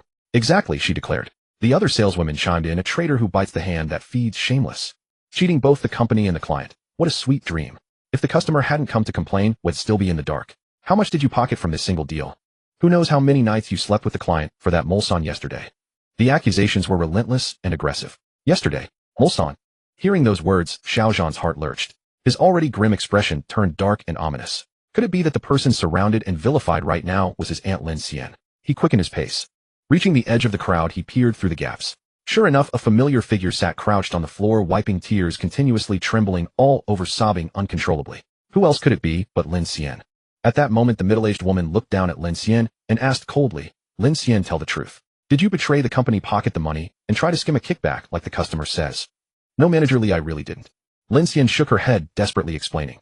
"Yesterday afternoon, the customer came to see the car. He added my WeChat and phone number on his own. After work, he suddenly transferred 10,000 yuan to me, called, and said it was a deposit. He wanted to buy the car. But then he immediately said he wanted to meet me that night, and asked me to sleep with him. I refused, so he said he wouldn't buy the car and demanded I return the money. And he only accepted cash. So I went to the bank, withdrew the money, and handed it back to him personally." Lin Xian sobbed as she spoke, tears streaming down like rain. This was the exact opposite of what the young man had claimed. The woman called Manager Li asked, "Do you have a receipt? When you returned the money, did you ask him to write a receipt?" "No." Lin Xian shook her head. "The deposit was private, so there was no invoice. When I returned the money, I didn't ask him for a receipt either. Go on, keep spinning your tale." Before Manager Li could press further, and before the young man could retort, Mei Jie rolled her eyes and was the first to challenge. "Nice story, but not a shred of evidence. Do you take us all for fools? The customer has a transfer record. What do you have? You say he called you, transferred money, and asked you to sleep with him. Did you record that call? Any proof? You say you returned the money. He says you didn't. You have no receipt. Even if the police came, they wouldn't believe your lies." As she spoke, Mei Jie looked down at Lin Xian, her lips curling into a smug, triumphant smirk. Anyone with eyes could see Lin Xian had been set up. The WeChat transfer was made, but he didn't mention the deposit on WeChat. He called instead, made the request in the phone call, and after being refused, demanded cash only for repayment. This was clearly designed to leave no evidence. The only WeChat transfer record became Lin Xian's Achilles heel. With nothing but words, even if she jumped into the Yellow River, she couldn't wash herself clean. What a ruthless bastard. Manager Li wasn't stupid, she sensed the irregularity. But in the cutthroat corporate world, she had seen too many such schemes to be shocked, and she certainly wouldn't stick her neck out for Lin Xian. "How about this?" Manager Li thought for a moment, and said firmly, "Lin Xian accepted the customer's 10,000 deposit herself, so she'll pay that back. As for the car, the original price is 289,000. Since Lin Xian promised to sell it for 240,000 without authorization, the difference of 49,000 will be compensated by her to cover the company's loss." With those words, the verdict was sealed. Mei Jie was overjoyed and couldn't help giving Manager Li a thumbs up. "Manager Li, you're truly insightful and wise. Well done, Manager Li. That trash deserves to pay." The other saleswomen applauded and cheered. Lin Xian sat crouched on the cold floor, her face ashen with despair. Tears streamed uncontrollably, her eyes nearly swollen from crying. 10,000, 14,000, together 59,000 yuan. How could a fresh college graduate ever read? Manager Li ignored the saleswomen's sycophantic flattery and Lin Xian's utter misery. She turned to the young man and asked, "Sir, are you satisfied with this resolution?" Not satisfied." The young man, about to nod in triumph, was interrupted by a cold male voice coming from. The one who interjected was of course Xiao Zhan. In the brief span of just 2 minutes since he walked into the Bentley dealership, Xiao Zhan had grasped the general situation and was fully aware of what was happening. Meanwhile, Mei Jie and the others were completely focused on attacking Lin Xian, utterly oblivious to Xiao Zhan's presence. When he chose to speak, it was nothing short of astonishing. The very first words that came from Xiao Zhan's mouth left everyone dumbfounded. In an instant, everyone turned around in unison, their heads swiveling, eyes wide open, all astonished gazes converging on Xiao Zhan. Xiao Zhan stole the spotlight, becoming the center of attention in the entire venue. "Who the hell are you?" Xiao Zhan stood right behind the young man, almost face to face with him, separated by less than 20 centimeters. The icy expression on Xiao Zhan's face startled the young man, making him recoil instinctively, like a wild dog whose tail had been stepped on, only to then flare up in anger, baring his teeth at Xiao Zhan. You? Mei Jie blurted out, is it really you? Clearly she recognized Xiao Zhan at a glance. After all, she had misjudged him yesterday, mistaking Xiao Zhan for a penniless loser who couldn't afford a car, only to be thoroughly slapped in the face by the reality of his wealth. Thus the impression was deep. You know him? Manager Li looked at Mei Jie with a face full of confusion. Mei Jie hurriedly explained, Manager Li may not be aware, but this Mr. Xiao is the big client who spent extravagantly yesterday buying that luxurious Mulsanne with just a single sentence. Oh. Manager Li's gaze fell back on Xiao Zhan, equally surprised, but with a different flavor. Earlier it had been now it was shock and delight. Bentley is the quintessential luxury car reserved for the wealthy, with prices easily reaching several million. In the entire Quan City, there are certainly not many who can afford a Mulsanne Bentley. Clients like Xiao Zhan are rare and should be welcomed with open arms, never to be offended. Thus Manager Li hesitated for a moment, studied Xiao Zhan closely, and then reached out his hand with a smile, saying, Hello, Mr. Xiao, I am the sales manager of this dealership. My name is Li. What's your name? I'm not interested. Xiao Zhan said coldly, not even bothering to glance at Manager Li, huffing. They'll say it again, I am not satisfied with your handling of this matter. The 4 words not satisfied rolled off Xiao Zhan's tongue, each word resonating with power. This. Manager Li's extended hand froze midair, his professional smile stiffening into an expression of indescribable awkwardness. Even a fool could see that Xiao Zhan was not someone to be trifled with. Mr. Xiao. Not only Manager Li and Mei Jie, but even Lin Xian, who was squatting on the ground wiping her tears, could hardly believe that Xiao Zhan, having suddenly appeared, would stand up for her. After all, they had only met once, a fleeting encounter without any emotional connection. Xiao Zhan stepped into the crowd, bent down to help Lin Xian up, asking, Are you okay? Are you alright? You still haven't replaced my official license plate. Mr. Xiao. Lin Xian nodded and was about to speak when Mei Jie suddenly leaned in, preemptively stating, Mr. Xiao may not be aware, but Lin Xian has violated company regulations and is about to be fired. Her position will be taken over by me. Therefore, your official license plate will also be handled by me. Taking Lin Xian's client was one of Mei Jie's objectives, as she certainly would not let this opportunity slip away. You, Xiao Zhan shot her a glare, shaking his head, get lost. You are not worthy to serve me. You. Mei Jie was left speechless by his words, and the young man, unable to bear seeing Mei Jie being humiliated, raised his fist and charged at Xiao Zhan, shouting, Are you out of your mind, thinking about women? Playing the hero in front of me? Bang. Before he could finish his sentence, Xiao Zhan delivered a swift kick. The young man had barely reached Xiao Zhan when his raised fist hadn't even had the chance to fall before he felt a tightness in his abdomen, followed by an overwhelming force, sending him flying. Thud. He landed 3 meters away, crashing painfully to the ground. Like a maggot, he struggled for a while, but couldn't get back up. What can you do to me? Xiao Zhan glanced at him from afar, his cold gaze exuding a regal disdain. A mere young man who appeared out of nowhere was not worth Xiao Zhan's effort. Moreover, with his mood already soured due to Su Xiaoming's disappearance, a single kick rendered the young man incapacitated. Everyone was once again left dumbfounded. One of the female salespersons couldn't help but murmur softly, How can he be so good to that Lin Xian? Could it be that they really slept together? The voice was very soft, almost like a mosquito's buzz. Yet Xiao Zhan had astonishing hearing, and at such close proximity, even the smallest sound could not escape his ears. Slap. Xiao Zhan instantly appeared in front of the female salesperson, without a word raised his hand and delivered a hard slap that knocked her to the ground. Your mouth stinks. After striking her, Xiao Zhan nonchalantly returned to Lin Xian's side, asking, Who else is? Tell me I'm in a hurry, and we'll help you resolve it all. In a hurry. Once again in a hurry. Yesterday when buying the car, Xiao Zhan was in a hurry, so he swiped his card to pay straightforwardly. And today was he also in a hurry to fight? What kind of person is this? Is he really busy? Including Mei Jie, the remaining female salespersons turned pale, their hearts pounding fiercely. Although they hadn't been struck, they felt as if their faces were burning, and they began to retreat, putting distance between themselves and Xiao Zhan. Mr. Xiao Yu. Lin Xian looked up, her tear-filled eyes gazing at Xiao Zhan, filled with surprise, confusion, gratitude, and panic, her heart a tumult of emotions, unable to comprehend why Xiao Zhan would help her. However, she did not seek revenge on Mei Jie and the others. Instead, she took a deep breath, forcing out a faint smile, saying, Actually, you don't have to do this. It's not good to hit people. As long as we can clarify the matter, I will be satisfied. Tears glistened at the corners of her eyes, blooming into a kind smile. At that moment, Lin Xian was truly beautiful. She was such a good girl. Xiao Zhan felt a wave of emotion. His grandparents had taken Lin Xian as their goddaughter, supporting her through college, which was certainly not a loss. A girl like her deserved the heavens' favor. However, good people are often bullied, good horses are often ridden. Lin Xian might not care, but seeing her aunt being so mistreated, both verbally insulted and extorted, Xiao Zhan could no longer bear it. Yes, it must be a misunderstanding. Seeing that Lin Xian did not intend to pursue the matter, Manager Li secretly breathed a sigh of relief, quickly smiling and trying to smooth things over. In such situations, both parties have their reasons. Lin Xian did not have evidence, and I had no choice but to let her pay. Since Mr. Xiao believes Lin Xian has been wronged, we can discuss it further. His face was filled with a forced smile. His tone was now infinitely more gentle than before, and he referred to Lin Xian as Little Xian, calling her with utmost familiarity. No need to discuss it. Xiao Zhan shook his head and coldly stated, "You want evidence, right? I have it." With that he strode towards the young man he had kicked earlier, causing the young man to nearly soil himself in fear. "Oh no, is he coming again?" Xiao Zhan walked straight up to the young man, stepped on his chest, looked down at him, and asked, "You just said that Lin Xian was the one who called you on her own initiative, right?" His voice was cold, and as he spoke Xiao Zhan exerted a little more pressure, causing the young man's chest to feel tight, and making it difficult for him to breathe. Aye.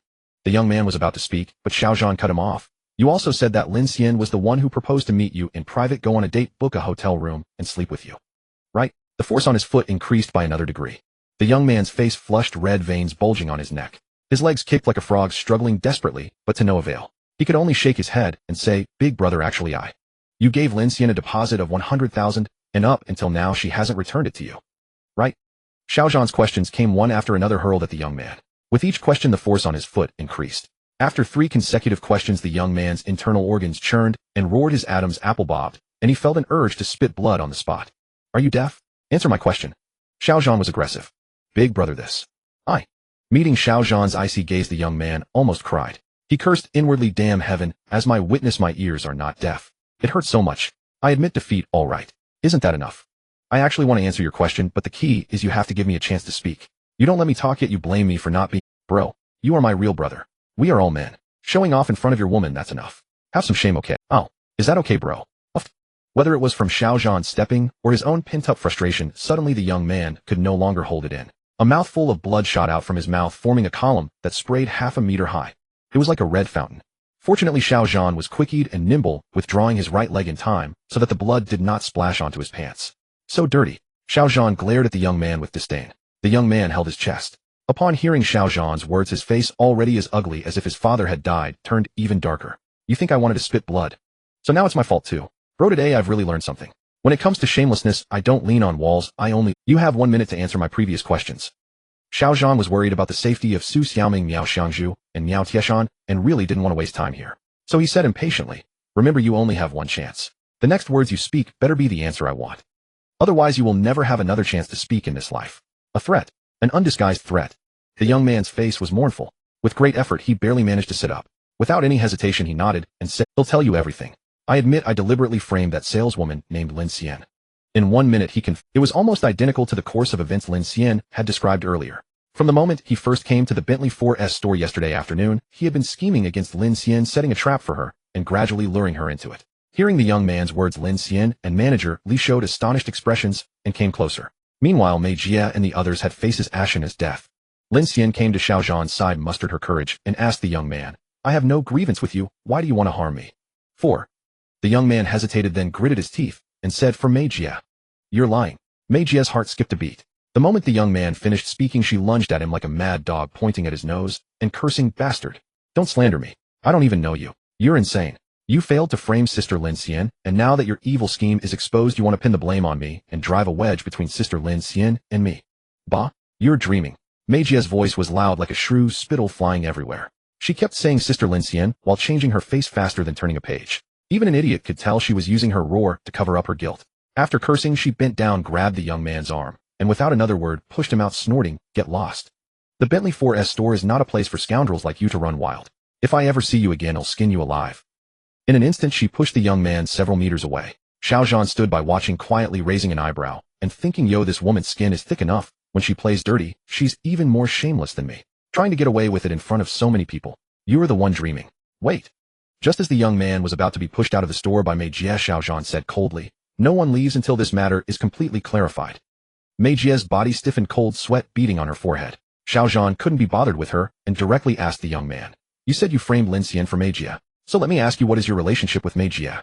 Why did you conspire with her to frame Lin Xian? I want to get with her." The young man glanced at Mei Jie and said with a bitter face, "Mei Jie and I were university classmates. She was 1 year above me, my senior, and also the school beauty. I've always liked her, but she never gave me a chance. Yesterday afternoon she suddenly called me and asked me to do her a favor. If I succeeded she would agree to be my woman. She told me to approach Lin Xian under the pretense of buying a car. According to the plan, not only would it get Lin Xian fired from the 4S store, but also extort 100,000 yuan from her. Most importantly, we could buy a Bentley flying spur at a low price. 3 birds with 1 stone. The young man recounted everything in detail, laying out Mei Jie's plan. Lin Xian and manager Li were dumbfounded, and even the other female salespeople nearby stared wide-eyed in utter bewilderment. Clearly Mei Jie had only used them to fan the flames on the sidelines. She hadn't revealed the entire plan to them, and she certainly didn't intend to share the spoils with them afterward. Bastard, he'll strangle you. With her evil scheme completely exposed, Mei Jie was truly furious. She lunged at the young man, hitting and cursing him, her nails as sharp as blades scratching and clawing at his body, face, and neck. The young man, who had been nearly stomped to death by Xiao Zhan, hadn't recovered his strength and was no match for the tigress-like Mei Jie. Soon his face was covered in blood from her scratches, a ghastly sight. One glance was enough to shock anyone. Xiao Zhan, however, was used to it. He turned to manager Li and the other saleswomen and said coldly, "Since the matter is now clear, don't you owe Lin Xian an apology?" Of course I must apologize." Manager Li came to her senses, seized Lin Xian's hand, and said with a contrite expression, "Little sister Xian, I was in the wrong just now. I acted hastily, drawing conclusions without proper investigation, and wronged you. You have been wrong. But rest assured, now that the truth is out, I will see justice done for you." With that, she glanced at the manic Mei Jie and snorted, "I hereby announce that from today onward, Lu Mei is terminated. And you, little sister Xian, will be made a permanent employee, taking over Lu Mei's position as the new sales team leader of our 4S store." With those words, the tide had turned. Moments ago, the plan was to fire Lin Xian. Now Lu Mei was the one dismissed. Lin Xian, through misfortune, gained fortune, not only keeping her job, but receiving a direct promotion. Firing an employee and promoting a team leader were within manager Li's authority. Really?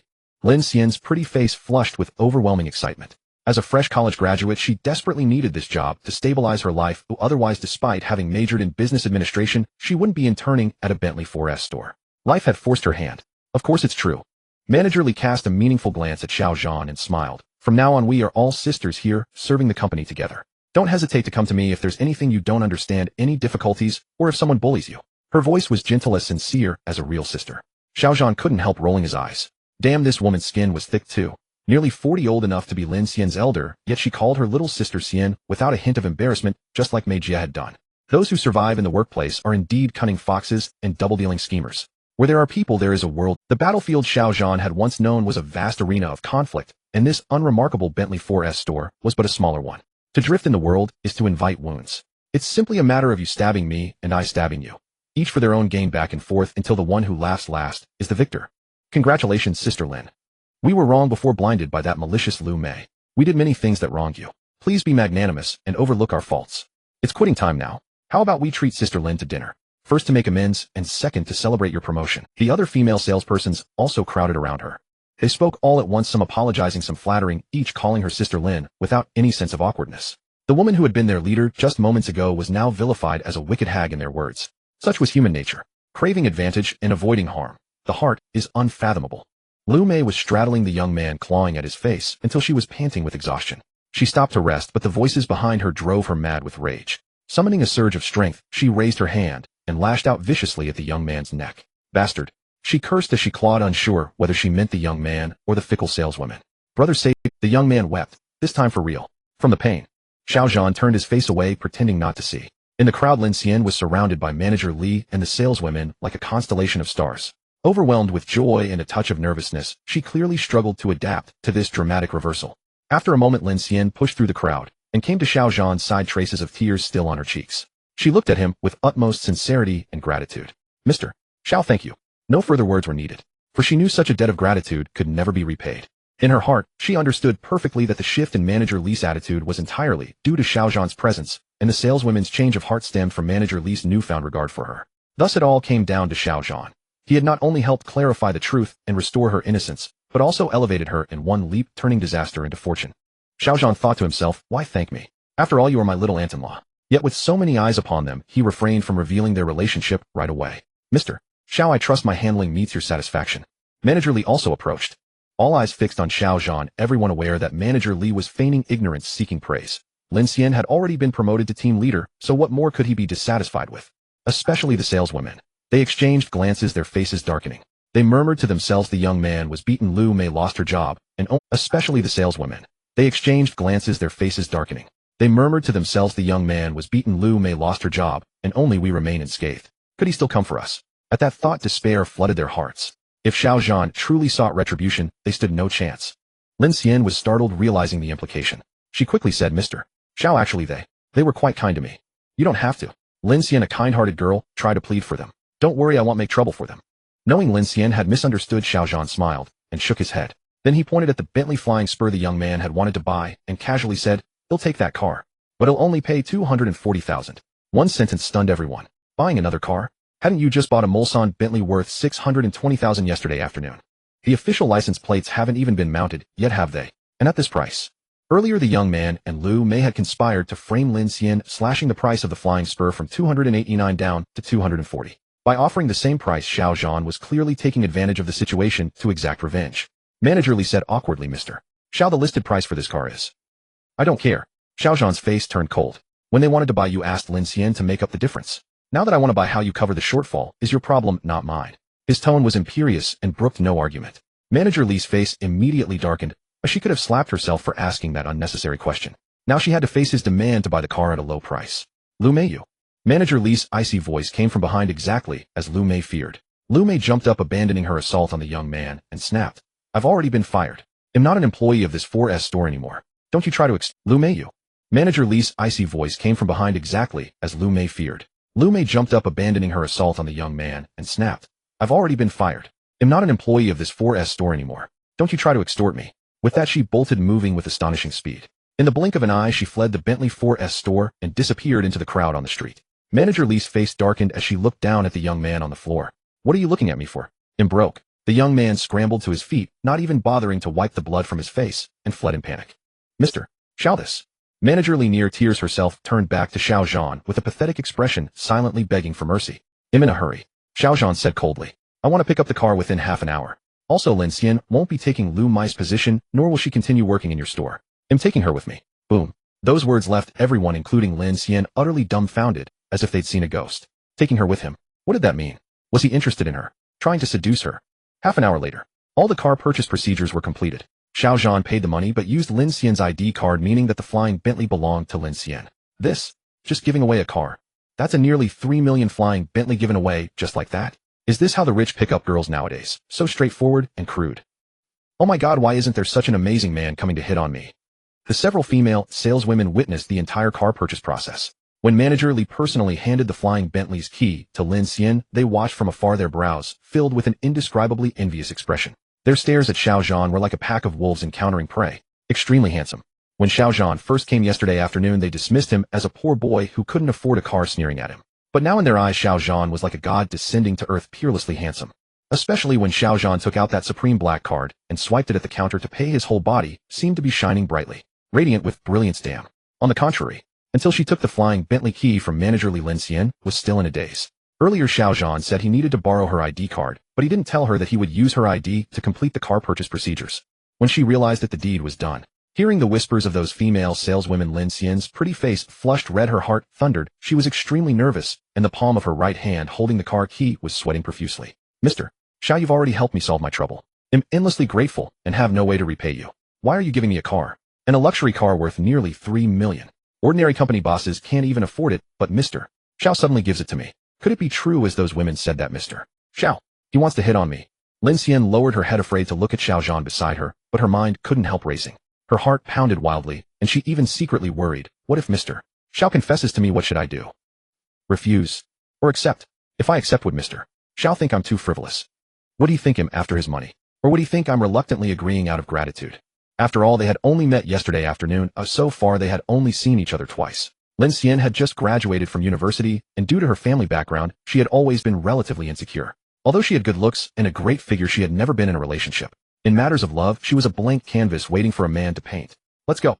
Xiao Zhan put away his supreme black card, casually took Lin Xian's hand, and strode toward the flying Bentley across the way. His movements were fluid and natural, without any awkwardness. They're holding hands. They're holding hands. Those female saleswomen widened their eyes, staring at Xiao Zhan, and Lin Xian's joined hands. Their excited expressions were as if they were watching a romantic drama. They were just short of shouting, "Get together, get together." Lin Xian let Xiao Zhan lead her to the flying Bentley. Xiao Zhan reached out and opened the passenger door, gesturing, "Mr. Xiao." Lin Xian struggled, internally hesitating. Although Xiao Zhan had helped her and was her benefactor, she really wasn't that kind of casual woman. Who knows where Xiao Zhan might take her? What might he do to her? "Don't worry, I mean you no harm." Xiao Zhan rolled his eyes naturally, knowing what Lin Xian was worried about. Without further ado, he pushed her into the car and muttered quietly, "In this handsome, do I look like a bad guy? Look how scared I made my aunt."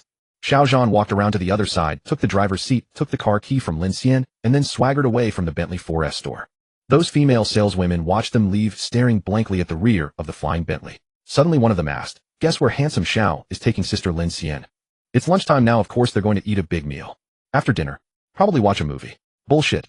Another saleswoman snorted. "What's so good about a movie? In my opinion, they're definitely going to some luxury hotel, get a room, and personally star in a movie. The kind that only takes 2 people to finish." Look! Look! Suddenly another saleswoman exclaimed. The car stopped. It stopped next to that Mulsanne, and both of them are still in the car, not getting out. Everyone's eyes widened again, their eyeballs almost popping out of their sockets. Even Manager Lee couldn't help but lean. "Am I seeing things? Look closely. Is that flying Bentley moving?" That saleswoman rubbed her eyes and clicked her tongue. "Good heavens, handsome Xiao is strong and robust, looks full of vigor. Could it be that he can't be bothered to eat or get a hotel room, and is just acting out a 2-person movie right in the car?" These words made everyone blush and involuntarily let their imaginations run wild. No help for it. Women are at that moment. In the cabin of the flying Bentley, after Xiao Zhan parked the car, he tried to hand the car key back to Lin Xian, but she absolutely refused to take it. The two went back and forth, pushing and blocking, which indeed caused the flying Bentley to shake slightly. In the eyes of those saleswomen, it naturally evoked a very romantic scene. Truly, sitting in the car, disaster falls from the sky. "Mr. Xiao, no, this won't do." Lin Xian's face was flushed, she was extremely nervous, and she kept waving her hands in refusal. "This really won't do. I am already so grateful for your help, but this car, it's too valuable, I can't just accept something so precious from you." The moment Xiao Zhan stopped the car, Lin Xian panicked. Like those saleswomen, she subconsciously thought, could Mr. Xiao be planning to confess to me in the car, and then make me do that kind of thing with him? If it were another saleswoman receiving such favor from Xiao Zhan, she would certainly be overjoyed, wishing to become Xiao Zhan's woman immediately and latch onto this spendthrift tycoon. But Lin Xian was different. After all, she had grown up without ever being in love. Before this, she hadn't even touched a man's hand. How could she possibly make such a crazy move right off the bat? Even if she had a good impression of Xiao Zhan and liked him, it still wouldn't do. Absolutely not. This is a matter of principle. Even if she had a good impression of Xiao Zhan and liked him, it still wouldn't do. Absolutely not. This is a matter. In her fantasy, love was wonderful, romantic, and gradual. It couldn't be achieved in one step, skipping the most important middle process to go straight to the final step. That would not be love, but a transaction. Take it. Xiao Zhan found it both laughable and frustrating. Helpless, he had to speak up. "This car is not only for you, but also for my grandmother and grandfather. They are old and have difficulty moving around, and I have many things to do, so I can't always be by their side. You are different. Later I will find you a new job. You studied business administration in university, right? I guarantee it will let you leverage your strengths and achieve great things." Hearing this, Lin Xian was stunned and asked in confusion, "Your grandmother and grandfather? What do they have to do?" That being said, what Lin Xian was thinking was, "You haven't formally confessed to me yet, and I haven't formally agreed to be with you, so how can you start arranging family matters? This is treating me as family already." Xiao Zhan looked at her, nodded, and smiled. "My grandmother's surname is Miao. Her name is Miao Yimei. O grandfather is also surnamed Miao. His name is Miao Taizhan. And you are their adopted daughter, which makes you my adopted aunt. I'm asking you to take care of them. Is there a problem?"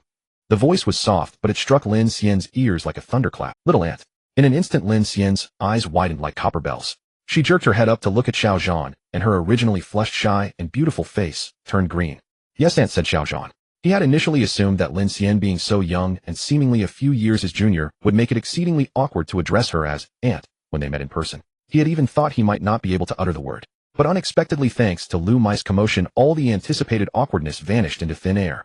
Strangely enough, it rolled off the tongue quite smoothly. Especially when he saw Lin Xian's complex expression, a mix of shock and confusion, panic tinged with disappointment. Xiao Zhan felt like laughing, but out of politeness he had to stifle it. "You are." Lin Xian stared at Xiao Zhan for a full 2 or 3 minutes before snapping out of her shock. She took a deep breath and asked in disbelief, Xiao Zhan, could you be the young master of the Xiao family in the capital, the adopted grandson of my godparents?" Xiao Zhan was no longer embarrassed. At this moment in this very scene, after being excited, worried, hesitant, and expectant for so long, what finally awaited her was such a thunderbolt-like outcome. It absolutely mortified Lin Xian. Just moments ago, she had mistakenly thought Xiao Zhan was about to confess his love, and her heart had fluttered like a deer. Now a sudden stunning blow. "Aunt, heavens, since you recognized my identity and knew our relationship, why didn't you tell me earlier? This joke is a bit—" "That's right, it's me." Xiao Zhan nodded with a smile, and asked, "Aunt, have you heard of me? My godmother happened to mention your name." Lin Xian recalled for a moment, then shook her head. "But whenever I asked her about you, she was evasive and wouldn't tell me, so I only have a vague impression of your name." "I see." Xiao Zhan sighed inwardly. Of course he knew why Miao Yimei had kept it from Lin Xian. After all, 5 years ago, he had been suddenly imprisoned, convicted of rape. Such a charge would be a lifelong stain on any. Bringing it up would only cause more pain. Moreover, Lin Xian had become the adopted daughter of Miao Yimei and Miao Taizhan only after Xiao Zhan's imprisonment. There was no need to involve her and make her worry as well. Keeping her in the dark was for her own good. After the two had chatted in the car for about 5 minutes, Xiao Zhan handed the car keys to Lin Xian again and asked, "Aunt, you won't refuse me this time, right?" Who would be a fool to refuse such an expensive car? Lin Xian took the keys without hesitation. Now that she knew Xiao Zhan's identity, she had set aside her guard and worries, feeling much more relaxed. In front of Xiao Zhan, she was no longer as reserved as before. Xiao Zhan rolled his eyes and said, "Your earlier no attitude wasn't as straightforward as now. If someone who didn't know saw you, they'd think I was up to something. Don't bring that up again."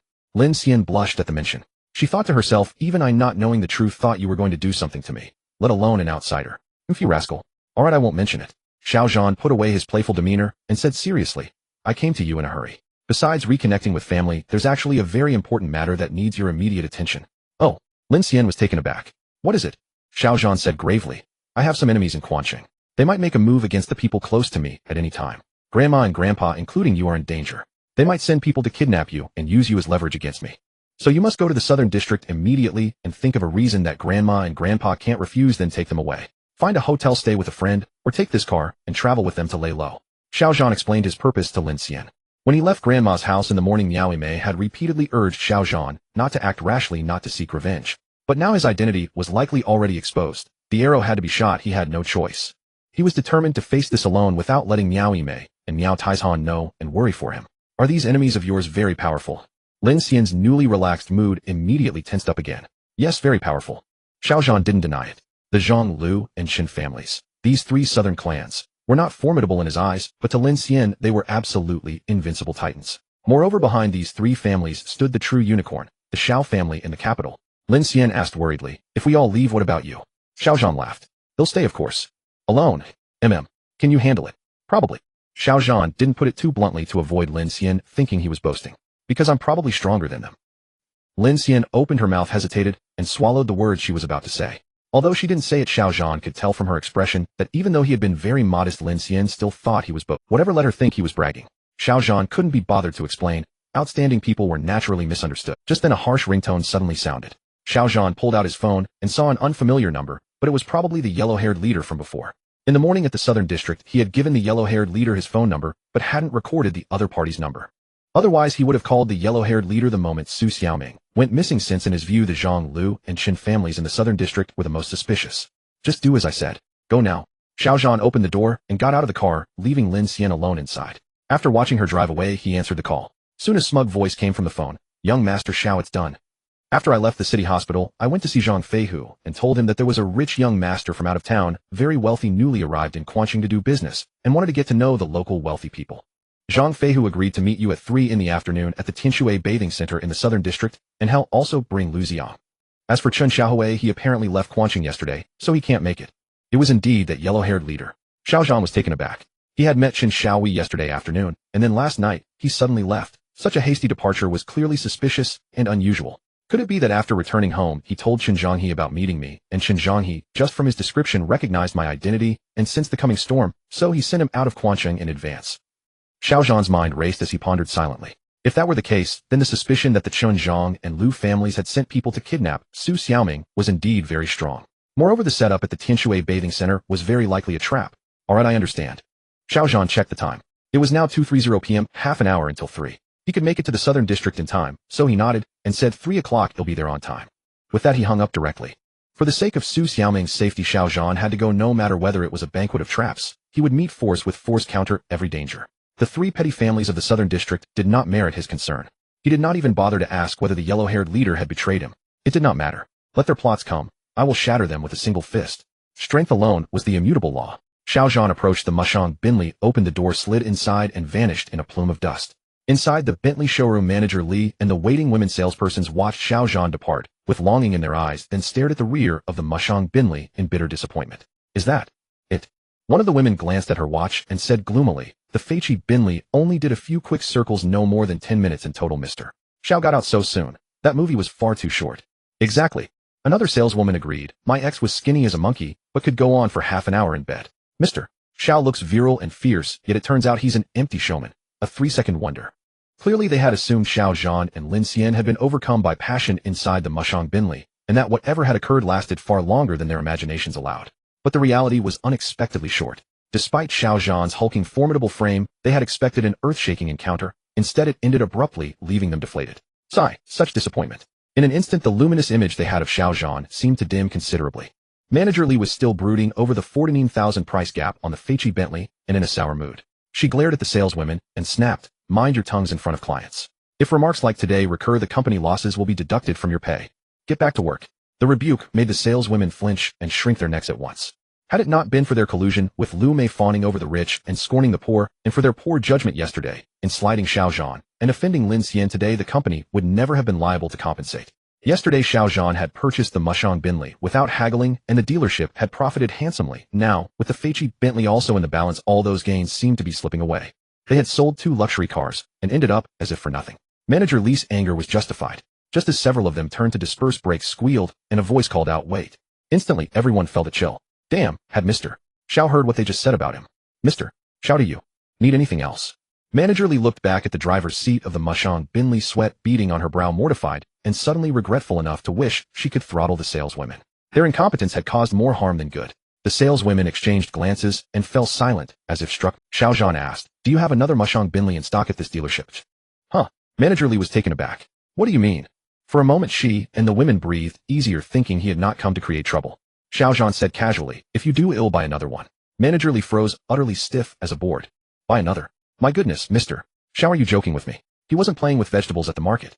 He had just bought a Mushang Bentley for 6.2 million, then a Feiqi Bentley for 2.4 million, and now 10 minutes later wanted to purchase another Mushang Bentley. Was he really buying cars, or simply throwing money away? "Do you have one or not?" Xiao Zhan snapped, impatient. "I'm pressed for time." In their experience, Mr. Xiao was always in a hurry. When he bought a car, he paid without fanfare, swift and decisive, never wasting words. A swipe of the card was enough. Yes, yes, yes. Manager Li recovered from her shock, swallowed hard, wiped the cold sweat from her brow, and nodded. "There is one more, but the color is storm silver. We currently have no gemstone black like Mr. Xiao's. Silver will do."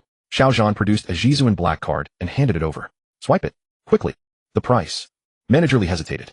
"Charge market price." Her mood brightened instantly as she took the Jizuan black card, relieved that Mr. Xiao was not about to ambush them as he had earlier. The dealership would make a tidy profit after all. Manager Li asked with a smile, "Mr. Xiao, shall we register the purchase under your ID, or do you know where Susure Group is?" Xiao Zhan countered. Manager Li thought for a moment and nodded. "Yes, we know it." Xiao Zhan instructed, "Have the car delivered to the gate of Susure Group. Go find the current president of Susure Group, Su Muqiu, and use her ID to complete the purchase paperwork." Su Muqiu, the name sounded plainly feminine. Manager Li hesitated. "Mr. Xiao, if you are not present when we complete the paperwork, we must confirm your relationship with Miss Su beforehand. If she refuses to sign, we will have difficulty processing the sale." "She is my wife," Xiao Zhan said simply. Those 5 words fell like a thunderclap, striking Manager Li and the saleswomen dumb with astonishment. They were literally thunderstruck. Their gazes toward Xiao Zhan turned tangled with bewilderment. A moment ago, he had spent 2.4 million on Lin Xian, seemingly wooed her, even indulged in a heated encounter in the car, and now he claimed to have a wife. Not only a wife, but the female president of Susure Group. A man with a secure home life and a parade of admirers outside. The world of the wealthy was indeed unlike theirs. "Is there a problem?" Xiao Zhan frowned, sensing something odd in their expressions. No problem," Manager Li stammered. "Then hurry and swipe the card." "Yes, I'll do it right away." She rushed to the counter to process the payment. At Shuxiang Yeyuan in Qian Yiming's private villa. After the young man had taken Su Xiaoming from the kindergarten, he had brought her straight here. In a shadowed room of the villa, Qian Yiming stood beside the sofa, respectful and solemn. Hunched and servile in his manner, he resembled a common retainer, although he was the son of Quanchang's richest man. For now all he could do was stand. On the sofa sat a man dressed entirely in black military boots, black trousers, black garments, and even a black cap worn indoors. His hat brim was pulled low. Qian Yiming stood while he sat. When Qian Yiming lowered his head, he could only see the man's neck and chin, but not his eyes. His skin was dark, a bronze hue. He sat there motionless, and even standing beside him, Qian Yiming could clearly sense an indescribable icy aura that made his heart tremble and fill with unease. That was killing intent. Having taken many lives, a person naturally exudes a chilling aura of murder in their every word and action. This man was the expert sent by Xiao Hongtu to Quanching specifically to capture Xiao Zhan back to the capital known by the alias Black Eagle. At the other end of the sofa lay a 4-year-old girl, unconscious, as if in deep sleep. Her expression was peaceful, and so far she had suffered no harm. Who else could it be but Su Xiaoming? Qian Yiming glanced at Su Xiaoming twice, then summoned his courage and asked, "Mr. Black, you ordered me to kidnap Su Muqiu's daughter. Are you planning to use her to threaten Xiao Zhan?" "But," Qian Yiming worried, "she is Su Muqiu's illegitimate daughter, born to some unknown man, and has no blood relation to Xiao Zhan. Xiao Zhan only got engaged to Su Muqiu yesterday morning. He probably doesn't care about the lives of the mother and daughter. 5 years ago, the specific details of framing Xiao Zhan and sending him to prison orchestrated behind the scenes by the Shao family of the capital and jointly carried out by the three major families of the southern city, were known only to the capital's Shao family and the patriarchs of the three families. For instance, the woman who was thrown onto Xiao Zhan's bed back then was none other than Su Muqiu, and Xiao Zhan was the biological father of Su Xiaoming. Even Qian Yiming's father Qian Banqing, the richest man in Quanqing, only managed to uncover the general situation afterward by using his connections and conducting secret investigations. Given the gravity of the matter, Zhang Fenglin, Lu Hongong, and Shen Zhonghe had remained tight-lipped, burying this colossal secret deep in their hearts. They had told no one, not even their own sons. Hence Qian Yiming had asked that question. Putting himself in Xiao Zhan's shoes, he would absolutely not accept Black Eagle's threat for the sake of Su Xiaoming, someone else's child. Threat. Black Eagle shook his head, his voice somewhat raspy. In the face of absolute power, all threats are insignificant. Only incompetent fools resort to such base and stupid tricks. I disdain such methods. The implication was that facing Xiao Zhan, Black Eagle was fully confident in subduing him with his own strength without needing to stoop to any underhanded tactics. A true master naturally possesses a master's pride. Qian Yiming's lips twitched a few times. He certainly believed in Black Eagle's abilities, but he still couldn't understand and couldn't help pressing further. Since that's the case, Mr. Black, having me kidnap this little girl seems. Having you kidnap her must be for a reason. Before Qian Yiming could finish his question, Black Eagle's voice suddenly turned cold. It's best not to ask about things you shouldn't. Loose lips sink ships. Who can guarantee that after asking something forbidden, you'll still be alive to hear the answer you want? Along with his icy voice, the temperature in the room seemed to drop sharply, and the fierce killing intent instantly grew. Yes, yes, yes. Qian Yiming wiped the cold sweat from his forehead, nodding like a pecking chicken. Thank you for your guidance, Mr. Black. Just as Black Eagle had said, in the face of absolute power, so-called money, influence, and schemes were all worthless. And take this moment for instance. Black Eagle had his pride, and Qian Yiming had his pride as well. However, the pride that Qian Yiming had built with money and power was enough to intimidate ordinary people, but when facing Black Eagle, even a dragon had to coil. Even a tiger had to crouch. Even the son of Quanqing's richest man had to stand obediently by the side. After all, what choice did he have? Black Eagle's strength was overwhelming. His fists were hard enough to crush Qian Yiming with a single punch. You may leave now. Black Eagle stood up, waving his hand impatiently. No one is allowed near this room. Otherwise dead. Understood. Qian Yiming dared not ask another question nor hesitate, and immediately turned to leave. As he stepped out of the room and closed the door behind him, Qian Yiming stole a glance from the corner of his eye and saw Black Eagle walking toward the unconscious Su Xiaoming, bending down and reaching out to touch her tender cheek. Damn! Qian Yiming's heart jolted violently, his hand trembling in shock. He dared not look any longer and quickly shut the door. Patting his chest, he took a deep breath and thought to himself, could it be? Does Mr. Black have a special interest in little girls? The mere thought sent chills down his spine. However, Qian Yiming only saw the beginning, not the end. After he left, Black Eagle pinched Su Xiaoming's chin and studied her delicate face closely for a few moments. Then he shook his head and muttered to himself, so young, so adorable. What a pity. Not harming women, children, or the elderly has always been my principle. Today I'm afraid I'll have to make an exception. With that, he released his grip, reached into his pocket, and pulled out a small porcelain bottle with a blue and white pattern, followed by a syringe as thin as a little finger. Pop! He flicked the stopper off the small bottle, inserted the syringe needle inside, and gently pulled back. The syringe instantly filled with a strange, blood-red liquid. This was the legendary glazed sacred water. Incomparably precious. Then Black Eagle pulled open the collar of Su Xiaoming's clothes, exposing her right shoulder. Without any hesitation, he inserted the syringe needle straight in, gently pushing the plunger, and the blood-red liquid slowly injected into Su Xiaoming's body. As he pushed, he said, if you must blame someone, blame yourself for being the young master's daughter, for carrying the Shao family's blood in your veins. Soon the syringe was empty. Black Eagle withdrew the syringe, stood up, and said expressionlessly, for the next 12 hours it's up to fate. Either you, or after I capture the young master, I will take you back to the capital, and then you'll wish you were dead. With that, he turned and left this gloomy room. In her coma, Su Xiaoming suddenly moved her fingers, and her brows knitted tightly, as if enduring immense pain or trapped in a terrible nightmare. Her little mouth opened, and she murmured deliriously, Daddy, it hurts. Daddy, I'm scared. Daddy, save me. At that moment, Black Eagle had already reached the doorway and heard her anguished murmurs, but his dark, icy face remained unchanged. He turned a deaf ear. Slap. With a soft sound, Black Eagle's figure vanished completely, and the door clicked shut. The entire room plunged into a deep, eerie darkness, leaving Su Xiaoming alone, helplessly lying on the sofa, silently enduring the boundless agony brought by the glazed sacred water. Mr. Hey, you finished so quickly. Qian Yiming was waiting not far away. Seeing Haiying emerge, he was momentarily stunned, then immediately went up to greet him, smiling and gesturing. Mr. Hey, you've had a long journey. Now that the person is caught and the matter is done, I've had a welcome banquet prepared. This way, please. Indeed, too fast. Qian Yiming had originally thought that Haiying had some kind of fetish and was eager to kick him out, at least to play inside for an hour or two, or even until dark. Who would have thought that in less than 20 minutes he had actually come out? Haiying ignored him and walked straight away. He was about to follow when suddenly his phone rang. Taking it out, he saw it was his father Qian Banqing calling in person. Startled, he smiled and said, Mr. Hey, please go ahead. I'll take this call. After He Ying had walked far away, Qian Yiming answered, Dad. What do you need? Where are you? Qian Banqing asked back. Shu Xiangyuan, what's up? Qian Yiming, of course, wouldn't tell Qian Banqing about his secret contact with the Shao family of the capital. So he casually lied. A few friends from the martial arts club came over to hang out. We're drinking. This lie was half true. To welcome He Ying, Qian Yiming had indeed invited a few friends from the martial arts club to accompany him drinking, but he concealed He Ying's presence. Really? Qian Banqing was skeptical. Qian Yiming rolled his eyes. Dad, look at what you're saying. I've grown up so big, when have I ever lied to you? Besides, it's just a little drinking. It's not like you forbid it. Why would I lie to you? Though he said this, Qian Yiming's heart stirred, faintly sensing something wrong. Usually Qian Banqing was busy with work and rarely asked about his affairs. He certainly wouldn't call specifically to check up on him like a guard post asking such idiotic questions. The other end of the phone was silent for a moment. After a moment, Qian Banqing's voice came again. I heard that Xiao Zhan's daughter suddenly went missing after school this noon. Tell me honestly, does this have anything to do with you? Damn, just as I thought. Qian Yiming's heart trembled violently, and his hand also shook, almost dropping the phone. I just caught that little girl, and Dad already got the news so quickly. It seems that Dad said he would wait and see, but in fact he didn't quietly wait for things to develop. He also secretly sent people to watch Xiao Zhan and the Su family's every move. Could it be that the kidnapping of the little girl was witnessed by Dad's people? Qian Yiming was secretly alarmed. Missing. Suppressing the shock and worry in his heart, Qian Yiming tried to put on an air of innocence, asking doubtfully, who told you that, Dad?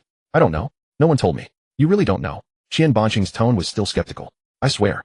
The more guilty a person is, the more they will use an extremely firm tone to express their innocence and conceal their inner unease. Qian Yiming was no exception.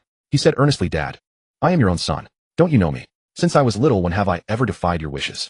Last time you said not to meddle with Xiao Zhan's affairs, so I definitely won't meddle. Can't you even believe my words? Firmness mixed with a hint of resentment. As long as it has nothing to do with you, that's fine. I don't mean anything else, and it's not that I don't believe you. It's just that this matter is no small thing. You must not take it lightly. One wrong step could lead to an abyss. Qian Banqing's tone softened a lot, but became more solemn. What do you mean? Qian Yiming asked. Dad, you're acting strange today. Did you find something? Yes. Qian Banqing did not hide anything from Qian Yiming. He said in a deep voice, I sent people to follow Xiao Zhan and discovered some things. The black card you mentioned earlier is indeed the Global Bank's Supreme Black Card. This point can now be confirmed. Moreover, the level of that Supreme Black Card is extremely high. It can almost be confirmed that it belongs to Xiao Zhan himself. Qian Yiming was stunned, shocked. After a long while he came to his senses and said in disbelief, Dad, you mean? Xiao Zhan is definitely not as simple as we see. Qian Banqing said in a deep voice, what we see is just an illusion. On the surface, he is merely a young master abandoned by the Shao family of the capital, a rapist who just walked out of Quanqing 4th prison. But in reality, his background is unfathomable, just like the Shao family of the capital. A big shot we cannot afford to provoke. So you must remember, you cannot touch such a person. Qian Banqing's voice was like a series of thunderbolts from the sky, truly shocking Qian Yiming. Is Xiao Zhan really an unfathomable big shot? Is he really the owner of that Supreme Black Card? Is he really? Alright. Qian Yiming nodded at the phone. I'll remember. But after hanging up, a resolute ferocity appeared on his gloomy face. He thought to himself, Dad, you found out too late. This call came too late.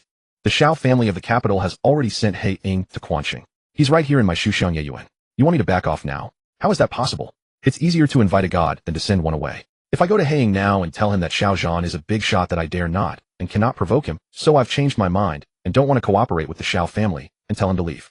What would be the result? Probably I would be slapped to death by He Ying. The killing intent on He Ying is too heavy, so heavy that it chills people to the bone. He is definitely a ruthless killer, a vicious character who regards human life as nothing.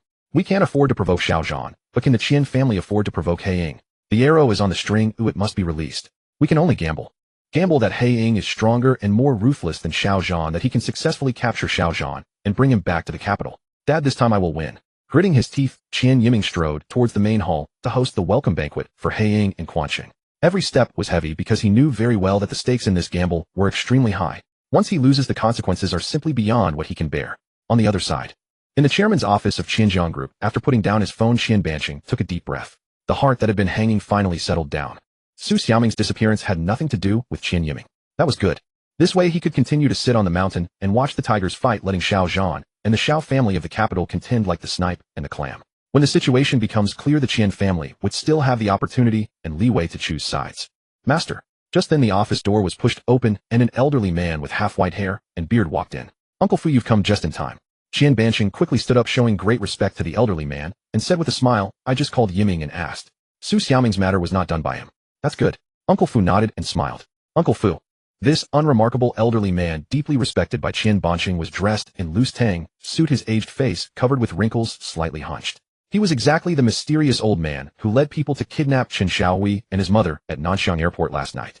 Uncle Fu, please sit here. After ushering Uncle Fu to the sofa, Qian Banqing asked, how is your investigation going? Have you found Su Xiaoming's whereabouts? Not yet.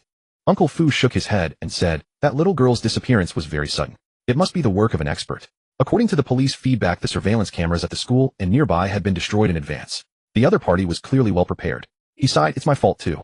I was careless. I sent men to watch Xiao Zhan and the Su family, but I didn't take that 4-year-old girl seriously. As it turned out, the problem lay with the little girl. Su Xiaoming was still very young. Without knowing that she was Xiao Zhan's biological daughter, who could have imagined that someone would suddenly set their sights on her? What could they do by capturing her? Threaten Xiao Zhan? Would that work? No matter how you think about it, it all seems fishy and against common sense. Qian Banqing frowned, deeply pondered for a moment, and said in a low voice, news from the capital says that the Xiao family has sent men to Quanshan to take Xiao Zhan back. They should have arrived this morning, but our people waited at the airport all morning and didn't find any trace of them. Then Su Xiaoming disappeared mysteriously.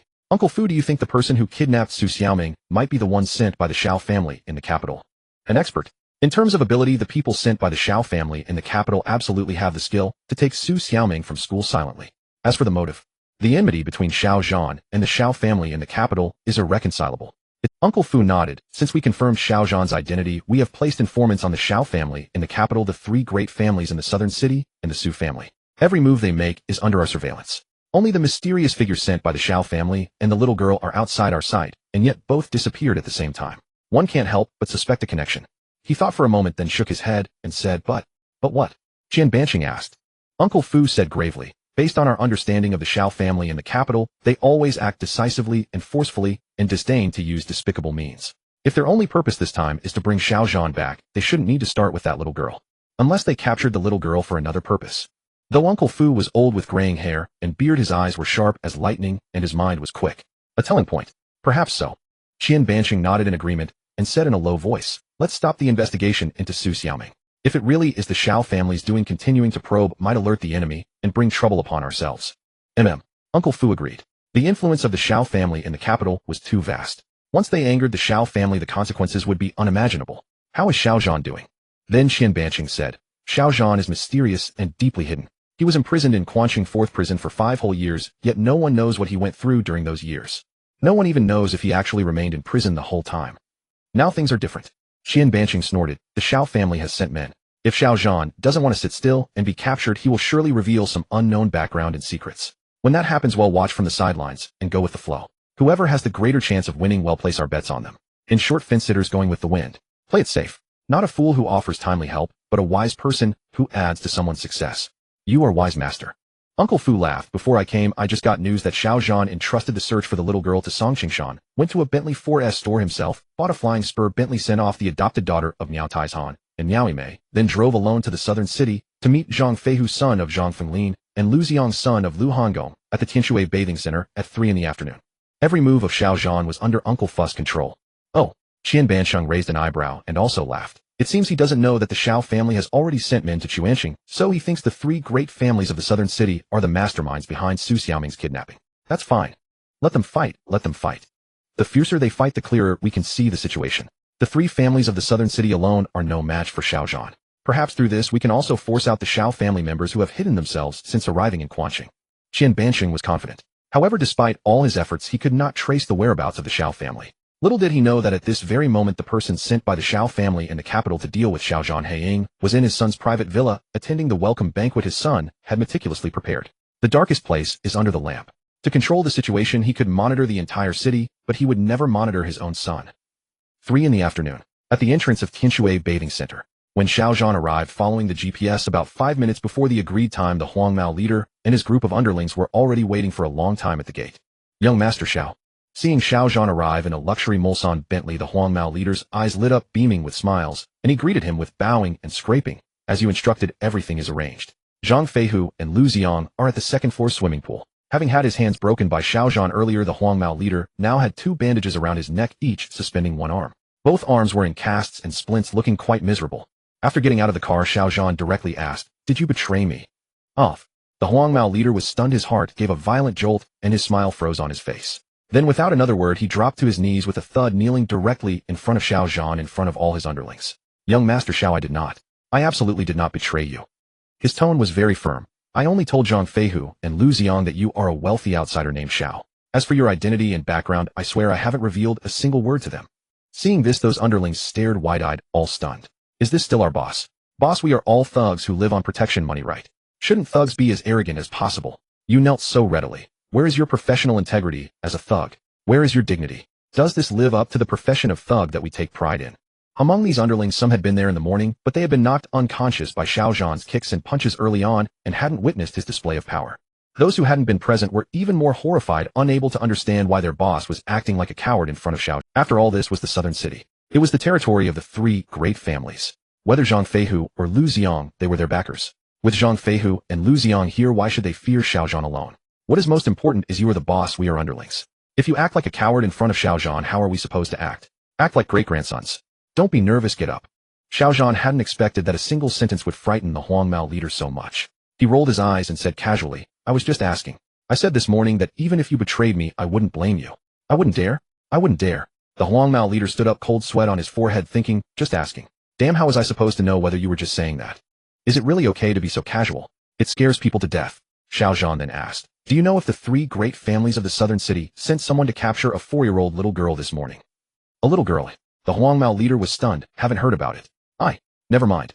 Xiao Zhan waved his hand. Seeing the Huangmao leader's expression, he knew he couldn't get any useful information from him.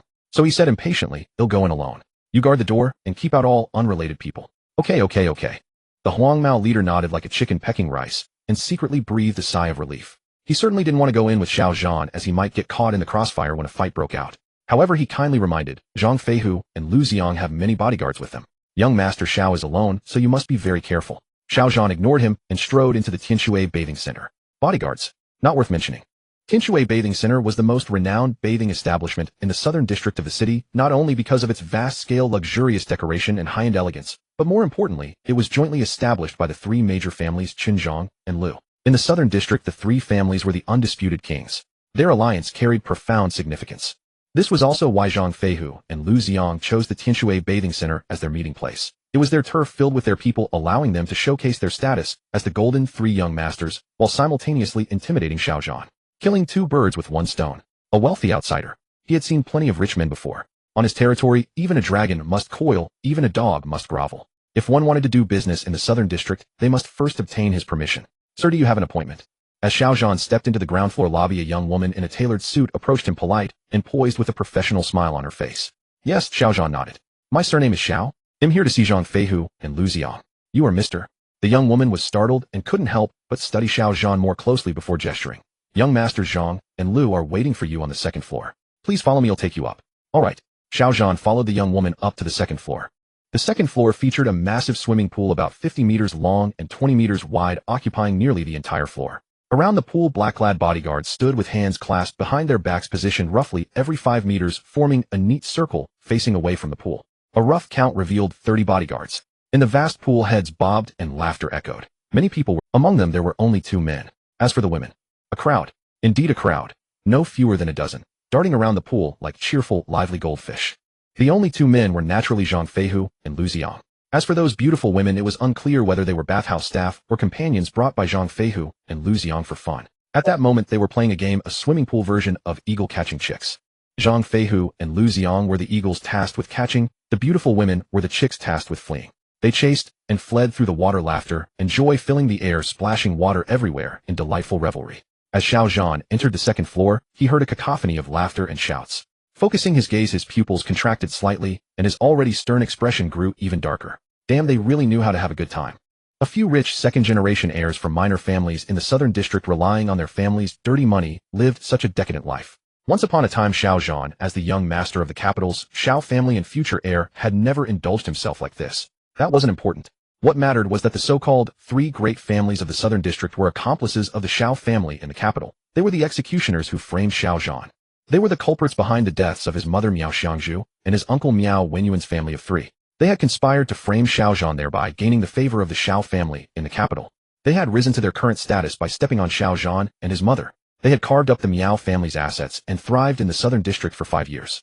The guns in their hands were stained with the fresh blood of Miao Xiangzhu and Miao Wenyuan's family. In Xiao Zhan's eyes, the seemingly clear pool water was actually red, the red of blood.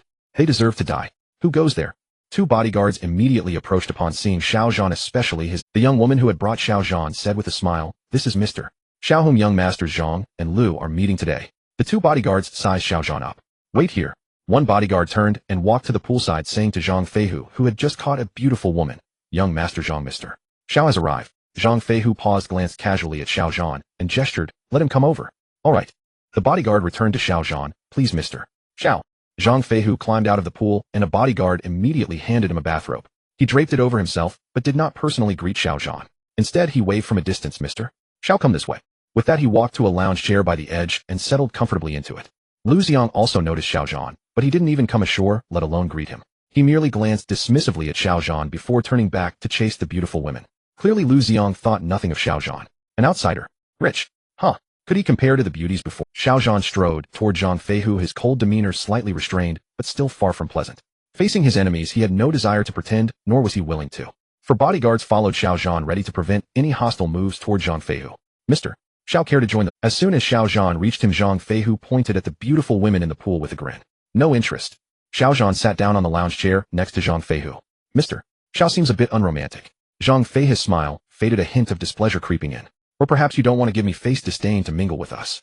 Was he angry? Xiao Zhan didn't care. He had come today to settle accounts with Zhang Feihu and Lu Xiang, not to win their favor. If they were happy, that would be his failure. So Xiao Zhan replied casually, "Take it however you like. I don't mind." "Oh." Zhang Feihu's face turned colder, his anger rising, but he didn't erupt immediately. Instead, he continued, "I heard from Han Zai that you're a wealthy young man from out of town looking to develop in Quanqing. What business does your family run, if I may ask?"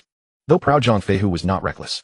He wouldn't be so rash as to openly clash with Xiao Zhan based on a few words without first ascertaining his background, even on his own turf.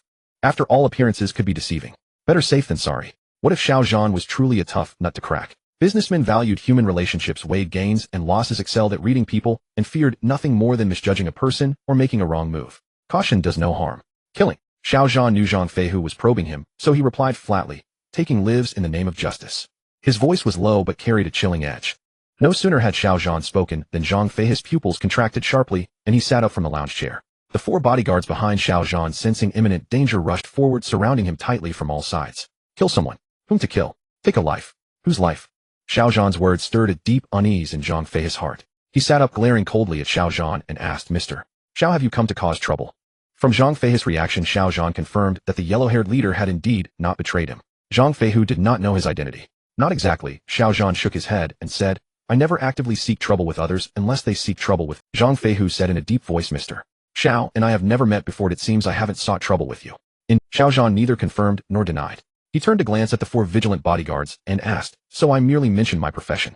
Why is young Master Zhang so nervous?" A clear conscience laughs at false accusations. Could it be that young Master Zhang has a guilty conscience? The three young masters of the Huang family did not know the specifics of that wrongful case 5 years ago, but they were well aware that their family's rapid rise in the southern district came from carving up the property that originally belonged to the Miao family. Over the years, behaving tyrannically in the southern district, they had naturally committed many guilty deeds and offended many people. Otherwise, why would they need so many bodyguards by their side?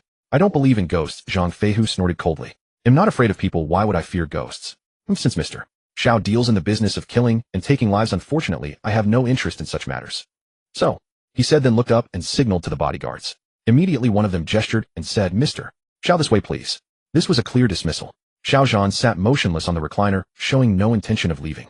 He sighed and said, "Indeed, it's unfortunate. Young Master Zhang has no interest in this business, but others do." "What do you mean?"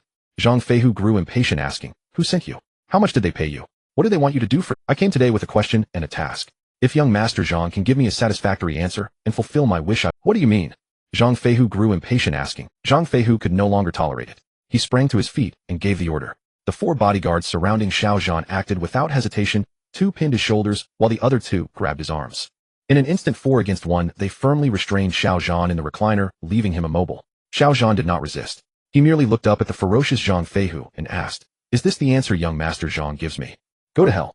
Zhang Feihu had initially thought that since Xiao Zhan dared to engage in the business of killing, he must be a ruthless desperado with formidable martial skills. Now, seeing Xiao Zhan subdued by his bodyguards in seconds, the boulder that had been hanging in his heart finally dropped, and his usual arrogant and domineering demeanor surged back. Unable to restrain himself, he pointed at Xiao Zhan's nose and cursed, "How dare you act tough in front of me? Take a look at yourself. Who the hell do you think you are? Killing. I can do that too. Beat him until he can't take care of himself. Find out who's behind him. The loud cursing alarmed the bodyguards around the pool. It also alerted Lu Xiang, who was in the pool. At that moment Lu Xiang was holding a beautiful woman in each arm, enjoying himself immensely. Hearing the commotion, he turned his head and shouted, "Who's he? What's going on?" "Nothing," Zhang Feihu replied. "That so-called wealthy young master from out of town is just a brainless poser trying to show off in front of me. You keep playing me, I'm going to teach him a good lesson today." Lu Xiang paid no attention. He turned back and sank underwater with the two women continuing his fun. However, when Zhang Feihu turned around, he was startled by the scene before him. He stood up. Zhang Feihu had only turned his head to say a few words to Lu Xiang, and in less than 10 seconds Xiao Zhan had forcefully risen from the recliner despite the combined restraint of the four bodyguards. The four bodyguards still held Xiao Zhan's shoulders and arms, their faces filled with shock, gritting their teeth, looking strained, as if they were exerting every ounce of their strength. Yet 4 against 1 they still couldn't suppress Xiao Zhan alone. "You!" Zhang Fei's face changed dramatically. He instinctively stepped back a few paces and yelled at the bodyguards, "Useless! I've spent so much money raising you like dogs. Are you all fucking starving?" The four bodyguards inwardly cursed. "Damn it, we ate. But this guy's strength is really huge. Incredibly huge. Unbelievably huge. Don't believe me? Come try it yourself. Do you think I'm showing off? Is that so?" Xiao Zhan completely ignored the four bodyguards, fixing Zhang Feihu with a cold hawk-like gaze. Disappointed, he said, "Considering you were unaware, I gave you a chance to resolve this peacefully. As long as you answered my questions truthfully, I didn't want to hurt anyone. Unfortunately, you didn't seize it. Now you've lost that opportunity." Boom. The moment Xiao Zhan's words fell, the hidden force within him erupted like surging waves. A powerful blast of energy burst from his body, crashing outward in all directions. "Oh, damn, what the hell is that?" Exclamations rang out one after another. The next moment, the four bodyguards who had been gripping Xiao Zhan were sent flying backward, as if struck by invisible fists, completely out of control. Splash, splash. Amid the chaos, 2 of them crashed onto the cold floor, while the other 2 fell into the edge. From start to finish, Xiao Zhan stood there steadily, without moving an inch. Hidden force. Silent, colorless, formless like the wind. A breath of air. The wind is small, almost negligible, causing no harm to the human body. What about a level 5, a level 8 wind? A level 10 wind? What if you stood at the eye of a level 10 wind? The power is infinite. Like Princess Iron Fan's palm leaf fan, it could blow a person hundreds of thousands of miles away in an instant, or even tear a person's body apart completely. This scene was absolutely horrifying. You. Zhang Feihu was completely stunned, eyes wide with terror, heart pounding, legs weak, tongue tied, as if knotted, unable to speak clearly. His gaze at Xiao Zhan no longer held arrogance and pride, but an indescribable fear and dread. After a long moment, he finally managed to ask, "Are you a human or a ghost?" "Does it matter?" Xiao Zhan retorted. "Didn't young Master Zhang just say that if you're not afraid of humans, why fear ghosts?" With that, he took a step toward Zhang Feihu. Zhang Feihu stumbled backward. Actually, as one of the 3 young masters of the Huang family, Chen Xiaohui was the vice president of the Quanqing Martial Arts Association. Both Zhang Feihu and Lu Xiang had some martial arts skills and a solid foundation. But having witnessed that bizarre scene just now, at this moment facing Xiao Zhan, Zhang Feihu couldn't muster the courage to fight. His guts were scared out of him. The bodyguards around the pool, seeing the commotion and realizing something was wrong, rushed over. Xiao Zhan still didn't care. He even deliberately walked slowly, step by step. Though his footsteps were light, they seemed to tread on Zhang Fei's heart, plunging him deeper into despair. Justice has its claim, debts have their debtor. The people who framed Xiao Zhan back then were, after all, the fathers of Zhang Feihu and the others. Xiao Zhan had originally come today only to track down Su Xiaoming's whereabouts with no intention of starting a major conflict. But now he had changed his mind. Since he was here, he might as well start with the 3 young masters of the Huang family and settle all the grudges of the past 5 years with the 3 major families of the southern district in one go. Soon the bodyguards who were closer to Xiao Zhan and Zhang Feihu rushed over and positioned themselves between them. 1, 2, 3. Those bodyguards were no fools. They had just witnessed the horrifying scene of Xiao Zhan sending 4 men flying in an instant. Though they were far away and could not see clearly what happened or how he did it, there was no doubt that Xiao Zhan was a formidable expert. Fighting alone would only allow Xiao Zhan to pick them off one by one. Therefore, after shielding Zhang Feihu, they did not immediately engage Xiao Zhan in a fierce battle. Instead, they kept retreating alongside Zhang Feihu until all the bodyguards present had gathered. There were about 30 in total, but Xiao Zhan had just taken down 4 in an instant, leaving over 20. "Go. Get him." Protected by a dense crowd of bodyguards, Zhang Fei's fear diminished slightly, while his confidence increased. With a wave of his hand, he snarled, "Kill him." There were about 30 in total, but Xiao Zhan had just... The 24 bodyguards surged forward like a pack of wolves, encircling Xiao Zhan in the blink of an eye. Their fists were like bullets, their kicks like random arrows with no pattern to follow, raining down upon him from all directions. This was the advantage of numbers. With each person throwing a punch or a kick, they could block all your escape routes. No matter how fast you were, you might parry 3 or 5 blows in an instant, but could you possibly parry 10 or 8? An ordinary person certainly could not. Unfortunately for them, Xiao Zhan was no ordinary person. For 5 years of bloody warfare, almost every battle Xiao Zhan had experienced was a group fight. On battlefields with thousands of soldiers amid a hail of bullets and flying shells, being surrounded by a pack of enemies was as normal as eating a daily meal. That was a real battlefield where life and death were at stake, and every enemy was ferociously formidable. In comparison, this group of bodyguards before him were like 3-year-old children. They were utterly powerless. Scram! From amidst the crowd a sudden roar erupted, followed by an eruption of icy energy. In an instant his inner force was unleashed, once more centered on Xiao Zhan like a heavy bomb detonating, sending a violent shockwave radiating outward. Boom, boom, boom, boom, boom. The next moment, an even more unbelievable scene unfolded. The 24 bodyguards had surrounded Xiao Zhan in layers upon layers, making him seem like a trapped turtle in a jar. Yet with a single furious roar, those bodyguards were sent flying backwards, hurtling in all directions. Like scattered flowers from a heavenly maiden, dazzling and chaotic. Zhang Feihu stood 10 meters away, witnessing it most clearly. The scene was exactly like the effect of a bomb exploding. In an instant, over 20 men were blasted away. Some crashed into the opposite wall half dead, some fell into the swimming pool and sank. A few even flew backward toward Zhang Feihu, landing at his feet in the blink of an eye, instantly unconscious. Gulp! Zhang Feihu swallowed frantically, feeling his saliva nearly run out, his mouth parched, and his scalp tingling with numbness. Is this guy really a human? How could a person be this terrifying? Such a scene Zhang Feihu had only seen in TV dramas before. It simply wasn't within human capability, was it? What? Heavens, are my eyes playing tricks? What did I just see? Earlier, when Xiao Zhan sent 4 men flying in an instant, Zhang Feihu thought it was simply because Xiao Zhan moved too fast for him to see. But now instantly sending over 20 men flying was definitely not something that could be achieved by speed alone. It seemed that for Xiao Zhan, whether he was surrounded by 4 men or 40, it made no difference. When the war god is enraged, not a single armor remains. 7 or 8 bodyguards fell into the swimming pool like dumplings being dropped into boiling water, splashing one after another. The beautiful women in the pool were terrified, and shrill screams erupted one after another. What's going on? Lu Xiang, holding the 2 beautiful women, sensed something wrong and emerged from the pool. He looked up and saw the scene, instantly scared out of his wits. This. How could Zhang Feihu have any mind to answer his question? In his chaotic mind, only one strong thought remained: run. At this moment, anyone who didn't run was an idiot. However, the moment Zhang Feihu turned around, Xiao Zhan let out a cold snort. With a single step, his entire form turned into a blur as he charged toward Zhang Feihu. A distance of 10 meters was covered in the blink of an eye. As if teleporting, Zhang Feihu had just turned around when he collided headfirst into Xiao Zhan's chest. Xiao Zhan's pectoral muscles were as hard as iron, giving Zhang Feihu the illusion of hitting a wall. With a cry of pain, he clutched his forehead and fell to the ground. Don't you think it's already too late to run now, young Master Zhang? Xiao Zhan looked down at the terrified Zhang Feihu, his cold gaze seemingly despising an insignificant ant. Lifting his head to meet Xiao Zhan's eyes, Zhang Feihu felt as if he had fallen into an icy abyss. Mr. Xiao. Trembling all over, Zhang Feihu suppressed the urge to wet himself and forced himself to speak. You and I, we have no past grievances, no recent enmity. Why must you show no mercy? Just now it was me. I was blind and disrespectful. I apologize to you. Whatever you want, just name it. As long as I can give it, I will give it. I'll give everything. No matter who hired you to deal with me and how much they paid, I can pay double, no 10 times. 10 times the price. Just ask you to spare me this once. When under someone else's roof, one has no choice, but before absolute power, even Zhang Feihu, one of the golden 3 young masters who usually acted with impunity, could only obediently beg for mercy. But could he really be spared? No past grievances. No recent enmity.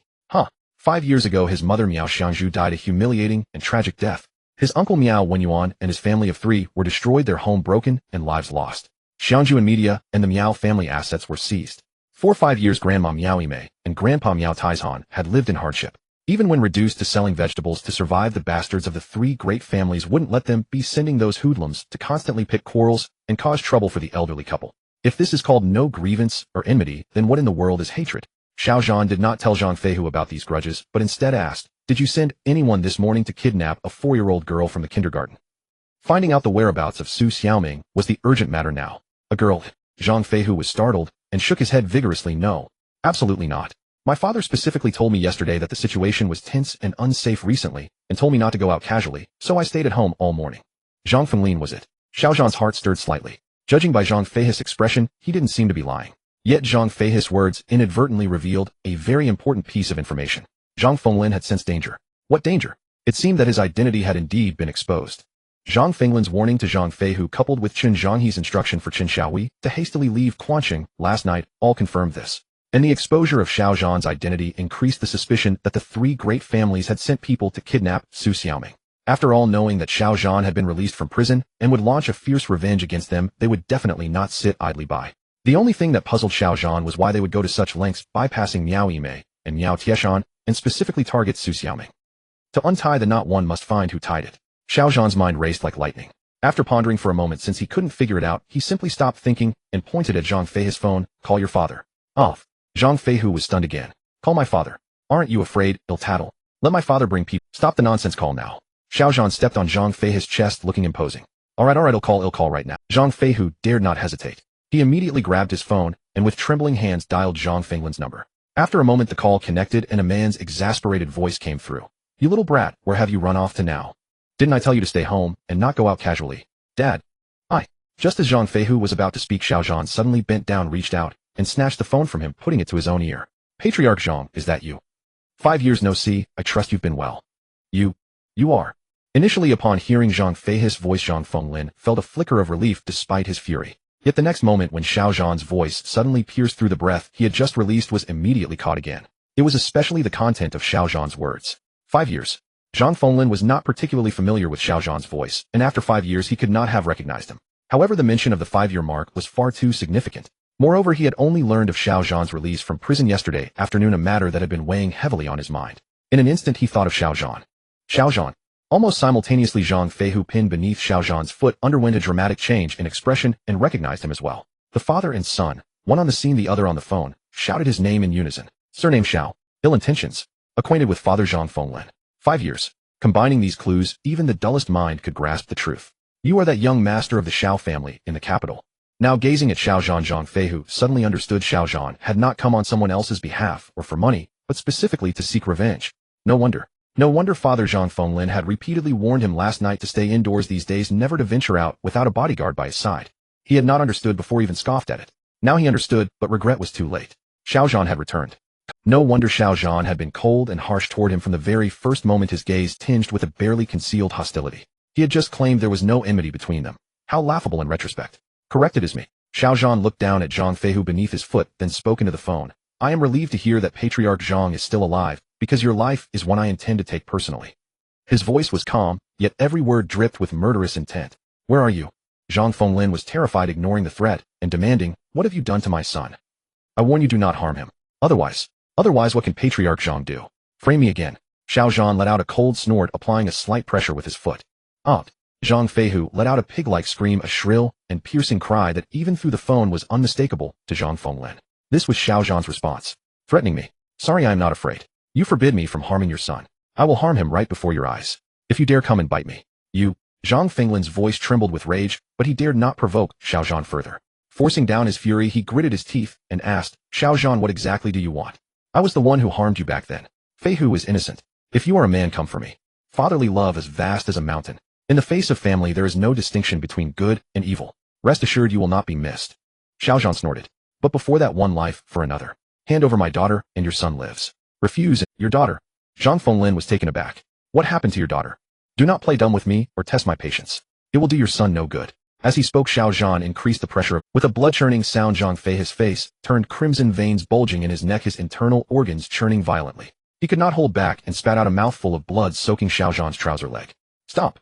The mere sound of it made Zhang Fenglin's heart clench with panic. Explain yourself. What happened to your daughter? What does it have to do with me?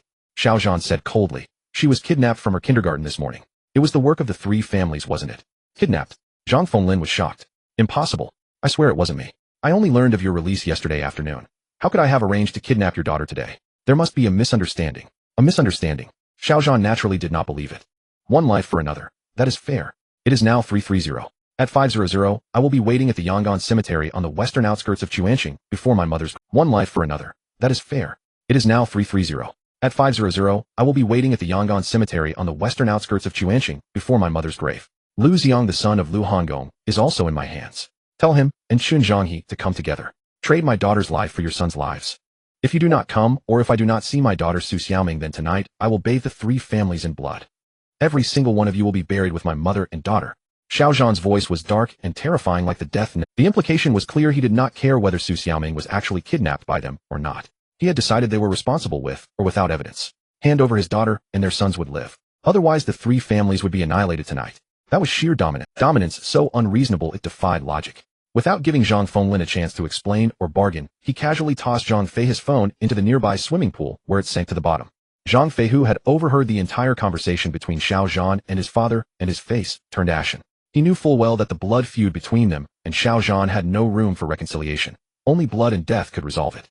Thus he collapsed at Xiao Zhan's feet like a dead dog, not even harboring a thought of begging for mercy. Young Master Xiao. Just then the yellow-haired leader arrived with his gang of lackeys. Lu Xiang, clad only in a garish swimsuit, was held firmly by two of them. Young Master Xiao. That bastard tried to escape earlier, but we caught him in the lobby on the first floor. Awaiting your orders, young Master Xiao.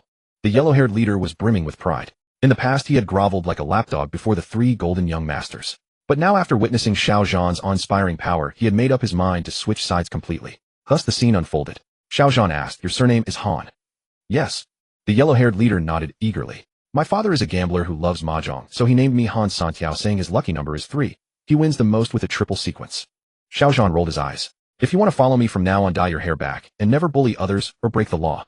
Han Santiao had deliberately captured Lu Xiang and offered him to Xiao Zhan, clearly signaling his intention to defect. And Xiao Zhan, operating alone, indeed needed a few underlings to handle the many tasks. Yes, yes. Han Santiao was overjoyed. He immediately turned to his gang and barked, "What the hell are you standing around for? Hurry up and greet young Master Xiao. From now on, young Master Xiao is our boss." Young Master Xiao, young Master Xiao. The gang shouted in unison. Earlier, when Xiao Zhan had arrived, they had been skeptical of Han Santiao's deference. But now, having witnessed Xiao Zhan's prowess with their own eyes, they shouted, "Young Master Xiao," with heartfelt conviction. Xiao Zhan, however, snorted. "Call me Mr. Xiao." Having broken ties with the Xiao family in the capital, he now found the title, Young Master Xiao, deeply repugnant. Mr. Xiao. The gang immediately corrected themselves. Lu Xiang had been focused on escaping earlier. Now Zhang Feihu knew Xiao Zhan's true identity, but Lu Xiang did not. Seeing Han Santiao and his men betray him so openly, he erupted in fury, struggling and cursing, "You shameless dogs. How dare you set me up? Just you wait. The entire southern district is my territory. If I survive today, one day I will." Before he could finish, Han Santiao rushed over and kicked him hard in the stomach. "Shut up," he said triumphantly. "How dare you act tough in front of Mr. Xiao? If Mr. Xiao gives the word, he'll kill you right now." "You." The kick left Lu Xiang completely stunned. Han Santiao, who had once groveled before him like a dog, now dared to strike him. The kick landed on Lu Xiang's stomach, but it felt like a blow to his pride and superiority. An unspeakable "What are you staring at?" Han Santiao met Lu Xiang's venomous glare, without flinching, puffing out his chest. "Stare once more, and he'll gouge out your eyes." Han Santiao was ecstatic. His former boss, the young master who had treated him like a dog, was now being beaten bloody by his own hand. The psychological reversal was intoxicating. The angrier and more humiliated Lu Xiang became, the more Han Santiao reveled in it. "Just you wait." Lu Xiang was seething with murderous intent, but he was a fish on a chopping block. Forcing down his rage, he averted his gaze from Han Santiao and turned to Xiao Zhan. "Mr. Xiao, is it? My father is Lu Hangong. I advise you to leave some leeway for future encounters. In this patch of the southern district, anyone who dares to provoke the three families, even a wealthy young master from elsewhere, will not leave Quanqing unscathed." He was clever. Since Han Santiao had switched sides and pledged loyalty to Xiao Zhan, he would strike directly at the new leader. If Xiao Zhan backed down, then he would have his revenge on those dogs. Han Santiao and his men looked nervously at Xiao Zhan, fearing he might wilt under Lu Xiang's threat. Zhang Feihu, however, looked at Lu Xiang with an expression of near despair, as if watching a fool unaware of his own doom. "Are you threatening me?" Meeting Lu Xiang's gaze, Xiao Zhan shook his head with a smile. "Sorry, I fear many things, but not threats. Originally, I did not intend to do anything to either of you. But now, after hearing your threat, I have changed my mind." He turned to Han Santiao and gestured, "Go find a knife. Cut off one hand from each of them, then deliver them to the Lu and Zhang families as a gift from me to Lu Hangong and Zhang Fenglin." The words stunned everyone present. Cut off his hand." Han Santiao widened his eyes, looking at Xiao Zhan in disbelief, and whispered, "Mr. Xiao, you may not know, but the three families are really powerful in the south of the city, and they have many bodyguards. At least several hundred people.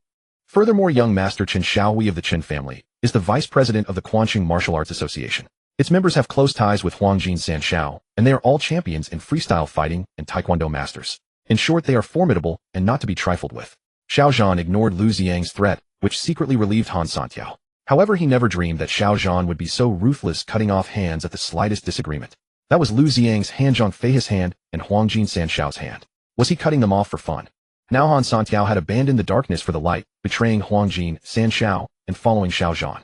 Even if he did not consider Xiao Zhan's interests, he had to think of his own safety. After all, he had always been making a living in the south of the city, and from what he knew and saw, the three families were the sky and the king of the southern district. A person's vision determines their height and pattern. A frog at the bottom of a well knows not the vastness of the sky. "Are you afraid?" Xiao Zhan's pupils contracted slightly, showing a trace of displeasure. If it were his former subordinates, they would never have doubted his words for a second. The moment his voice landed, Lu Xiang and Zhang Fei's hands should have fallen as well.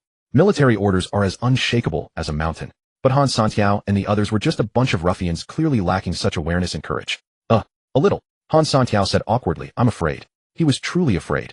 Afraid of the wrath and retaliation from the... Earlier he had kept saying, "I'll kill you," but that was just talk. When it came to real action, Han Santiao did not have that much courage and guts. If you're afraid, get lost.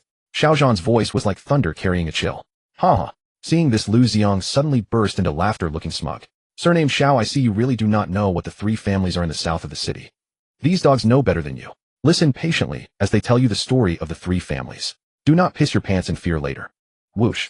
Suddenly Xiao Zhan's entire figure turned into a blur and vanished from the spot. Everyone was... Before they could react, Xiao Zhan had already appeared in front of Lu Xiang, and in his hand, as if by magic, a gleaming fruit knife appeared. Then aiming at Lu Xiang's left hand, he raised the knife and brought it down. Thud. The entire process took only about 3 seconds. The smug cold sneer on Lu Xiang's face had not yet faded, when with a crisp strange sound his left hand had already separated from his arm and fallen onto the floor at his feet. A piercing pain surged through him. Instinctively looking down, he saw his severed left hand, the gushing blood at the stump, and felt the heart-rending pain. The muscles on Lu Xiang's face twitched wildly, his smile distorted beyond recognition, and his hysterical screams echoed like wails from the deepest depths of hell. Ear-piercing. This scene was shocking. Damn. Not only Lu Xiang himself, but also the group of yellow-haired punks around him were frightened dumb by this sudden scene. Especially the two punks holding his arms. One glance, and it felt as if a chill shot from their souls to their heads, instantly freezing their bodies. They let out a cry, released his arms, and plopped down onto the ground. Too sudden. This completely unexpected strike caught everyone off guard. Gulp. Han Santiao swallowed hard, his heart chilled, his scalp tingling. He looked at Lu Xiang's severed hand, then at the fruit knife in Xiao Zhan's hand, thinking to himself, is this my new boss? Heavens. This boss was outrageously fierce. He never showed his emotions on his face, but once he acted, he was 10 times more ruthless than that damn Huangjin Sen Shao. 100 times. 1,000 times. Following such a great demon lord in the future, I am afraid every day will be nerve-wracking. However, it is exciting. Does it hurt? After cutting off a hand with one stroke, Xiao Zhan looked at Lu Xiang as if nothing had happened, and said, it should hurt. It seems you do not know what kind of existence I am either. Young Master Zhang knows a bit more than you. Later listen to him tell you my story, and maybe you really will wet your pants. Xiao Zhan returned the same words to Lu Xiang, publicly slapping his face. Lu Xiang's eyes widened with rage, his teeth clenched, the piercing pain covered his forehead with cold sweat. How could he dare to quarrel or act tough with Xiao Zhan now? His legs trembled incessantly. Let alone later, he now had an extremely strong urge to wet his pants. He held it in desperately. Then Xiao Zhan turned to look at Han Santiao and said, your father's lucky number is 3, right? Then I will give you 3 minutes. For those two, 1 hand each. Send someone to deliver them to the Zhang and Lu families, then bring them out to find me. I will wait outside.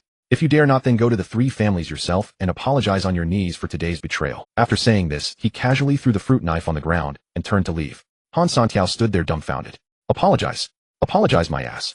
With such a great offense, without Xiao Zhan's protection, the 3 families would skin him alive. Seeing Xiao Zhan walking farther away, Han Santiao gritted his teeth, steeled his heart, and signaled to one of the yellow-haired punks. What are you standing there dumbfounded for? Pick up the knife and cut. This. The yellow-haired punk's legs went weak. He thought, you put on a brave face like a warrior going to battle, and then you make me do it. Damn, have you no shame? If you keep dawdling, believe I will cut you a. Han Santiao glared and said righteously, if my hands were not injured, would I need you? At this moment, he suddenly felt somewhat fortunate that his hands had been broken by Xiao Zhan earlier, so he could play shamelessly so openly. The yellow-haired punk was speechless. Fine, you are the boss, you are the big brother, you have the final say. But you really are Helplessly, the yellow-haired punk had to bend down, pick up the fruit knife, and walk with trembling hands toward Zhang Feihu, who was lying on the ground like a dead dog. As Xiao Zhan walked around the swimming pool and reached the second-floor entrance, Zhang Feihu's scream suddenly came from. Then came Han Santiao's shout, Mr. Xiao, I have done the cutting. What about Lu Xiang? Xiao Zhan asked without turning. Han Santiao was stunned. Has he not already had his left hand cut off by you? I just gave you a demonstration. Xiao Zhan casually said, besides, is not your father's lucky number 3. Cut off his right hand too. Consider it accumulating some good luck for your father. Upon hearing this, Han Santiao's face turned green.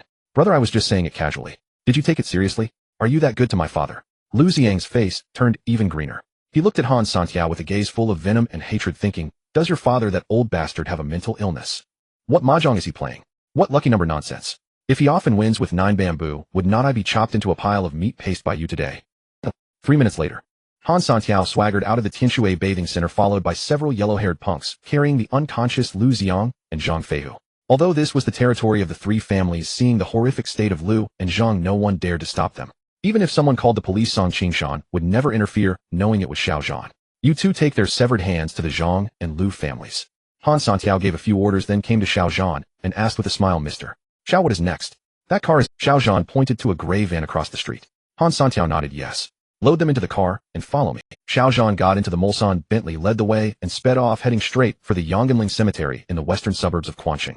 Mom, your son has come to see you. At this moment, in a luxurious villa in the south of the city, after being hung up on by Xiao Zhan, Zhang Fenglin rushed to find Lu Hangong to discuss countermeasures, and on the way, he called Chun Zhanghe to join them. Originally, this villa belonged to the Miao family, but now it belongs to the Lu family. Usurped by the Lu family, bastard. After listening to Zhang Fenglin's account, and learning that his son Lu Xiang had been captured by Xiao Zhan, Lu Hangong instantly flew into a rage, pounded the table, and stood up cursing, "What an insolent Xiao Zhan, who doesn't know his place. We haven't even had the chance to act against him, yet he has the audacity to eagerly come knocking on our door, courting death. Does he really think he's still the same young master of the Xiao family from 5 years ago, who could have whatever he wanted, and that we would have to bow and scrape before him like dogs, eh?" Under his fury, the oppressive aura was palpable.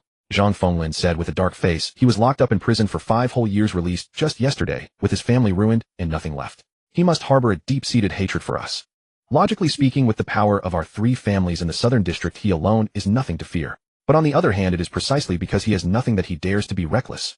A cornered dog will leap over the wall, a rabbit will bite when desperate. An enemy pushed to the precipice is all the more dangerous. Indeed, the precipice.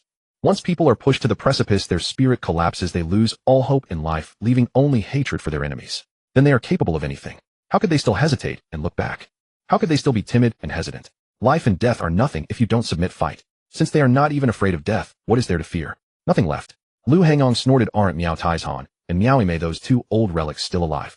Back then, out of a moment's mercy, we spared those 2 old things and kept them under our watch. Wasn't it to prevent a situation like today, to keep Xiao Zhan from going berserk after his release? Where are those 2 old things?" Zhang Fenglin shook his head. "Before coming, I sent men to capture them, but we were too late. Miao Tai's Han and Miao Mei were picked up by their adopted daughter Lin Xian in a Bentley and have vanished without a trace. They escaped." Lu Hangong's eyes widened, gritting his teeth. They really came prepared. "Call the police. This is kidnapping. Let Song Qingshan handle it, catch him again, and throw him back into prison." 5 years ago, Xiao Zhan's alleged rape of Su Muqiu was a trap they set. But now Xiao Zhan's kidnapping of Zhang Feihu and Lu Xiang was an undeniable fact. They could completely use Song Qingshan's hand to take down Xiao Zhan. As long as they could get Xiao Zhan back into prison, they would have plenty of ways to ensure he never walked out of that prison gate again. It's useless. However, Zhang Fenglin shook his head again and sighed. "On the way here, I personally called Song Qingshan. He said he is busy investigating the missing case of Xiao Zhan's daughter Su Xiaoming and currently has no extra manpower." What does that mean? Isn't it clear enough? Hearing this, Lu Hangong's face turned livid. Su Xiaoming. To think that it was precisely because of Su Xiaoming's sudden disappearance that Xiao Zhan went berserk, capturing Lu Xiang and Zhang Feihu to force the 3 families to hand over Su Xiaoming. Yet Song Qingshan only focuses on investigating Su Xiaoming's case and ignores Xiao Zhan's case. This attitude is rather thought-provoking. Clearly he was siding with Xiao Zhan. Zhang Fenglin continued, "Yesterday at the Su group, didn't old Chun personally see Song Qingshan bring men over, but not speak up for Su Bingtian, and instead drove Su Bingtian to the hospital? And this morning Su Muqiu replaced Su Bingtian as the president of the Su group. This all shows that Song Qingshan's relationship with Su Muqiu or with Xiao Zhan is extraordinary. There's no way he will step up to help us at this time." Lu Hangong's face grew even more grim. Speaking of Chen Zhanghe, Lu Hangong and Zhang Fenglin turned their heads simultaneously, looking at Chen Zhanghe, who had been sitting on the sofa with a furrowed brow and silent. They snorted, "Old Chen Xiao Zhan is our common enemy. When the nest is overturned, no egg remains intact. You're clever, not even a word, just sending your wife and son off to the capital last night. Now our sons are captured by Xiao Zhan, their fates unknown. You come here, but stay silent like an outsider. What is your intention? Are you trying to avoid disaster and just stand by?" Chen Zhanghe's current attitude carried an air of detached composure, as if it had nothing to do with him, which greatly irritated Zhang Fenglin and Lu Hangong. Hearing this, Chen Zhanghe slowly raised his head. "An outsider?" His face was also very grim. He asked, "You just said that Xiao Zhan came prepared this time. If so, do you think he would only target you and let me off?" "What do you mean?" Zhang Fenglin and Lu Hangong exchanged glances, both startled. Chen Zhanghe snorted, "Exactly. After learning that Xiao Zhan was released from prison yesterday, I feared he would retaliate. Indeed, I arranged for my wife and son to take refuge in the capital at the first opportunity, and I didn't tell you. But do you know? I received a call from the capital this morning. The mother and son never made it to the capital. Just now, when old Zhang called me to come over, I had just returned from the airport. I checked their boarding records and found that they never boarded the flight last night." Without saying a word, a single sentence stunned everyone. Zhang Fenglin and Lu Hangong were both shocked by Chen Zhanghe's words. "Disappeared? After a moment, Lu Hangong said in a deep voice, so Xiao Zhan's actions this time are not just because of Su Xiaoming's disappearance. From the moment he walked out of Quanqing 4th prison yesterday, he had already planned how to deal with us. Indeed, Su Xiaoming only disappeared at noon today, but Chen Xiaohui and his mother disappeared last night. Who else could have taken them other than Xiao Zhan? There's one thing I can't figure out. Zhang Fenglin said doubtfully, we didn't kidnap Su Xiaoming. So who did? That no longer matters. Lu Hangong said grimly, Xiao Zhan is convinced we kidnapped Su Xiaoming. Whether we admit it or deny it, it makes no difference. If we can't produce Su Xiaoming before 5 o'clock, our sons are in grave danger. Zhang Fenglin asked, what do we do? Once committed, there's no turning back. Lu Hangong's vicious look emerged menacing, said, since he said head wait for us at Yongganling Cemetery, well, gather our men and send him to meet King Yin to reunite with Miao Xiangzhu and Miao Wenyuan's family. However, before that, to be safe, we should consult the Jingqing Xiao family's opinion to avoid acting first and reporting later offending the Xiao family. He turned to look at Zhang Fenglin. He'll call right now. Zhang Fenglin immediately stood up, took out his phone, and called Zhong, the steward of the Jingqing Xiao family. After a moment, the call connected, and he recounted the situation in full detail. How did it go? 2 minutes later, just as Zhang Fenglin hung up, Lu Hangong and Qin Zhanghe both stood up full of anticipation. Zhang Fenglin said in a deep voice, Avong said that after we called him last night, the Xiao family dispatched an expert named He to come to Quanqing overnight. By now he should have already arrived. Oh, Lu Hangong and Qin Zhanghe were overjoyed. In their view, with the Jingqing Xiao family personally intervening, capturing a mere Xiao Zhan would be no challenge at all.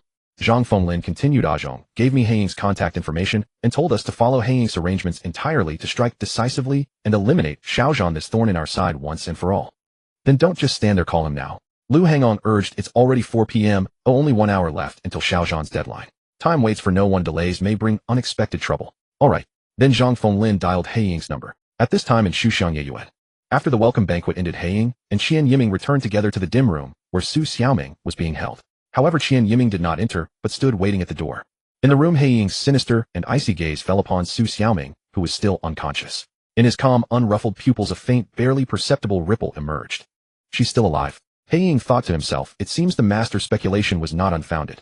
The bloodline of the Xiao family is indeed extraordinary. If she can survive tonight, this bottle of glazed sacred water will not have been wasted. At this moment, Su Xiaoming's whole body was burning hot, her small face flushed like a piece of charcoal. Her frail body trembled involuntarily. The torment she had been enduring showed no sign of abating. In fact, it was getting worse. Suddenly, a piercing phone ringtone sounded.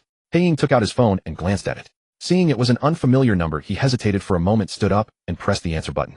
However, he did not speak, instead waiting for the other side to make a move. Excuse me, is this Mr. He Ying? Soon Zhang Fenglin's cautious voice came through the phone. I am Zhang Fenglin of the Zhang family in the southern district. I just spoke with Mr. Zhang, who said that Mr. He Ying has come to Chuanqing, so he told me to contact you. What is it? Speak. He Ying said coldly. Then Zhang Fenglin immediately informed He Ying about Xiao Zhan kidnapping Lu Ziang and Zhang Feihu and arranging to meet at Yongganling Cemetery, requesting He Ying's assistance to capture Xiao Zhan as soon as possible. 5 o'clock. He Ying checked the time and said coldly, go to the meeting as planned. When necessary, I will act. Good, very good. Zhang Fenglin was overjoyed and repeatedly thanked. Thank you, Mr. He Ying. Thank. He Ying hung up directly.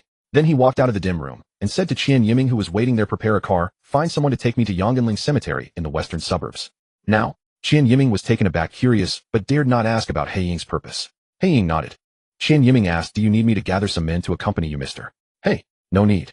He Ying shook his head. Those good for nothings under your command would only be a burden to me, clumsy and useless. Qian Yiming's face darkened. Meanwhile, on the other side, at the entrance of the building housing Qianjiang Group, Qian Banqing came out of the company. Uncle Fu had been waiting for a long time by a Rolls-Royce. Confirmed. Qian Banqing strode over and asked. Uncle Fu nodded, confirmed. At 5 o'clock, Yongganling Cemetery. Xiao Zhan went to Tianshui Bathing Center, captured Lu Ziang and Zhang Feihu, and chopped off 3 of their hands. The 3 families in the southern district have no choice but to go. Later there should be quite a show. These words came out of Uncle Fu's mouth with an air of calm indifference. Oh, 2 people, why 3 hands? Qian Banqing asked.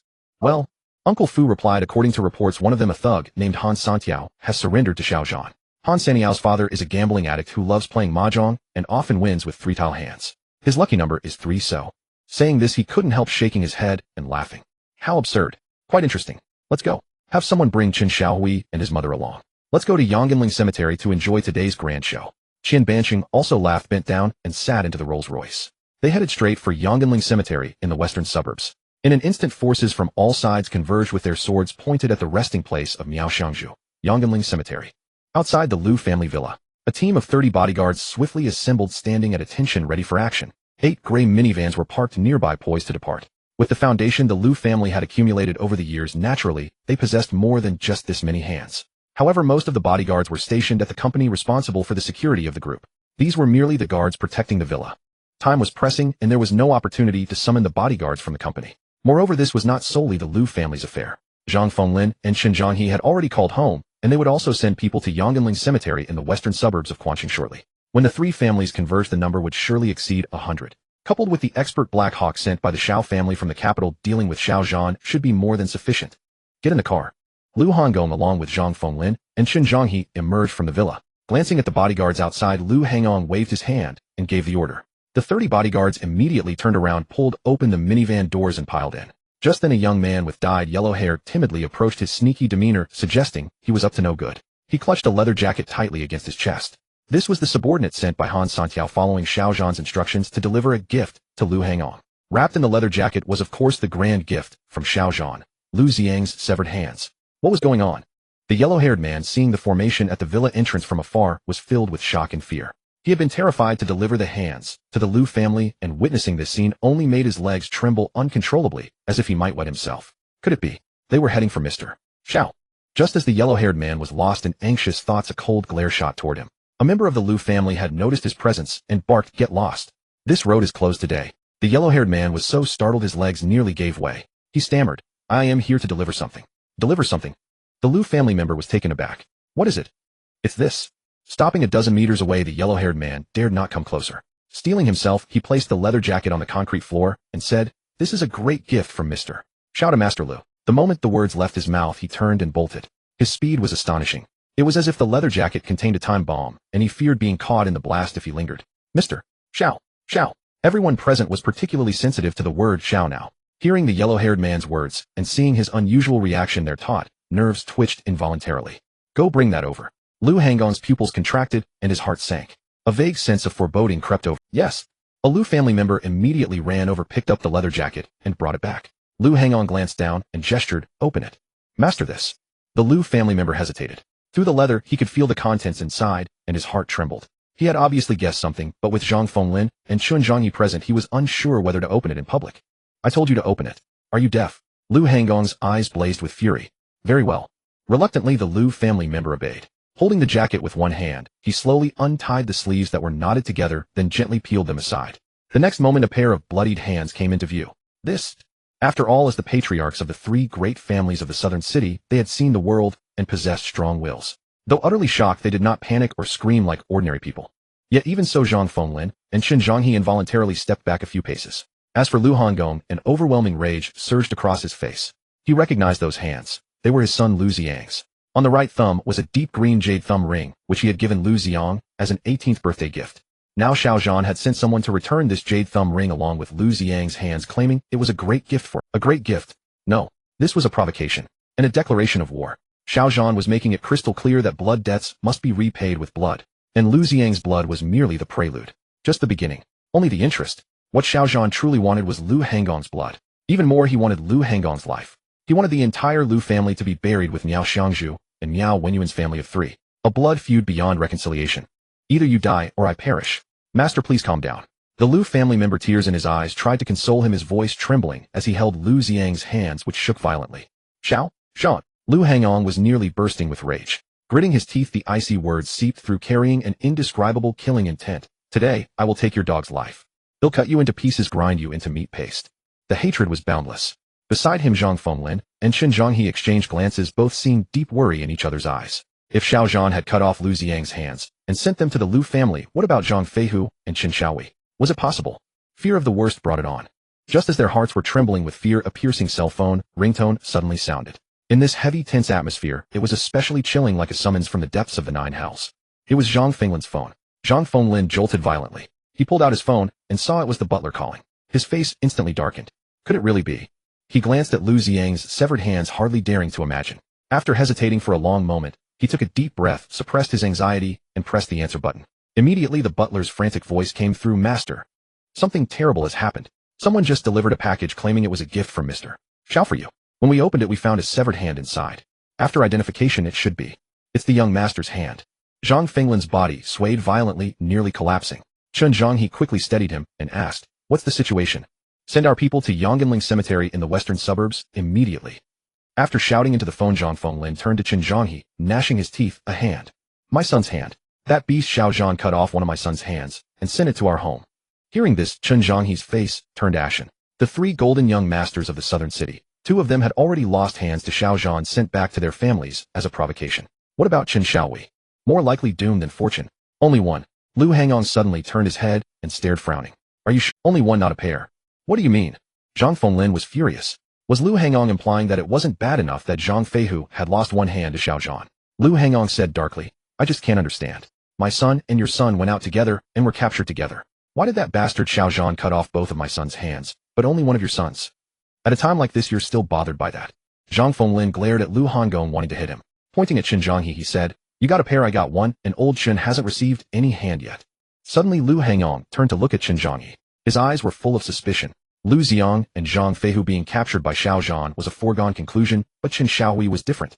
Yesterday Chen Xiaohui was sent out of Quanqing overnight by Chen Zhanghe. Just now Chen Zhanghe suddenly claimed that Chen Xiaohui never boarded the plane and had mysteriously disappeared. But that was all Chen Zhanghe's words. Who knew if it was true? What if Chen Zhanghe had lied? What if Chen Xiaohui hadn't disappeared at all? Moreover, how did Xiao Zhan know about Zhang Feihu and Lu Xiang's whereabouts? Could it be that someone had secretly contacted Xiao Zhan and reached some shady deal? The more he thought about it, the more wrong it felt. The more he thought, the more terrifying it became. Why are you looking at me like that? Chen Zhanghe was no fool. He knew exactly what Lu Hangong and Zhang Fenglin were suspecting. He said urgently, I swear if I've told a single lie, may heaven strike me down. May I die a miserable death. This sort of thing was impossible to explain. But Chen Zhanghe was truly wronged. After we've dealt with that bastard Xiao Zhan, I will get to the bottom of today's events. If anyone has betrayed trust and played both sides, I'll skin them alive myself. With that, Lu Hangong turned and got into the car. Same here. Zhang Fenglin followed suit. Chen Zhanghe stood there for a long moment, feeling as if 10,000 horses were stampeding through his chest. If not for the imminent threat, he would have erupted right then. However, the current situation kindled a glimmer of hope in Chen Zhanghe's heart. Could it be that the sudden disappearance of his wife and son wasn't the work of Xiao Zhan? But if not Xiao Zhan, who else could it be? Burdened with doubts, Chen Zhanghe also got into the car and followed the main force, rushing to Yongganling Cemetery in the western suburbs of Quanqing. Whether it was or not, once they arrived at Yongganling Cemetery and met Xiao Zhan, the truth would come to light. At that time, in the president's office of the Su Group, Su Muchio sat in the swivel chair behind the desk alone in the vast office. Looking at everything around her, even though hours had passed, her excitement still refused to subside, as if she were in a dream. Li Fei had told her that it was the Duan family of the provincial capital that had acquired the Su Group, and that her appointment as president in place of Su Bingtian was also arranged by the Duan family. Yet she had not been told why the Duan family had done this. She had never had any dealings with the Duan family. She didn't know a single member of the Duan family. Li Fei said she didn't know either, she was just following orders. After a busy afternoon, the Su Group had resumed normal operations, but Su Mukia's doubts only grew and her eyelids kept twitching. Both eyelids were twitching. They say the left eye twitches for wealth, the right for disaster. So what did it mean when both eyes? Was it both wealth and disaster? If taking over the Su Group was an unexpected windfall, then what could the unexpected President Su? Just as Su Muchio was fretting, the office door suddenly opened and Li Fei walked in, smiling. There are visitors outside. Several women driving a Bentley Mulsanne. They said they were sent by your husband, Mr. Xiao Zhan. Oh. Su Muchio was startled, her heart stirring. Women. Several at once. Driving a Bentley Mulsanne. Was it Xiao Zhan's Bentley Mulsanne? Was this the unexpected calamity about to manifest? Su Muchio even wondered whether Xiao Zhan, who had been imprisoned for rape, must have had a shady record in relationships. Now that she was engaged to him, could his past romantic entanglements have caught wind and come looking for her? Damn it. Silently cursing Xiao Zhan a few times, Su Muchio steeled herself and stood up, saying, I'll go down and take a look. Li Fei smiled and said, I'll accompany President Su. No need. Su Muchio shook her head. This is my personal matter. I can handle it myself. If it really was what she imagined, she certainly didn't want others to witness such a humiliating scene. But I am President Su's secretary. Li Fei smiled and said, This morning I said that no matter big or small, public or private, as long as it concerns President Su, it concerns me, and I have the right to ask about it. You? Su Muchio stared at Li Fei for a long while, thinking to herself, secretary. Do you even remember you're my secretary? Is there a secretary who talks to the CEO like this? More arrogant than me. Why don't you just take over as CEO? President Su, don't look at me with such disgust. Li Fei was not stupid and naturally saw Su Mukia's displeasure, but she still maintained a charming smile and explained, to solve all the troubles President Su encounters at any time, anywhere, and to do my utmost to ensure President Su's personal safety. These were also specifically instructed by President Duan before I came. I'm just following orders and doing my duty. Please understand and forgive me, President Su. Following orders. Again with following orders. Su Muchio now began to doubt the motives of the Duan family from the provincial capital. There's no such thing as a free lunch. It seemed that the Duan family's inexplicable promotion of her to the CEO position might not be to help her, but to use her protection. Li Fei's excessive protection made Su Muchio feel watched. That feeling was very unpleasant. Whatever you want. With a cold snort, Su Muchio turned and walked away. Li Fei followed closely behind. The two walked out of the building where Su Group was located. On the small square outside the building they saw the women Li Fei had mentioned along with that Mulsanne Bentley. As expected, Su Muchio didn't recognize any of these women.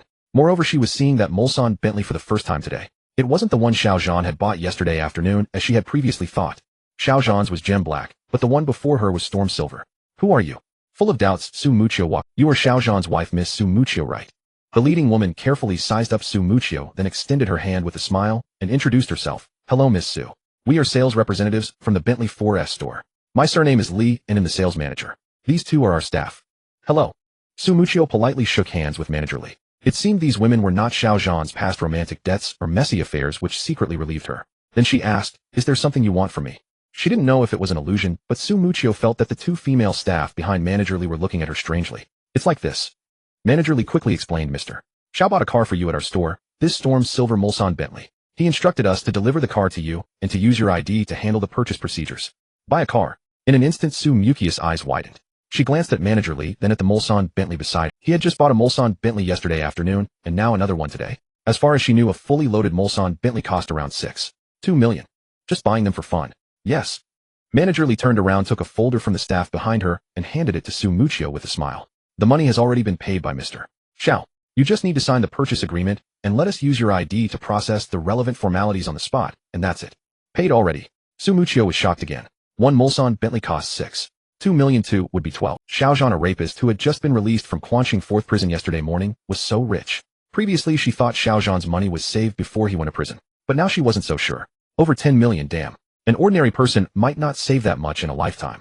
Even if Su Muchio's reactions were slow and dull at this moment, she realized that Xiao Zhan's background was definitely not as simple as it appeared on the surface.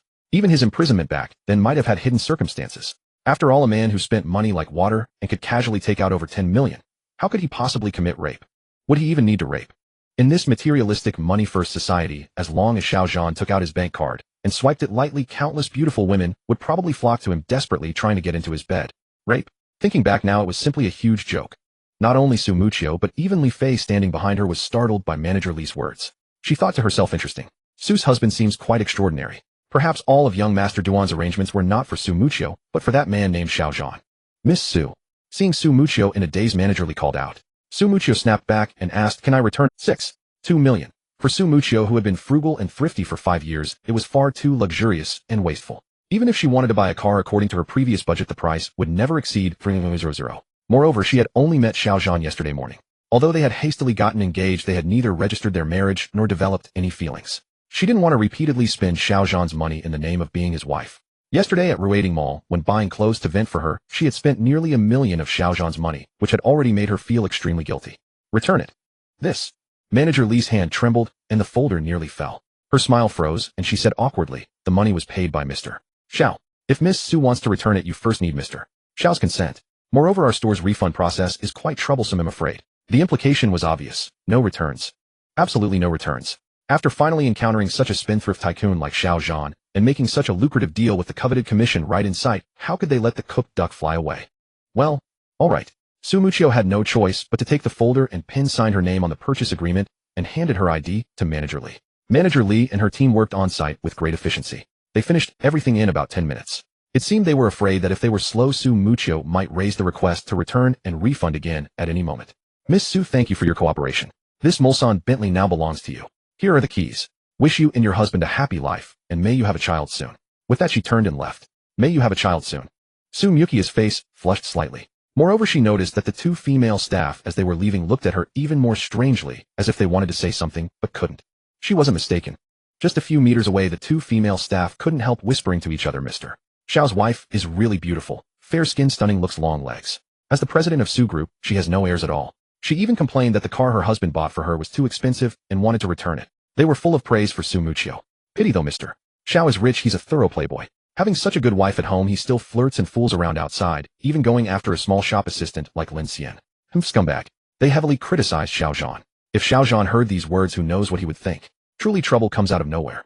Watching them leave, Su Muchio held the keys to the Mulsanne Bentley and took a while to snap back. She took out her phone and turned to look at Li Fei behind her, asking, I'm calling my husband.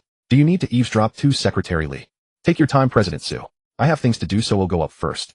Li Fei smiled awkwardly and tactfully turned away, but in her heart, she was thinking one day, I must meet that man named Xiao Zhan.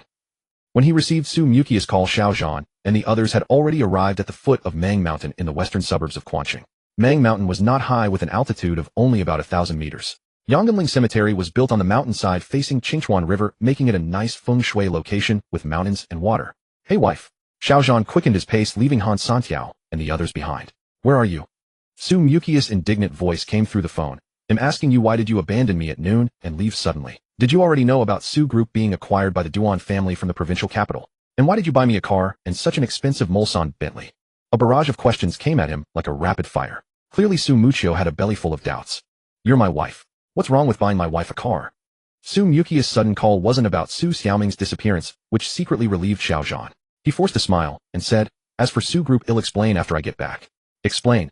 Su Muqio said angrily. So you admit you knew about it. What's your relationship with the Duan family of the provincial capital? Their sudden acquisition of Su Group and putting me in the CEO position. Was that you're doing behind the scenes? Originally Xiao Zhan had kept it from Su Muqio to give her a surprise. But now she was clearly shocked. She was clever. Based only on Xiao Zhan's sudden departure and the newly bought Mulsanne Bentley, she began to suspect his connection with the Duan family. It seemed he couldn't hide it anymore. However, there were only 20 minutes left until 5 o'clock, and with the enemy approaching, the three families' forces would arrive soon. This was no time for explanations. So Xiao Zhan said in a deep voice, the signal here isn't good. I'll give you a satisfactory answer when I get home tonight. With that, he simply hung up and turned off his phone. Su Xiaoming had been kidnapped, her fate unknown. Zhang Fenglin flatly denied it, and there was still no word from Song Qingshan. Xiao Zhan's mood was a mess. If he couldn't find Su Xiaoming, Su Muqio would discover her disappearance when she got home from work. Then Xiao Zhan would have to explain more than just Su Group. Su Xiaoming was Su Muqia's life. In Su Muqia's eyes, compared to Su Xiaoming's safety, Su Group was nothing. Soon Xiao Zhan arrived at the mountainside, standing before Yongganling Cemetery. Looking out, rows of tombstones stood neatly, solemn and dignified. Hundreds of them. Xiao Zhan took a deep breath and strode into the graveyard, his sharp eyes like lightning searching row by row, scrutinizing each one. After a moment, his gaze suddenly froze, fixed on one tombstone. The tombstone read, beloved daughter Miao Ziyang's grave. Above it was a photo of Miao Shengzhu. Xiao Zhan took one look, and his originally resolute eyes instantly became immensely sorrowful. His pupils contracted, his eyes reddened, and hot tears involuntarily gathered, surged, and churned in his eyes, trying to break free and spill over. But Xiao Zhan held back. His fists clenched, he fought with all his might to hold them in. Thud. He knelt on both knees, falling heavily before Miao Ziyang's tombstone, kowtowing 3 times, and choked out, Mom. I am unfilial. I have implicated you. Mom. I am unfilial. It took me until now to come see you. Mom. I am unfilial. Your blood vengeance remains unavenged. His low, hoarse roars were like the howls of a wolf. Han Santiao and the others, escorting the now conscious Zhang Feihu and Lu Xiang, entered Yongganling Cemetery and came to a spot not far from Xiao Zhan. Seeing this scene, realization dawned on them. No wonder Xiao Zhan had captured Zhang Feihu and Lu Xiang and actively called Zhang Fenglin to arrange a meeting with the 3 families here. So it was to avenge the old wrongs. To wash away the old hatred. To seek justice for his mother before her tomb. But could Xiao Zhan alone really defeat the 3 families of the southern city, now at the peak of their power? Han Santiao's heart trembled fiercely with worry. They're right ahead. Charge. Suddenly, with a furious shout, chaotic footsteps came from afar, growing closer. Han Santiao and the others were startled and turned around to see a large group of black-suited bodyguards charging menacingly toward them. Like wolves and tigers, a dark mass of over 100 people. Xiao Zhan also heard the commotion and knew the 3 families' forces had arrived. However, he did not turn to look. Instead, kneeling before Miao Ziyang's tombstone, he said solemnly, Mom, if you can hear me from the underworld, open your eyes and watch here. Blood. Life. Hearing these 2 blood-soaked words and gazing at Xiao Zhan's towering silhouette, Zhang Feihu and Lu Xiang exchanged a glance, both seeing a deep, thick fear reflected on each other's pallid, paper-white faces. A chill ran down their spines. Could Xiao Zhan truly be so audacious as to kill someone in broad daylight? Because they themselves dared not. Even as the young masters of the 3 great families of the southern city, accustomed to arrogance and lawlessness, they would never lightly take a life or commit arson and murder. Where did Xiao Zhan find such courage? Bring them over. Xiao Zhan still did not turn around. His low voice was icy. Han Santiao immediately stepped forward, beckoning a few yellow-haired underlings to escort Zhang Feihu and Lu Xiang behind Xiao Zhan. Xiao Zhan snorted, Kneel. Are your ears stuffed with donkey hair? Mister. Xiao told you to kneel, can't you hear? Seeing Zhang Feihu and Lu Xiang hesitate, Han Santiao angrily strode behind them and delivered several swift kicks to the backs of their knees, forcing them to kneel before Xiao Zhan. They knelt before Miao Ziyang's tombstone. Bastard. Lu Xiang turned to glare at Han Santiao, grinding his teeth. My father has already brought men. Let's see how much longer you can be arrogant. When the time comes, he'll make you pay 10-fold, 100-fold for what you've done. He'll make you wish you were dead. Han Saniao's mouth. The forces of the three families had already reached the foot of the mountain and were rapidly ascending toward Yonganling Cemetery. They would arrive within 5 minutes, and a bloody clash was inevitable. Han Santiao had witnessed and personally experienced Xiao Zhan's extraordinary combat prowess, so he had no doubt about it. But the key was that the three families were no pushovers either. Could Xiao Zhan truly defeat 100 enemies alone? What if he lost? What then? To say Han Santiao was not worried or afraid would be a lie. His heart was already in his throat as he stared at the dark mass of people below the mountain, utterly terrified. But he dared not show it in front of Xiao Zhan. He had boarded Xiao Zhan's pirate ship, and now it was too late to regret. It was their hands that had severed Zhang Feihis and Lu Xiang's, and as long as the three families remained standing, their own lives were in danger. So there was no choice but to go all the way, steel their nerves and charge forward. Screw it. Han Santiao hardened his heart, lifted his foot, and kicked Lu Xiang square in the face. In front of Mr. Xiao, your three families are nothing but a fart. Mr. Xiao can erase those stinking three families from Quanqing in minutes. Since he might be doomed today, he might as well enjoy showing off while he still could. A torrent of curses and flattery toward Xiao Zhan, while also psyching himself up. Lu Xiang was knocked over by Han Saniao's kick, blood streaming from his nose. Surprisingly, he did not rage, but instead burst into manic laughter. Just wait, your doom is coming. The men of the three families are almost here. Ha ha ha. Enraged, Han Santiao raised his foot to kick again. But then Xiao Zhan slowly turned around, looked down at Lu Xiang, and said in a deep voice, "They'll let you witness with your own eyes the three families crumbling before you. Witness your father Lu Hongong breathing his last before your eyes. That's the only reason you're still alive and breathe." The laughter abruptly stopped. Xiao Zhan paid no more attention to Lu Xiang, gesturing with his hand. "Bring me my..." Immediately 2 yellow-haired underlings carried over a gleaming steel blade and handed it to Xiao Zhan. Yes, carried, for it was a blade of extraordinary weight. The blade was 3 feet 3 inches long, 110 centimeters, and weighed 55 kilograms, a full 110 jin. Forged from snow domain cold iron, the back was engraved with dragons and phoenixes, the hilt carved with a wolf's head tattoo. The tip curved slightly, radiating a cold gleam like a wolf's fang, enough to make anyone's heart tremble at a single glance. 5 years on the battlefield, it was Xiao Zhan's most trusted weapon, having slain countless enemies and tasted blood and bone. Its name Lang Tu, the Wolf King's blade, annihilating all who dare to invade. Though Xiao Zhan had resigned his commission, Lang Tu was not sheathed. After his release from prison, he had left it in the Quanqing 4th prison under special guard. Today on his way here, he had stopped by the prison to retrieve it. The 100 Tenjin Lang Tu held in Xiao Zhan's hand rose into the air with a light lift. The cold, terrifying gleam that struck fear into others appeared to him, as gentle as a loved one's gaze, tender as water. "Mr. Xiao." Han Santiao glanced at the Lang Tu in Xiao Zhan's hand, then looked back at the three families' forces only 100 meters from Yonganling Cemetery. His blood surged, as if the primal male ferocity within him had been ignited. "You people usually act like bullies, strutting around like big shots, but each one of you is more cowardly than the last. You can only push around the powerless commoners. But today, since we've followed Mr. Xiao, we want to be brave for once. We want to be real men, so we're willing to live and die with Mr. Xiao. Annihilate those stinking three families." He turned to the group of yellow-haired underlings. "Amen. Meet." Those underlings were not fools. Surrounded by the three families' forces on the mountainside, they were nearly trapped. Either fight desperately or wait to die. There was no other choice. In an instant, passions flared and blood boiled. Yet Xiao Zhan's gaze swept over them one by one, and he shook his head. "Your task is to stay here and watch them. Leave the killing to me. He'll settle my own grudge." With that, he picked up the Lang Tu and turned to walk straight toward the entrance of Yonganling Cemetery. Revenge must be taken, but he would not let the blood of those bastards defile his mother's grave. "Mr. Xiao, this is an order." Xiao Zhan's words brooked no doubt or argument. Han Santiao and the others exchanged glances. The fighting spirit they had mustered cooled by half. They could only watch from a distance, silently praying that Xiao Zhan could truly defeat 100 enemies and annihilate the three families. When Xiao Zhan reached the cemetery entrance, the three families' forces arrived at the same time. Over 100 black-suited bodyguards led the way, followed by Zhang Fenglin and the others. "Quick, surround him." After running about 500 meters uphill, the bodyguards were still fine, but Zhang Fenglin and the others were gasping for breath. Yet without a moment's rest, Lu Hangong waved his hand and shouted, "Surround him.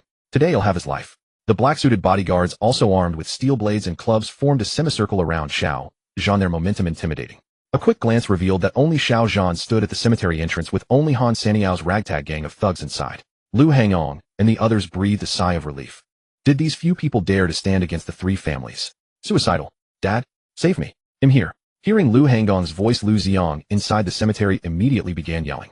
Zhang Feihu, who had remained silent until now, could no longer hold back and shouted along, "Dad, kill them all. Not a single one of them must be left alive." Then came the sound of punches and kicks. Han Santiao cursed, "Save your mother. Who kills whom is still up in the air." The yellow-haired underlings, still half fired up, vented all their remaining energy on Lu Xiang and Zhang Feihu, putting every ounce of strength into it. In no time, Lu Xiang and Zhang Feihu were beaten black and blue on the verge of death, unable to even cry out. "Stop!" Lu Hangong shouted from afar, but to no avail. Zhang Fenglin frowned and asked Xiao Zhan, "Why are only Feihu and Xiang here? Where is Qin Xiaohui?" Indeed, where was Qin Xiaohui? Qin Zhanghe had also noticed something amiss. Not seeing Qin Xiaohui, he was both alarmed and uncertain, but dared not ask rashly. After all, Zhang Fenglin and Lu Hangong were already suspicious of him, and Qin Xiaohui's absence would only deepen their doubts. Just as expected. As soon as Zhang Fenglin spoke, he turned to look at Qin Zhanghe. Lu Hangong directly asked, "Chun, what do you have to say now? Weren't your wife and son kidnapped by him last night? Where are they?" Qin Zhanghe's face instantly darkened.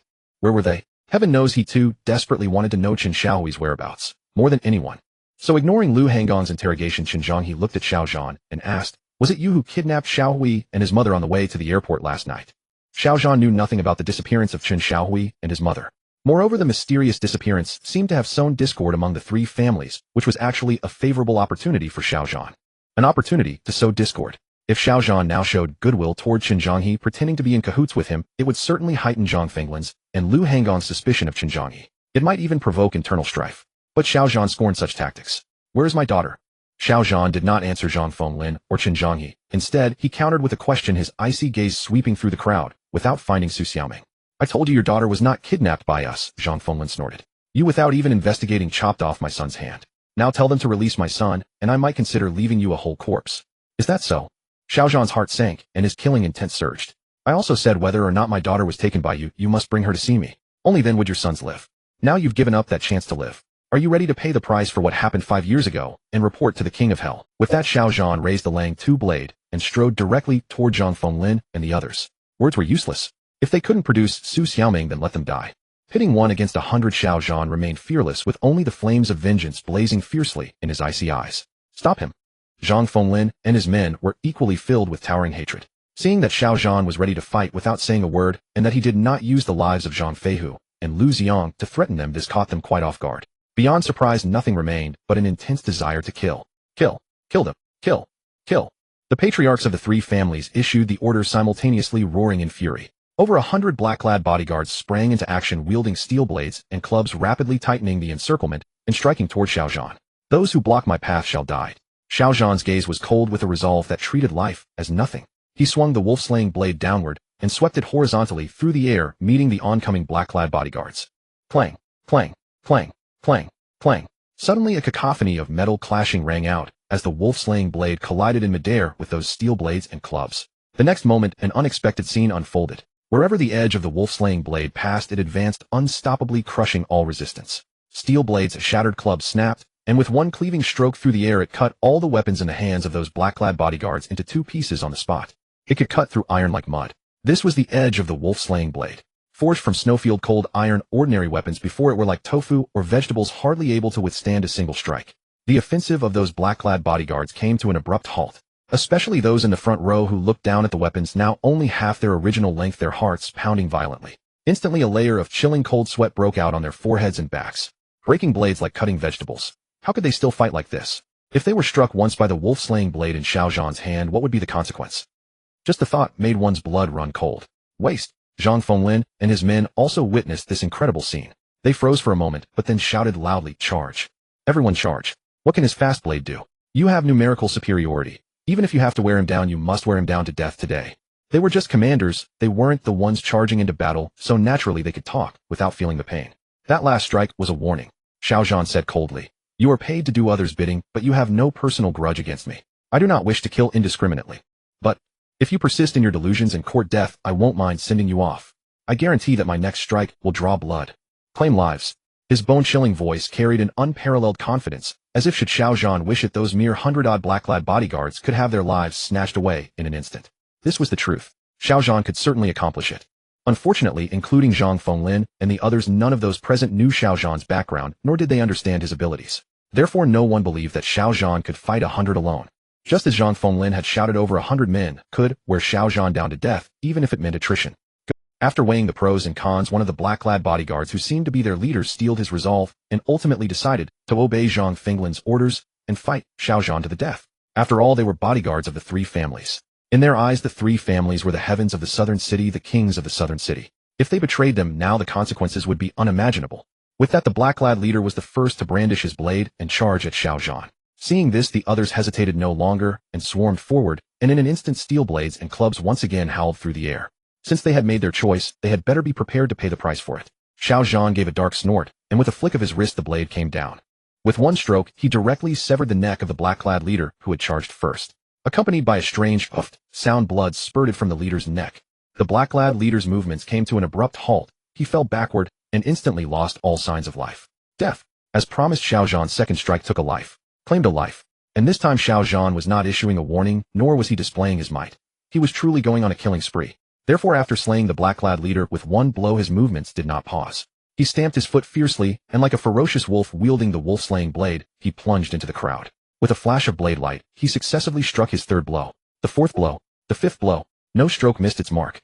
Each icy flash of blade light that tore through the air reaped the lives of one, two, or even several black-clad bodyguards. In an instant, screams rose one after another, and boiling blood spurted continuously through the air. The gory scene resembled the crimson setting sun that stained half the western sky red. This scene completely stunned Zhang Fenglin and the others who were hiding behind the black-clad bodyguards. They were utterly dumbfounded, unable to believe their eyes. They felt their minds go blank, their legs go weak, and their bodies involuntarily step backward. Step back again and again. Even so, blood still splattered onto their bodies' faces, and even into their open mouths. Too brutal. Xiao Zhan's brutality far exceeded their imagination. Had they known this beforehand, they would surely have gathered all the manpower of the three families before coming. No. Lu Hangong swallowed hard, and said urgently, this won't work. They are likely no match for Xiao Zhan. Once they can't hold on, all of us will be finished today.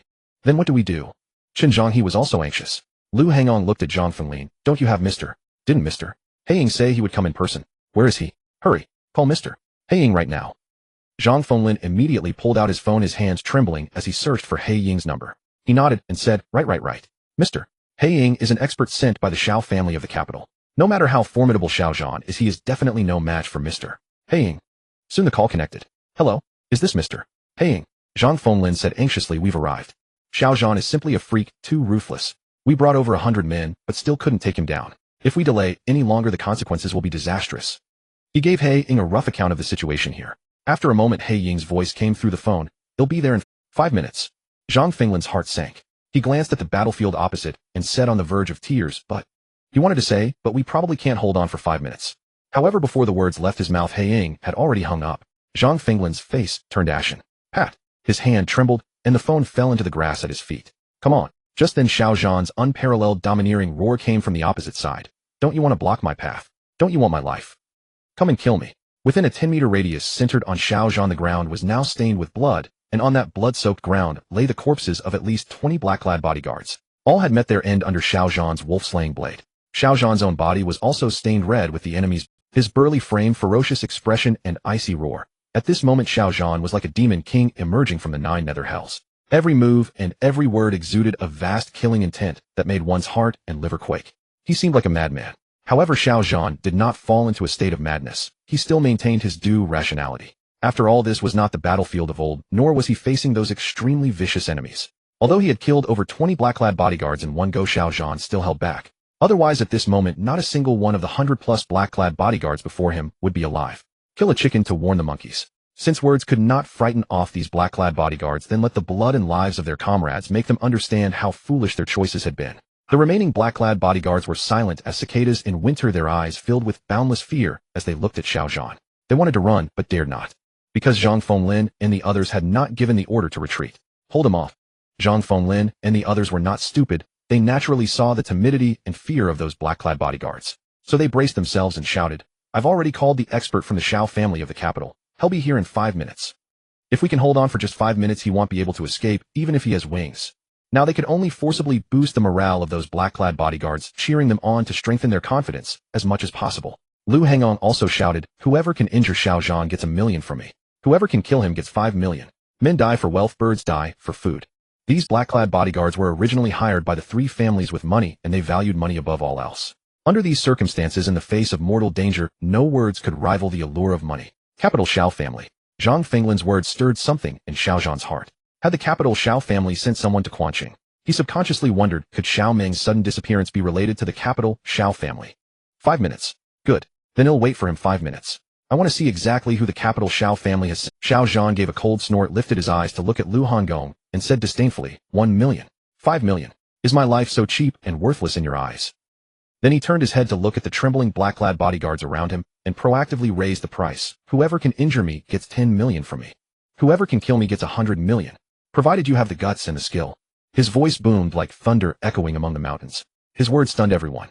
Everyone was dumbfounded, thinking, are you serious? Others offer a high bounty for your life, but you instead complain the bounty is too low and voluntarily raise it. Moreover, from 1 million to 10 million, and from 5 million to 100 million. That's a 10-fold and 20-fold. Do you want to die that badly? Freak. If there's anyone who doesn't value their life, come on. If you don't want to die, get lost. Xiao Zhan swept his gaze around. As the saying goes, under heavy reward, there must be brave men. Sure enough, those black-clad bodyguards exchanged glances, communicating with their eyes. After a moment, a few desperados who valued money more than life steeled themselves and stepped forward. Their thinking was simple. They didn't expect to kill Xiao Zhan, but hoped to injure him, even slightly. The money earned would be enough to secure a comfortable life for the rest of their days. Wealth and honor are sought in danger. That was their creed. Good. Very good. However, the moment they stepped out from the crowd, Xiao Zhan's gaze fixed on them. Then his body suddenly moved. He turned into a blur and instantly vanished from the spot. The next moment, before they could react, the wolf-slaying blade had already pierced through the abdomen of one black-clad bodyguard. Xiao Zhan silently unleashed a wisp of hidden force which entered the bodyguard's body through the blade, like planting a powerful bomb inside him. At the moment Xiao Zhan withdrew his blade, boom, exploded on the spot. In an instant, that black-clad bodyguard turned into a spray of blood mist, vanishing into nothing. The blast wave from the hidden force's explosion sent the few other black-clad bodyguards flying several meters away. Is there anyone else? Xiao Zhan raised the wolf-slaying blade. Where the blade pointed, no one dared to respond. Blood and gore scattered through the air, splattering onto the remaining black-clad bodyguards, their faces and bodies drenched, as if a fine drizzle had fallen, suffusing the surroundings with a chilling stench. This scene was enough to strike terror into any heart. Who else? The grim example had chilled their blood. Xiao Zhan's savage ruthlessness completely shattered the greed in those bodyguards' hearts. As Xiao Zhan had just said, the three families had money. So did he. But did they have the skill to take it? The lifespan to spend it? A man dies and his lamp goes out. All eyes locked onto Xiao Zhan, then gradually shifted to the wolf slaughter blade in his hand. Only then did they realize with shock that the blade in Xiao Zhan's grasp seemed somewhat eerie. Having just killed over 20 black-clad bodyguards in one go and caused another to explode on the spot, Xiao Zhan's clothes were dyed crimson with blood. Yet the wolf slaughter blade in his hand remained perfectly clean, unstained by a single drop. How could this be possible? Where was the blood? Blood-drinking wolf slaughter. It truly seemed to drink blood. This sight was too bizarre. Too bizarre to believe, like seeing a ghost, especially in this grisly atmosphere. He's not human. He's a demon. The blade in his hand drinks blood. It's a weapon that drinks human blood. Suddenly, the dead silence was broken by a scream of terror from somewhere in the crowd. Then a figure turned and fled, scrambling away. Then a second, a third, a fourth. The remaining bodyguards' minds collapsed. How could they still have the courage to fight Xiao Zhan to the death? Fight. Screw the fight. Survival came first. The remaining 100 or so men abandoned their arms and scattered like birds and beasts.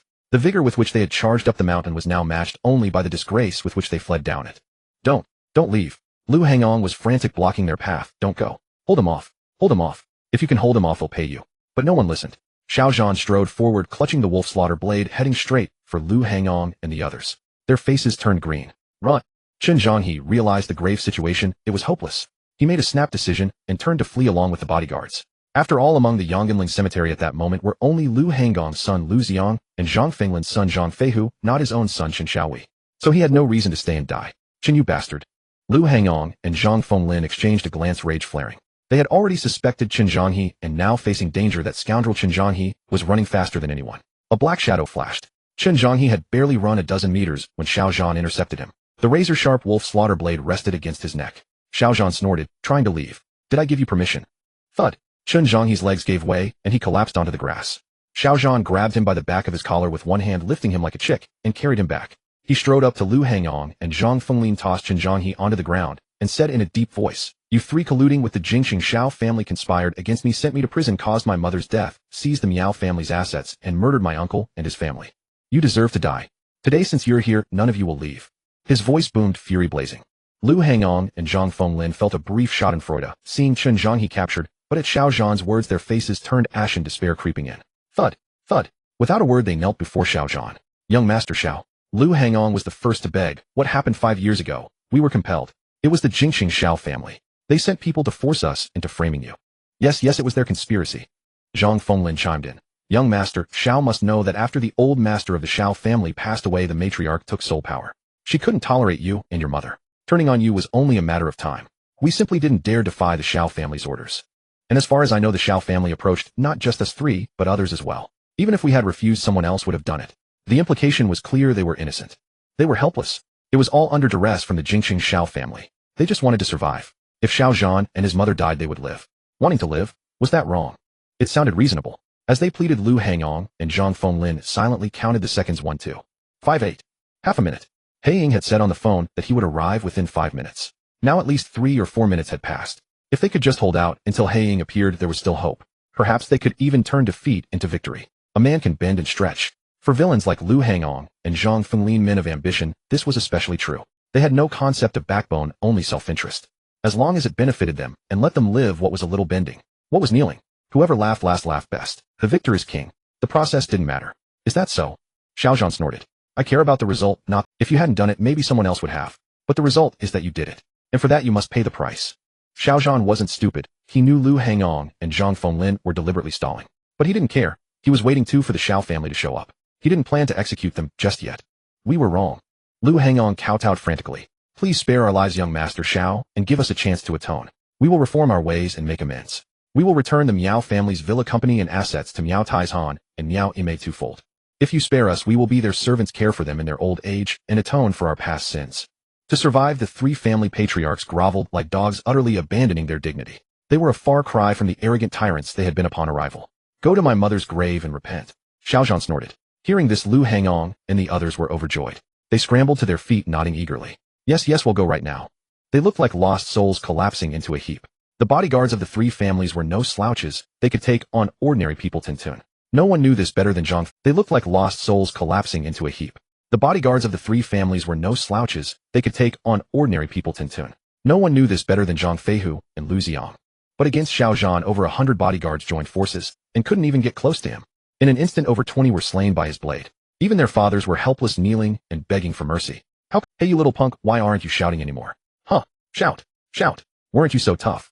Weren't you going to kill Mr. Xiao? I told you long ago, if Mr. Xiao wants to destroy your so-called 3 families, it's a matter of minutes. Their skin crawled with excitement, blood surging. It was even more thrilling than fighting themselves. Damn, that was awesome. Now, blazed back to life. Their skin crawled with excitement, blood surging. It was even more thrilling than fighting themselves. Damn, that was awesome. In their eyes, Xiao Zhan's performance in that battle was unmatched. A display of sheer dominance and unparalleled power. If before they had surrendered to Xiao Zhan with a hint of reluctance and helplessness, a trace of passivity and compromise, then from this moment, this place, they were truly convinced. His strength and charisma had completely conquered them. They had made up their minds, no matter what dangers lay ahead, they would follow Xiao Zhan. Having such a formidable boss was a blessing from their ancestors, a fortune earned over 8 lifetimes. Hurry up. As soon as Lu Hangong and the others entered Yongganling Cemetery, a few punks dragged them over and shoved them onto their knees before Miao Ziyang's his tombstone, scolding, "Stop dawdling. Mr. Xiao is kind enough to give you a chance to repent. Don't be ungrateful. Screw your 3 families." The punks, basking in their role as Xiao Zhan's underlings, were now arrogant and smug. Once they had no right to speak to the likes of Lu Hangong, but now they had the 3 patriarchs of the southern city under their feet. This exhilarating feeling was beyond words. It was simply damn amazing. Xiao Zhan remained standing alone at the cemetery entrance, not following them, nor stopping the punks' petty triumph. He took a deep breath and cast his cold gaze far down the mountain. Though he had punished the 3 families of the southern city, he still hadn't found Su Xiaoming. Xiao Zhan's heart was troubled. At the foot of Mang Mountain, cars were parked in rows: Xiao Zhan's Bentley Mulsanne, the Mercedes and BMWs of Lu Hangong's group, and the gray minivans used by the bodyguards. After the remaining bodyguards fled down the mountain, they got into their cars and drove off. Soon most were gone. His eyes swept over the remaining vehicles. Suddenly his pupils contracted. His gaze froze on one particular black Mercedes. His heart stirred. Instinct told him someone was in that car. At the same time, on another hillside about 300 meters from Yongganling Cemetery stood 2 familiar figures: Quancheng's richest man, Qian Banqing, and the hunchbacked old man Fu Bo. Having witnessed the gruesome scene from a distance, even the wealthy and well-traveled Qian Banqing couldn't help but shudder and marvel inwardly. Xiao Zhan's ferocity, decisiveness, and fighting prowess far exceeded his expectations. "Fu Bo, what do you think?" Turning to Fu Bo beside him, Qian Banqing inquired. In martial arts, Fu Bo was a supreme expert. Some things Qian Banqing's mortal eyes couldn't see, but Fu Bo's eyes would never miss. Fu Bo's expression turned grave. That final strike could only be executed by a Dark Realm expert. Moreover, the precious blade in his hand exudes an immense killing aura. It's a divine weapon. Beneath that blade, no fewer than 10,000 souls have perished. Oh, Qian Banqing was taken aback, surprised. He frowned. A Dark Realm expert. Just like you. Yes. Fu Bo nodded solemnly. Same yet not the same. They were the same in that both Fu Bo and Xiao Zhan were Dark Realm experts. But they differed. Fu Bo was over 60 while Xiao Zhan was only in his 20s. Such a young Dark Realm expert was indeed rare. His future was boundless. Though Qian Bansheng was a businessman with no knowledge of martial arts from Fu Bo's grave expression and his understanding of Fu Bo's abilities, he understood exactly what the term Dark Realm expert meant. After a moment's silence, Qian Bansheng suddenly asked, Fu Bo, if you were to fight him, who would be stronger, who weaker? This. Fu Bo hesitated, then said solemnly, based purely on the combat prowess he showed, I have 70% confidence that I could best him. However what? Qian Bansheng was intensely curious. Fu Bo shook his head. If my instincts are correct, even when he fought 100 opponents single-handedly, those bodyguards of the three families, the scene may have looked brutal, but he still seemed to hold back. He didn't exert his full strength. Oh, Qian Bansheng was shocked again. You mean even fighting 100 foes alone wasn't enough to make him reveal his full? If that were true, it would be terrifying. If Xiao Zhan held back and Fu Bo only had a 70% chance, what would happen if Xiao Zhan went all out? Would even the formidable Fu Bo be no match for Xiao Zhan? Just then Fu Bo noticed something strange about Xiao Zhan. Following Xiao Zhan's gaze, he looked far down the mountain. His own suspicious gaze also settled on that black Mercedes. After a moment, he gestured to Qian Bansheng. Master, look. It should be the people from the Jingxing Xiao family. Qian Bansheng immediately turned and pulled out a telescope he had prepared in advance, peering down the mountain. He didn't have the prowess or eyesight of Xiao Zhan or Fu Bo. At such a distance his naked eyes couldn't see clearly. Under the gaze of the three of them, after all the fleeing bodyguards had left, the rear passenger door of that black Mercedes slowly opened and a burly figure emerged from the car. It was He Ying. All in black. Black clothes and pants, black military boots, a black hat blocked Qian Bansheng's view. Even with binoculars, he could not see Black Eagle's face, only his dark bronze chin. Of course Qian Bansheng did not know Black Eagle. Even seeing his face would be useless. Whether intentionally or not, after getting out of the car, Black Eagle suddenly lifted his head and glanced distantly towards Qian Bansheng and Uncle Fu. Uncle Fu immediately became alert, his expression drastically changing. Master, be careful. He reached out and pulled Qian Bansheng aside, hiding behind a large tree. Qian Bansheng was startled. What's wrong? Uncle Fu explained, this man, like Xiao Zhan, is also a Dark Realm expert. Moreover, his perception is astonishing. It seems he has sensed our presence. Oh. Today things that surprised Qian Bansheng seemed a bit too many. He opened his mouth wide, somewhat losing his composure. Another Dark Realm expert. He thought that even among Dark Realm experts there were differences in strength. Their current position was only about 300 meters from the Yongganling cemetery, where Xiao Zhan was, but Xiao Zhan had not detected their presence. On the contrary, they were fully 500 meters from the foot of the mountain, yet the person sent by the Xiao family had sensed them immediately. Did this mean that this man from the Xiao family was even stronger than Xiao Zhan? Uncle Fu apparently guessed Qian Bansheng's doubt, and said, the Xiao family of the capital must be determined to get rid of Xiao Zhan. Xiao Zhan was born and raised in the Xiao family, so the Xiao family knows his abilities better than anyone. Therefore, since they sent someone to Quanchang to kill him, the person sent must be stronger than him. Otherwise, how could they kill him? Qian Bansheng nodded, deeply convinced. However, he was somewhat worried. According to you, isn't Xiao Zhan doomed today? More peril than fortune? Uncle Fu neither agreed nor disagreed and asked, doesn't Master wish for him to die? Not really. Qian Bansheng shook his head with a bitter smile and said, you know, I personally went to the capital several times hoping to develop a relationship with the Xiao family of the capital, but that old scoundrel, Xiao Hongtu, shut me out. It was very humiliating. And Xiao Zhan. He has a blood feud with the Xiao family of the capital, irreconcilable. If his strength can bring us unexpected surprises, even shake the foundation of the capital Xiao family, then perhaps the Qianjiang group's opportunity to enter the capital's market will be much greater. And also, Qian Bansheng hesitated. Uncle Fu asked, what else? Qian Bansheng glanced twice toward the direction of Yongganling Cemetery and said solemnly, regardless, Xiao Zhan is after all a man holding the Global Bank Supreme Black Card. My intuition tells me he cannot be as simple as we see or speculate. This, Uncle Fu thought for a moment and nodded, that's true. Being able to obtain the Global Bank Supreme Black Card means Xiao Zhan's identity must be extraordinary. How could someone like him not have experts protecting him? How could he easily take such a risk? The more he thought, the more something seemed off. Qian Bansheng signaled. Uncle Fu, with your perception, can you detect any other Dark Realm experts hidden nearby? No. Uncle Fu immediately shook his head. For Master's safety, I specifically searched the nearby area before coming. I'm almost certain there won't be any other experts lying in ambush here. That's strange. Qian Bansheng couldn't figure it out. He waved his hand and said, never mind. You said earlier that Xiao Zhan hasn't revealed his full strength. Perhaps his actual combat power can match that of the person sent by the Xiao family. Let's wait and see. Without any experts covertly assisting him, everything now depended on Xiao Zhan himself. On the other side, just as Uncle Fu feared after Black Eagle got out of the Mercedes, he indeed sensed the presence of him and Qian Bansheng. However, Black Eagle only casually glanced at them. Then he immediately shifted his gaze to Xiao Zhan standing at the entrance of Yongganling Cemetery. He didn't take them seriously at all. 500 meters apart, Black Eagle's and Xiao Zhan's gazes collided from a distance. Xiao Zhan's pupils contracted. With one glance, he recognized Black Eagle's identity. Though Black Eagle's face was rarely seen by outsiders, it was deeply engraved in Xiao Zhan's memory. Xiao Zhan hadn't expected that the person sent by the Xiao family to deal with him would be him. The next moment Black Eagle moved. His feet moved like wind, his body like a specter, like an arrow breaking through the air. In the blink of an eye, he vanished from his spot, leaving only a blurred afterimage. It startled the driver in the Mercedes. Damn, that fast. Is he even human? The expert sent by the capital Xiao family is truly awesome. 10 seconds. Earlier, Zhang Fenglin and the others leading over 100 black-suited bodyguards took nearly 5 minutes to charge from the foot of the mountain to Yongganling Cemetery halfway up. But Black Eagle took only 10 seconds to appear opposite Xiao Zhan about 5 meters away. This was the difference between a Dark Realm expert and ordinary people. Little young master, long time no see. Staring at Xiao Zhan up close, Black Eagle's angular face showed no change in expression. It seemed that to him Xiao Zhan was merely his target for this operation, no different from a stranger.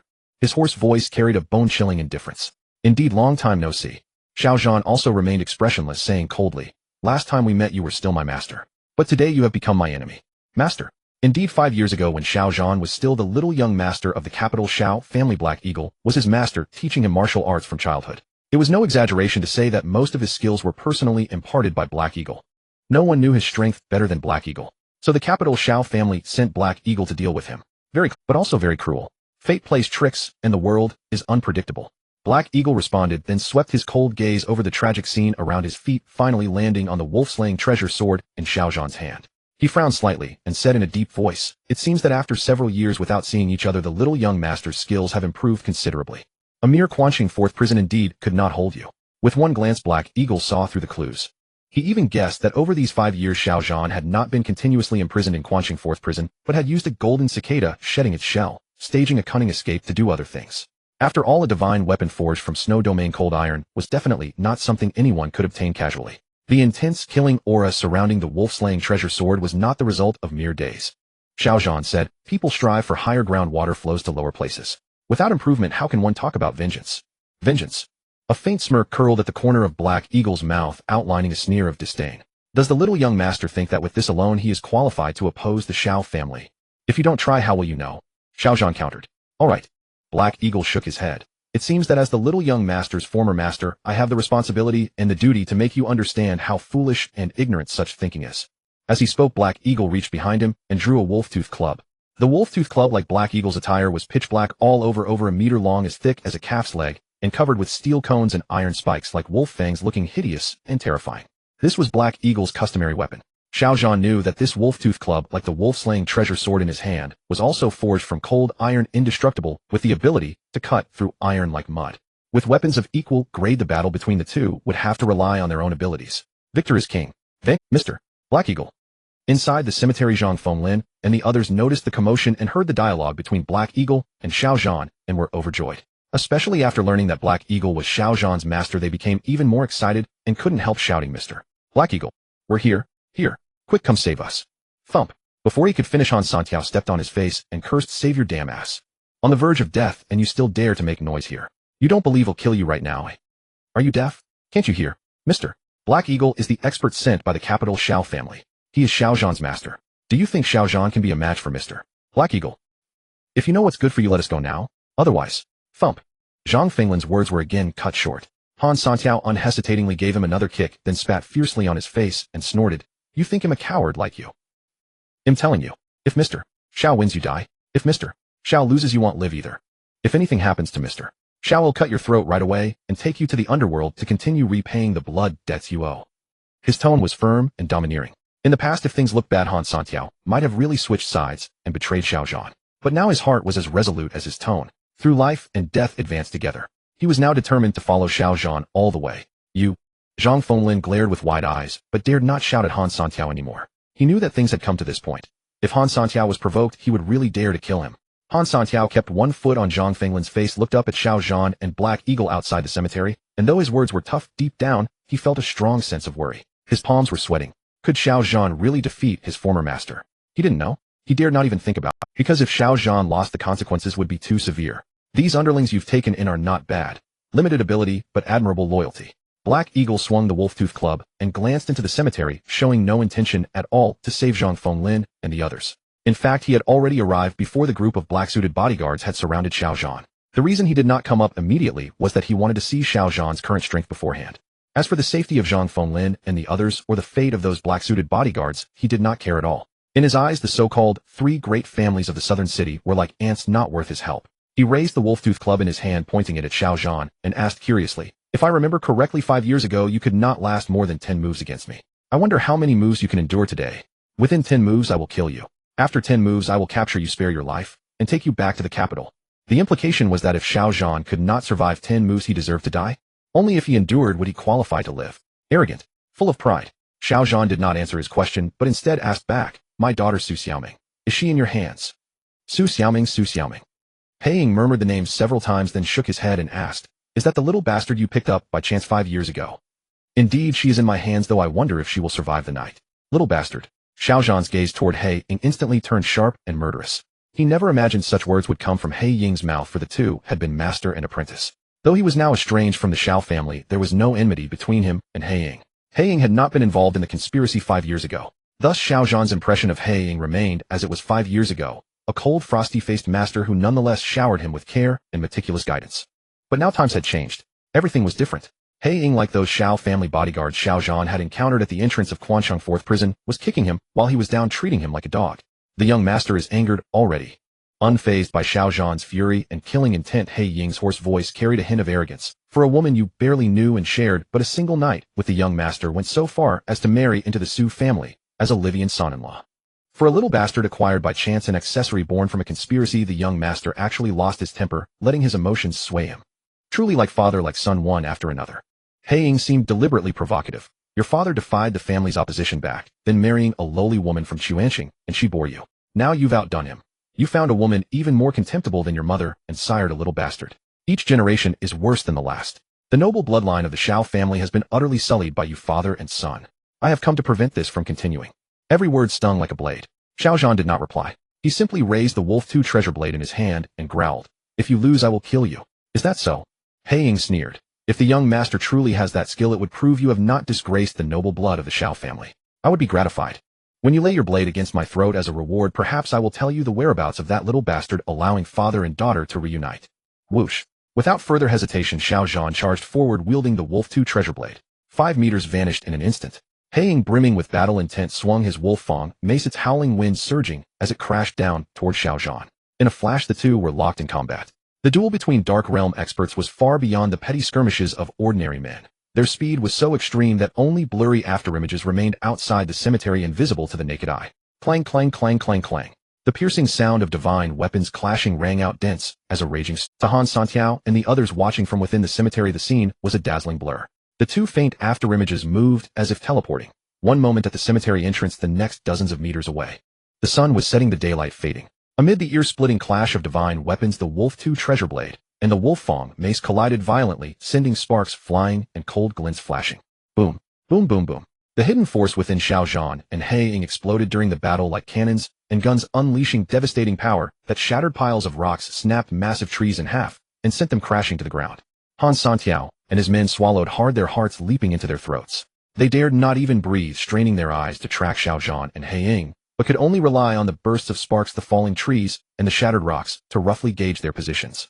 Half a minute passed. 10 moves had been exchanged. Bang! A thunderous crash erupted. He Ying leaped into the air, gripping his wolf fang mace with both hands, and with all his might dove downward, smashing the weapon onto Xiao Zhan's head. Xiao Zhan raised his wolf-tooth treasure blade to block, but the sheer force, carrying infinite hidden power, drove him backward uncontrollably for over 10 meters, sending him back to the cemetery entrance. He Ying landed where he stood. This strike was fierce and tyrannical. Xiao Zhan had clearly lost the upper hand. This. Staring at Xiao Zhan's imposing back, Han Santiao and the others turned green. Damn, as expected of Mr. Xiao's master, that guy was ferocious indeed. Mr. Xiao must hold on. He absolutely must hold on. Their own lives hung in the balance, so even though they were only watching from afar, Han Santiao and his men were even more tense than Xiao Zhan, cold sweat pouring from their foreheads and backs. On the contrary, Zhang Fenglin and Lu Hangyang exchanged glances and secretly breathed sighs of relief. Excellent. The Xiao family really was Xiao Zhan's nemesis. The moment they struck, they outshone him and suppressed him. Now there was hope. They might live. Yet though their hearts rejoiced, they dared not show it, fearing that Han Santiao would carry out his earlier threat, that in a fit of rage, knowing he was doomed, he would choose to burn all bridges, dragging them down with him and cutting their throats before He Ying could finish Xiao Zhan. Not bad. He Ying's hoarse voice rang out after forcing Xiao Zhan back. With one blow, you lasted 10 moves. Now you may live. The moment the words landed, he pressed his advantage, swinging his Wolfang mace and charging at Xiao Zhan again. The hidden force within him erupted to its peak. He sought to subdue Xiao Zhan in one fell swoop. Xiao Zhan, frowning in silence, parried with his blade. Under He Ying's relentless storm of blows, his figure flickered and staggered backward, repeatedly forced on the defensive by the Wolfang mace. It seemed he could only dodge with no strength to strike back. Trouble. Han Santiao and the others, seeing this, felt their legs go weak. They wished they could pick up a rock and hurl it at He Ying's head to ease Xiao Zhan's burden. But their strength was insufficient. Their eyes couldn't even track He Ying's movements. Things don't look good. 300 meters away on the mountainside, Fu Bo also wore a grim expression, his voice low. Xiao Zhan's combat power has indeed increased by 20 to 30% compared to earlier, matching mine. But that person sent by the Jingqing Shao family is too strong.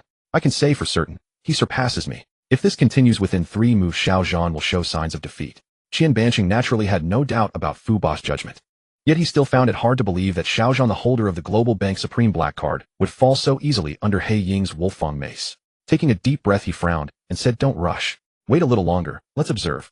But Fu Bo hesitated. "From my observation, if Xiao Zhan and I join forces, we should be able to block that Dark Realm expert from the Shao family's Wolfang mace. At least save Xiao Zhan's life. Provided that Xiao Zhan is not wounded beforehand. Once he is injured and his combat power diminishes, even if I step in, it will be futile, and I might bring disaster upon myself. Therefore, master, if you wish to save him, it is better to act sooner rather than later. Delay, and even if you want to save him, it will be..." Qian Banqing's mind raced. After a moment of deliberation, he shook his head resolutely. A wise man does not stand beneath a crumbling wall. Rushing out rashly carries too great a risk. If I fail to save him or my identity is exposed, the entire Qian family might not survive the wrath of the Jingqing Shao family. Then we don't save him? Fu Bo asked.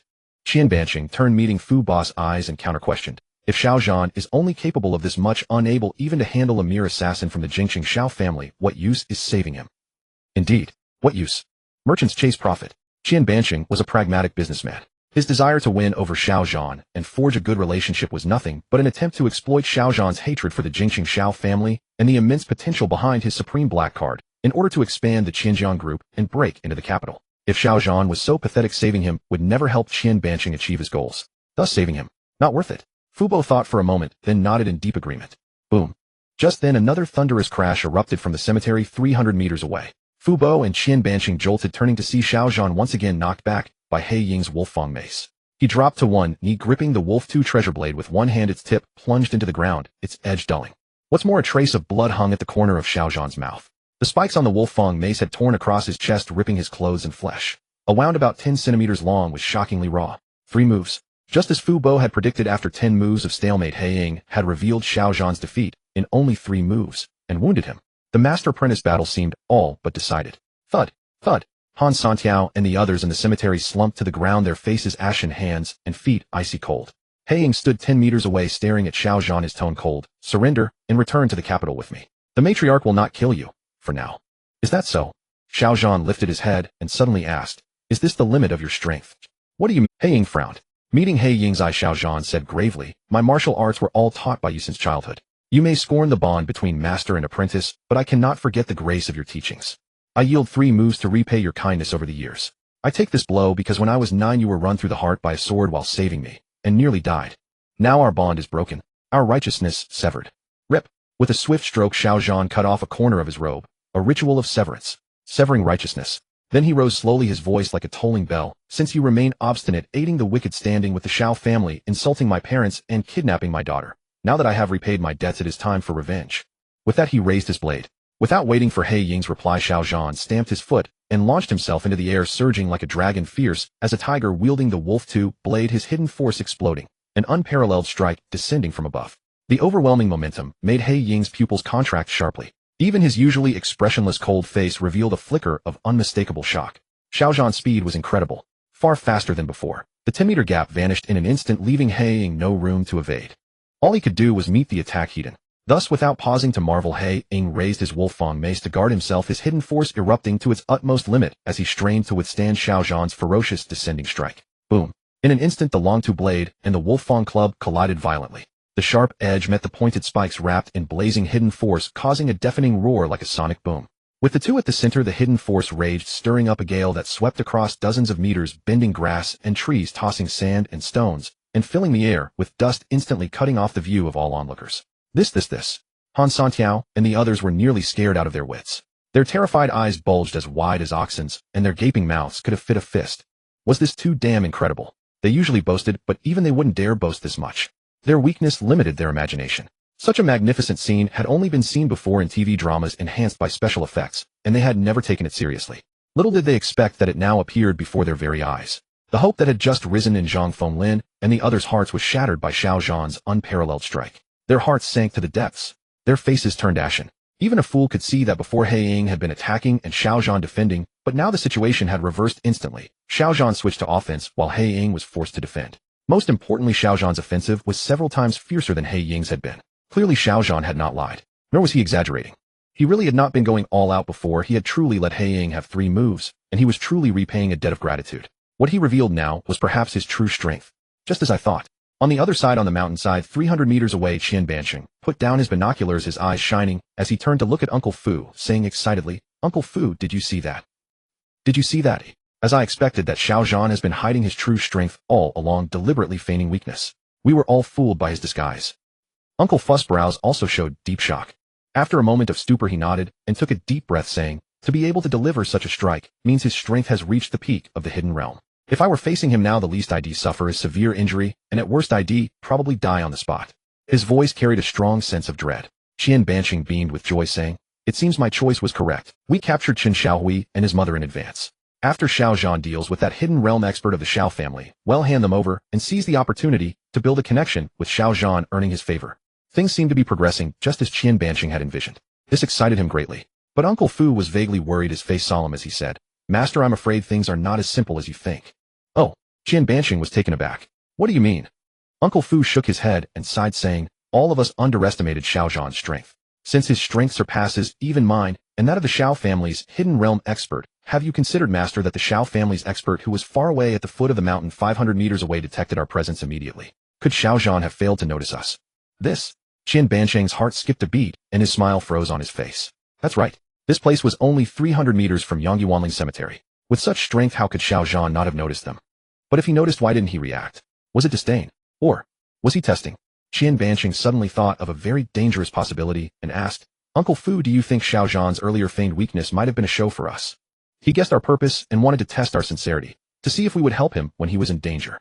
As the saying goes, a friend in need is a friend indeed." Xiao Zhan had just been in peril, so naturally he could tell who among those around him were sincere and who were false. "I don't know," Uncle Fu said worriedly. "Now we can only hope that things are not as bad as we suspect." Qian Bansheng's face gradually darkened.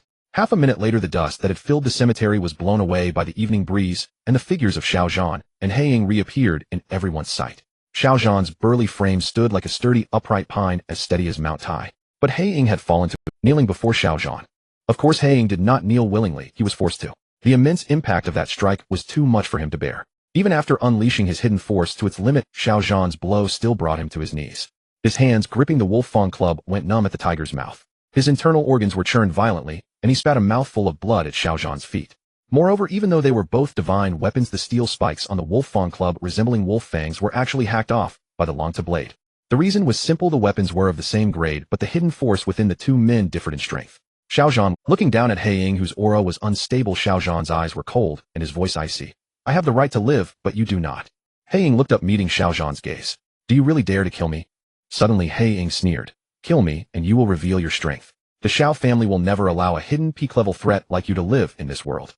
You and your wife and your daughter will never have peace, facing imminent disaster at any moment until the Xiao family wipes you out, and you come to the underworld to accompany me."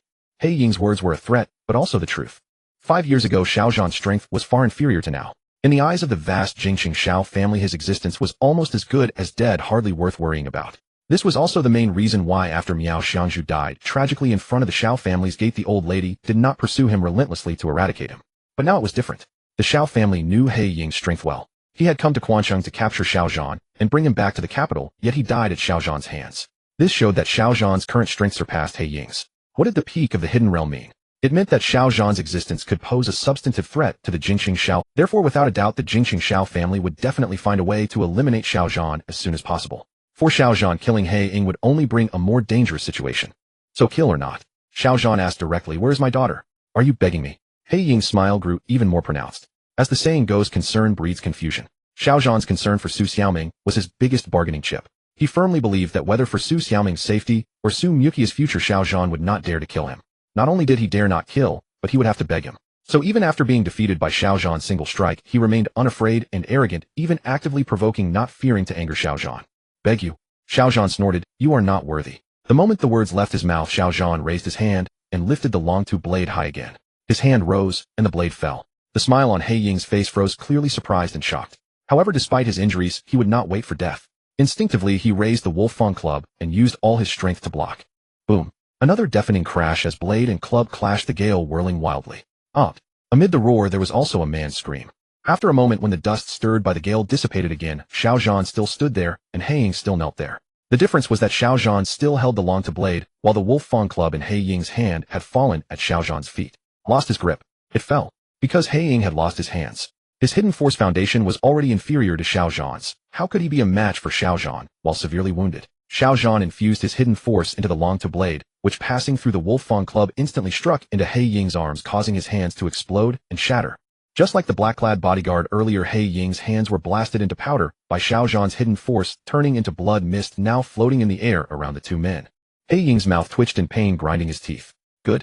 Very good. He glared at Xiao Zhan viciously, his voice trembling. Indecisiveness and soft-heartedness were your biggest weaknesses before. Now it seems you've not only made a qualitative leap in strength, but also become more decisive and ruthless than before. Having gone through the tragedy of his family's destruction, having experienced battlefield slaughter where lives were like grass, and having walked over mountains of corpses and seas of blood of enemies and comrades to reach today, how could Xiao Zhan's heart not be ruthless?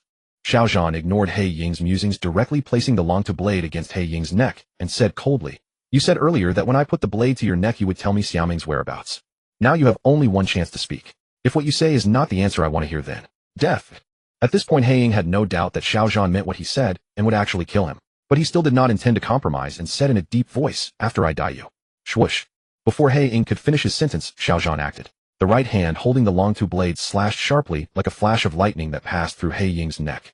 He Ying's voice stopped abruptly and his breath ceased. After I die. Was he about to leave a last word? Sorry. Xiao Zhan reached out his left hand, grabbed He Ying's hair, and with a slight force gently lifted it, like picking a peach, pulling He Ying's head off his neck. Blood dripped continuously from the severed end. After you die, I will send someone to deliver your head as a gift to the capital, to the Xiao family, so they know that I, Xiao Zhan, have returned, and I will settle the old scores. Xiao Zhan turned around, holding the long-to blade in his right hand, and He Ying's head in his left, striding back to the cemetery, saying as he walked, as for the Xiao family's threat, do you think I would be afraid since I dared to show my face in Quancheng? Inside the cemetery. Seeing Xiao Zhan kill He Ying with a single stroke, and then walk slowly toward them carrying He Ying's head, Zhang Fenglin and the others were terrified out of their wits, their faces bloodless, their hearts pounding wildly. No one was strangling them, yet they felt a suffocating fear. Xiao Zhan's burly figure now appeared to them like a demon emerging from hell. The rustling footsteps, though soft, sounded like death knells tolled by the grim reaper, reaching their ears and sending chills down their scalps. He Ying was dead, killed by Xiao Zhan. Then would their own death be far off? Would Xiao Zhan spare them? Just as they were trembling in fear, Xiao Zhan walked up to them, passed by them, placed He Ying's head in front of Miao Zhang's his tombstone, knelt on both knees, and said in a deep voice, Mother, are you here? Did you see that? The executioner who framed us back, then has come to kowtow and apologize to you. And this is just the beginning. Before long your son will personally place the heads of those beasts from the Xiao family on the altar before your grave, making them repent with their blood and lives. Every word was resounding. Suddenly a faint sound of footsteps came from a distance, barely audible, but Xiao Zhan's hearing was exceptionally sharp. His ears twitched, and he instantly understood. Without turning his head, he snorted coldly. Was today's great show enjoyable? Everyone was stunned. They looked at each other, not knowing to whom Xiao Zhan was speaking, because no one but Xiao Zhan had heard any sound. Mister. However, the next moment a man's voice came from outside the cemetery, and then the footsteps quickened. Two familiar figures entered the cemetery. It was Qian Banqing and Uncle Fu, who had been watching from the mountainside 300 meters away. Hearing Xiao Zhan's words, the two were horrified. Truly, whatever they feared came to pass. As they had worried, Xiao Zhan had indeed long discovered their presence, and judging by his tone, it was clearly unfriendly. Qian Banqing walked ahead, came behind Xiao Zhan, bowed respectfully, and then said cautiously, My surname is Qian, given name Banqing. I am the head of the Qianjiang group in Quancheng. I came here today specifically to watch the show, right? Xiao Zhan interrupted Qian Banqing still, without turning around, and asked, This morning at the Miao family fruit and vegetable shop in the southern suburbs, at the bank across from the kindergarten, at the Bentley 4S store, at the Tianshui bathing center. Those who were watching me, they were all your people, right? Hearing this, Qian Banqing's mouth twitched violently. He even knew this. Not to mention him, Uncle Fu was also shocked. Since yesterday, after learning of Xiao Zhan's identity, monitoring Xiao Zhan's every move was ordered by Qian Banqing, but Uncle Fu personally arranged the personnel. Wiping the cold sweat from his forehead, Qian Banqing hastily explained, Mr. Xiao, please don't misunderstand. I had people watch you. I have absolutely no ill intent. I only wanted to know your whereabouts and purpose so that I could lend a hand when necessary and help you solve your troubles. And I came today with genuine sincerity. Zhang Fenglin and the others stared at each other in disbelief, never dreaming that Quancheng's richest man, Qian Banqing, would suddenly appear at this moment and get involved in this matter. Was he trying to curry favor with Xiao Zhan? Xiao Zhan stood up, turned around, and looked at Qian Banqing with an icy gaze, asking, Your so-called sincerity is that you captured Qin Xiaohui and his mother for me, right? One sentence stunned everyone, especially Zhang Fenglin and the others, especially Qin Zhangyi. Damn, in an instant his old face turned completely green. Qin Xiaohui, he is the son of Qin Zhangyi. Qin Xiaohui's mother, she is the wife of Qin Zhangyi. Last night, he urgently sent his wife and child away from the chaotic place of Quancheng to seek refuge in the capital just to protect their safety. Yet they mysteriously went missing. He searched for a whole day without a single clue, and now Xiao Zhan actually claims that Qian Banqing took action and secretly kidnapped his wife and child. The purpose is it just to please Xiao Zhan, treating his wife and child as a bargaining chip to curry favor with Xiao. Everyone looked up at Qian Banqing, waiting for his answer. In front of Qin Zhangyi, Qian Banqing felt a bit embarrassed, yet he did not show fear and nodded, admitting, Indeed. Bastard. In an instant Qin Zhangyi erupted in rage, his hatred for Qian Banqing overshadowing his fear of Xiao Zhan. Regardless of everything, he struggled to stand up and lunged at Qian Banqing, gritting his teeth and saying, I will strangle you. Return my wife and child to me. However, Fu Bo stepped forward, blocking Qian Banqing. His hunched body contained immense power, and with a casual wave he overturned Qin Zhangyi, looking down at him with disdain, then shouted, Bring them up. The sound of footsteps echoed. Immediately over a dozen bodyguards from the Qian family entered the cemetery, carrying two individuals who were none other than Qin Xiaohui and his mother, both in a state of unconsciousness. Xiaohui. Tears streamed down Qin Zhangyi's face as he tried to rush over to check on his wife and child's condition, but Fu Bo stepped on his chest, pinning him down like a turtle turned upside down, struggling helplessly without being able to stand. Zhang Fenglin and Lu Hangong felt a chill in their hearts that seemed they had misunderstood old Chun. Qian Banqing ignored Qin Zhangyi's cries and curses, bowing to Xiao Zhan, saying, Please feel free to dispose of them as you wish. Instantly, everyone's gaze turned to Xiao Zhan. How would Xiao Zhan deal with this? Would he kill them all? Including the Black Hawk sent by the Xiao family of the capital, so many had already been killed. Now no one doubted Xiao Zhan's courage and boldness. He dares to kill. Xiao Zhan's cold gaze swept over Zhang Fenglin and the others. His hawk-like piercing eyes made them feel a chill run down their spines, a sense of dread and despair waiting for death's judgment. Leave no one alive. Moments later, Xiao Zhan's indifferent voice rang out, devoid of emotion, casually issuing a command that sealed the fates of Zhang Fenglin and the others. However, he did not take action himself, but walked to Qian Banqing's side, saying, You do it yourself. I want the heads of Zhang Fenglin, Lu Hangong, and Qin Zhangyi. They are of use. Qian Banqing was taken aback. Mr. Xiao, this. Although he was the richest man in Xuanqing, having reached his current status, Qian Banqing had committed many heinous acts, but he had never personally taken action. Yet Xiao Zhan required him, a prominent figure, to personally handle these members of the three major families, specifically naming Zhang Fenglin and the others' heads. Just like the Black Hawk. Xiao Zhan had mentioned earlier that after the Black Hawk's death, he would send someone to deliver the Black Hawk's head to the capital to formally declare his return as a king. Then Xiao Zhan wanting the heads of Zhang Fenglin and the others, could it also mean? To make up the numbers? After all, the incident 5 years ago was masterminded by the Xiao family of the capital, with Zhang Fenglin and the others carrying it out. They were unequivocal executioners, their hands stained with the blood of Miao Xiangzhu and Miao Wenyuan's family. What's the matter, afraid? Xiao Zhan continued walking, brushing past Qian Banqing coldly, saying, Sending charcoal in the snow is something you can't do. Oh, adding flowers to the brocade is something I don't need. Remember, Qin Xiaohui and his mother are not your gift to me. They do not represent your sincerity. Instead, they are the compensation for you monitoring me, and I owe you nothing. He finished speaking and walked straight out of the cemetery. Qian Banqing stood there exchanging a glance with Fu Bo, his mind racing as he pondered over Xiao Zhan's words. What it implied was that he had sent people to kidnap Qin Xiaohui and his mother, bringing them to Xiao Zhan only to have it be given for free. On the contrary, by sending them, Xiao Zhan did not owe him a favor. If he hadn't sent them, he would have owed Xiao Zhan a debt instead. This deal is somewhat of a loss. If he had to blame someone, he could only blame himself for hesitating before, always thinking about maximizing benefits while minimizing risks, wavering in his stance, and ultimately failing to escape Xiao Zhan's eyes. Thus, suddenly appearing now with a gesture of goodwill was not enough to gain Xiao Zhan's trust. Mr. Xiao, after hesitating for a moment, just as Xiao Zhan reached the entrance of the cemetery, Qian Banqing gritted his teeth, made up his mind, and snatched a steel knife from a nearby man with yellow hair, then swung the knife down fiercely at Lu Xiang, who was closest to him. Immediately, chaos erupted in the cemetery. There were piercing screams, painful wails, pitiful pleas for mercy, and hysterical curses, all rising and falling, piercing the eardrums. To this, Xiao Zhan remained indifferent. Having experienced the slaughter on the battlefield and stepping over mountains of corpses and seas of blood, this scene was as ordinary as everyday life for him.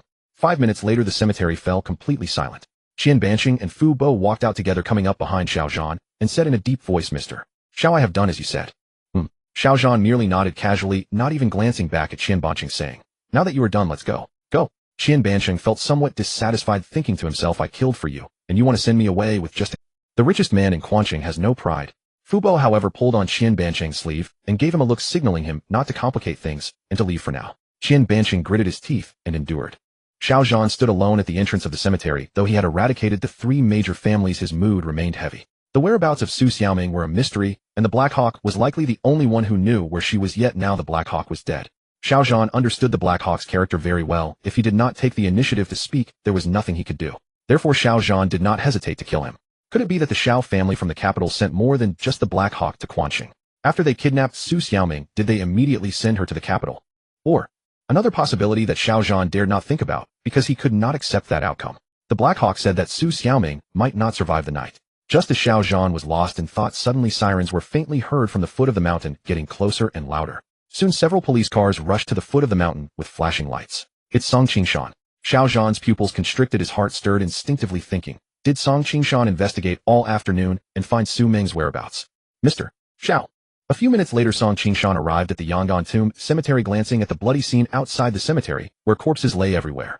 Even as the director of the Quanqing Public Security Bureau, accustomed to bloody scenes, he was still shocked, his scalp tingling and goosebumps rising. In the morning Xiao Zhan told Song Qingshan that he wanted to do something and kill some people. Now Xiao Zhan had done it. Song Qingshan had prepared himself psychologically in advance, but at this moment he suddenly realized that his preparations seemed insufficient.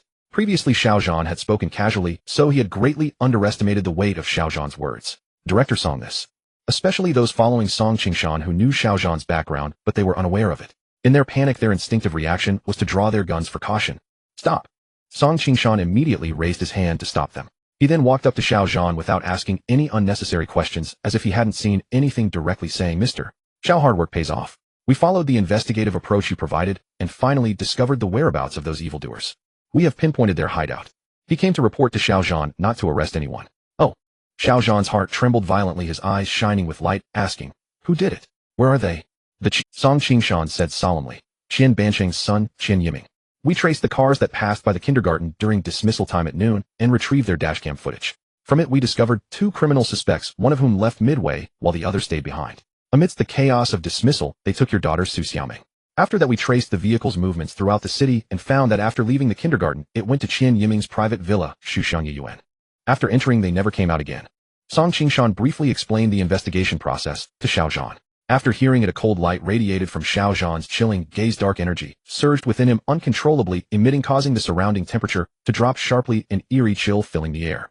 The Qian family. Xiao Zhan turned to look in the direction Qian Banqing and Fu Bo had left, never expecting that just moments ago Qian Banqing had been feigning civility in front of him, attempting to forge a connection, while now it was confirmed that his son had kidnapped Xiao Zhan's daughter. Song Qingshan, reading the room, clearly guessed what Xiao Zhan was thinking, so he asked, "On the way here, I think I saw Qian Banqing's car. Should I call now and have someone intercept it?" "No need." Xiao Zhan shook his head and asked, "How did you know I was here?" The Qian family's foundation is in Quanqing. While a monk can run away, the temple cannot escape. Moreover, judging from Qian Banqing's reaction earlier, Xiao Zhan could almost confirm that the kidnapping of Su Xiaoming was likely a personal act by Qian Yiming, done behind Qian Banqing's back. Qian Banqing was not aware of it. Otherwise, after witnessing Xiao Zhan's nearly brutal methods and astonishing strength, he would never have dared to take the risk and appear in front of Xiao Zhan, knowing that Fu Bo was no match for him. It was because of the black bins at the foot of the mountain.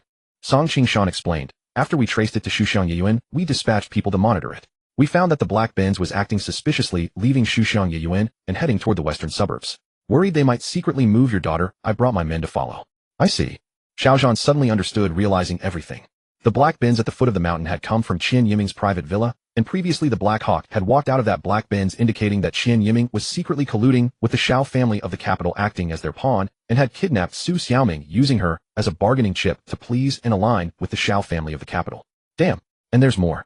Song Qingshan continued, "We just searched that black bins at the foot of the mountain, and there was a driver inside who was one of the 2 suspects that took your daughter at the kindergarten, the one who left midway." "Bring him up." Song Qingshan turned and gestured.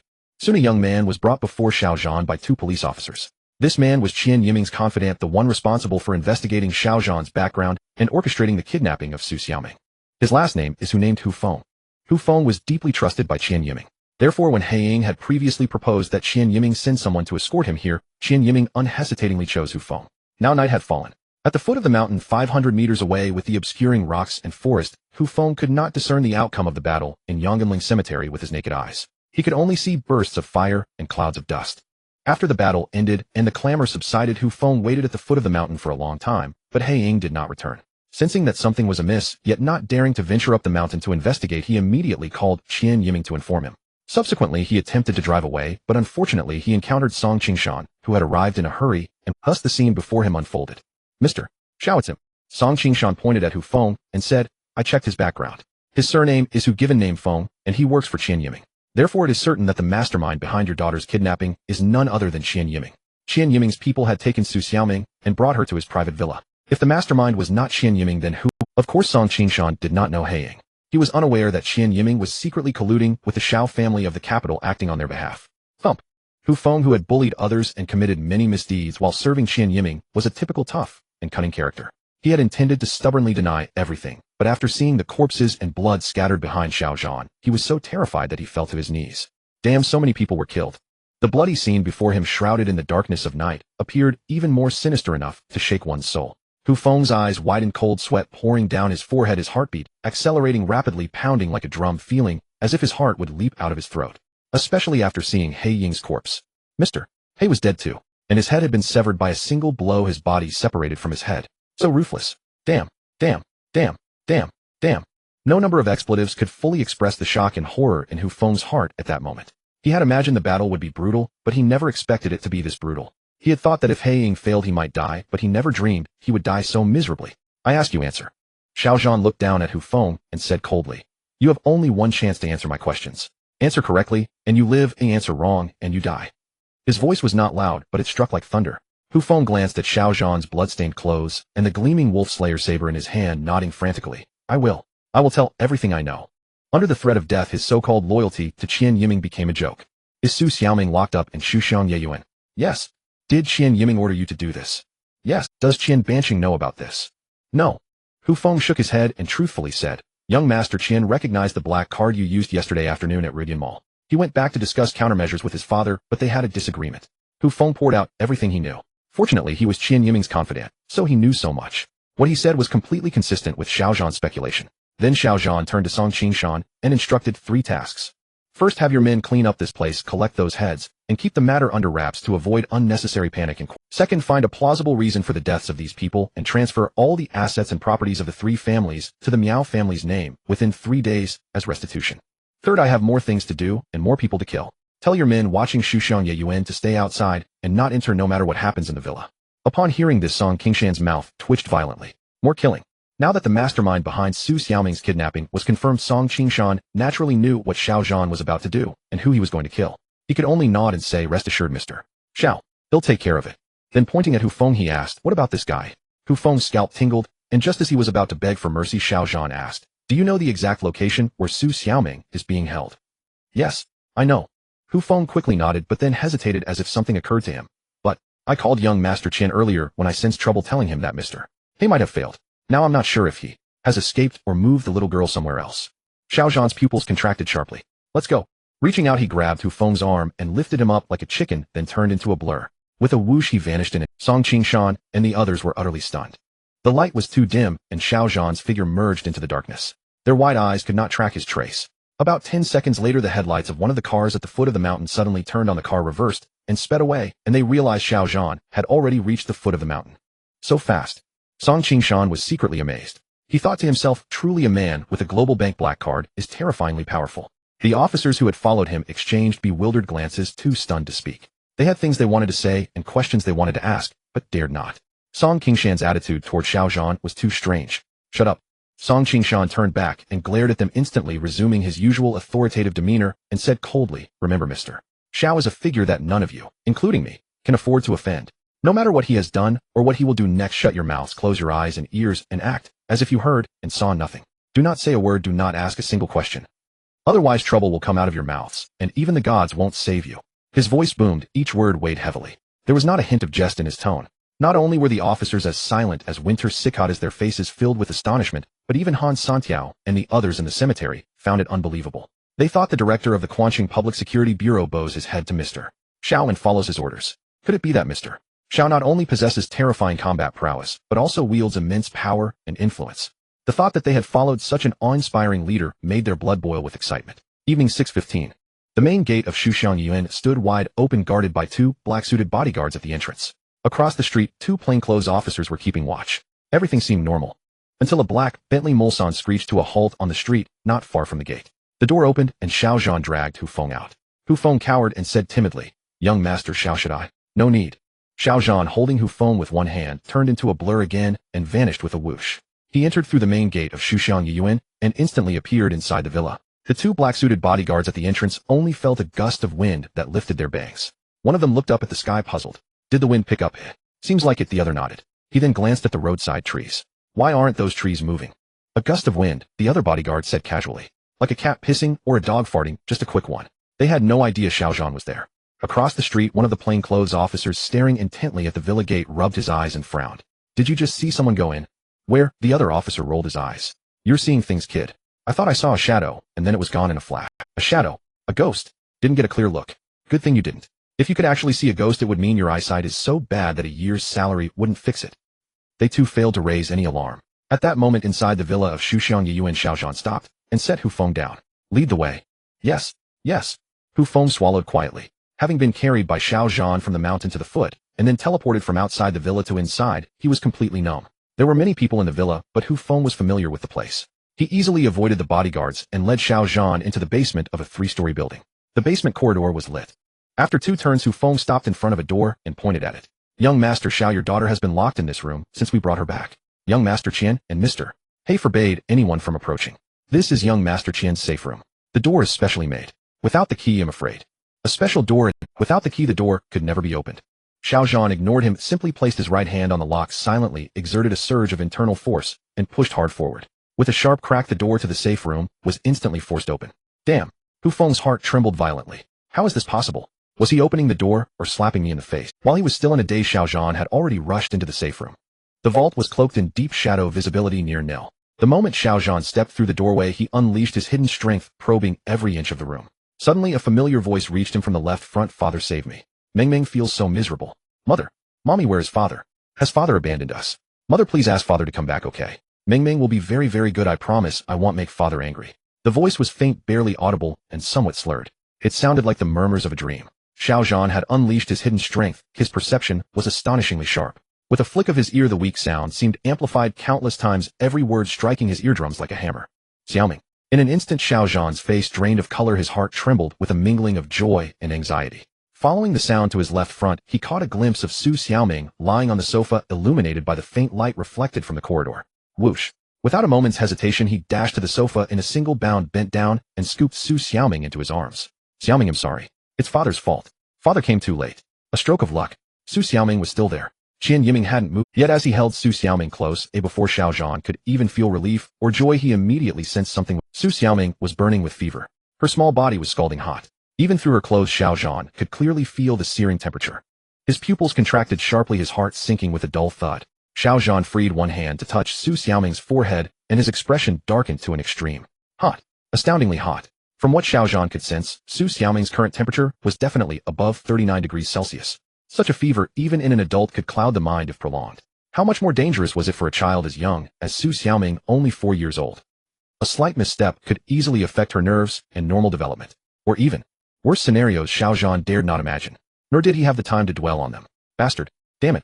Forcing down the fury in his heart, Xiao Zhan laid Su Xiaoming back on the sofa, then took her hand. He quietly released a surge of hidden strength, channeling it into her body. Hidden strength was a double-edged sword, capable of killing, yet also of healing. Having spent years fighting for his life on battlefields, Xiao Zhan, though no professional military medic, knew a great deal about healing arts. As long as it wasn't a highly specialized terminal illness, he could treat it. This is. As hidden strength flowed continuously into Su Xiaoming's body, Xiao Zhan sensed her condition through it, and his face grew even more grim. Ashen with dread, Xiao Zhan was astonished to discover that Su Xiaoming's fever wasn't a simple cold, nor was it any disease or poisoning. It was her very bloodline acting up. From head to toe, the blood in Su Xiaoming's body seemed to be boiling, raging. The situation was eerily Xiao Zhan instantly thought of a possibility, but dared not be certain. Panic-stricken, he intensified the infusion of hidden strength, attempting to use it to counter the blood's rampaging force and forcibly cool it down. Father. A fine sheen of sweat beaded on Su Xiaoming's face, neck, and her entire body. Her other hand instinctively clutched at Xiao Zhan's clothes. Her eyes remained closed, but crystal-clear tears streamed forth, mingling with the cold sweat to soak her tender cheeks. Her small lips parted, and she murmured incessantly, "Father, is that you? You finally came to save Mingming, didn't you? You're a super invincible hero. You wouldn't abandon Mingming, and Mommy would." Her faint voice, like a pair of delicate hands, plucked at the taut string deep within Xiao Zhan's heart. Those simple words reaching his ears brought him an indescribable surge of emotion. Without him realizing it, tears were already streaming down his face. Earlier at Yongganling Cemetery, before the tombstone of Miao Xiangzhu, even when he saw his mother's portrait, Xiao Zhan had held back. He had forced himself not to cry. But now at this moment, in this place, facing his daughter, facing Su Xiaoming's call, Xiao Zhan could no longer hold back. Hot tears flowed freely across his resolute face. Su Xiaoming was too good. So good it was heartbreaking. When they first met yesterday morning, Su Xiaoming was being bullied by a group of boys, led by Su Meng, her face stained with tears. Yet she bravely defended her father, insisting that he was a super invincible hero. It sounded almost like a joke. In front of Su Muqiu, Su Jianxing, and Lu Hongxiu, she showed her cheerful, lively side, almost turning the image of that super invincible hero father into a slogan. She said it over and over constantly. It seemed that if she said it enough, she herself would come to believe it. It seemed that if she didn't say it often, day after day, with unwavering conviction, she feared she might forget and start to doubt her mother's words like everyone else. But the words in her dreams couldn't lie. Now trapped in danger, burning with a high fever, her mind clouded, Su Xiaoming kept calling for her father more often and more frequently than she called for her mother, terrified that he would abandon her, leave her, forsake her. This revealed more than anything else the depth of her longing for her father. How could Xiao Zhan hold back in the face of such a scene? Every time Su Xiaoming called out for father, Xiao Zhan's guilt deepened, and more tears traced down his cheeks. The tears gathered on his chin, dripped onto the blood-stained clothes on his chest, and mingled with the still wet blood. The tears were Xiao Zhan's responsibility and guilt, and the blood was Xiao Zhan's fury and hatred. All of this stemmed from the conspiracy 5 years ago. In that plot, Su Muqiu was innocent, and Su Xiaoming was even more innocent. Xiao Zhan's guilt towards the mother and child was matched only by the hatred he held for the 3 families and those beasts in the Xiao clan of the capital. Burning tears must be cleansed with flowing blood. Half an hour. Xiao Zhan spent half an hour pouring a massive amount of hidden strength into Su Xiaoming's body, temporarily calming the raging, boiling blood within her and bringing her temperature down to a normal range. But Xiao Zhan knew full well that this cooling was only a temporary emergency measure, not a lasting solution. It treated the symptoms, not the root cause, and a relapse could occur at any time. "Don't be afraid, Xiaoming. Father is here. Nothing will happen." Xiao Zhan picked up Su Xiaoming. He reached out to smooth the hair plastered to her face by sweat, then turned and walked out of the dim vault. Hu Feng was still waiting at the door. Seeing Xiao Zhan come out, he hurriedly said, "Mr. Xiaoyu, this is..." Initially, having helped Xiao Zhan find his daughter, Hu Feng intended to flatter him and beg for his pardon. But when he saw Xiao Zhan's expression, the words died in his throat, and he froze. Xiao Zhan's face was pale as paper. His eyes were rimmed with red, and his deep pupils were shot through with crimson blood vessels. It was obvious he had been crying. Looking at Su Xiaoming in Xiao Zhan's arms, she was unconscious, cold sweat soaking the hair on her forehead and her clothes. She seemed to be in a bad state. "Mercy, Mr. Xiao. Have mercy." After a moment of shock came intense fear. Hu Feng's legs gave way, and he dropped to his knees before Xiao Zhan, trembling. "After we brought your daughter back at noon, we handed her over to young Master Qian. Only young Master Qian and Mr. He could enter this vault. I really don't know what they did to your daughter." He kowtowed, frantically terrified that Xiao Zhan would vent his rage on him. Xiao Zhan asked directly, "Where is Qian Yin?" "This." Hu Feng hurriedly replied, "I've been keeping watch here for you, Mr. Xiao, and haven't dared to go out, so..." Xiao Zhan said coldly, "Call him." "All right. Yes. Hu Feng fumbled for his phone with trembling hands and dialed Qian Yiming's number. After a moment, a familiar electronic voice came from the phone. "Sorry, the number you have dialed is powered off. Please try later." Whoosh. Before Hu Feng could finish his sentence, a gust of wind swept past him. He looked up to see that the corridor was empty. Xiao Zhan was gone. He wiped the cold sweat from his forehead, slumped onto the icy floor, his soul nearly frightened out of his body. 2 black-clad bodyguards stood before the main hall of the villa. Suddenly, a blur of motion flashed towards them.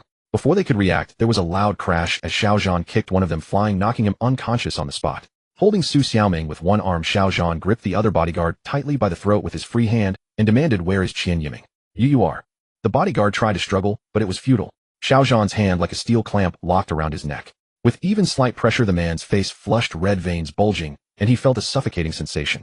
"Answer my question," Xiao Zhan said impatiently, "or die." The aura of death washed over him. The bodyguard dared not resist and pointed a trembling finger at the adjacent building, forcing out young Master Qian is. On the 3rd floor. Crack. With a casual twist, Xiao Zhan broke the bodyguard's neck, leaving him alive or dead unknown. On the 3rd floor, the wide soft bed was empty. From the adjacent bathroom came the sound of running water. Through the frosted glass, a faint silhouette could be seen. Bang! Suddenly the bathroom door was kicked open. Xiao Zhan charged in without hesitation. Immediately a woman's piercing scream came from within. The sound split the air easily over 100 decibels. Xiao Zhan reached out and seized the woman by the neck, paying no heed to her nakedness. He dragged her from the bathroom and flung her hard onto the bedroom floor. He looked down at her, his gaze icy, and asked, "Where is Qian Yiming?" You. The woman's rear end ached from the fall. Instinctively, she crossed her arms over her chest and squeezed her legs together, staring at Xiao Zhan in terror. Xiao Zhan said coldly, "You only have one chance to answer my question. If I have to ask twice, your life is forfeit." Ming-Gu. He left. The woman stammered in fear. "About an hour ago, Ming-Gu and I were in bed. We were in the middle of it when he got a call. He threw on his clothes in a hurry and left very quickly and used the back door. He seemed afraid of being seen. He also told me to keep it secret and not tell anyone." Xiao Zhan pressed on. "Where did he go?" "I don't know." The woman shook her head frantically, seeing how panicked he was. "He must have run into big trouble. Why would he tell me his whereabouts?" Xiao Zhan turned and left. Outside the villa, after cleaning up the scene at Yongganling Cemetery, Song Qingshan, worried about the situation at Shuxiang Yeyuan, rushed over with his men immediately. However, he dared not enter recklessly and could only wait at the main gate. After waiting for over 10 minutes, he saw Xiao Zhan emerge from the villa carrying Su Xiaoming. Song Qingshan breathed a secret sigh of relief and immediately approached, beaming. Excellent. Excellent. Heaven be praised, Mr. Xiao's daughter has been found safely." Yes, finally she was found. But she was not safe. Su Xiaoming's complexion, though not good, had temporarily cooled from the fever. She looked as if she had simply fallen asleep in Xiao Zhan's arms. Song Qingshan didn't think too much and asked Annie Lu was worried sick about Su Xiaoming's safety. She spent the whole afternoon at the police station waiting for news. "We barely managed to persuade her to go home, but..." He hesitated, then continued. "Miss Su got home from work and found out about Su Xiaoming's disappearance. She's been frantically looking for me and for you, Mr. Xiao. Mr. Xiao, now that we've found her, should we inform them?" It was now 7 in the evening. Su Xiaoming had been missing since just after 11 in the morning, over 7 hours.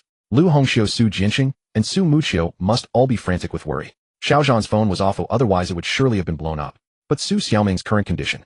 "Tell them." Letting out a soft sigh, Xiao Zhan handed Su Xiaoming to Song Qingshan and instructed have them go directly to the hospital. "Take Xiaoming to the city hospital now and find the best doctors. Get her a full body examination immediately." Hospital. Song Qingshan was startled. He couldn't help but look at Su Xiaoming more closely, his expression turning worried. "You mean your daughter may be?" "No more questions. Go." Xiao Zhan's face hardened. Song Qingshan quickly took Su Xiaoming and asked, "And you?" "Qian Yiming has escaped." Xiao Zhan said coldly. "I'm going to the Qian family to demand answers from Qian Banqing." With that, he strode towards the Bentley Mulsanne parked across the street, opened the door, got in, and sped away, heading straight for Qian Banqing's Qianzhong villa. Xiao Zhan was in a hurry to find Qian Yiming, not just to avenge Su Xiaoming. More importantly, He Ying had come from the capital and only had contact with Qian Yiming. Now that He Ying was dead, Xiao Zhan had to confirm as soon as possible exactly what He Ying and Qian Yiming had done to Su Xiaoming.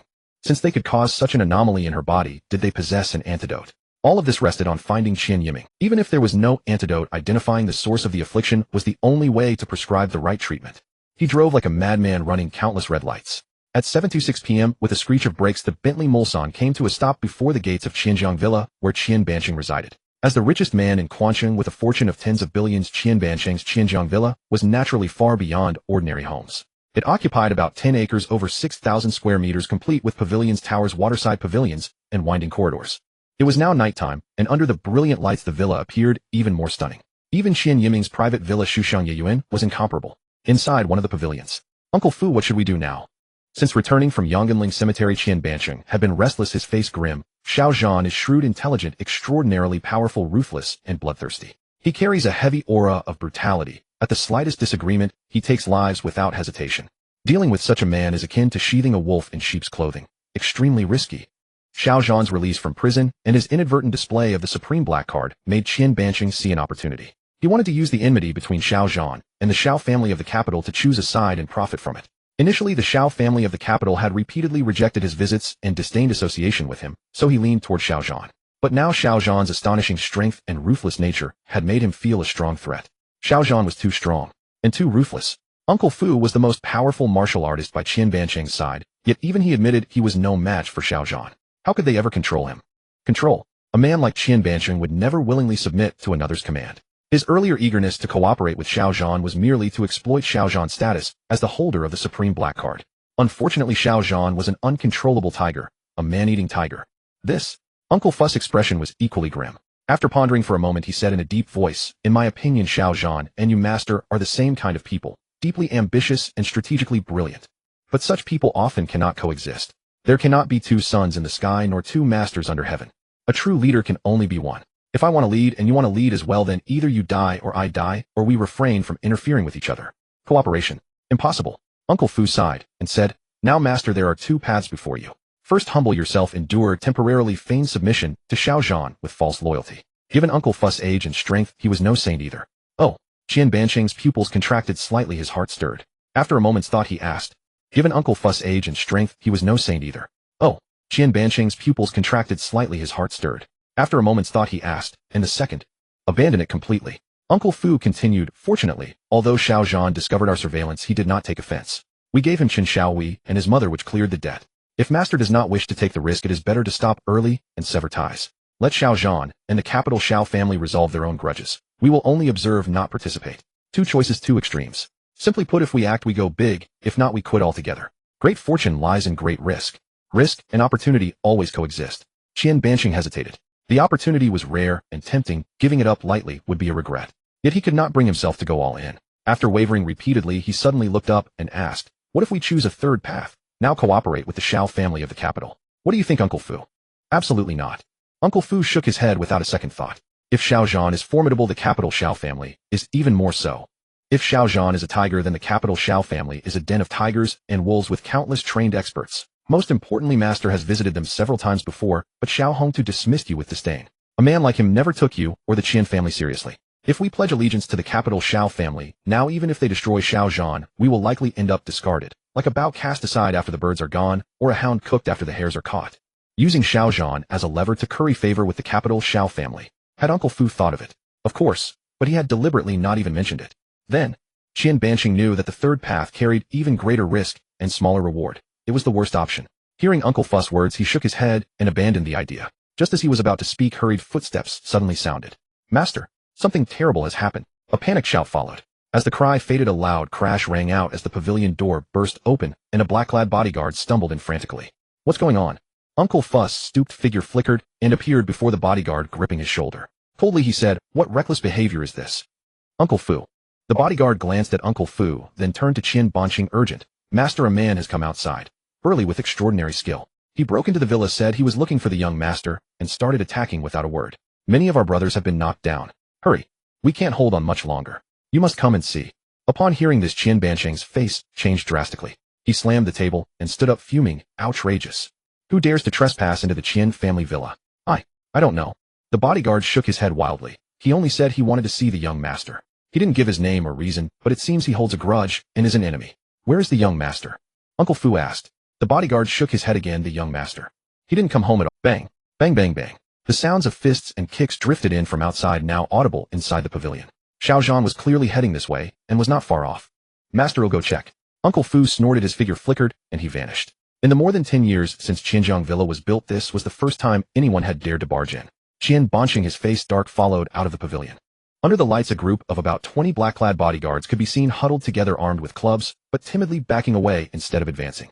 Who dares to cause trouble at Qianjiang Villa? Uncle Fu's figure moved like a ghost, instantly darting into the crowd and appearing before the bodyguards. He bellowed, then turned to look at the burly figures surrounded by them. One glance. Just one glance, and Uncle Fu's expression changed instantly. It turned extremely ugly, and his heart trembled violently. Taking a deep breath to suppress his shock, he frowned and asked, Mr. Xiao, what brings you here? Is there something you need? The incident at Yongganling Cemetery had been resolved.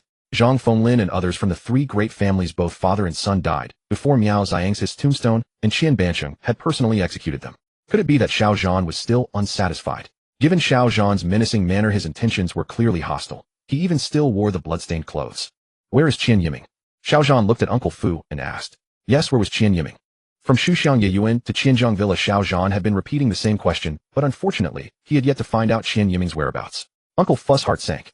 Sensing trouble, he thought, could the young master have offended this demon? At that moment, Qian Banqing strode over. What is the meaning of this, Mr.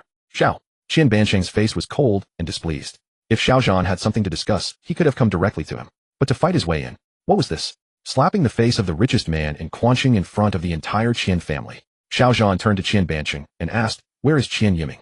Qian Banqing asked in return, what business does Mr. Xiao have with my son? Yes, Xiao Zhan said. I came to ask him a few questions and then to take something.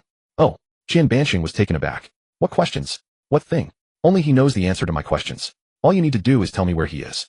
Xiao Zhan locked eyes with Qian Banqing and said coldly, As for the thing I want, only he can give it, because I want. One sentence stunned everyone. Alone breaking into Qianjiang Villa, demanding the life of Qian Yiming, son of the richest man in Quanqing. Remember, Qian Yiming was the only son of the Qian family. Mad. He must be mad. The bodyguards all thought Xiao Zhan was insane, except for Qian Banqing and Uncle Fu.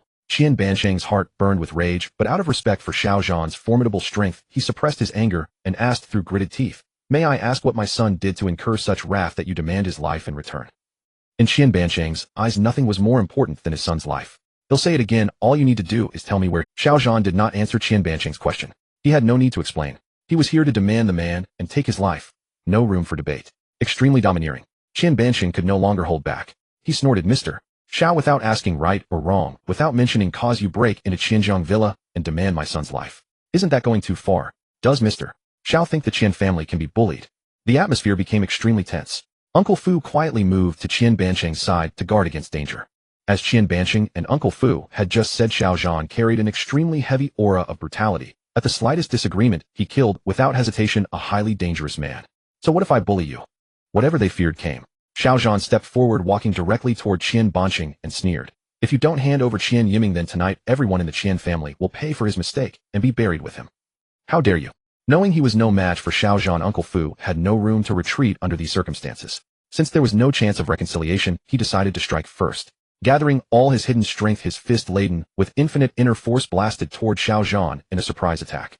Earlier during the life-and-death battle with Black Hawk at Yongganling Cemetery, Xiao Zhan had conceded 3 moves and had already sustained injuries. In Uncle Fu's view, if his full-force sneak attack succeeded, there was a chance to take down Xiao Zhan. An inner force master's speed was incredibly fast, like a thunderbolt. However, Xiao Zhan was even faster. The very instant Uncle Fu threw his punch, Xiao Zhan raised his fist, as well, meeting it head-on with a fist-to-fist counter. Boom. The next moment, their fists collided like 2 great mountains. Inner force exploded, a gale surged, and the violent shockwave like an overwhelming tide flung all the surrounding bodyguards, including Qian Banqing, several meters away, sending them tumbling to the ground. Many of them clutched their chests and coughed up blood after falling. Qian Banqing, who knew no martial arts and had the weakest physique among everyone present, suffered the worst. He felt as if he had been hit by a car. His internal organs churned violently, and he nearly passed out on the spot. Uncle Fu fared no better. In the clash of fists and inner forces, Uncle Fu, exerting all his strength, only managed to hold for 2 or 3 seconds before being flung away by Xiao Zhan's surging inner force, landing 5 meters away. Though he did not spit blood on the spot, his face was deathly pale, indicating severe injury. And this was even after Xiao Zhan had spent a full half hour pouring a massive amount of inner force into Su Xiaoming to suppress the raging bloodline within her. Otherwise, receiving Xiao Zhan's full-force punch would have been fatal. Xiao Zhan withdrew his hand, not even glancing at Uncle Fu, as if he were utterly beneath his notice. He strode over to Qian Banqing, looked down at him, and asked, "Now can you tell me where Qian Yiming is?" Although Qian Banqing was unaware that Qian Yiming had secretly allied himself with the capital Xiao family, that did not rule out the possibility that after Black Hawk's failed assassination attempt on Xiao Zhan, Qian Yiming might have panicked and confessed to his father, who then helped him escape. After all, everyone has a protective instinct for their own offspring. With blood on his lips, his body aching all over, and no strength even to stand, Qian Banqing gritted his teeth and said, "If you have the guts, just kill me. I will not hand over my son without a clear reason." Having become the wealthiest man in the city, commanding wind and rain, Qian Banqing was no ordinary person. He had his own principles and would not bow easily under coercion, especially when it came to the continuation of the Qian family's bloodline. "Is that so?" Xiao Zhan studied Qian Banqing's eyes and facial expressions, already sensing the answer, yet he still raised his foot and pressed it down hard toward Qian Banqing's head. Coldly he said, "Since you refuse to hand over Qian Yiming's life to me, then let the son's debt be paid by the father. Give me your own life." With that single stomp, Xiao Zhan would surely crush Qian Banqing's life. The black-suited bodyguards around were utterly petrified, their eyes wide and hearts pounding. Hired by the Qian family merely for money, they guarded the estate like docile hounds, neither loyal to the family nor to Qian Banqing himself. They took money to handle troubles, nothing more. To risk their lives for a job, not worth it. Thus, the moment Xiao Zhan raised his foot, recalling his earlier threat to make the entire Qian family perish together, nearly half of the bodyguards scrambled to their feet and bolted away instead of rushing to stop him. Stop! Only Fu Bo was an exception. Fu Bo bellowed, ignoring his own wounds, and sprang up like a leopard hunting prey. His hunched frame transformed into a blur, instantly closing in on Xiao Zhan and Qian Banqing. Yet knowing he was no match for Xiao Zhan, Fu Bo did not attempt to block him. Instead, he lunged directly onto Qian Banqing, shielding him beneath his own body. He willingly offered his life for Qian Banqing. Boom. In the next instant, Xiao Zhan's right foot, laden with hidden strength, slammed down onto the floor beside the heads of Fu Bo and Qian Banqing. A piercing crack erupted as the hidden force hurled both men away again. The hard cement floor around Xiao Zhan's foot shattered into cobweb-like cracks, spreading half a meter. The power of that stomp was evident, yet it missed. Of course not. Though ruthless Xiao Zhan was no indiscriminate murderer, he had come to Qianjiang Villa to find Qian Yiming's whereabouts, and through this stomp he confirmed that Qian Banqing had been completely unaware of Qian Yiming's deeds until now. Nor did he know Qian Yiming's location. Killing him would achieve nothing. The fleeing bodyguards heard the commotion, turned back, and froze in their tracks. What the hell? He didn't kill? What did that mean? Fu Bo had used hidden strength to protect Qian Banqing, so although Qian Banqing was thrown again, he was unharmed. Thank you, Mr. Xiao, for showing mercy. An amateur watches for excitement, a master for the craft. Fu Bo instantly grasped the intent behind Xiao Zhan's stomp. When one does wrong, one must pay the price. Xiao Zhan said coldly, I will have Qian Yiming's life. You'd better find him and hand him over to me as soon as possible. Otherwise, if my daughter suffers any harm when I return, I will bathe Qianjiang Villa in blood. Not a single one left. With that he turned and walked away. Fu Bo and Qian Banqing exchanged glances, both seeing deep shock in each other's eyes. What did Xiao Zhan mean? What did his daughter have to do with Qian Yiming? Suddenly their gazes flickered and hearts jolted as the same thought struck them. Qian Banqing urgently said, quick, call that guy who phoned beside Yiming. Get someone here. I have questions. Got it. Fu Bo nodded and immediately pulled out his phone. Xiao Zhan overheard their exchange, but did not look back or stop. The only thought in his mind was, without finding Qian Yiming, without knowing the source of the disease, without the antidote, how could he save Su Xiaoming? As Xiao Zhan walked past the bodyguards who had fled more than 10 meters, stared at each other in utter embarrassment. If not for their fear of him, they would have pointed a finger and asked, weren't you going to kill Qian Banqing? Weren't you going to make the whole Qian family perish together? Aren't you so tough? Showing off halfway and then backing down. Leaving. You come and go as you please, kill or spare on a whim. You're carefree, but have you considered what we're supposed to do now? Do we keep running or not? Did you ever think about our feelings? Damn it, neither running nor staying works. We're in a Xiao Zhan naturally paid no heed to their feelings. He left Qianjiang Villa, and at the main gate saw Song Qingshan waiting there again. Mr. Xiao, the hospital is ready. Song Qingshan approached with a grave expression and said, I sent people to trace Qian Yiming's movements. He bought 3 plane tickets and 5 train tickets at once, but he neither boarded nor took the train. It must be a trick to throw us off. Based on my guess, he'll likely drive out of Quanqing. As for where he'll go in this vast sea of people, it won't be easy to track him down anytime soon. Qian Yiming wasn't foolish. He would be cautious in his escape. Xiao Zhan nodded absently. I understand. Song Qingshan glanced back at Qianjiang Villa, worried. Mr. Xiao, you didn't harm Qian Banqing, did you? No. Xiao Zhan shook his head. He knows nothing of what Qian Yiming did nor where Qian Yiming is. That's good. Song Qingshan breathed a sigh of relief. Regardless, Qian Banqing is still the wealthiest man in Quanqing. In terms of both money and influence, he far surpasses the 3 families in the south of the city. As far as I know, he has close ties with several families in the provincial capital. Mr. Xiao will soon face trouble from the Xiao family in Jingqing. At this time, it's best not to make too many enemies. He said this out of concern for Xiao Zhan. The Xiao family of Jingqing, you say? A fierce glint flashed in Xiao Zhan's eyes. Send those heads to Jingqing immediately, to the Xiao family. Tell them this is my return gift. When I come knocking one day, I will demand justice for what happened 5 years ago. Song Qingshan's expression tightened. Now, yes. Xiao Zhan said coldly immediately. Right now? By tomorrow those heads must be placed before the gates of the Xiao family in Jingqing. His tone was firm and left no room for argument. Originally, Xiao Zhan had planned to send Qian Yiming's head along with those of He Ying and Zhang Fenglin to Jingqing after killing him, but since Qian Yiming had fled and couldn't be found, he had to do without. Song Qingshan was undoubtedly the best person for this task, given his special status. If anyone else carried several severed heads to Jingqing, they would likely be intercepted halfway. Then, alright. Song Qingshan had wanted to advise Xiao Zhan that it wasn't yet time to completely break with the Xiao family of Jingqing, but seeing Xiao Zhan's stern expression, he swallowed his words. Go make the arrangements. Xiao Zhan turned and walked away without looking back. Him going to the city hospital. Once in the car, Xiao Zhan didn't start the engine immediately. He sat inside, pulled out his phone, and turned it on. A barrage of text messages flooded in, all reminders of missed calls. There were calls from Su Muqiu, Lu Hongxiu, Su Jianqing, and even Miao Yimei, Miao Tieshan, and his aunt Lin Xian. After a moment's hesitation, Xiao Zhan dialed Lin Xian's number. Hello, Xiao Zhan. After a short while, Lin Xian's voice came through low, as if afraid Miao Yimei and Miao Tieshan might overhear, tinged with reproach. Why was your phone off? I did as you said, found an excuse to take godfather and godmother out to travel and relax. They called you to join us, but couldn't get through. I think they're a bit suspicious. Are you okay? Though Lin Xian didn't know exactly what Xiao Zhan was doing, she knew it must be dangerous. I'm fine, Xiao Zhan said. Let me talk to my grandmother. They'll explain. All right. Hearing Xiao Zhan's familiar voice, Lin Xian felt relieved. Footsteps sounded as she handed the phone to Miao Yimei. Xiao Zhan talked with Miao Yimei and Miao Tieshan for about 10 minutes, and the couple's doubts were dispelled. The phone was returned to Lin Xian. Xiao Zhan instructed, come back in 3 days. 3 days? That's soon. Lin Xian asked suspiciously. Have you resolved things over there? It's resolved. Xiao Zhan nodded. In 3 days I'll give you a surprise. Yes, a surprise. 3 days was enough for Song Qingshan to finalize the handover of the 3 families' assets. By then, everything the Miao family had lost 5 years ago would be returned to Miao Taizhan and Miao Ime twofold. Wouldn't they feel comforted? After hanging up with Lin Xian, Xiaozhan made 3 more calls. The conversations were brief. Lang Tong come to Quansheng before dawn. Lang Ying come to Quansheng before dawn. Lang Hun come to Quansheng before dawn. Lang Tong Lang. These were code names for 3 men, all former subordinates of Xiaozhan and members of the Blood Wolf Legion's 81-man squad. They had retired before Xiaozhan resigned his command and returned to their hometowns. But upon receiving Xiaozhan's call and hearing his order, not a single one hesitated. Their replies were strikingly identical. At the Wolf King's command, I will be there before dawn. They would be there. Orders were as unyielding as a mountain. Even after retirement, their soldiers' heart remained The feud between Xiaozhan and the Jingqing Xiao family was personal. He would not involve active Blood Wolf Legion members. It would violate military discipline. Now that the Jingqing Xiao family knew his whereabouts, he didn't care, but Su Muqia's family and Miao Ime and Miao Taizhan were different. He had to ensure their safety and prevent Su Xiaoming's fate from repeating itself with them. Xiaozhan could not be everywhere at once, so he summoned Lang Tong, Lang Ying, and Lang Han. Every one of the Blood Wolf Legion's 81 members possessed extraordinary skills. Most had martial cultivation at the initial stage of the Dark Realm, slightly inferior to Fu Bo, but sufficient to protect the safety of Su Muqia's and Miao Yimai's families. From the force of the fist clash earlier, Xiaozhan could roughly determine that Fu Bo's martial cultivation was at the mid-stage of the Dark Realm, while He Ying was at the late stage. The Dark Realm was divided into 4 levels: initial, mid, late, and peak. Across the world, martial artists who reached the Dark Realm were 1 in 10,000.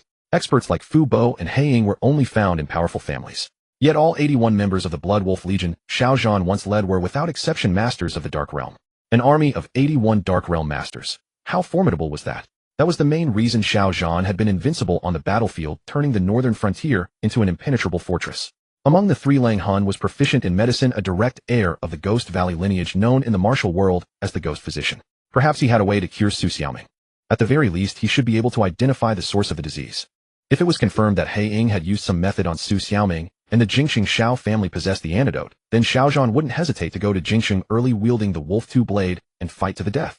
10 minutes later, Xiaozhan put away his phone, took a deep breath, and drove away from Qianjiang Villa, heading straight for the city hospital. Meanwhile, Hu Feng, having received Fu Bo's call, rushed to Qianjiang Villa. In the attic, Qian Banqing lay pale on the sofa, his injuries not yet healed. Fu Bo stood by while Hu Feng knelt prostrate before them. He recounted everything. How Qian Yiming, behind Qian Banqing's back, had secretly contacted the Jingqing Xiao family, sent people to kidnap Su Xiaoming, and handed her over to He Ying. After hearing this, Qian Banqing was so furious that he spat out a mouthful of old blood. His already pale face turned even more ashen, cold enough to terrify. Bastard. He grabbed a teacup from the coffee table and hurled it at Hu Feng. It hit Hu Feng squarely on the forehead, making him wince. Blood gushed out, covering his face, but he remained trembling on his knees, not daring to breathe. Fu Bo stepped forward to help Qian Banqing up, then turned and glared at Hu Feng. Get lost. Yes, yes, yes. Hu Feng, as if granted amnesty, fled with his head low. Only Qian Banqing and Fu Bo remained in the attic. Qian Banqing fumed. Yiming has always been steady and saw the big picture. This time he has truly lost his mind. He was bewitched, defying my repeated warnings, going against my wishes, secretly contacting the Jingqing Xiao family, and on top of that, kidnapping Xiaozhan's daughter. Isn't that just asking to die, eh? As the saying goes, every parent has a protective instinct for their child.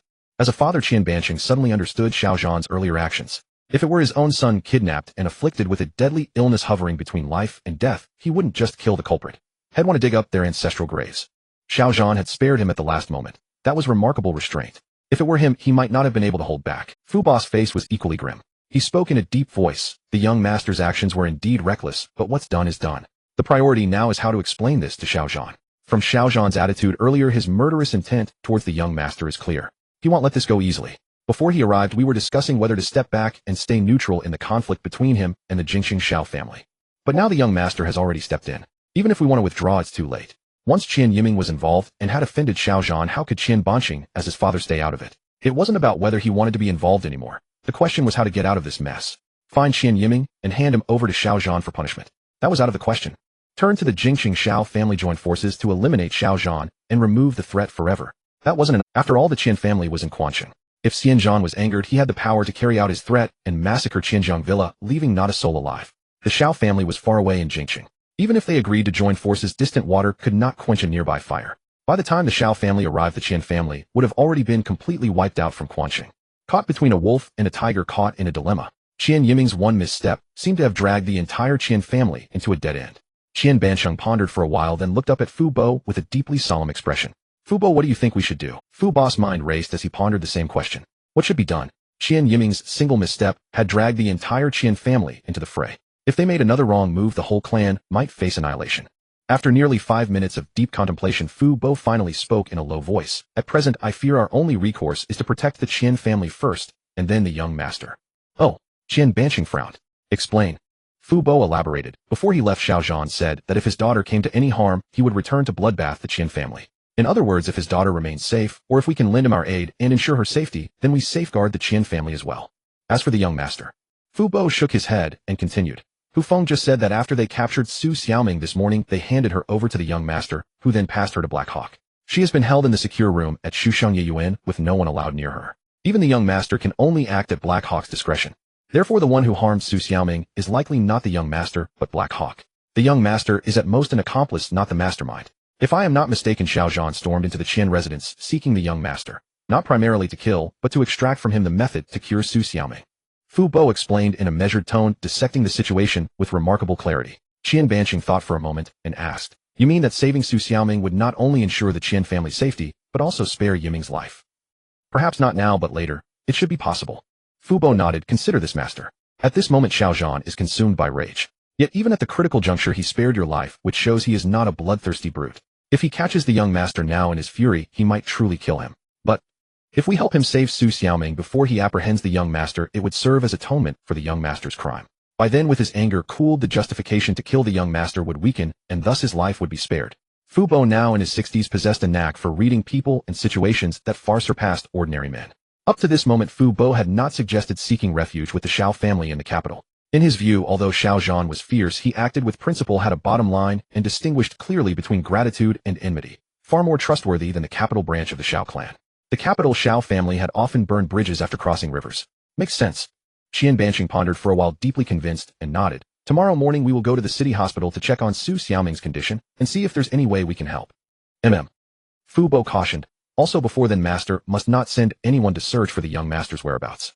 We were able to keep tabs on Xiao Zhan, but he could also monitor us. If we find the young master and fail to hand him over, and he discovers it, all our efforts will be wasted and the situation will worsen." "All right, I understand." Qian Banqing sighed inwardly.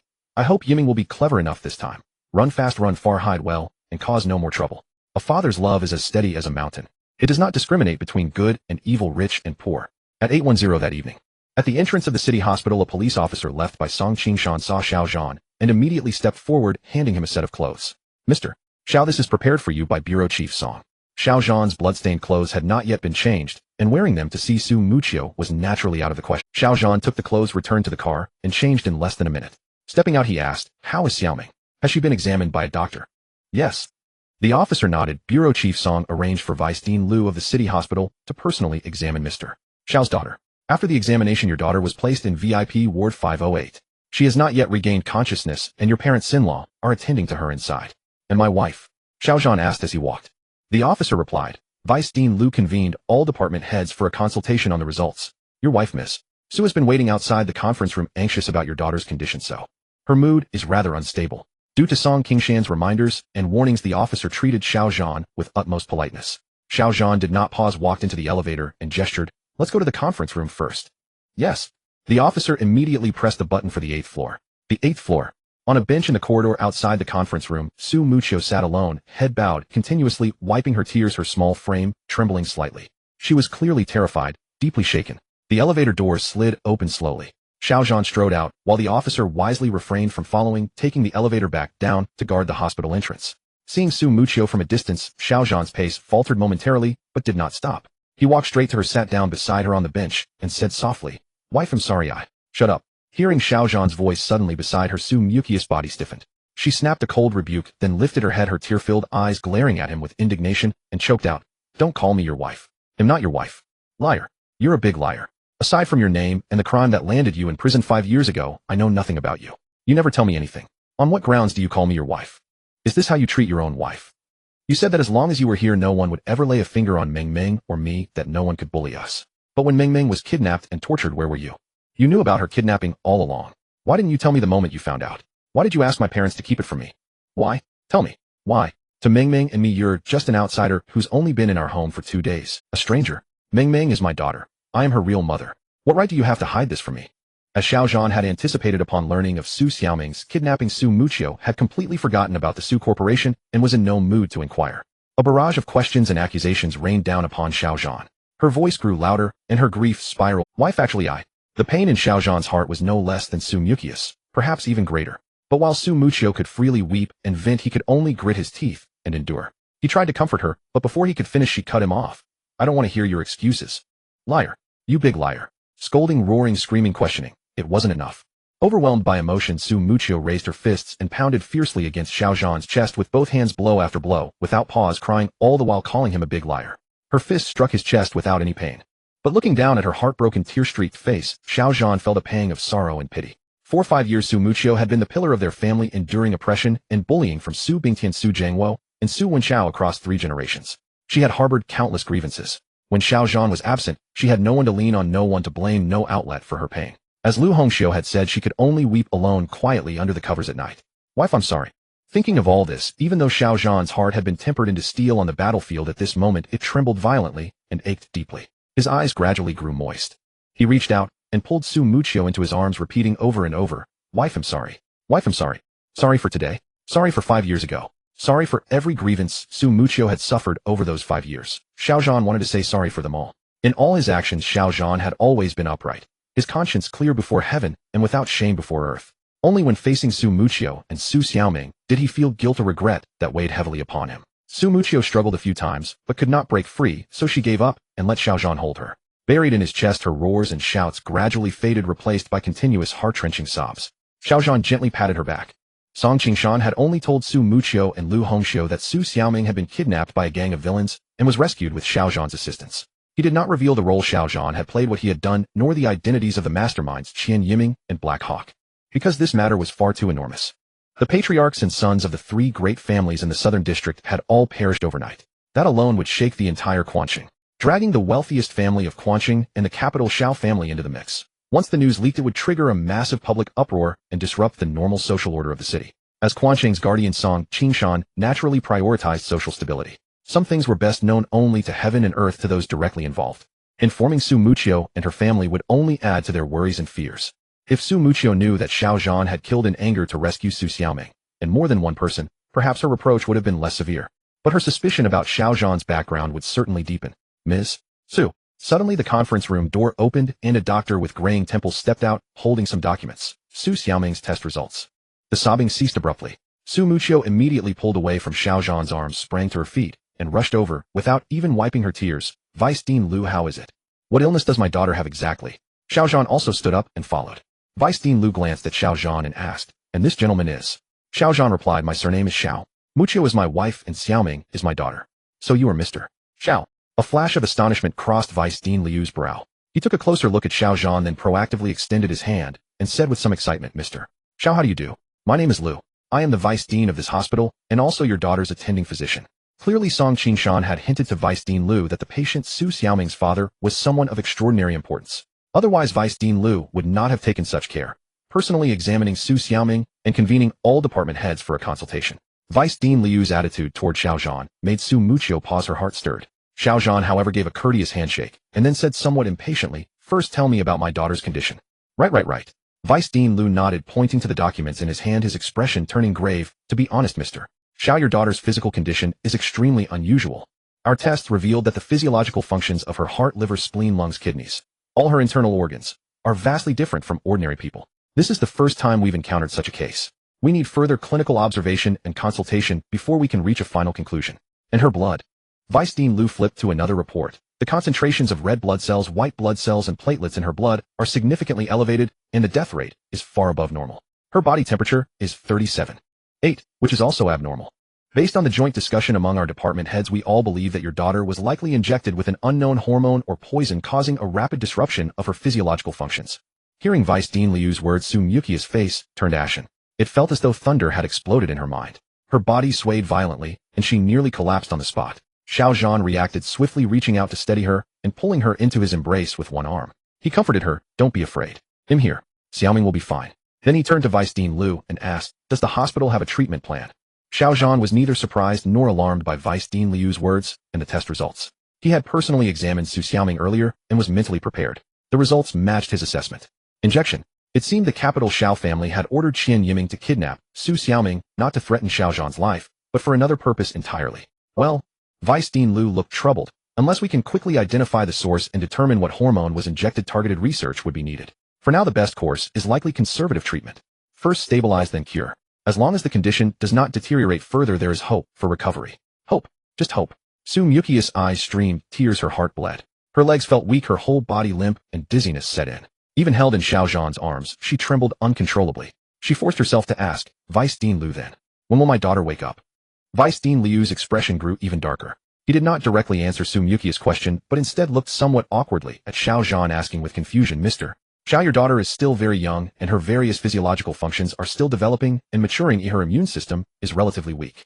Logically speaking, being suddenly injected with a large amount of unknown hormones, her body temperature rising, internal organs damaged, blood abnormal. Given her physical condition, it should be very difficult for her to endure. The fact that she has held on this long is already a miracle. As if Xiao Zhan knew what he wanted to ask. So he nodded and said, to be honest with Vice Dean Liu, I have some knowledge of medicine and a little understanding of medical skills. When I found my daughter, she was running a fever, so I took some emergency measures. Oh, Vice Dean Liu's eyes suddenly lit up. Although Xiao Zhan spoke lightly, as a professional doctor he knew that the emergency measures Xiao Zhan had taken must have been extraordinary. At least if Su Xiaoming's condition worsened, he would be powerless. Was this what they called having some knowledge of medicine? Was this what they called a little understanding of medical skills? If you were just someone with some knowledge and a little understanding, then what are we, department heads and medical professors? Layman. He really wanted to ask, what emergency measures did you take that were so impressive? Can you teach me? But Xiao Zhan was casual and clearly unwilling to elaborate. He hesitated again and again, but finally held back, only nodding as if suddenly understanding, saying, so that's how it is. Then he looked at Su Muchio and answered her previous question. Miss Su, if we adopt conservative treatment, when your daughter will wake up depends mainly on her personal will to survive. It could be tonight or tomorrow. Of course, it could also be next month or even next year. Before we find the source of the illness, all we can do is maintain her vital signs without interruption. In other words, she could wake up at any time. Or she might never wake up. Vice Dean Liu's words were like a heavy hammer shattering Su Mukia's last spiritual pillar. Her frail body shook violently like a deflated ball, completely collapsing. Xiao Zhan bent down, seized the moment to lift her into a princess carry, and stood up, saying to Vice Dean Liu, then let's proceed with conservative treatment for now. I have a friend who is an expert in this field. He will arrive early tomorrow morning and should be able to identify the source of the illness. Oh, Vice Dean Liu's eyes lit up again. He thought to himself, is your friend even more capable than you? Even more impressive than you? Xiao Zhan ignored him. Carrying Su Muchio, he turned and walked away, heading to the ward to see Su Xiaoming. Su Muchio was held by Xiao Zhan. This time she did not struggle at all. Her gaze was vacant, her face pale, tears streaming like a spring, her eyes red as cherries. Xiao Zhan did not take the elevator, but went down the stairs, comforting her as he walked.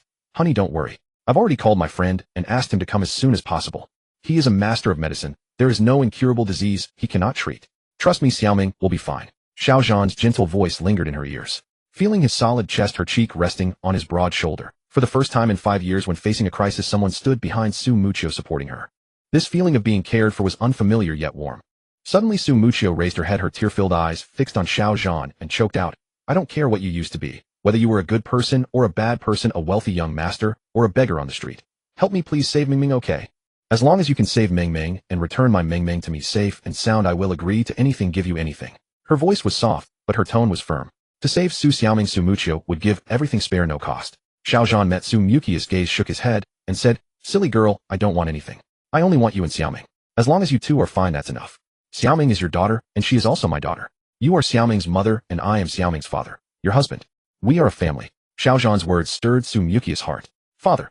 After 2 days of contact, Su Muchio had to admit that Xiao Zhan was a good man.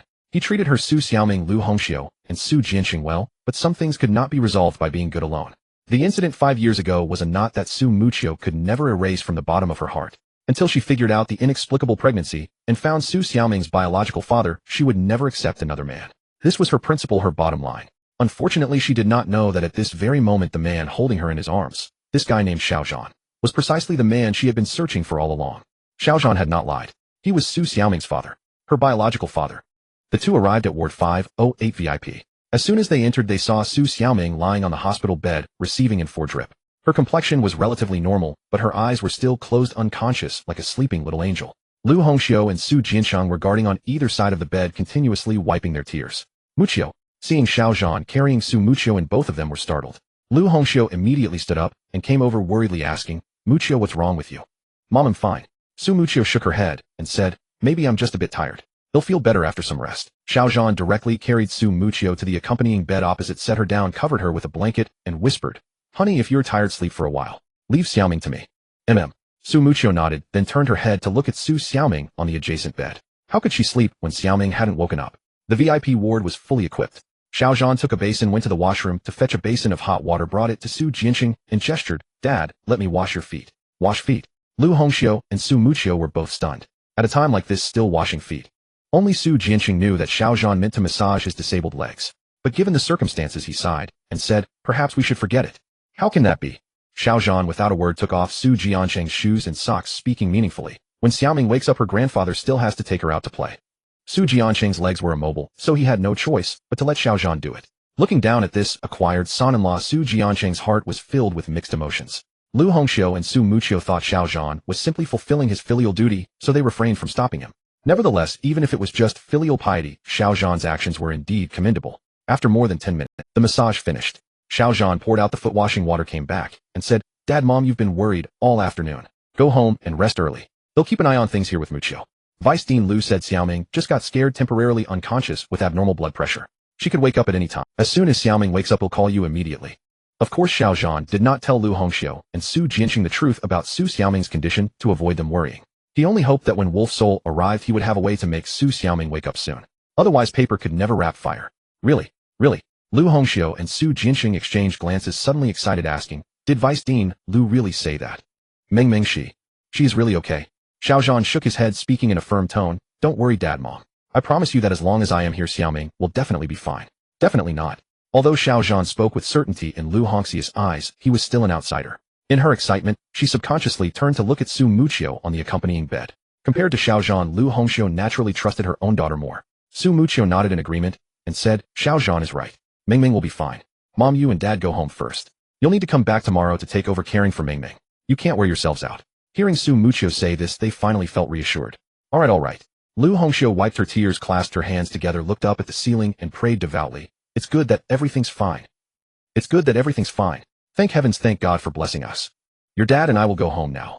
She rushed to the bedside, kissed Su Xiaoming's face several times, stared at her for a long time, then reluctantly pushed Su Jianqing out of the VIP ward. Xiao Zhan escorted them downstairs, asked the remaining police officer to personally take them home, watch them get into the car, and then return to the VIP ward. By then, Su Muchio had already gotten off the accompanying bed and sat down beside Su Xiaoming's hospital bed, holding Su Xiaoming's left hand, which was not receiving the four. The tears she had just held back began to flow again uncontrollably. "That friend of yours." When she saw Xiao Zhan return, she turned and looked at him, asking, "Is he really a master of medicine? Can he really save Ming?" When comforting Lu Hongxiu and Su Jianqing earlier, her tone had been as firm as Xiao Zhan's, but now that no one else was around, she also needed Xiao Zhan to give her psychological comfort and encouragement. After all, even Vice Dean Lu was at his wits' end, only able to resort to so-called conservative treatment. Xiao Zhan walked over to her, crouched down, held her hand, and Su Xiaoming's hand, and said seriously, "He is a ghost doctor, a master who can snatch people from the Grim Reaper's grasp. There is no disease source he cannot identify, no prescription he cannot write, no person he cannot save." Thank you. Whether Xiao Zhan was telling the truth or simply comforting her, Su Muchio felt an inexplicable sense of security after hearing his words. "Be good. Go and rest well. That's the greatest thanks you can give me."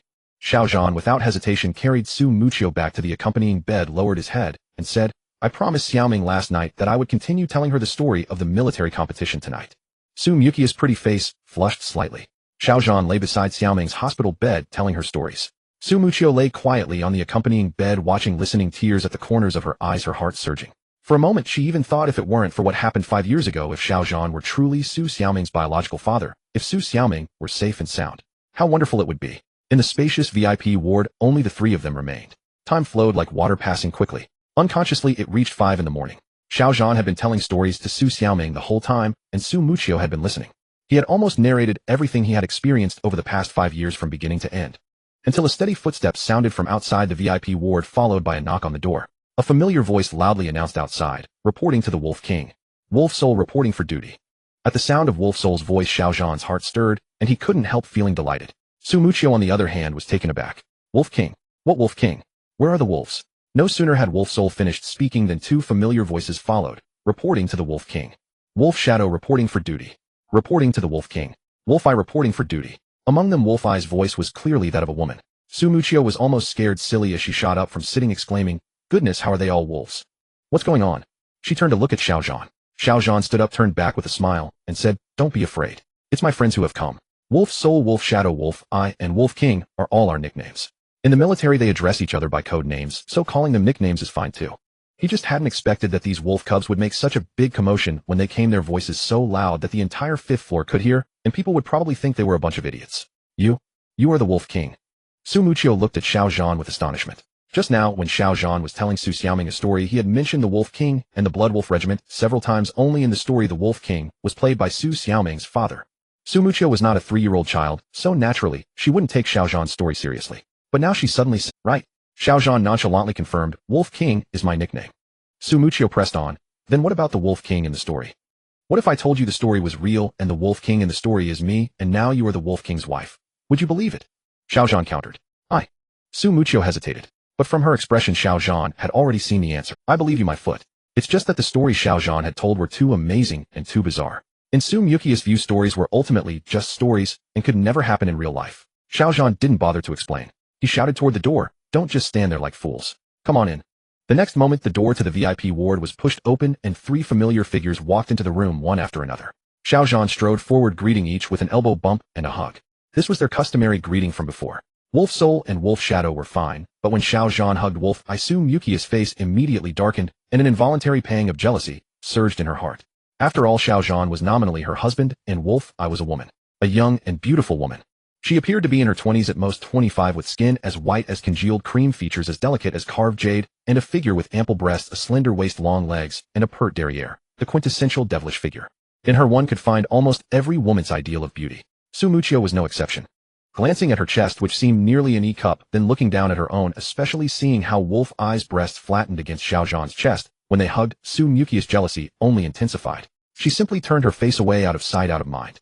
Wolf Soul, in stark contrast, was a big man who cared nothing for his appearance, disheveled, wearing ragged and filthy clothes, looking like a beggar on the street. If he were squatting by the roadside, Su Muqiu would likely toss a Tinyuan bill to him as she passed. A disciple of Ghost Valley devoted solely to the study of medicine. Actually, it couldn't be helped. Wolf Soul's passion for medicine had reached an obsessive level. He spent nearly every day gathering herbs, refining pills, and testing them, concocting all sorts of strange prescriptions. Often due to conflicting properties, he would poison himself half to death. Personal appearance. Non-existent. In Wolf Soul's own words, "When I hand you a prescription that can cure a stubborn illness, I am the most handsome guy in the world. No matter if you're a high official, a noble, or a wealthy merchant. You'll all have to bow and scrape before my tattered clothes."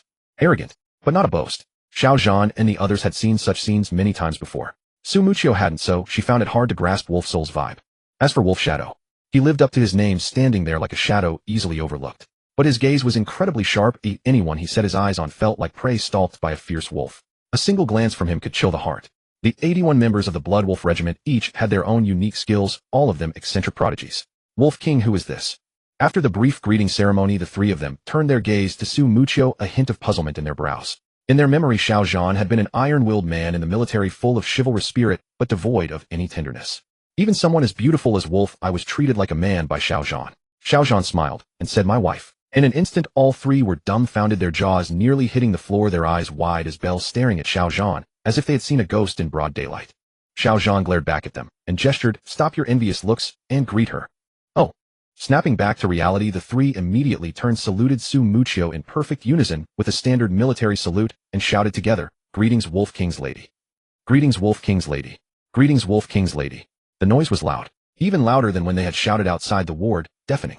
Su Muqiu, startled, gave a little shudder. She glanced at Xiao Zhan and then replied awkwardly, "Hello. Wolf Soul, come over and check the child's condition first." Su Xiaoming was unconscious. Now was not the time for reminiscing or bonding.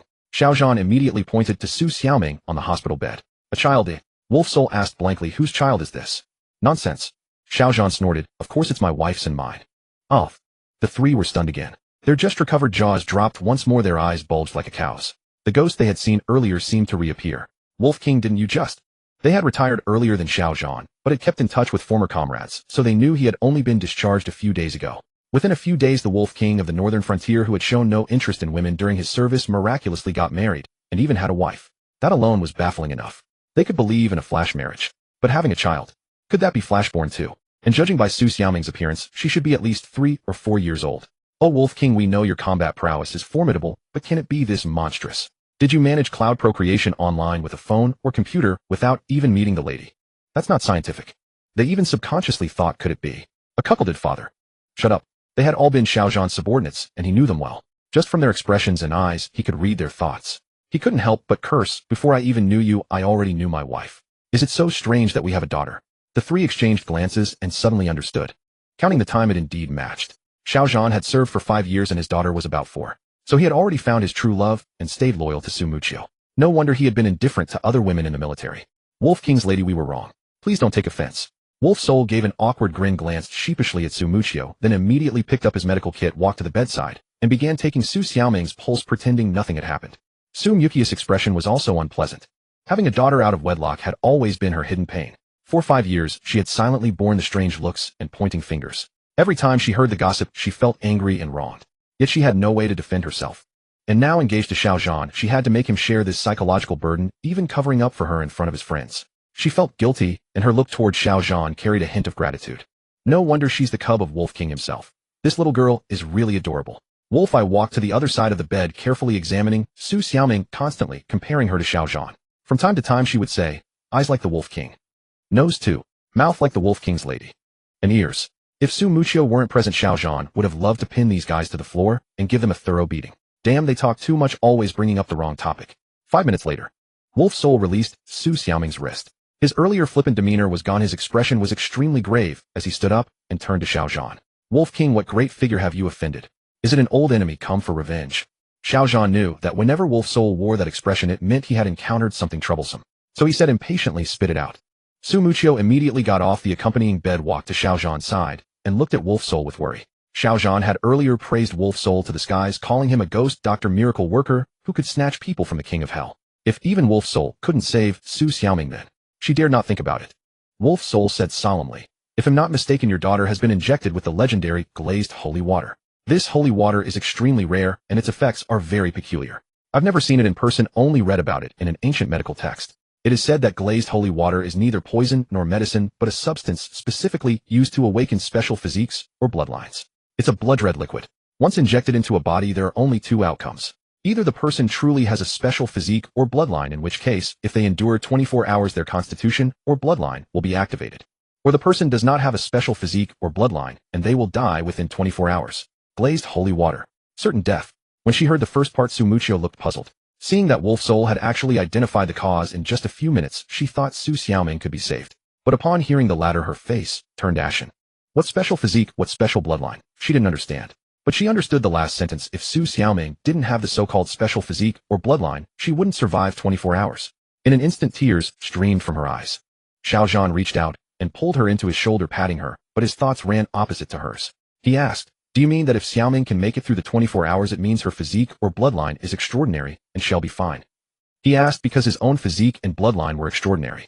Otherwise, 5 years ago, Xiao Zhan would not have been secretly sent to the military after being imprisoned, nor would he have seen his power skyrocket, become invincible, and rise to become the leader of the 81 eccentrics of the Blood Wolf Regiment, known as the Wolf King of the Northern Frontier. Nor would he have unexpectedly killed his former master Black Eagle. All of this was because after joining the military, someone had activated his physique and bloodline. He didn't know the details of that activation. He had only been unconscious for a day and a night, and when he woke, everything had changed.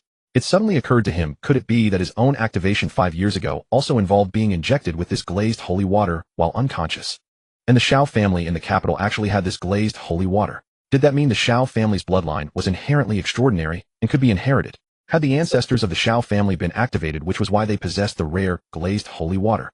Did Xiao Hongtu send Black Eagle to Quanshang with the glazed holy water to inject into Su Xiaoming in order to confirm whether Su Xiaoming, as Xiao Zhan's biological daughter, with half the Xiao bloodline, had inherited the family's special physique and bloodline? Xiao Zhan's thoughts raced. In an instant, it seemed he had figured out many things. Logically, that's the case. If she survives the 24 hours, she'll be safe, and actually come out ahead, gaining some extraordinary abilities beyond ordinary people. Wolf Soul nodded first, then shook his head. He glanced at Su Xiaoming, and said with a sigh, but the Wolf King's daughter is only 4 years old. She is too young, her body is still developing. She simply cannot withstand the ravages of the glazed holy water. If the Wolf King hadn't discovered it early and suppressed the effects of the glazed holy water in time, she might not have even made it this far. Hearing this, Su Muqiu wept uncontrollably, almost fainting. In her grief, regardless of Wolf Soul's tattered and filthy appearance, she grabbed his arm and asked, Xiao Zhan said you are a ghost miracle worker who can snatch people from the king of hell. So you must have a way to save Xiaoming, right? Right? If Wolf Soul shook his head, and said he was helpless. Su Mucho truly didn't know how she would face what came next. Su Xiaoming was her lifeblood. Wolf King's lady, don't worry. Listen to me slowly. Wolf Soul said seriously, glazed holy water itself is not a poison, so there is no antidote. For an ordinary person there is no choice but to wait for death. But fortunately she is the daughter of the Wolf King and his lady, so her physique and bloodline should be fine. The key now is to find a way as soon as possible to minimize the damage the glazed holy water inflicts on her body, to reduce it to a level her body can withstand. Only then can she smoothly get through this ordeal. Su Mucho was dumbfounded. Ordinary? Wasn't she ordinary? Wasn't Su Xiaoming ordinary? Why did it say that since Su Xiaoming was her and Xiao Zhan's daughter her physique and bloodline would be fine? Was it because Xiao Zhan's physique and bloodline met the requirements? But, God knows Xiao Zhan was not Su Xiaoming's biological father. Illness does not hide from the doctor. For a moment Su Mucho wanted to blurt out the truth to give Wolf Soul a heads up, but the words stuck in her throat. How could she tell Wolf Soul and the others that she was only engaged to their Wolf King, not married? And that Su Xiaoming wasn't born of her and Xiao Zhan. She didn't even know who the father was. Her mind was a mess. Xiao Zhan, on the other hand, asked directly, stop the nonsense. Tell me your plan. Whatever it takes to minimize the damage of the glazed holy water to Xiaoming's body, I will retrieve it from heaven or earth. Xiao Zhan knew Wolf Soul well. If he had mentioned this way to break the deadlock, he must have a method to achieve it. Otherwise Sure enough, Wolf Soul nodded. That ancient medical text, while introducing glazed holy water, indeed recorded a method to reduce its harm to the human body. It's a formula. It requires 14 precious herbs and the blood of someone with an activated bloodline as a cap. After a moment's hesitation, Wolf Soul thought for a while and continued, I've studied that formula before. Of the 14 herbs required over the years since my retirement, I've collected 48. Only one is missing, Sanqing grass. As for the blood, the Wolf Kings will do. Xiao Zhan asked, so as long as we find that Sanqing grass, you can save Xiaoming, right? Yes. Wolf Soul nodded solemnly. However, given your daughter's current condition, even using hidden force to suppress the glazed holy water, she can probably only hold out for 7 to 10 days. We must find that Sanqing grass within 10 days. Xiao Zhan pressed. Do you know where Sanqing grass can be found? I do know, but... Wolf Soul hesitated. Speak. Xiao Zhan's face turned cold. He had said that as long as it existed, no matter heaven or earth, mountains of knives or seas of fire, he would bring it back on time. The provincial capital. Wolf Soul dared not hide it, and said directly, I heard some time ago that there is a secret underground auction house in the provincial capital. It opens only once a year and only auctions items worth over 500 million. All items start at 500 million. The key is that ordinary people simply cannot get an invitation, nor do they even know where the auction house is. Only those who receive an invitation can go. And those who are invited are without exception wealthy families and tycoons worth over 10 billion. 10 billion in assets. Xiao Zhan's pupils contracted, his heart stirred. He suddenly thought of someone. In all of Chuanqing, the only one with assets exceeding 10 billion seemed to be the city's richest man, Qian Banqing. Even if Qian Banqing falls short, there is still Duan Yihong.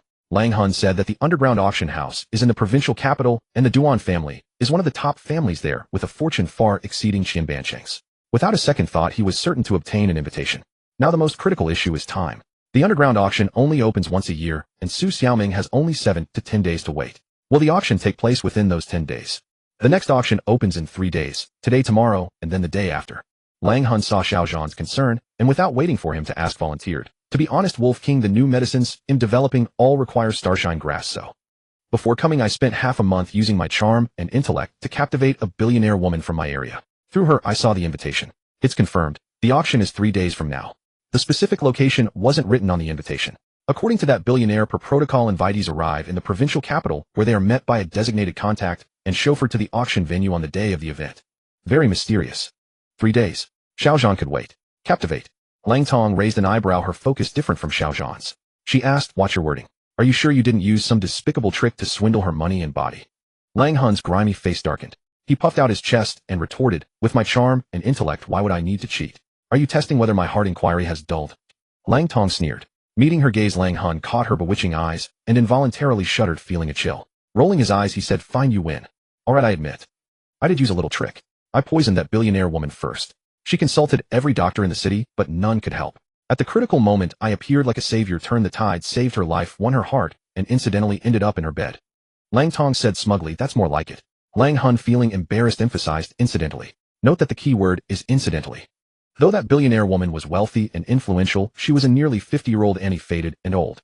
I sacrificed my pure body and noble soul to target her, climbing into her bed purely out of urgent need for the starshine grass. It's a sacrifice for the great cause of medicine, understand? Lang Tong covered her lips with a laugh, exuding charm. She nodded. Every time you use those lowdown tricks to do something despicable, you always find a high-sounding excuse. Don't worry, I get your vibe, bro. You, Lang Hun gnashed his teeth. All 81 members of the Blood Wolf squad possessed unique skills, and Lang Tong was no exception. Her eyes held a hypnotic power, a remarkable ocular art. An ordinary person meeting her gaze would find it hard to resist the intrusion of her technique, instantly falling into her enchantment, unable to break free and completely at her mercy. Essentially, whatever she asked, the person would answer obediently, without a single lie. This was heart inquiry, asking your heart with no deception. Her ocular art was inseparable from her angelic face and devilish figure. They complemented each other. After all, her beauty and physique were nearly perfect, breathtakingly stunning. In her every word and gesture, every smile and frown, she easily drew others' attention. Only when others were deeply captivated by her gaze could she perform her technique. For this reason, her ocular art was called the Charming Eye. After joining the Blood Wolf squad, she took the name Wolf Eye, using Tong as her code name. Throughout the entire Blood Wolf squad, only Xiao Zhan could withstand the test of her charming eye without being affected. Thus, even she herself, along with the other brothers, once believed that Wolf King Xiao Zhan had no interest in women. Alright, stop fooling around. Xiao Zhan grew impatient. Discussing seducing a billionaire woman in front of his wife. Was that really appropriate? Lang Tong and Lang Hun immediately fell silent. Leave the starshine grass to me. They'll bring it back to you with, Xiao Zhan instructed. They'll go to the provincial capital this afternoon. Lang Hun, you take care of Xiaoming. Lang Ying, you protect my wife's family. Lang Tong, you come with me. Yes, sir. Yes, sir. Yes, sir. When it came to business, the three immediately became grave, devoid of any frivolity. This was decided already. Su Muqiu, still held in Xiao Zhan's arms, grew anxious. There were things she hadn't said yet. She looked up at Xiao Zhan and signaled, "Can you step out for a moment? I have something to tell you." "Sure." Xiao Zhan nodded. He knew exactly what Su Muqiu was worried about and wanted to say. The two left the VIP room and walked to the window at the end of the corridor. Su Muqiu lowered her head, seeming reluctant to speak. Xiao Zhan took the initiative. "I told you, as long as I'm here, nothing will happen to Xiaoming. You have to trust me." Su Muqiu finally looked up, meeting Xiao Zhan's unwavering gaze. She said, "Yes, I believe you. I believe you like me, genuinely want to save Ming Ming. But your friend mentioned something about a special constitution and special bloodline. I'm not that, and neither should Ming Ming be. Your friend also said that if she isn't, she'll die for sure, not lasting even 24 hours. As she spoke, tears threatened to fall again. Looking down at Su Muqiu's nearly despairing eyes and tear-streaked beautiful face, for a moment Xiao Zhan felt an urge to reveal the truth of what happened 5 years ago. But after much deliberation, he held back. Su Muqiu's emotions were already on the verge of collapse. Revealing such a shocking secret at this moment would likely be too much for her to bear. So Xiao Zhan smiled and said, "Don't worry about that. When Chief Song and I found Xiaoming, we checked her body immediately. I'm 90% sure that Xiaoming, like me, has a special constitution and special bloodline." He said 90%, not 100, simply because genetics was something he couldn't be certain about either. Oh, Su Muqiu was startled. Really? But how could? She subconsciously thought, could it be that the mysterious man who made me pregnant 5 years ago was also no ordinary person? What kind of person was he? Xiao Zhan changed the subject. How Xiaoming got her constitution and bloodline isn't the point right now. The point is she has a special constitution and bloodline, so there's still hope, right? As he said this, Xiao Zhan silently thought, "Wife, bear with it a little longer. I'm sorry, but for now you have to endure. But don't worry, once I get the starshine grass and save Xiaoming, when your emotions stabilize, he'll tell you everything about what happened back then in full detail. Right?" Su Muqiu nodded heavily. Su Xiaoming still had hope, still a chance to live. That was more important than. Then she looked troubled. "Your friend also said that to attend the auction in the provincial capital, you need an invitation that only billionaires can get. And the starting bid for items is 500 million. Even if we sold the entire Su group, we couldn't scrape together 500 million. In Xuanqing, the Su family was a well-off second-tier family with assets over 100 million, but compared to true business tycoons like Qianbanqing, who was worth billions, they were nothing. 500 million. Even selling the entire Su group wouldn't cover the starting bid, let alone outbid others. Moreover, although Su Muqiu had been promoted to president of the Su group, the group had been acquired by the Duan family from the provincial capital. It didn't belong to her. Ultimately, she was just working for someone else and had no right to divert the company's assets for personal use. They'll handle the money. Xiao Zhan smiled. As for the invitation, Quancheng's richest man, Qianbanqing, should have one. They'll go see him later. Maybe he'll lend it to me. Lend? Su Muqiu's face darkened. She really didn't know where Xiao Zhan got his confidence. Qianbanqing, the richest man in Xuanqing, was nearly impossible for an ordinary person to even meet. Was an invitation like that something you could just borrow on a whim? Besides, even if you got an invitation, attended the auction, and saw the starshine grass, you couldn't afford to bid for it. Xiao Zhan saw the worry in Su Muqiu's eyes and continued with a smile. Maybe Qianbanqing will lend me the money needed to bid for the starshine grass as well. Su Muqiu was utterly speechless. She suddenly felt that Xiao Zhan was like a madman, saying anything nonsensical without restraint. And he said it with such conviction. Just then footsteps echoed from the other end of the corridor. The police officer who had escorted Xiao Zhan up earlier strode over, calling out from a distance, "Mr. Xiao! Mr. Xiao! Someone is looking for you downstairs." "Oh." Xiao Zhan and Su Muqiu exchanged glances, both surprised. "Who is it?" The officer reached them and said, "Qianbanqing." "Who?" Su Muqiu's eyes widened. The officer replied seriously, Qian Banqing, the richest man in Quanqing. He's accompanied by an old man with a hunched back. Xiao Zhan broke into a smile. It seemed Qian Banqing, being a shrewd businessman and a far-sighted tycoon, knew how to read the situation and act accordingly. Su Muqiu was stunned. She turned to Xiao Zhan, her face a picture of disbelief and utter shock. She had just been thinking that meeting Qian Banqing was nearly impossible, and now, speak of the devil, Qian Banqing had come to the hospital to see Xiao Zhan. Xiao Zhan laughed. Look, wife, the invitation and the money have arrived. Nonsense. Su Muqiu suppressed her astonishment and rolled her eyes, spitting. Maybe he's here for something else. How could he just casually lend you an invitation and so much money? Her disbelief was understandable. Xiao Zhan teased, how about we make a bet? Bet on what? Su Muqiu was taken aback. Xiao Zhan said as he walked, if Qian Banqing has an invitation to the auction and he knows I need it, he'll lend it to me without my even asking. If I get the invitation and you lose the bet, how about? You give me a kiss. Seizing the opportunity, Xiao Zhan flirted. You. Su Muqiu's face flushed crimson, a mix of embarrassment and anger. Xiao Zhan, unperturbed, taunted, what, afraid to bet, wife? I. Su Muqiu hesitated for a moment, then gritted her teeth and said, final bet. If you lose, you'll scrub the toilet for a month.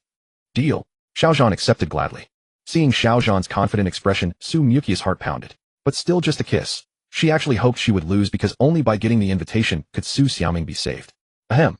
The police officer walking ahead heard their flirting and the bet, and goosebumps rose all over his skin. He couldn't help but cough, thinking, hey, there's someone else here. A third will, okay. How can you two be so unabashedly lovey-dovey? Do you ever consider the feelings of a single dog like me? Su Muqiu glared at Xiao Zhan, her face reddening even more. But Xiao Zhan was thick-skinned. Not only did he not back down, he added, I mean a kiss on the lips, not the cheek. The officer in front stumbled, nearly tripping. At the entrance of the city hospital, Qian Banqing and Fu Bo had not slept a wink all night. At 6:30 in the morning, just as dawn broke, they rushed to find Xiao Zhan, hoping to help and make amends to lessen Xiao Zhan's hatred for Qian Yiming. Mr. Xiao. Seeing Xiao Zhan and Su Muqiu emerge from the hospital, Qian Banqing immediately approached. He nodded to Xiao Zhan, then turned to Su Muqiu and extended his hand. You must be the new president of the Su Group, Miss Su Muqiu, right? Yes, I am. The word you in the respectful form made Su Muqiu feel flattered. She quickly shook hands with Qian Banqing and smiled. Hello, Chairman Qian. Qian Banqing was a shrewd man. From Su Muqiu's attitude, he knew that Xiao Zhan had not told her the truth about Su Xiaoming's kidnapping. Otherwise, she would not have been so polite to him. This made him secretly breathe a sigh of relief. Since Xiao Zhan hadn't mentioned it, he naturally wouldn't bring it up. He said, I heard that something happened to Mr. Xiao and Miss Su's daughter, so I came specially to check on you. If there's anything you need, please don't hesitate to tell me. I'll do my best to help. Hearing this, Su Muqiu stood frozen in shock. So polite. Was he really offering help voluntarily? That was unbelievable. Was this imposing middle-aged man really Qian Banqing, the richest man in Quanqing? Since when was Qian Banqing so approachable? After a long moment, she came to her senses and turned to look at Xiao Zhan. But his expression was grim as he said coldly, I've also heard that there's an auction in the provincial capital that only opens once a year and only billionaires receive invitations. An auction? Qian Banqing was taken aback. Xiao Zhan continued, my daughter's life hangs in the balance. To save her, I'm missing one herb, starshine grass. I've heard it will appear at the auction the day after tomorrow. He stopped there, implying the rest without having to say it. Qian Banqing could fully grasp the meaning. Su Muqiu's heart immediately leaped into her throat, pounding with anxiety. She stared intently at Qian Banqing, because in her mind his next reaction and attitude would largely determine Su Xiaoming's fate. Qian Banqing and Butler Fu exchanged a glance. Su Xiaoming still had a chance to be saved, and they could help. For them, this was absolutely wonderful news. But, radiant star grass. What was that? Qian Banqing knew nothing of pharmacology and had never heard the name before, so he asked Butler Fu. Butler Fu, do we have any? It seems we might. Butler Fu nodded, though not entirely certain. I've only glanced at that invitation once. It listed over 20 precious auction items. The name Radiant Star Grass rings a faint bell. Great. That's great. Qian Banqing rejoiced and instructed, call immediately and have someone bring the invitation over. All right. Butler Fu did not hesitate. He turned and pulled out his phone to make the call. Qian Banqing then turned back to look at Xiao Zhan and Su Muqiu, smiling. Mr. Xiao, your information network is truly impressive. To be honest, Mr. Xiao, although Qianjiang Group has assets exceeding 10 billion and barely qualifies for the auction, I have never before received an invitation from the organizer. This time it was sheer luck. I had developed some business and connections in the provincial capital, and through a recommendation from someone, I finally received an invitation just 2 days ago. Butler Fu has already called to have the invitation sent over. If Mr. Xiao wants to take it. I heard that according to the organizer's rules, as long as the invitee agrees and goes through the proper procedures, the invitation can be transferred. If you want to take it. From Qian Banqing's tone, it wasn't a loan. It was a gift. A free gift. No conditions, no demands. He simply handed the invitation over to Xiao Zhan. This allowed Su Muqiu's anxious heart to finally settle. Yet at the same time, she was utterly shocked.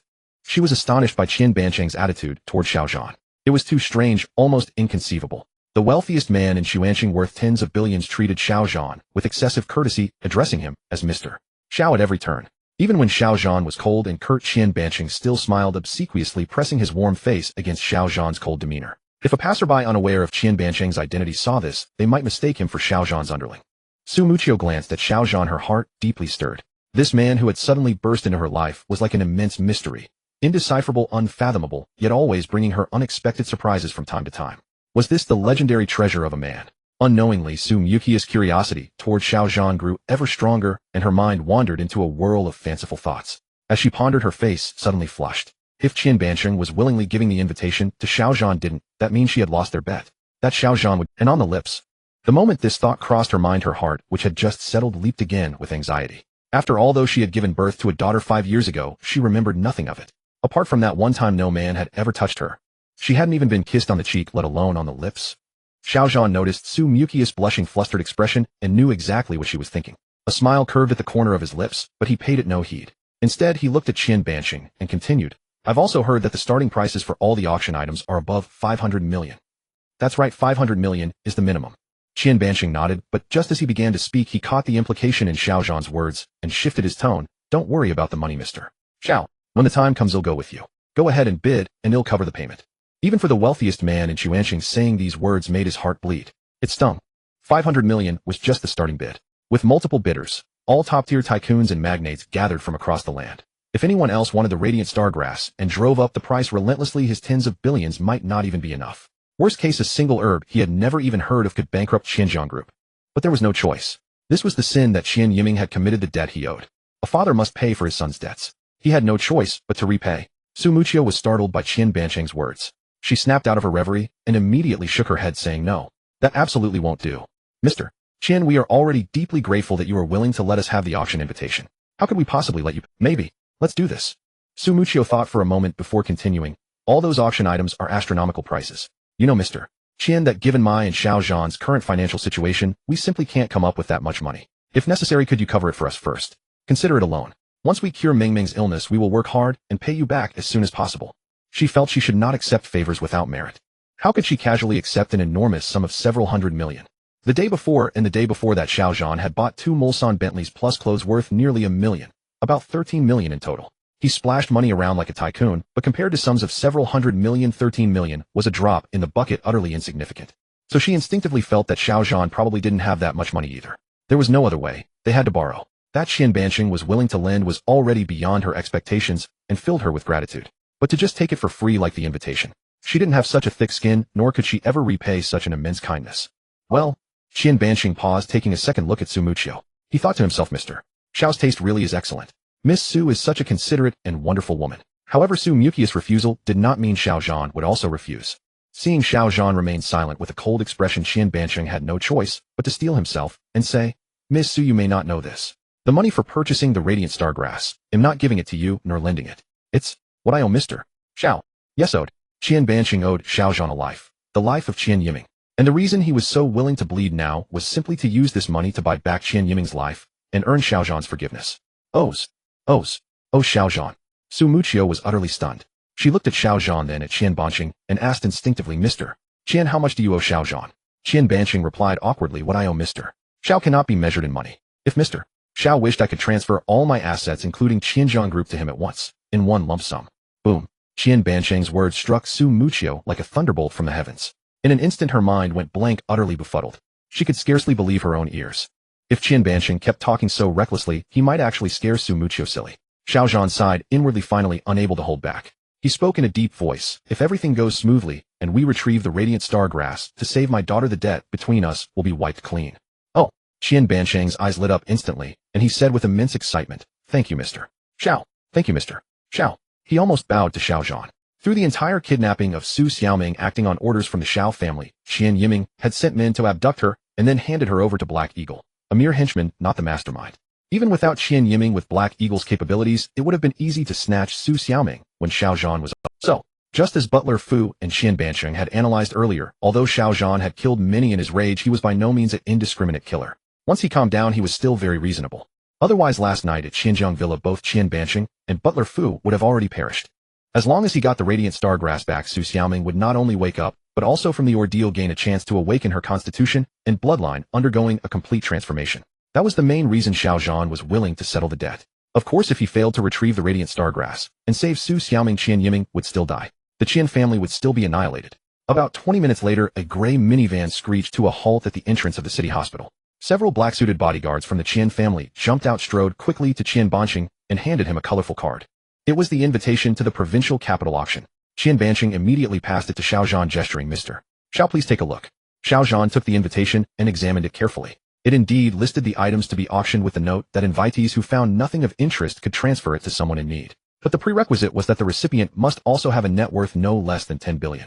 This was a hard rule, otherwise those below that threshold would have no buying power and would only lower the auction's prestige. Among the catalog of over 20 precious items, Xiao Zhan quickly spotted the 3 characters, Radiant Stargrass.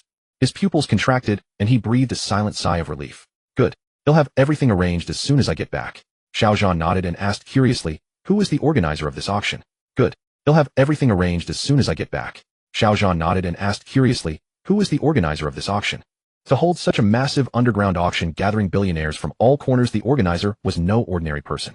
Even the top-tier Xiao family in the capital in Xiao Zhan's estimation lacked such influence. "I have no idea." As Xiao Zhan had predicted, Qian Banqing smiled awkwardly and shook his head. "This is my first invitation and I've never attended. I'm completely in the dark about the organizer." Xiao Zhan nodded. "You may go now." Qian Banqing didn't know, but perhaps the Duan family in the provincial capital might have some clue. Once there, he could pay them a visit. Even after Qian Banqing and Butler Fu had left, Su Muqiu still couldn't fully recover from the shock. Looking at the colorful invitation in Xiao Zhan's hand, she hesitated for a long time before finally asking Xiao Zhan, "You? Who exactly are you?" She was too curious. Ever since Xiao Zhan appeared at the engagement ceremony at Junwang Hotel the day before yesterday, almost everything he did shocked her and left her in disbelief. "Does that matter?" Xiao Zhan countered. Su Muqiu snorted. "If that doesn't matter, then what does?" "Of course our bet." Xiao Zhan waved the invitation in front of Su Muqiu and smiled. "Now you've lost. Shouldn't you fulfill your promise?" Instantly, Su Muqiu's face turned crimson. Xiao Zhan teased. "You're the beautiful CEO of the Su Corporation. You wouldn't go back on your word, would you?" Trying to renege. So what if I do?" They were at the entrance of the city hospital. Early morning people were streaming in and out. Kiss on the lips. Was he joking? Flustered and furious, Su Muqiu turned and walked away. Doing something so embarrassing. Even if she earned the reputation of a liar and a reneger, she absolutely couldn't. Trying to run. This was a rare opportunity, and Xiao Zhan wasn't about to let it slip. He reached out and grabbed her arm, just as she took 2 steps, pulling her back. With a gasp of surprise, she tried to resist, but he drew her into his embrace. Su Muqiu lifted her head, about to scold him. But in the very moment she raised her head, Xiao Zhan lowered his head and pressed his lips to hers without a word. The next instant their lips met tightly. MMPH. Su Muqiu's eyes flew wide open, her body trembling. She instinctively struggled violently, but between their lips the fragrance exchanged. The unfamiliar, exquisite sensation struck her like an electric shock, leaving her numb and dizzy. This kiss, the last one, had been 5 years ago. Time seemed to freeze in that moment. Until about 5 seconds later, a familiar voice suddenly came from the roadside, frantic and furious, shouting, "What do you two think you're doing?" It was Lu Hongxia's voice. Lu Hongxiu had arrived at the city hospital in a police car. Not early, not late, but at this very moment. When she stepped out of the car and saw Xiao Zhan and Su Muqiu locked in an embrace, kissing in public, she exploded with rage. To Xiao Zhan and Su Muqiu, her voice was like a thunderclap from heaven or a death knell from hell. Smack! Their clinging lips instantly parted, their entwined bodies swiftly separated. Xiao Zhan's face turned green. Just kissing his own wife, and he got caught red-handed by his mother-in-law. Damn, how unlucky could he be? What rotten luck. Su Muqiu was nearly dying of shame. Her heart pounded like thunder, her face flushed crimson, and she shot a fierce glare at Xiao Zhan. Between her lips and teeth still lingered Xiao Zhan's strong masculine scent. "Wife, I'll leave this to you." Seeing Lu Hongxiu charging toward them with murderous intent, as if handing her a knife would have her dismember Xiao Zhan on the spot, how dared Xiao Zhan linger? He said awkwardly, "He'll go check on Xiaoming." Whoosh. With that he turned into a blur and bolted away, vanishing from the hospital in the blink of an eye.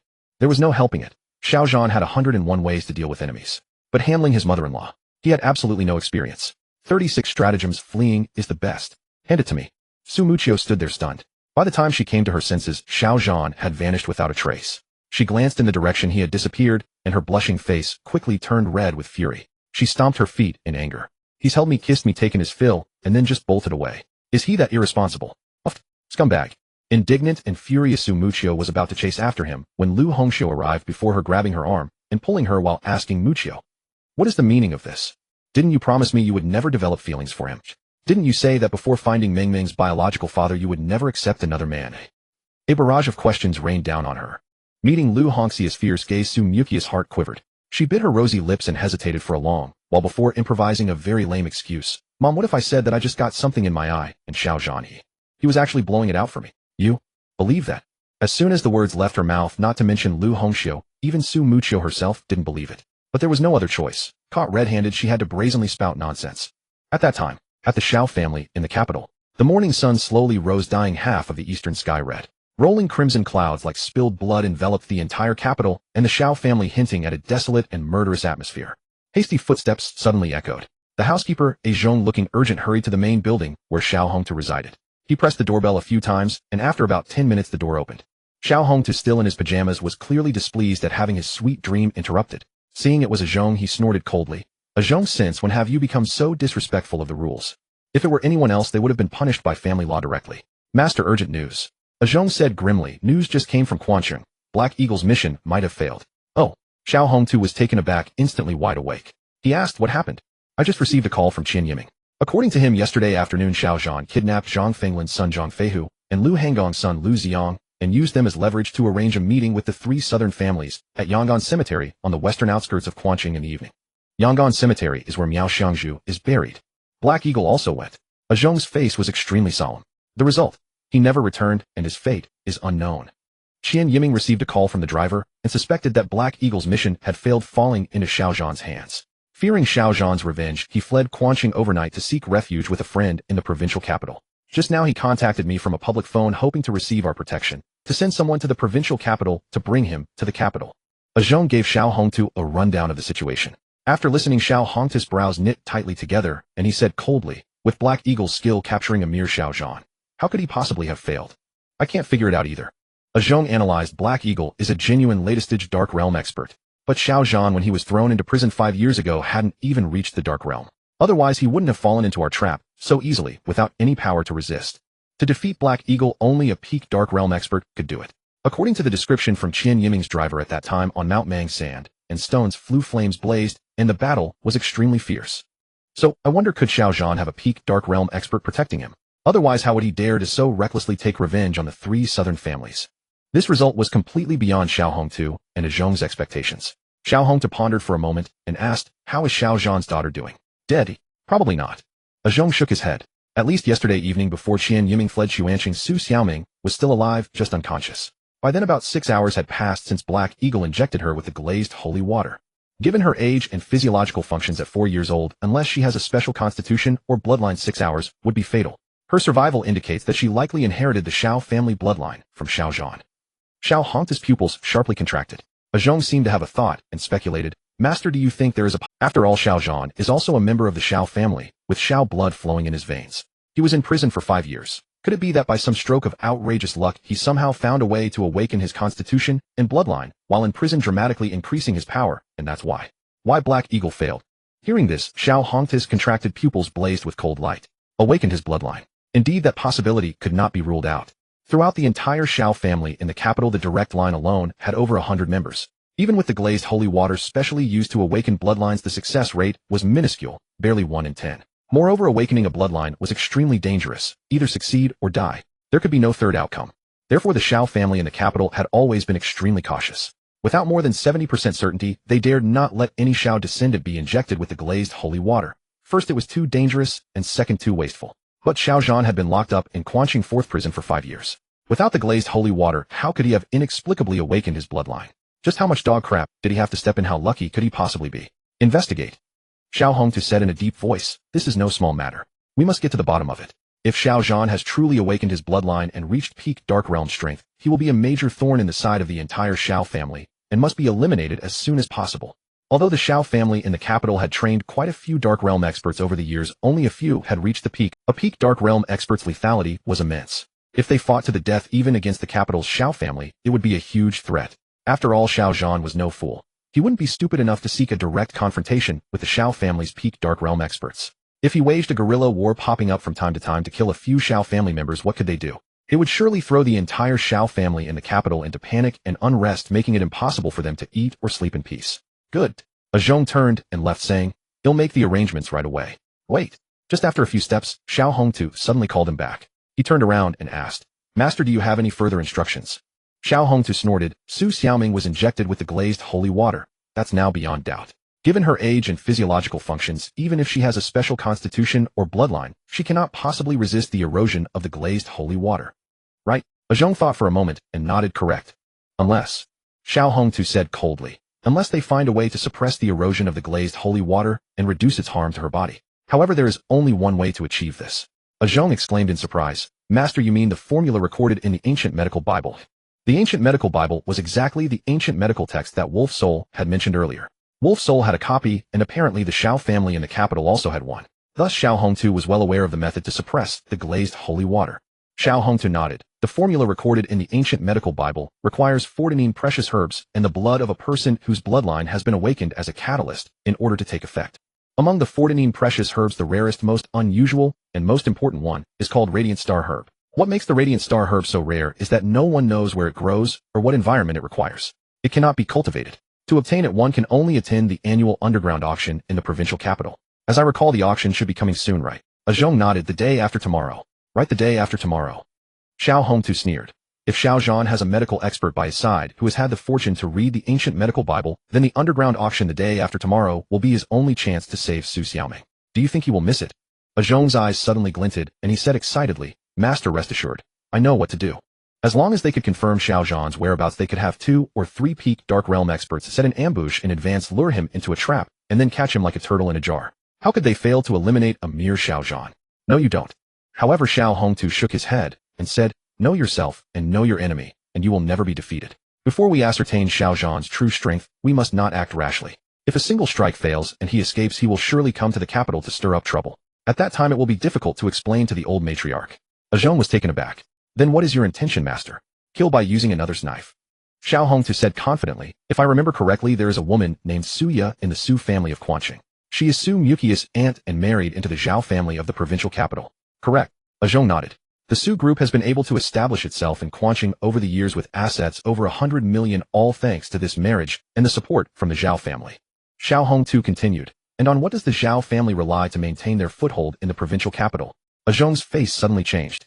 The Zhao family's ancestor. The Zhao family in the provincial capital had a highly respected patriarch named Zhao Fengyin. In his youth, he had been a dominating figure, single-handedly establishing the Zhao clan's vast foundation. 10 years ago, on his 100th birthday, Zhao Fengyin attained the coveted peak of the Dark Realm. After his birthday banquet, he went into seclusion to cultivate and stopped concerning himself with the Zhao family's mundane affairs. In the past 10 years, he had never reappeared, but no one dared to ignore Zhao Fengyin's existence. Having possessed the terrifying strength of a peak Dark Realm expert 10 years ago, as long as he was still alive, his power must have advanced to an even higher level. It was precisely because of the fear of Zhao Fengyin that the Zhao family had been able to stand firm and thrive in the provincial capital for the past 10 years. Even the Duan family, whose overall strength surpassed the Zhao family, would not completely break ties with the Zhao family unless absolutely necessary. Xiao Hongtu smiled. Sending this Zhao family patriarch to probe Xiao Zhan's strength should be enough. If he can kill Xiao Zhan, that would be best. If not, at least we can seize the opportunity to understand Xiao Zhan's trump cards, and then act with certainty. Master, you are brilliant. Zhong first flattered Xiao Hongtu appropriately, then expressed his concern. The Zhao family patriarch hasn't shown himself in 10 years. It's hard to tell whether he's alive or dead. Moreover, he has no grudge against Xiao Zhan. Relying only on the Su family matter might not be enough. Idiot, do I have to teach you that as well? Xiao Hongtu glared at Zhong and snorted. If there is no grudge, then we'll help them create some. If the resentment is not enough, we'll help them increase it. When it reaches the point of no return, and the Zhao family faces life or death, as long as Zhao Fengyin is still alive, we won't have to worry about him not coming out to fight Xiao Zhan to the death. I understand. Zhong suddenly saw the light. And also, Xiao Hongtu continued, among the more than 20 auction items in this underground auction, there is something the Lin family wants. So the Lin family will also send someone. Moreover, the person going is none other than Lin Qingyuan, who was betrothed to Xiao Zhan 5 years ago through the alliance marriage between the Xiao and Lin families. As he spoke, Xiao Hongtu began to laugh. His laughter was very cold. He said in a deep voice, 5 years ago Xiao Zhan was imprisoned on rape charges which not only ruined himself, but also destroyed Lin Qingyuan's reputation. Lin Qingyuan hates him to the bone. Guess what will happen if the two of them meet in the provincial capital? Ha ha ha. Just thinking about it, Xiao Hongtu couldn't help but laugh heartily. After all, those who wished Xiao Zhan dead were not limited to the Xiao family in the capital. The Lin family in the capital had equally immense power on the same level as the Xiao family. If not for the well-matched status, the Xiao and Lin families would not have formed a marriage alliance 5 years ago. Master, Xiao Hongtu's laughter had not yet died down when coincidentally at this moment a Xiao family bodyguard ran over with large strides and said respectfully, Master, a few people just arrived at the gate. They said they had come specially from Xuanqing, bringing 4 boxes claiming they were great gifts for you. Oh, Upon hearing the word, Chuanqing, Xiao-Hong's laughter abruptly stopped. His heart stirred vaguely, sensing something ominous. He asked, "Where are the people who delivered the things?" The bodyguard replied, "They set down the things and left." "Where are the things?" Xiao-Hong pressed. The bodyguard immediately turned around, waved his hand, and shouted, "Bring the things over." Footsteps sounded, and soon 4 bodyguards walked over, each carrying a box in their arms. The boxes were not large, about 50 centimeters in length, width, and height, big enough to hold a basketball. Xiao-Hong's sharp eyes swept over the boxes a few times, and his gaze instantly turned extremely cold, as if he had guessed what was inside. He gestured, "Open the boxes." His voice was as cold as frost. "Yes." The 4 bodyguards did not hesitate. They simultaneously reached out, tore open the tape wrapped around the boxes, lifted the lids, and looked down at the contents. In an instant they were dumbfounded, their scalps tingling. Their hands trembled, and with a series of thuds, all 4 boxes slipped from their grasp and fell. Then 4 bloody heads rolled out of the boxes like basketballs.